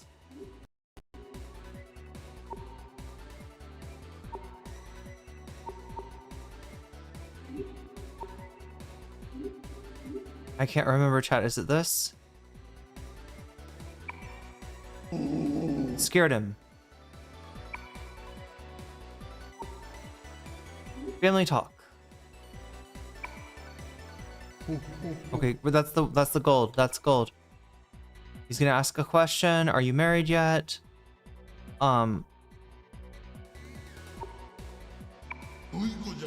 He likes that. Little family chat.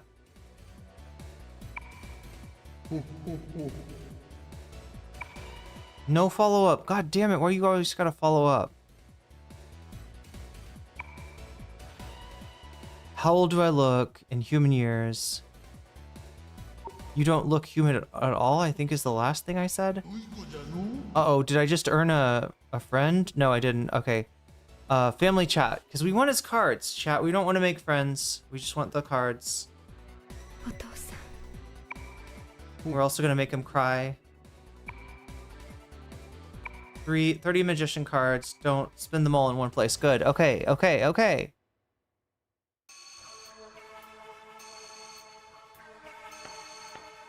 Ooh. Oh no, Lisa's hungry too. She wants a burger. That's her thing. She's kind of like, is it Chie from part 4? But Chie specifically, like, just wants meat. All about meat. Alright. Contact this little dude with Maya, who will then overpraise and glaze. Smile and dial.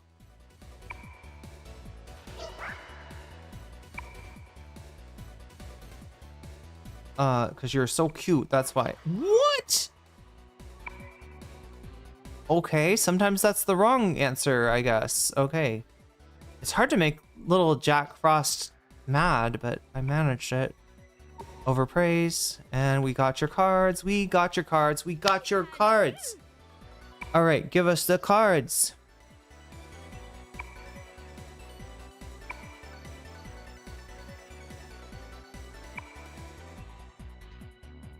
Seven free tarot cards to go with the 10 lovers cards. Like I said, chat, as soon as we get to a velvet room, we are stacked. We are so stacked. I wanted to come in here to grind.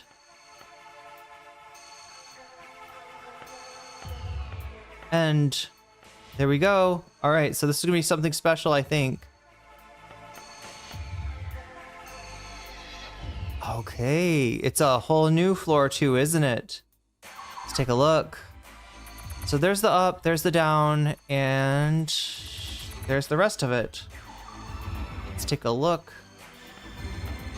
Oh, we can go this way. Okay, so we're gonna do a right wall hug here before we get attacked. Was it Lisa that does a dance? Proud fool. Proud and fool? Okay, wait.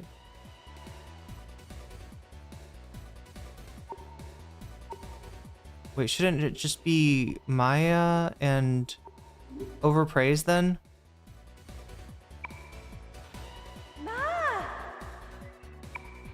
No follow-up. No, she's following up. Follow-up question. Okay.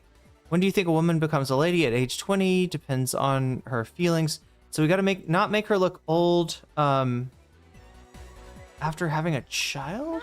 Okay. I'm speaking your language. Now we overpraise once again, and we get your cards.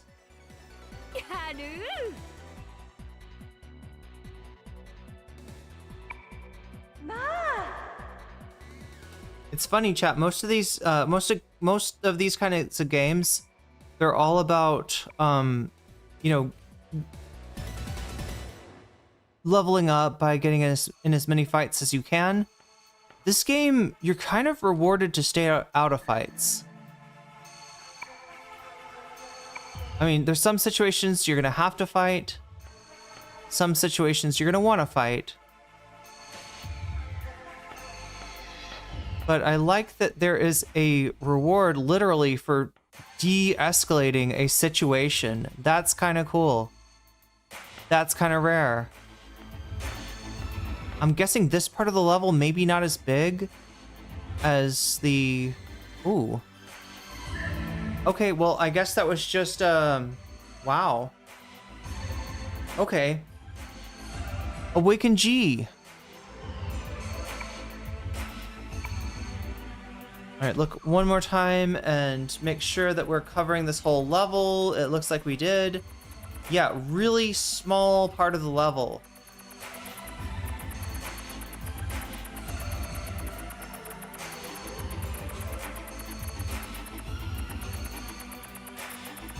Okay, well, we're just gonna go right back. We're gonna go downstairs one more level.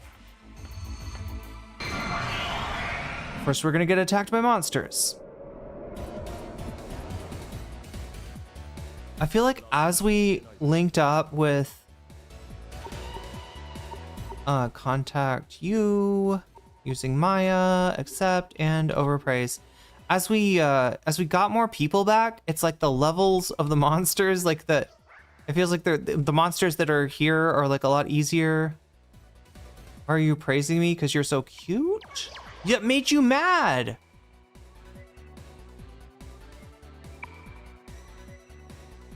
Okay. Oh shit, how am I making him mad? Chat, I don't want to have to kill a Jack Frost.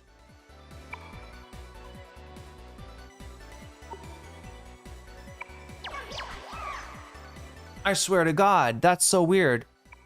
They're having different... Oh no, the contract is over. Fuck. That sucks. Okay. I don't know what the fuck went on. This is just an atypical reaction, and I don't know what to do with that. We're going back into the stairwell, though.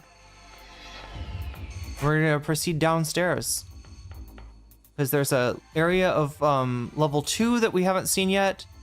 That means that there's also an area of level 1 that we have not seen yet. What do we got here? It's hard to tell. But I'm guessing it's another little... Okay, so and we can go downstairs again. Okay.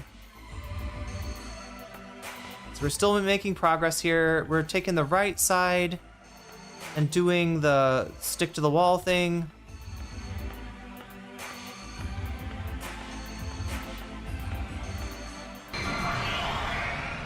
Dead end. Much. All right, you. I'm trying to remember, did Tatsune somehow proud and cheerful?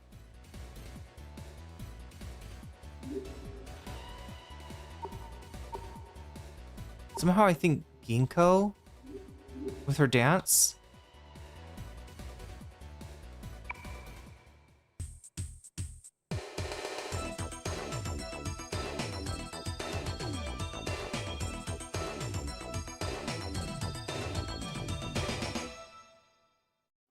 What's your... Oh, he said...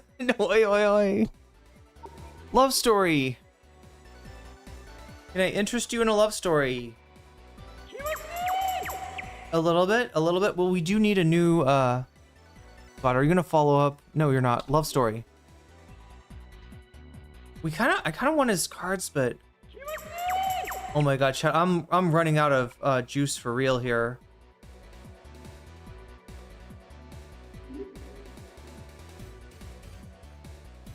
We got, what, one more person to find?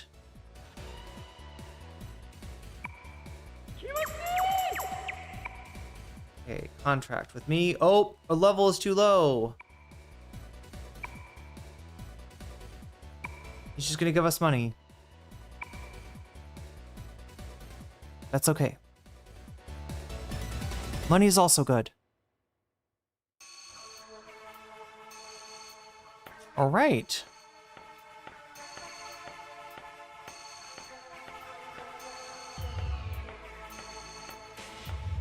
Wait, did we look up there? Yeah, we did. All right. Hugging the wall.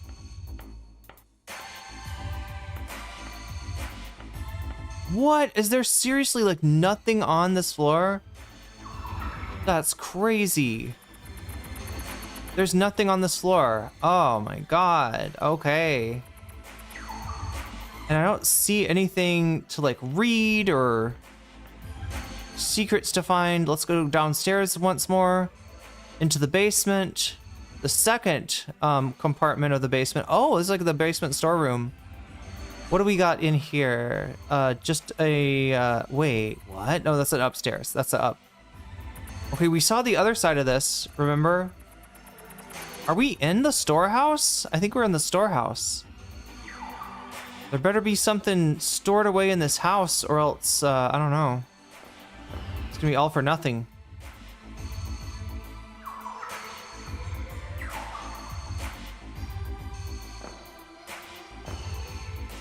Why does that look like a door? Oh, it's a power outlet. Hugging the room, hugging the wall. Can't go through there. There she is. Just the girl that I wanted to meet up with. I can't, how do I get through there though? Is that not possible? It appears to be not possible. Fuck. This is a maze? It's a freaking maze, chat. Okay, there's some way that we can get through to her. Oh my god. Oh my god, she's right there. She's right there. She's right there, chat. Okay, it's this guy. What was the manly talk was working really well. Contact you with Tatsune. Accept a manly chat. Likes manly chat. Okay. Me red pill too. You male, me male, me like female. So we're gonna be honest. And it scares him. I swear to God, chat, like one of these guys was like, oh, you me speech, she's male female. Your species male? Me not know about this, but me not judge other alternate, other sexual identities. I don't know. Why humans only grow. Oh, he doesn't like keep brain cell. Oh my god, no, come on. Manly chat. Chatting about being a man. Okay, me give cards to human, 25 world cards. Good, good, good. This red pill squid, or red pill octopus, whatever the fuck it is.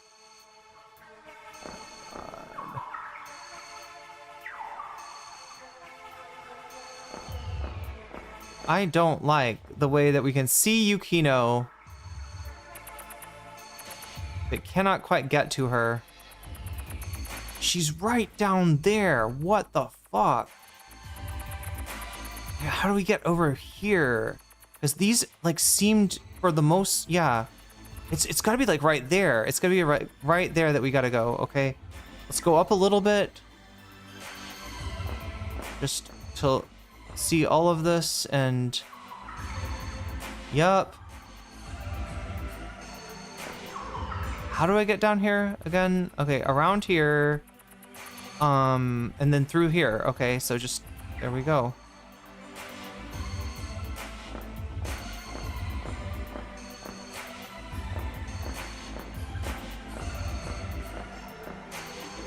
Seriously, here? That's where we go? We can't fit.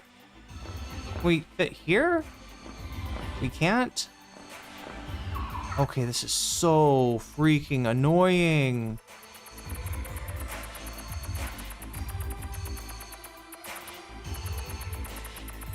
How the fuck do we get here? Okay, this is too annoying, chat.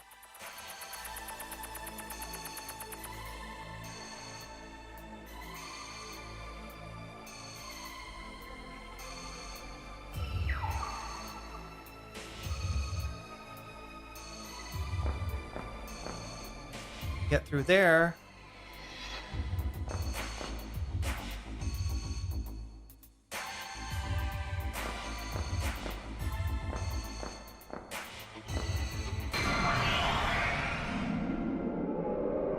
If anybody wants to look up this, it would really help out. I don't know what to do here.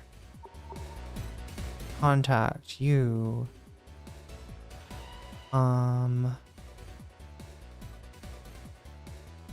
What was the one that works?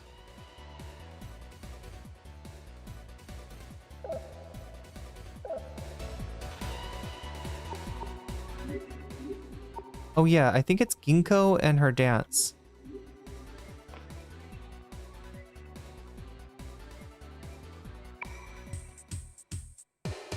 Bow, bow, bow, bow, bow, bow. Bow, bow, bow, bow, bow. Okay, does not like the dag nabbit. Is that the best you can do? Let me show you how to really dance. And he does the soldier boy chat. He's like, you. That's the kind of dancing that's what he thinks is real dancing. Love story. Try out the love story. We haven't really done the new bad empanada nonsense. I might have to. Oh my god! What in tarnation? You're insulting me. Listen here. Like, okay, wait. What was the thing that worked on him then? Was it Tatsune? Doing the annoying noises? Yeah. So a lot of some of the important receipts for that were, oh my god, everything I'm doing is just pissing him off. All right, we're gonna fight.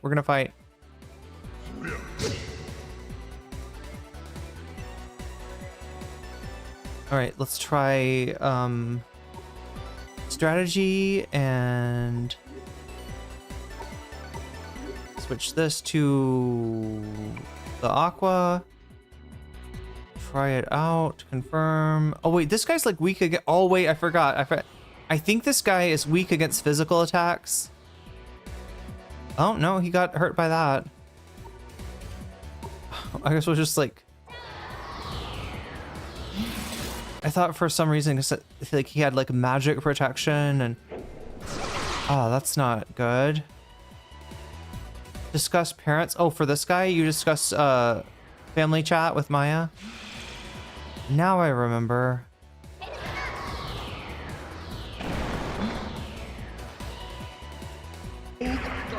Got him.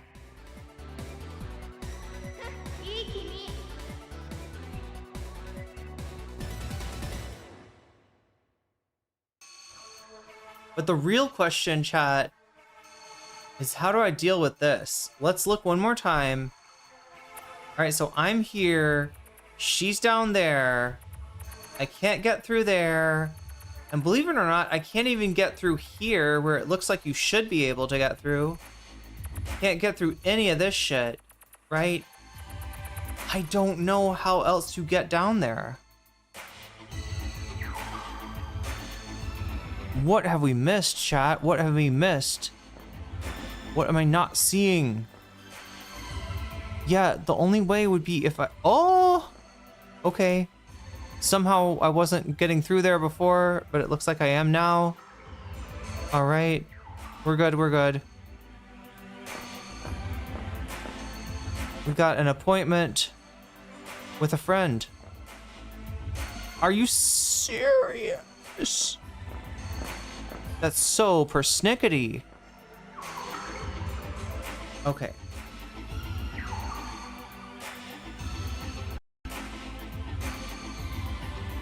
Miku, did you find the transmitter? It's not on this floor. Nobody found anything? We've already searched everywhere? Could this mean this place isn't the target? I don't think so. This is bad.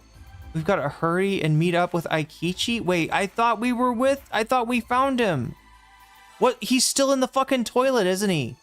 Oh my god, bro didn't join the party. Fucking, okay. I'm sorry, I'm mad at Aikichi now. I am mad at Aikichi. I know where he's at. Oh my god, so annoying. I told you I would meet up with everybody. That's what we would do. Did we find a way to make her happy? Bloomy and wise, what is she?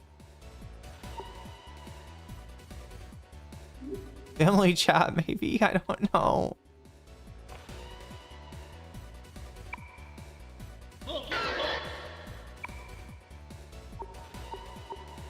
Advise?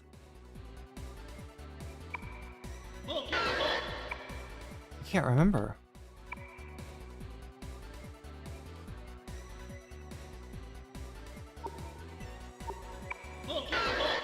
All right, we're gonna fight her. We're gonna fight her. We're gonna fight her. We're gonna fight her. Okay.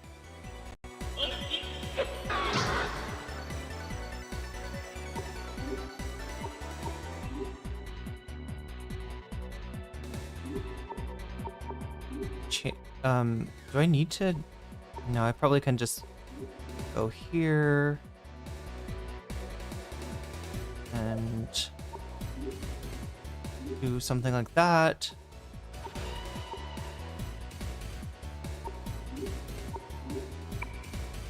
Right. Persona,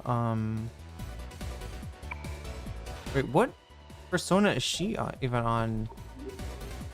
No, she's on Tengu. That's a good one. Okay,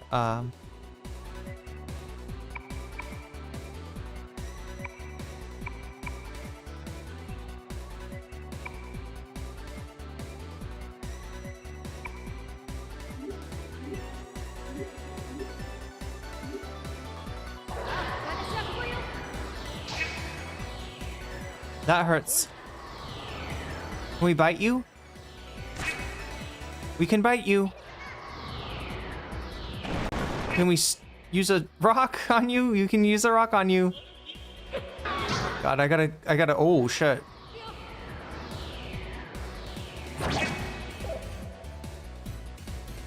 Strategy. Maya, we're gonna have to change persona again.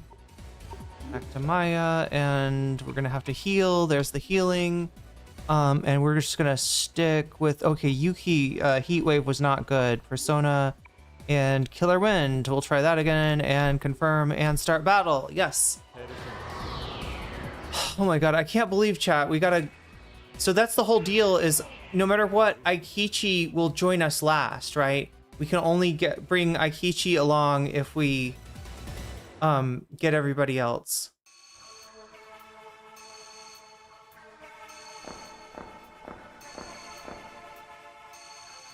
Let's see if we can do this again. There we go. I don't know why that was hard before. It did clearly indicate that that's the way through there. Let's go up from the basement.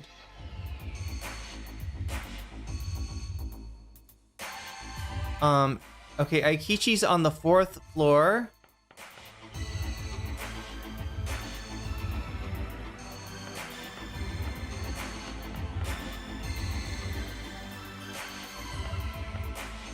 Okay, so now we gotta find the other, either, okay, is the elevator closest or is the... There's the... No? That was the elevator. Elevator at Trisha's Fountain. Fuck is the elevator? Oh, this is floor 3. It doesn't have an elevator. Okay. Wow, I'm remembering facts. Okay, there we go. Just over here.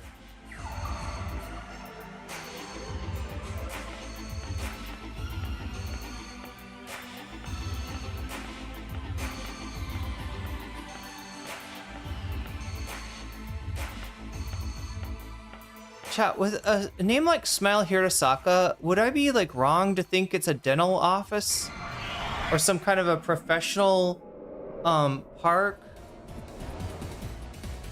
Okay, now we got like some real enemies here. Well, we know how to handle either of these, right? It's with Tatsuya. Accept. Do a manly chat.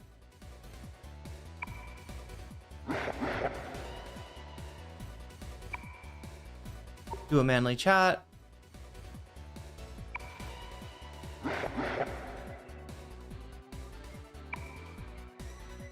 Gonna do a follow-up. Okay, so we're gonna try real men are wise. And that was the correct answer.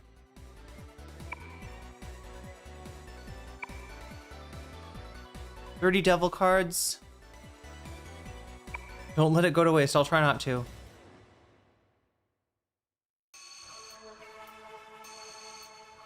Trisha's Fountain, which is overpriced almost always. So we're gonna go upstairs now. Let's take a look really quick, see how everybody's doing. Do we need to heal? We do need to heal. Oh my god, do we ever need to heal? We're gonna use Maya.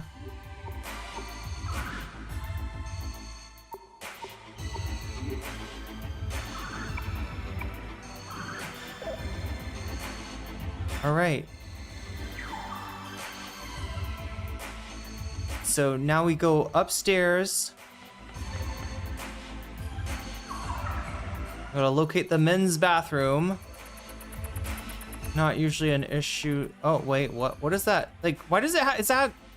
The elevator looks different now. It has a E. Okay. Where is the bathroom? Wait, women's toilet? It's like... Rent house, where is it? There. Okay, so we get here by... This way.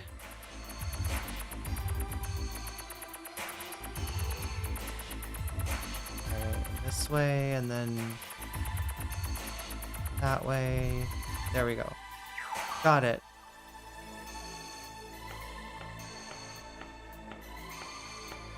No! Is it like this?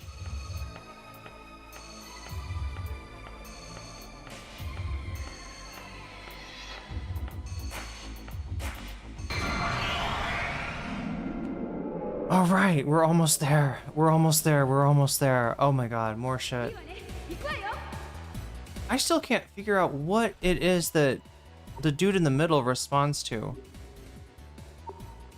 Proud and cheerful, okay.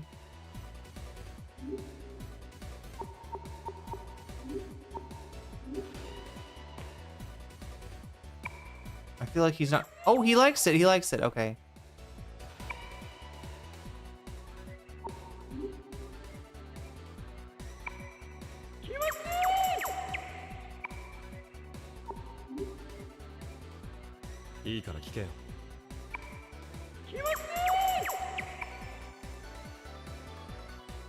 Level's too low, so he's gonna pay us. Yep, he's gonna pay us. Oh, are we still dealing with these guys? Okay, sometimes this happens. We know how to deal with them. Manly red pill conversation. Get red pilled. Me male, you male, that good. Me listen to you rather than other person. Because male loneliness special. You like females? Oh no, he doesn't like the gayness. Manly chat.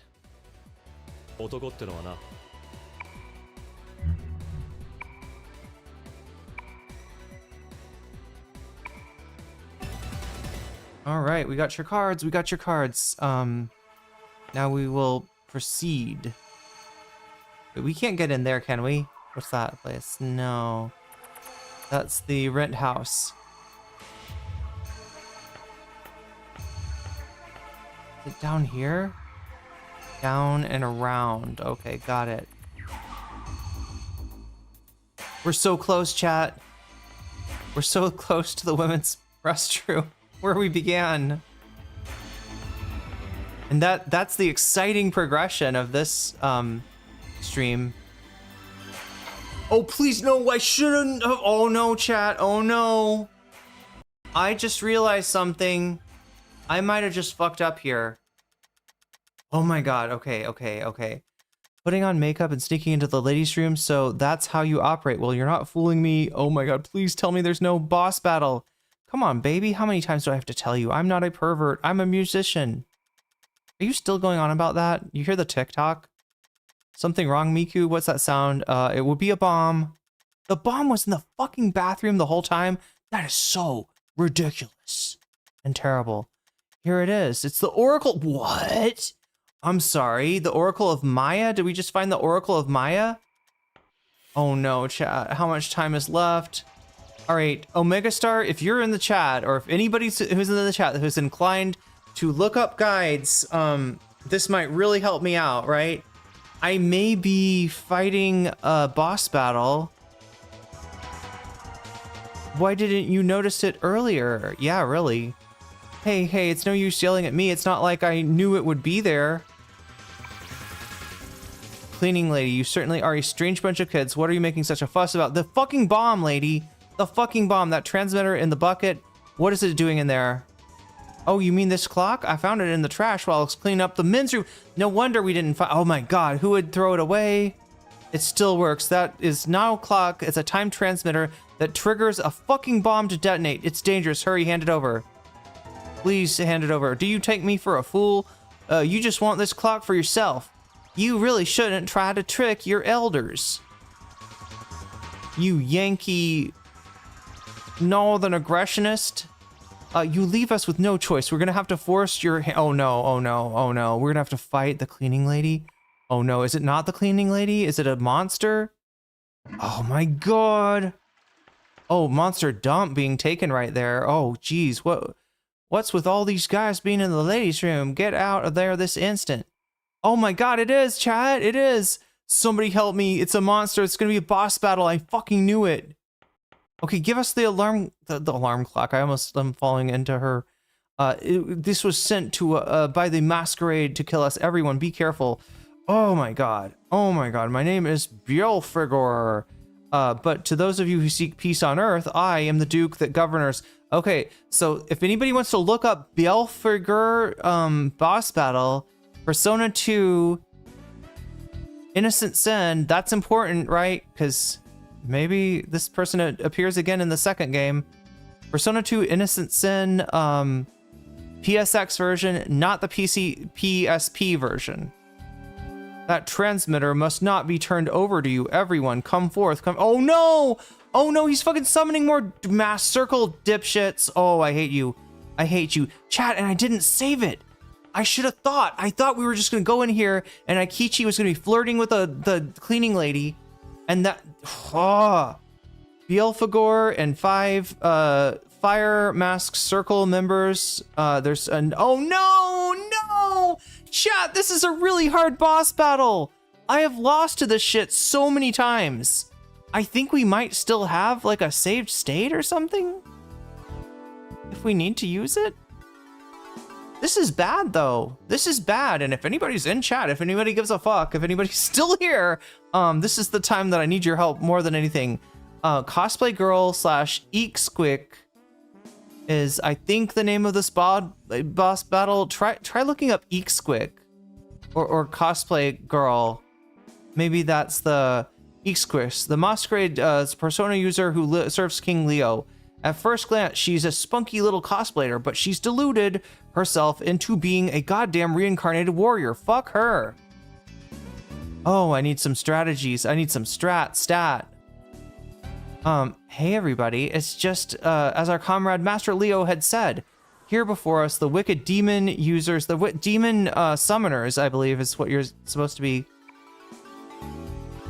How dare you, you demon users, you scum, seek to put an end to this world. Found a bunch on cosplay of Persona 2. I'm sure there's, and this is a cute cosplay too. It's probably mostly people doing Maya.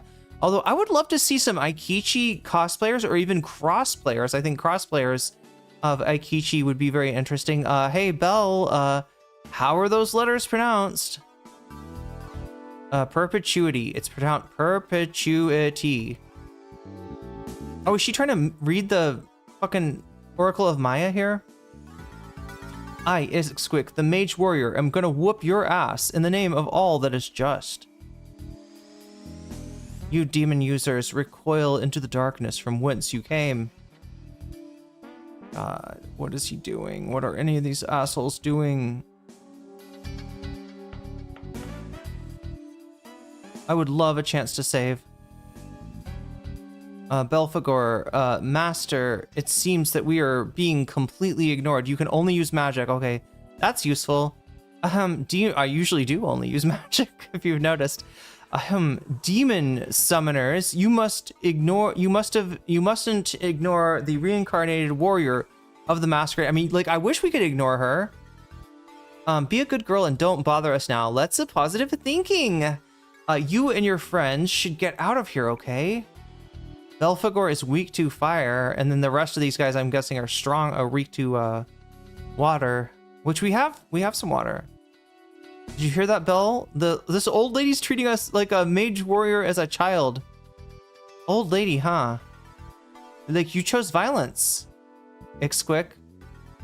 Hasan Lo, you did it. Way to go, Tatsuni. I knew you could do it. Did he disarm it? They have succeeded in deactivating the transmitter. What should we do now, Master? Kill them, obviously. Wait, what the fuck have you got? No, now I'm mad. But I've got my own remote transmitter and I'll use it to take down this building. We have to fight. We have to fight. She's forcing us to fight. Stop it. If you detonate this building, you'll die here with the rest of us. What if somehow, chat, this is the one boss battle that's harder in PSP than it is on PSX? We can hope. Who cares if I die? I've had enough of home and school. Even if I stay alive, there's nothing that'd make it all worthwhile. I do not want to go out like this, chat. I've gotta win this battle because I'm not entirely sure that we can. If we get fucked over here, I will redo this stuff off screen, and we'll start next week with this boss battle. Okay. But let's hope that's not a contingency we actually have to deal with. I think I can beat Ixquick. I've beaten her before. And I don't think I've ever died to her. But she was hard. I remember that. She was very hard. Stop trying so hard, alright? Speaking lightly of death is proof that you're just a kid. True. Yeah, you're right. But I'm still gonna fight you. She's got a cloud sword, too. Notice that? She's got like a berserk sword. Did you really think I'd say that? You're wrong. Why would I ever bother listening to you preach that I'm just a kid? Oh my god, persona user detected. Master Leo's plan must not be hindered. The transmitter may be out now, but I, Akari, still have my persona with? Wait, your real name is Akari? I thought you were Ixquick. Whatever you are, we got quite the battle on our hands. Toilets? Skibbity toilets, chat? Okay, now this is another bit. I don't think it looks like this in the, it looks like somebody needs a spanking. Somebody's been up past her bedtime. Oh no, Tommy time. Wait, isn't that my line? I thought that's my, oh wait, she says it. We said it at the same time. Hey, you copied me. Akari's the one who thought of that line first. Oh my gosh, she's speaking of herself in third person. Not a good sign. But yeah, the original version, or sorry, not original version, the PSP version, right? They tried to eliminate some of the stuff they thought was janky. The UI, I guess, looks better. They tried, and look, there's, you know, some appeal to the background. It's maybe a little bit more psychedelic, but I honestly like, this got character, chat. We're fighting in a sea of toilets. What could be better than that? All right, strategy.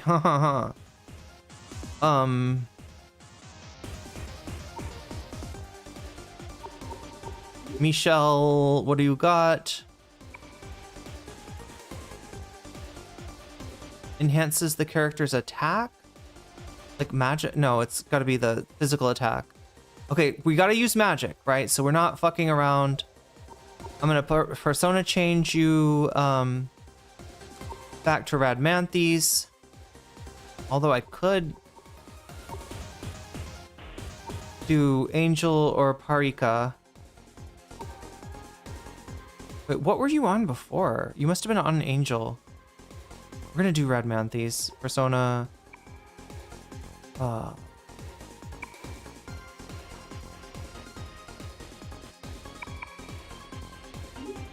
Okay, so we can't hit him with a Maha. We're gonna have to hit him with that guy's weak to fire.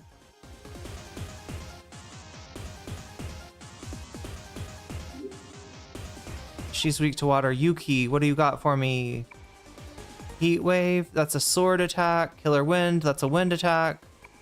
Garai is an almighty attack. Fire.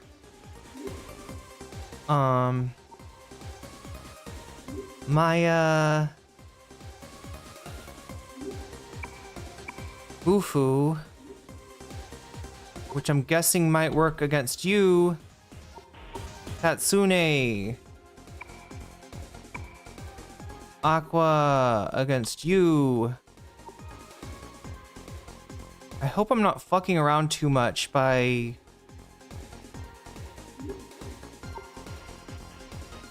because you should kind of like try to zero in on one person. It's just that like he's weak to fire, so I made sure that the fire attack... The only other thing I could do is change her persona back. Let's see what that looks like. There's a fire attack here. Small damage on all enemies. I could use that. All right, finish and confirm. It says do Belphegor first. Okay, we'll change our strategy then. And he's weak to fire, right?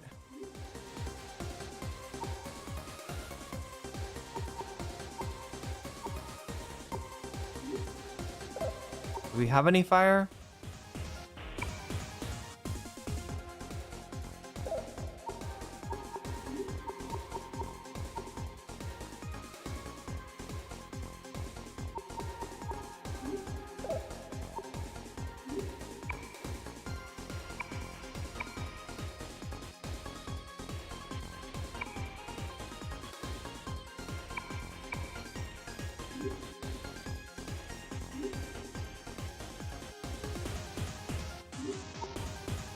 Change persona to Volcanus. Persona and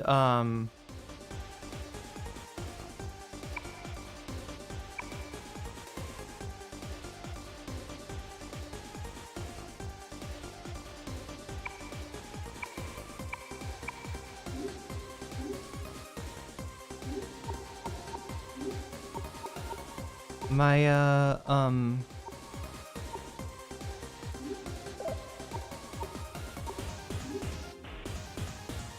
another Aqua.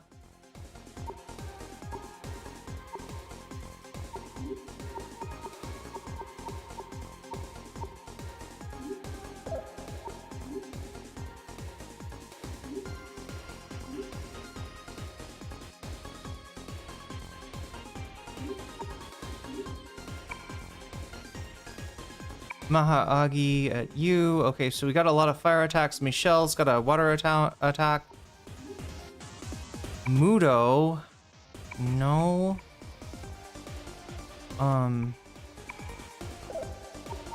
Change the from Radmanthes to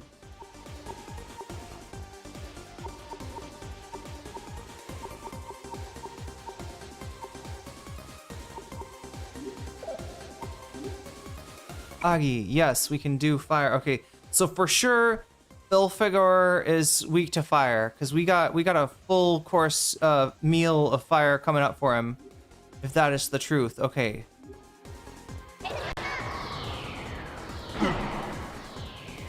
Weak to fire? Looks like he is. Fire burst. Is that going to be the best attack though? Because it's kind of like a... Oh, he dodged it. Okay. So he's getting hit by lots of stuff. Oh, wow. Okay. Ooh. We're going to change up our strategy a little bit. Strategy Maya. Ooh, but she's... Okay. That one's really useful. The earth attacks are good too. Persona change. She's going to go back to Maya and she's going to heal everyone because we are in danger. I'm going to change this fire burst into a straight up fire attack. Finish that he won't be able to dodge. Aggie, Aggie, Aggie, Media Aggie. All right, I think we're good. And we're doing some healing too. That's always good. Oh my god, oh my god, oh my god. Fuck! God. Oh. It's a two-way? Okay, it's pretty good. Rank up. Can we get some healing, Maya? Can we please get some healing? Oh, that one didn't work so well.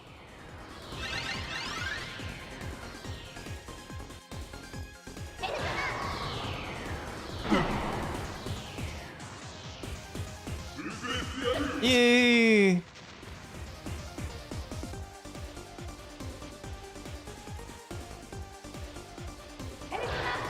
We get just in time. Clutch, clutch, clutch, clutch, clutch. Does Lisa have a heal spell? I think there's one somewhere. Okay, so after this blazing hell attack, which maybe will it kill this guy? Oh shit, that was badass. That was so fucking badass. Okay. Strategy. What do we want to change? Tatsune's Agi somehow did not work very well. What else has he got? Try like a Maha Agi? I don't know why that would, you know, help, but sure.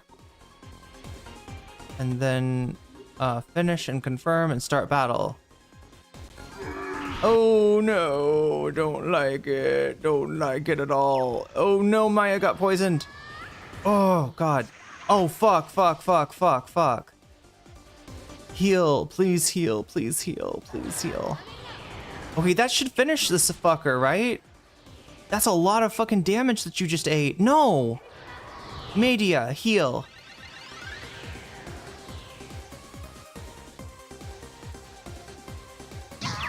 We need to get somebody else on healing too. Strategy. Okay, who else can we pull into healing? Maybe Tatsune himself, right? Since he's not doing much damage. Item. Rough drink for self.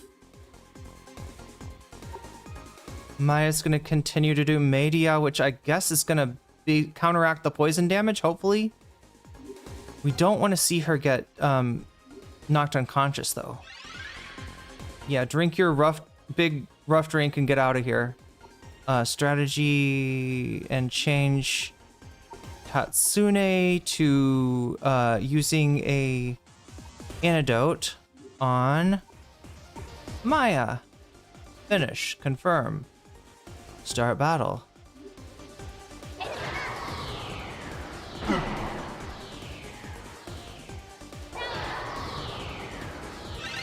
Wait, why is Ixquick hanging? It seems like Ixquick is hanging back. Oh. Pegasus combo? Oh my god. I don't think I have a Sonic Punch. Okay, she's not hanging back. She's not hanging back. But hopefully we can kill her freaking demon friend here. Because we've done so much damage to this asshole.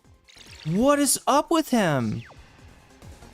But yeah, my advice that I've gotten is to... Okay. Wait, Michelle and Tatsune now have poison? Alright, let's change strategy. Tatsune is gonna use item. Antidote on self. Everybody's gonna stick to the same. Wait. Maya could do something else if she wanted. I don't know if I have a good... Okay, Pegasus combo, Wind Spell, and Sonic Punch. Ixquick is using a shadow version of a Pariker. Void all attacks except sword. Except sword. Okay, so Tatsune could attack her then. Weak against sword or holy. Ooh. Does Hama work on her? Her servant Bellafor is weak versus water? What? I thought he was weak for... Oh my god, I'm so confused. Are you sure this is... Oh, that's confusing, because if water works, we got a ton of water too. Does ice work? Use fusion spells to make sure you fight them one at a time. Use media. Oh shit, you should have Mediama, which is a little bit more powerful than what I have. Cast True Fire Burst. Well, wait, I have Fire Burst. 2 of your characters cast Media when your character's HP gets low. We're just gonna have Maya, I guess, stick to it. Stick to Media for everyone. And, I don't know. I mean, we could switch personas and try. I thought, didn't Omega said it doesn't really specify water attacks? I thought we said he was weak to fire. Yeah, you said Belphegor is weak to fire, so that's why I'm using the fire.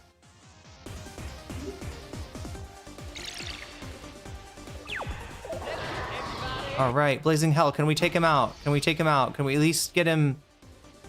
Oh my god, so many freaking hit points. Oh, I hate this guy. I hate this guy. I hate that spell in particular. Oh, she can actually swing that sword. Okay. We're gonna keep the media on. We're gonna change Tatsuya to curing with antidote. Michelle. Finish. Media, Maha Agi, and antidote. I almost said anecdote. Yeah, we'll use an anecdote to bore him to death. There we go. That's my specialty. I have an anecdote for you, actually. Wait, what the fuck was that? There's something really wrong with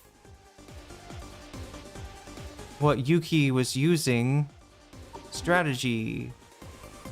What? Yeah, how did that only do 1 hit point?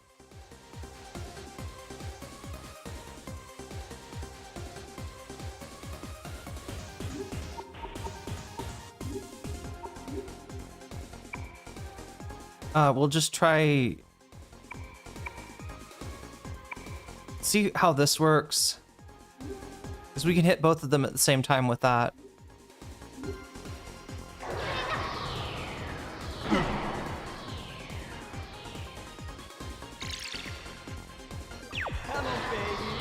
It does look like maybe the fire is not that strong on him when it's like a single one.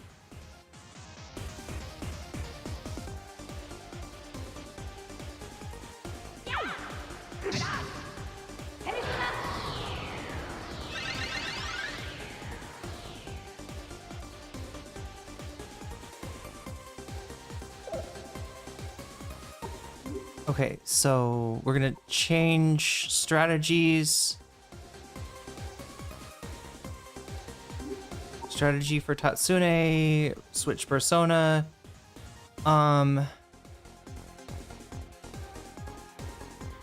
Wait, did somebody say fire burst? I tried that on him and it actually didn't, like, it missed somehow. We could try it again. And I kind of want to try water now, or just like try other things if it's not fire that's like. But Omega Star's pretty sure that the weakness is fire. It's a physical attack that won't work. Wait, sorry. Oh, thank you. Well, it's a weird thing, right?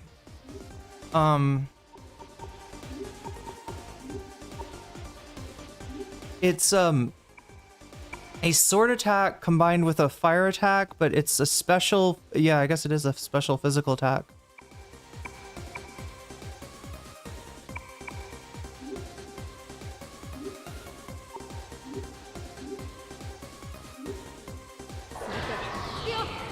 How does this work?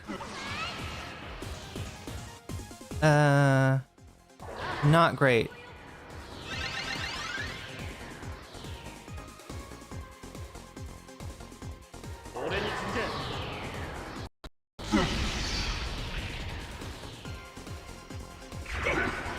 Got him.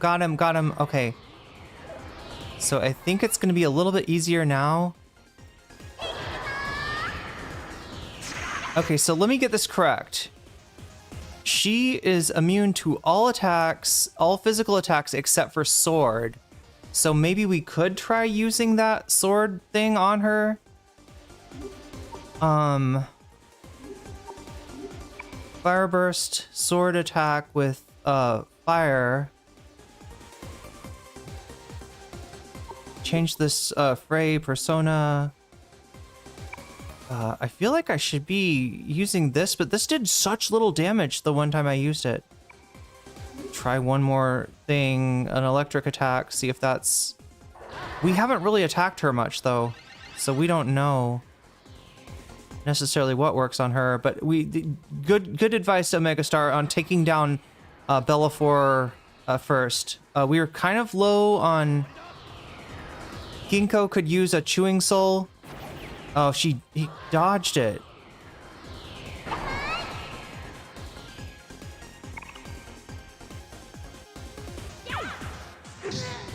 Do we know anything about like what her elemental weaknesses might be? That wasn't good.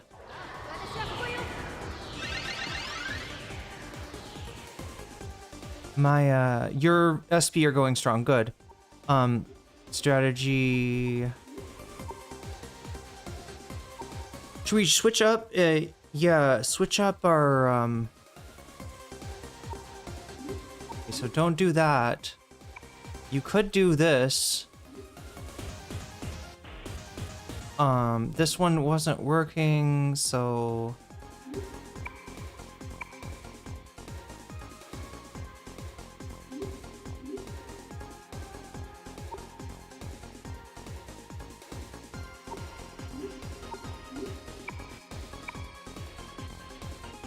give this a try.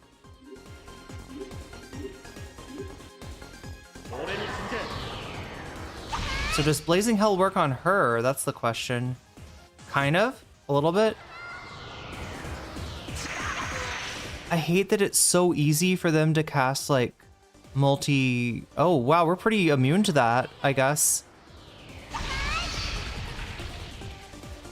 We get a lot of Blazing Hell for her. What about the Bufu? Does that hurt? That hurts. She does it again! More Bufu!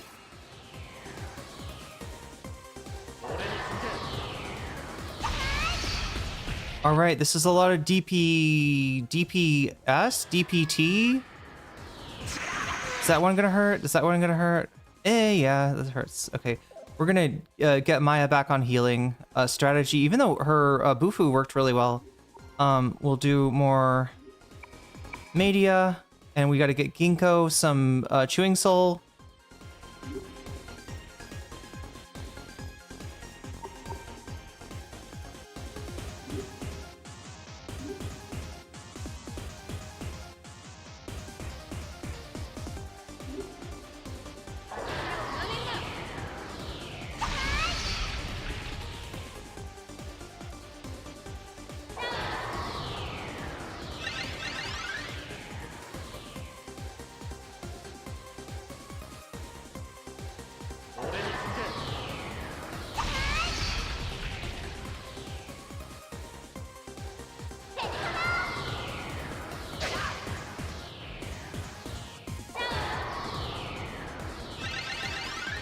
We gotta get Ginkgo some... I think I'm just gonna use Ginkgo to give Ginkgo... Strategy... Ginkgo uses Chewing Soul on Ginkgo.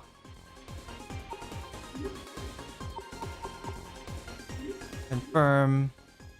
Yeah, so many. They're I feel like they're maybe this prefigured the skibbity toilets.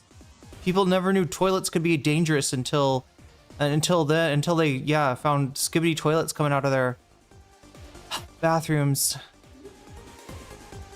It's the toilet dimension, indeed.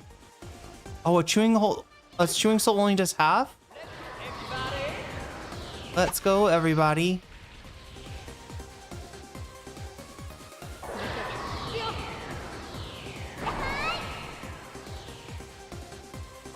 Weird, not too powerful by itself. Oh my god.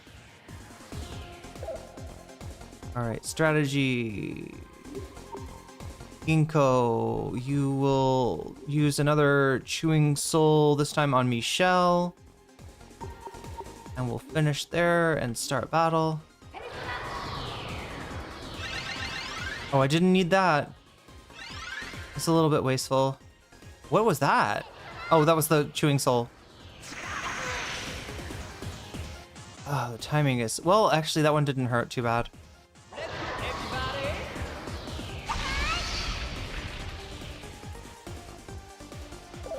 Oh, shit. She's down. Wait, this is very fortunate if we get through this without dying, because I remember this battle being way, way, way, way harder. Persona, we want to use...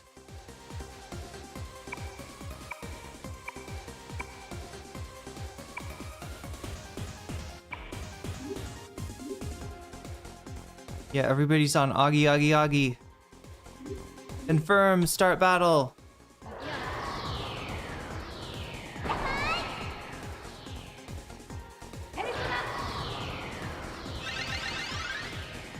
Just being extra cautious by healing every turn.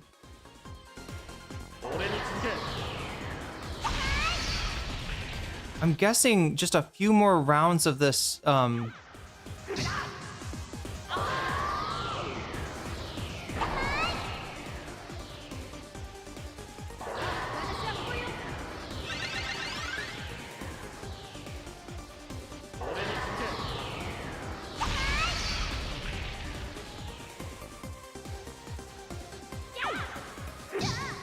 Ow! That's what you get. That's what you get.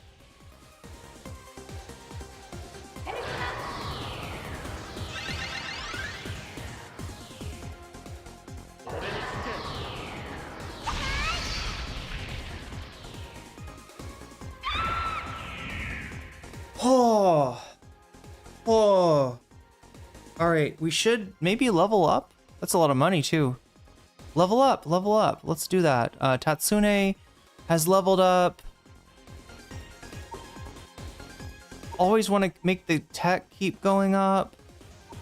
Luck is pretty low. Let's make the luck higher. Yeah. Clap, yeah, like the clap of relief. Ginkgo's going up to 186, or SP 174 hit points. Maya, can you get some more hit points? Yes, a few more hit points.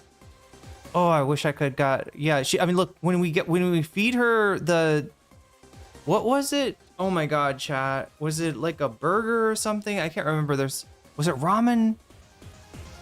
There's one that yeah, the thing that raises her vitality by 8 points. That shit is very helpful with her.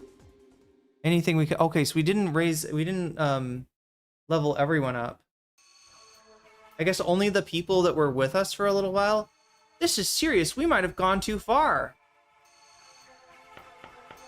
Anyone know how to do CPR on a cosplayer? Is this babe gonna be okay here? Nothing's changed for her after all. She might get in our way again. Oh, he's suggesting we kill her. Okay, I don't know about that. She's not used to playing with grown-ups, but she'll be fine. I'll take responsibility for her action. I mean... Uh-oh.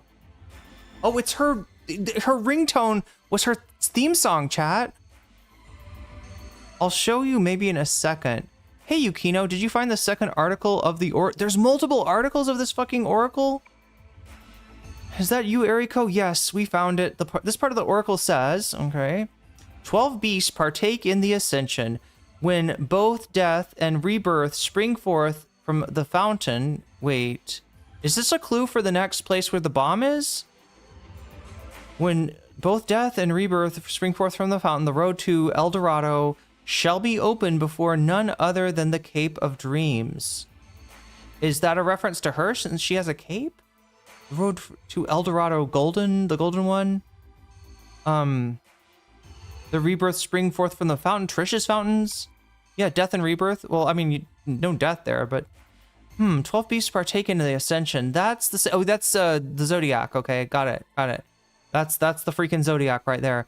That, even though they're not all beasts, whatever, like the water carrier, like the virgin, the archer, yeah, they're not all beasts. I don't think. That's the one. So the key must lie in the following portion. If we go with the same reasoning that we used before, we need to determine which sign points to death and rebirth, which element governs it. Sleep? Scorpio? Oh, Scorpio, the sign of the scorpion, which means the next target is in the northeast of Seven Sisters. Hi. The Yumazaki district! Excellent work, Eriko. We'll be able to figure it out knowing this much. So I'm curious, are we done with this building? I feel like I remember the building being a lot more involved than this. The road to El Dorado shall open before none other than the Cape of Dreams. El Dorado, huh? Well, that translates to the City of Gold. Is there a building with the name yes, gold! Yes! Yes, there's a fitness club. I mean, it's basically Gold's Gym, I think. But if we stand around thinking about it, we're only gonna run out of time. Let's just think about it as we head to Yumazaki District. Okay, so I guess there we go, chat. I got you progression, more progression than I thought I was gonna get you. And the building didn't even blow up yet. Wonderful, wonderful, wonderful, chat. This means that we get to go and do one more nice thing. Wait, before... Let's see. Are we healed?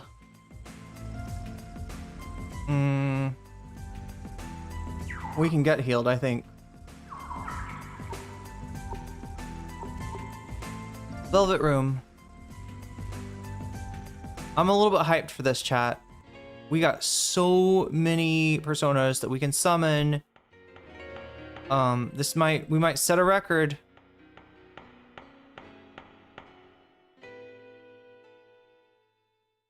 We're here to use these cards, Igor. Okay, so Magician, we already got Tengu, and Agrippa is too high level. Priestess, we got no cards. Empress, we got no cards. Emperor, we got no cards. Hierophant, no cards. Lovers, Jack Frost. Are you ready, chat?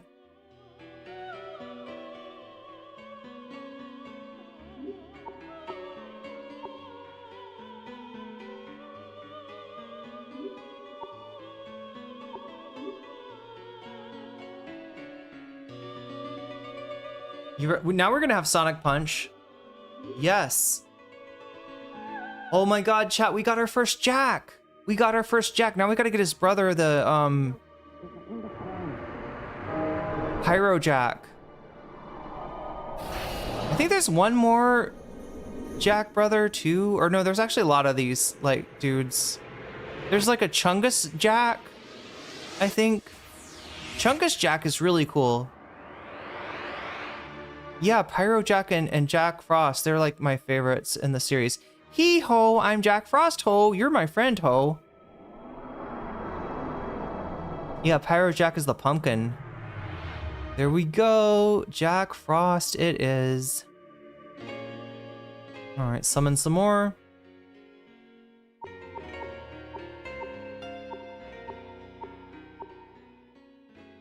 What is going on here? I guess if we got more strength, we could summon Otohime. If we had more chariots, we could summon minotaurs. Or is it supposed to be Minotaurus? I don't know. Hermit, yeah, I mean we could actually use some free cards to get Nekomata. Wait, I thought we had a Nekomata. I think we have one. We have a Nekomata at home. We're nowhere close to Cerebus, and we have 0 fortune, 0 justice. 0 hanged man? I thought we got Shax. Wait, did we get Shax? Oh, we got Shax. Yeah, because otherwise why would we have no hanged man left? Death, we don't have nearly enough. Okay, we can get that really annoying. Remember that really annoying bird? Fjalar?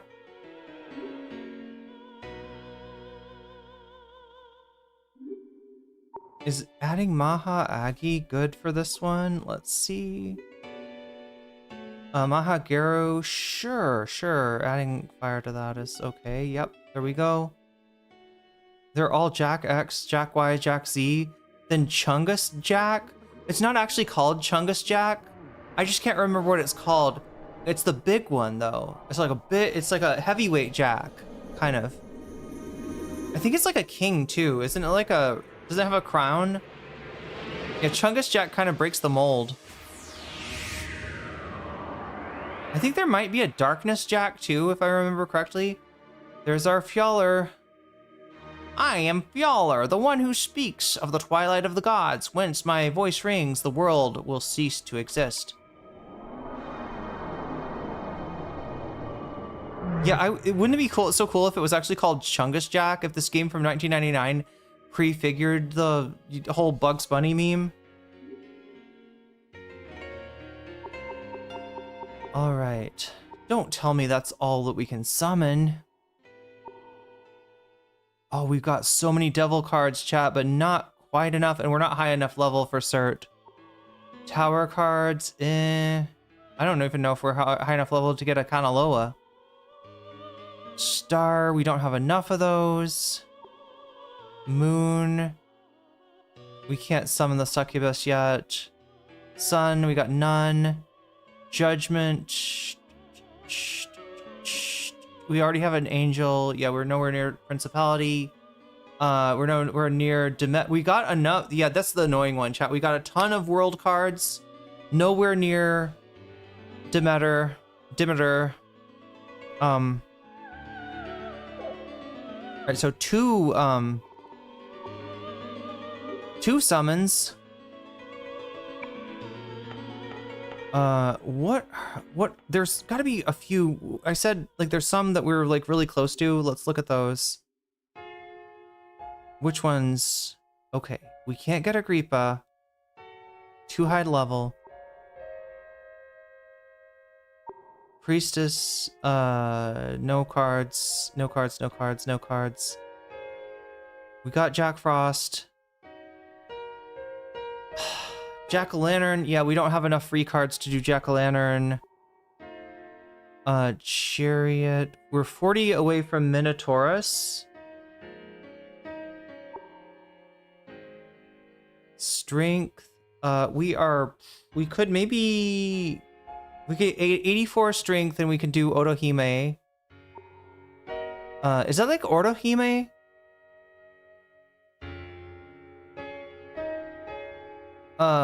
We 50, we need 50 free cards for Tenho Gensu. Cerebus, we're nowhere close. Already got that one. Can't get that one. Too far away from that one. Too far away. Moon, we got plenty, but can't summon Succubus. Sun. Okay, we don't need, not Judgment. World, yeah. There's only one that I think we can get more.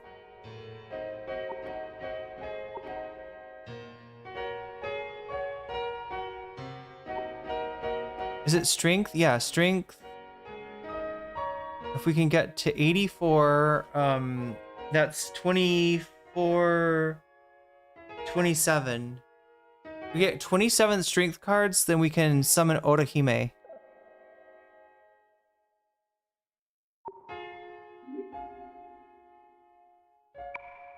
I gotta get to sleep, chat. I hate missing the Sunday stream because I stay up so late on what is for me Saturday, or I guess the Saturday stream would be what it is for you. Request. So we said 27 strength cards. Oh, we got 96 free tarot? That's crazy. We have 96 free tarot, chat. We should probably get the best thing we can get. Yeah, is Jack Frost basically like the Pikachu? Yeah, Jack Frost is well, kind of. I mean, obviously we didn't get Jack Frost as a starter, right? There's a lot of weaker versions of the Lover's Arcana. Come on. Igor, I gotta talk to you, buddy. All right.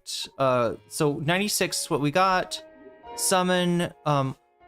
What else could we? So we can't get Agrippa, Priestess. We could get Minotaurus with Chariot with 40, but that's more low level. Otohime's higher level, so that's the obvious one to get. Hermit 50 gets us to Tenho Gensu, which is slightly higher level. Okay, let's do that. Hermit 52. I'm gonna use 52 cards on Hermit. Hermit purple.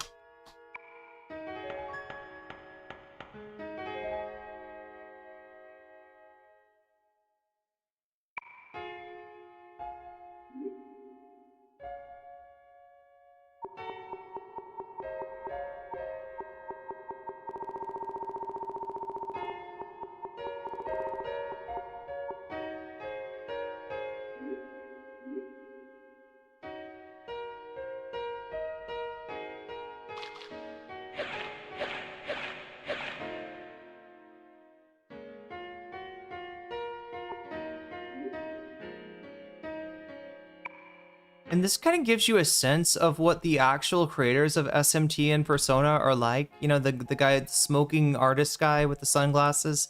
Like they're kind of really like that in real life. That is. In fact, I think maybe the piano player and the singer represent the music. Hermit, yeah. Use the Magna card, and is that good? Straight slash Poisma. Yeah. Ooh. No, we don't need to use that. Take out that Magna card.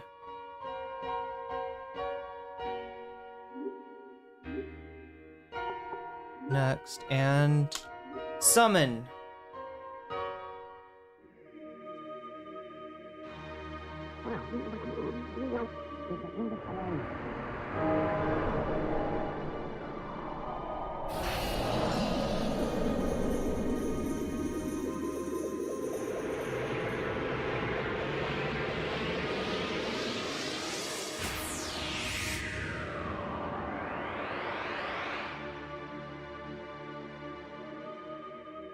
My name is Tenho Genshu. I'm the general of the Amano River Navy. What? That's what Maya's last name is. Amano. I'll show you something. I'll show you my power, I think. Something that... Wari wa Nanji wa Wari. Alright, one more action here.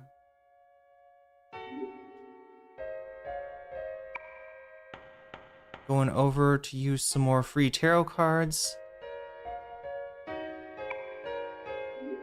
And this one is going to be... We did Hermit. God damn it. What was the one, chat? Was it Strength? Was it Strength that we needed? Like, it wasn't Chariot, right? It was... I think it was Strength. I hope I'm right about this. I hope I remember this correctly, because otherwise I'm kind of fucking myself over here. I would be a little bit disappointed on the outside of this, or at the end of this here. Do your thing, demon artist. Paint your masterpiece. All All right, quit, and then go back to Igor, and then summon one more persona. Welcome to the Velvet Room. What can I do you for today? Summon. Please tell me it's strength. Yes. Otohime. Let's see if manga is gonna help. Magna, sorry, not manga. Otohime's got the 99 needles. Aquas, Maha Aquas. Yeah. Okay, Magna could fit nicely there.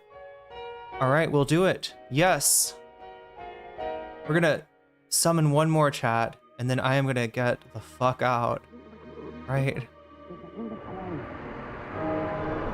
I'm about to turn into a pumpkin here.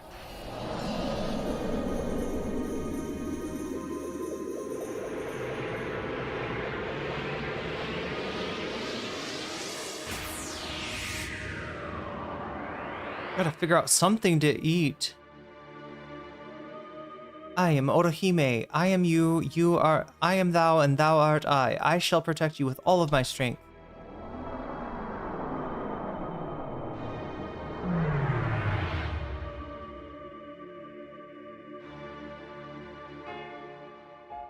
All right, there we go. So, can we...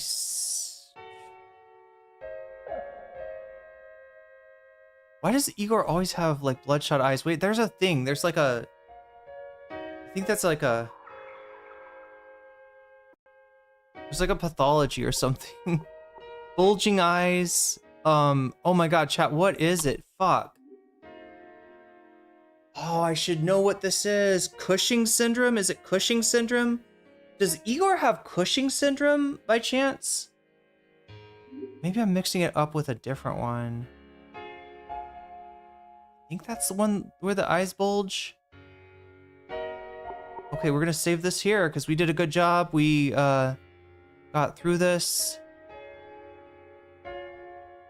The Wendy Williams disease? Is that what Cushing's is? We saved. Okay. All right, chat. That's gonna be it for me for tonight. I want to really quickly though, since I always do this at the beginning and end of each stream, I want to shout out my Patreons. If you support me on Patreon at the $5 level or above, I give you a fancy shout out at the beginning and end of each stream. Oh my god, chat, Kingdom Hearts just came on sale again. I gotta get that because that might be the next game. Well, I don't know. I don't know if I want to do like a hardcore Kingdom Hearts playthrough. I think I just want to have it on hand, right? Because we did a goal for that on Throne. I want to have it on hand, and I was waiting for it to go on sale again. But you know, to have on hand to just be able to kind of like idly do float physics and like play a fun, exciting, flashy game. So, or a series of fun, exciting, flashy games. Anyway, chat, let me shout out my Patreons. Starting with the Fancy Weasels here. Shouts out to Neo Prakash. Shouts out to JMB. Shouts out to Emily French. Shouts out to Big Al of the Cake Mix and the Cake Remix. Shouts out to Direful. Shouts out to Joel. Shouts out to Sarah. Shouts out to Izzy Mandius. Shouts out to Steven Sayers. Shouts out to Animus. Shouts out to Infallible Fowl. Shouts out to Oral's Ellipsis. Shouts out to Nadia Yvette. Shouts out to Choki. Shouts out to Moe Noape. Shouts out to Temporal Insanity. Shouts out to Buffy Geek. And a fancy shout out to Rachel K, Omega Star, Crystal Saphira, and Zara Xerex. Chat, I seriously need to get to bed now. Much love to everybody. Thank you, mods, for keeping us safe. Thank you, everybody who liked the stream. Seriously, that helps me a lot. Don't ever think that you're not doing your part because you can't support the stream monetarily, because those likes are indescribably helpful. There's no way I can describe accurately like how much they help. So massive appreciation to all of you who like the stream, and I'll try to be back again tomorrow, because again, like it's harder to stream on what, Sunday for you and Thursday for you, because those are the days I have my Thai class. So I'm gonna try to make sure to hit the days that I don't have the Thai class, so that if I have to miss the Thai class days, that's what we do. But anyway, chat, in the immortal words of John McLaughlin, terrible man, but a great panel host, better than Dylan Burns. Bye bye.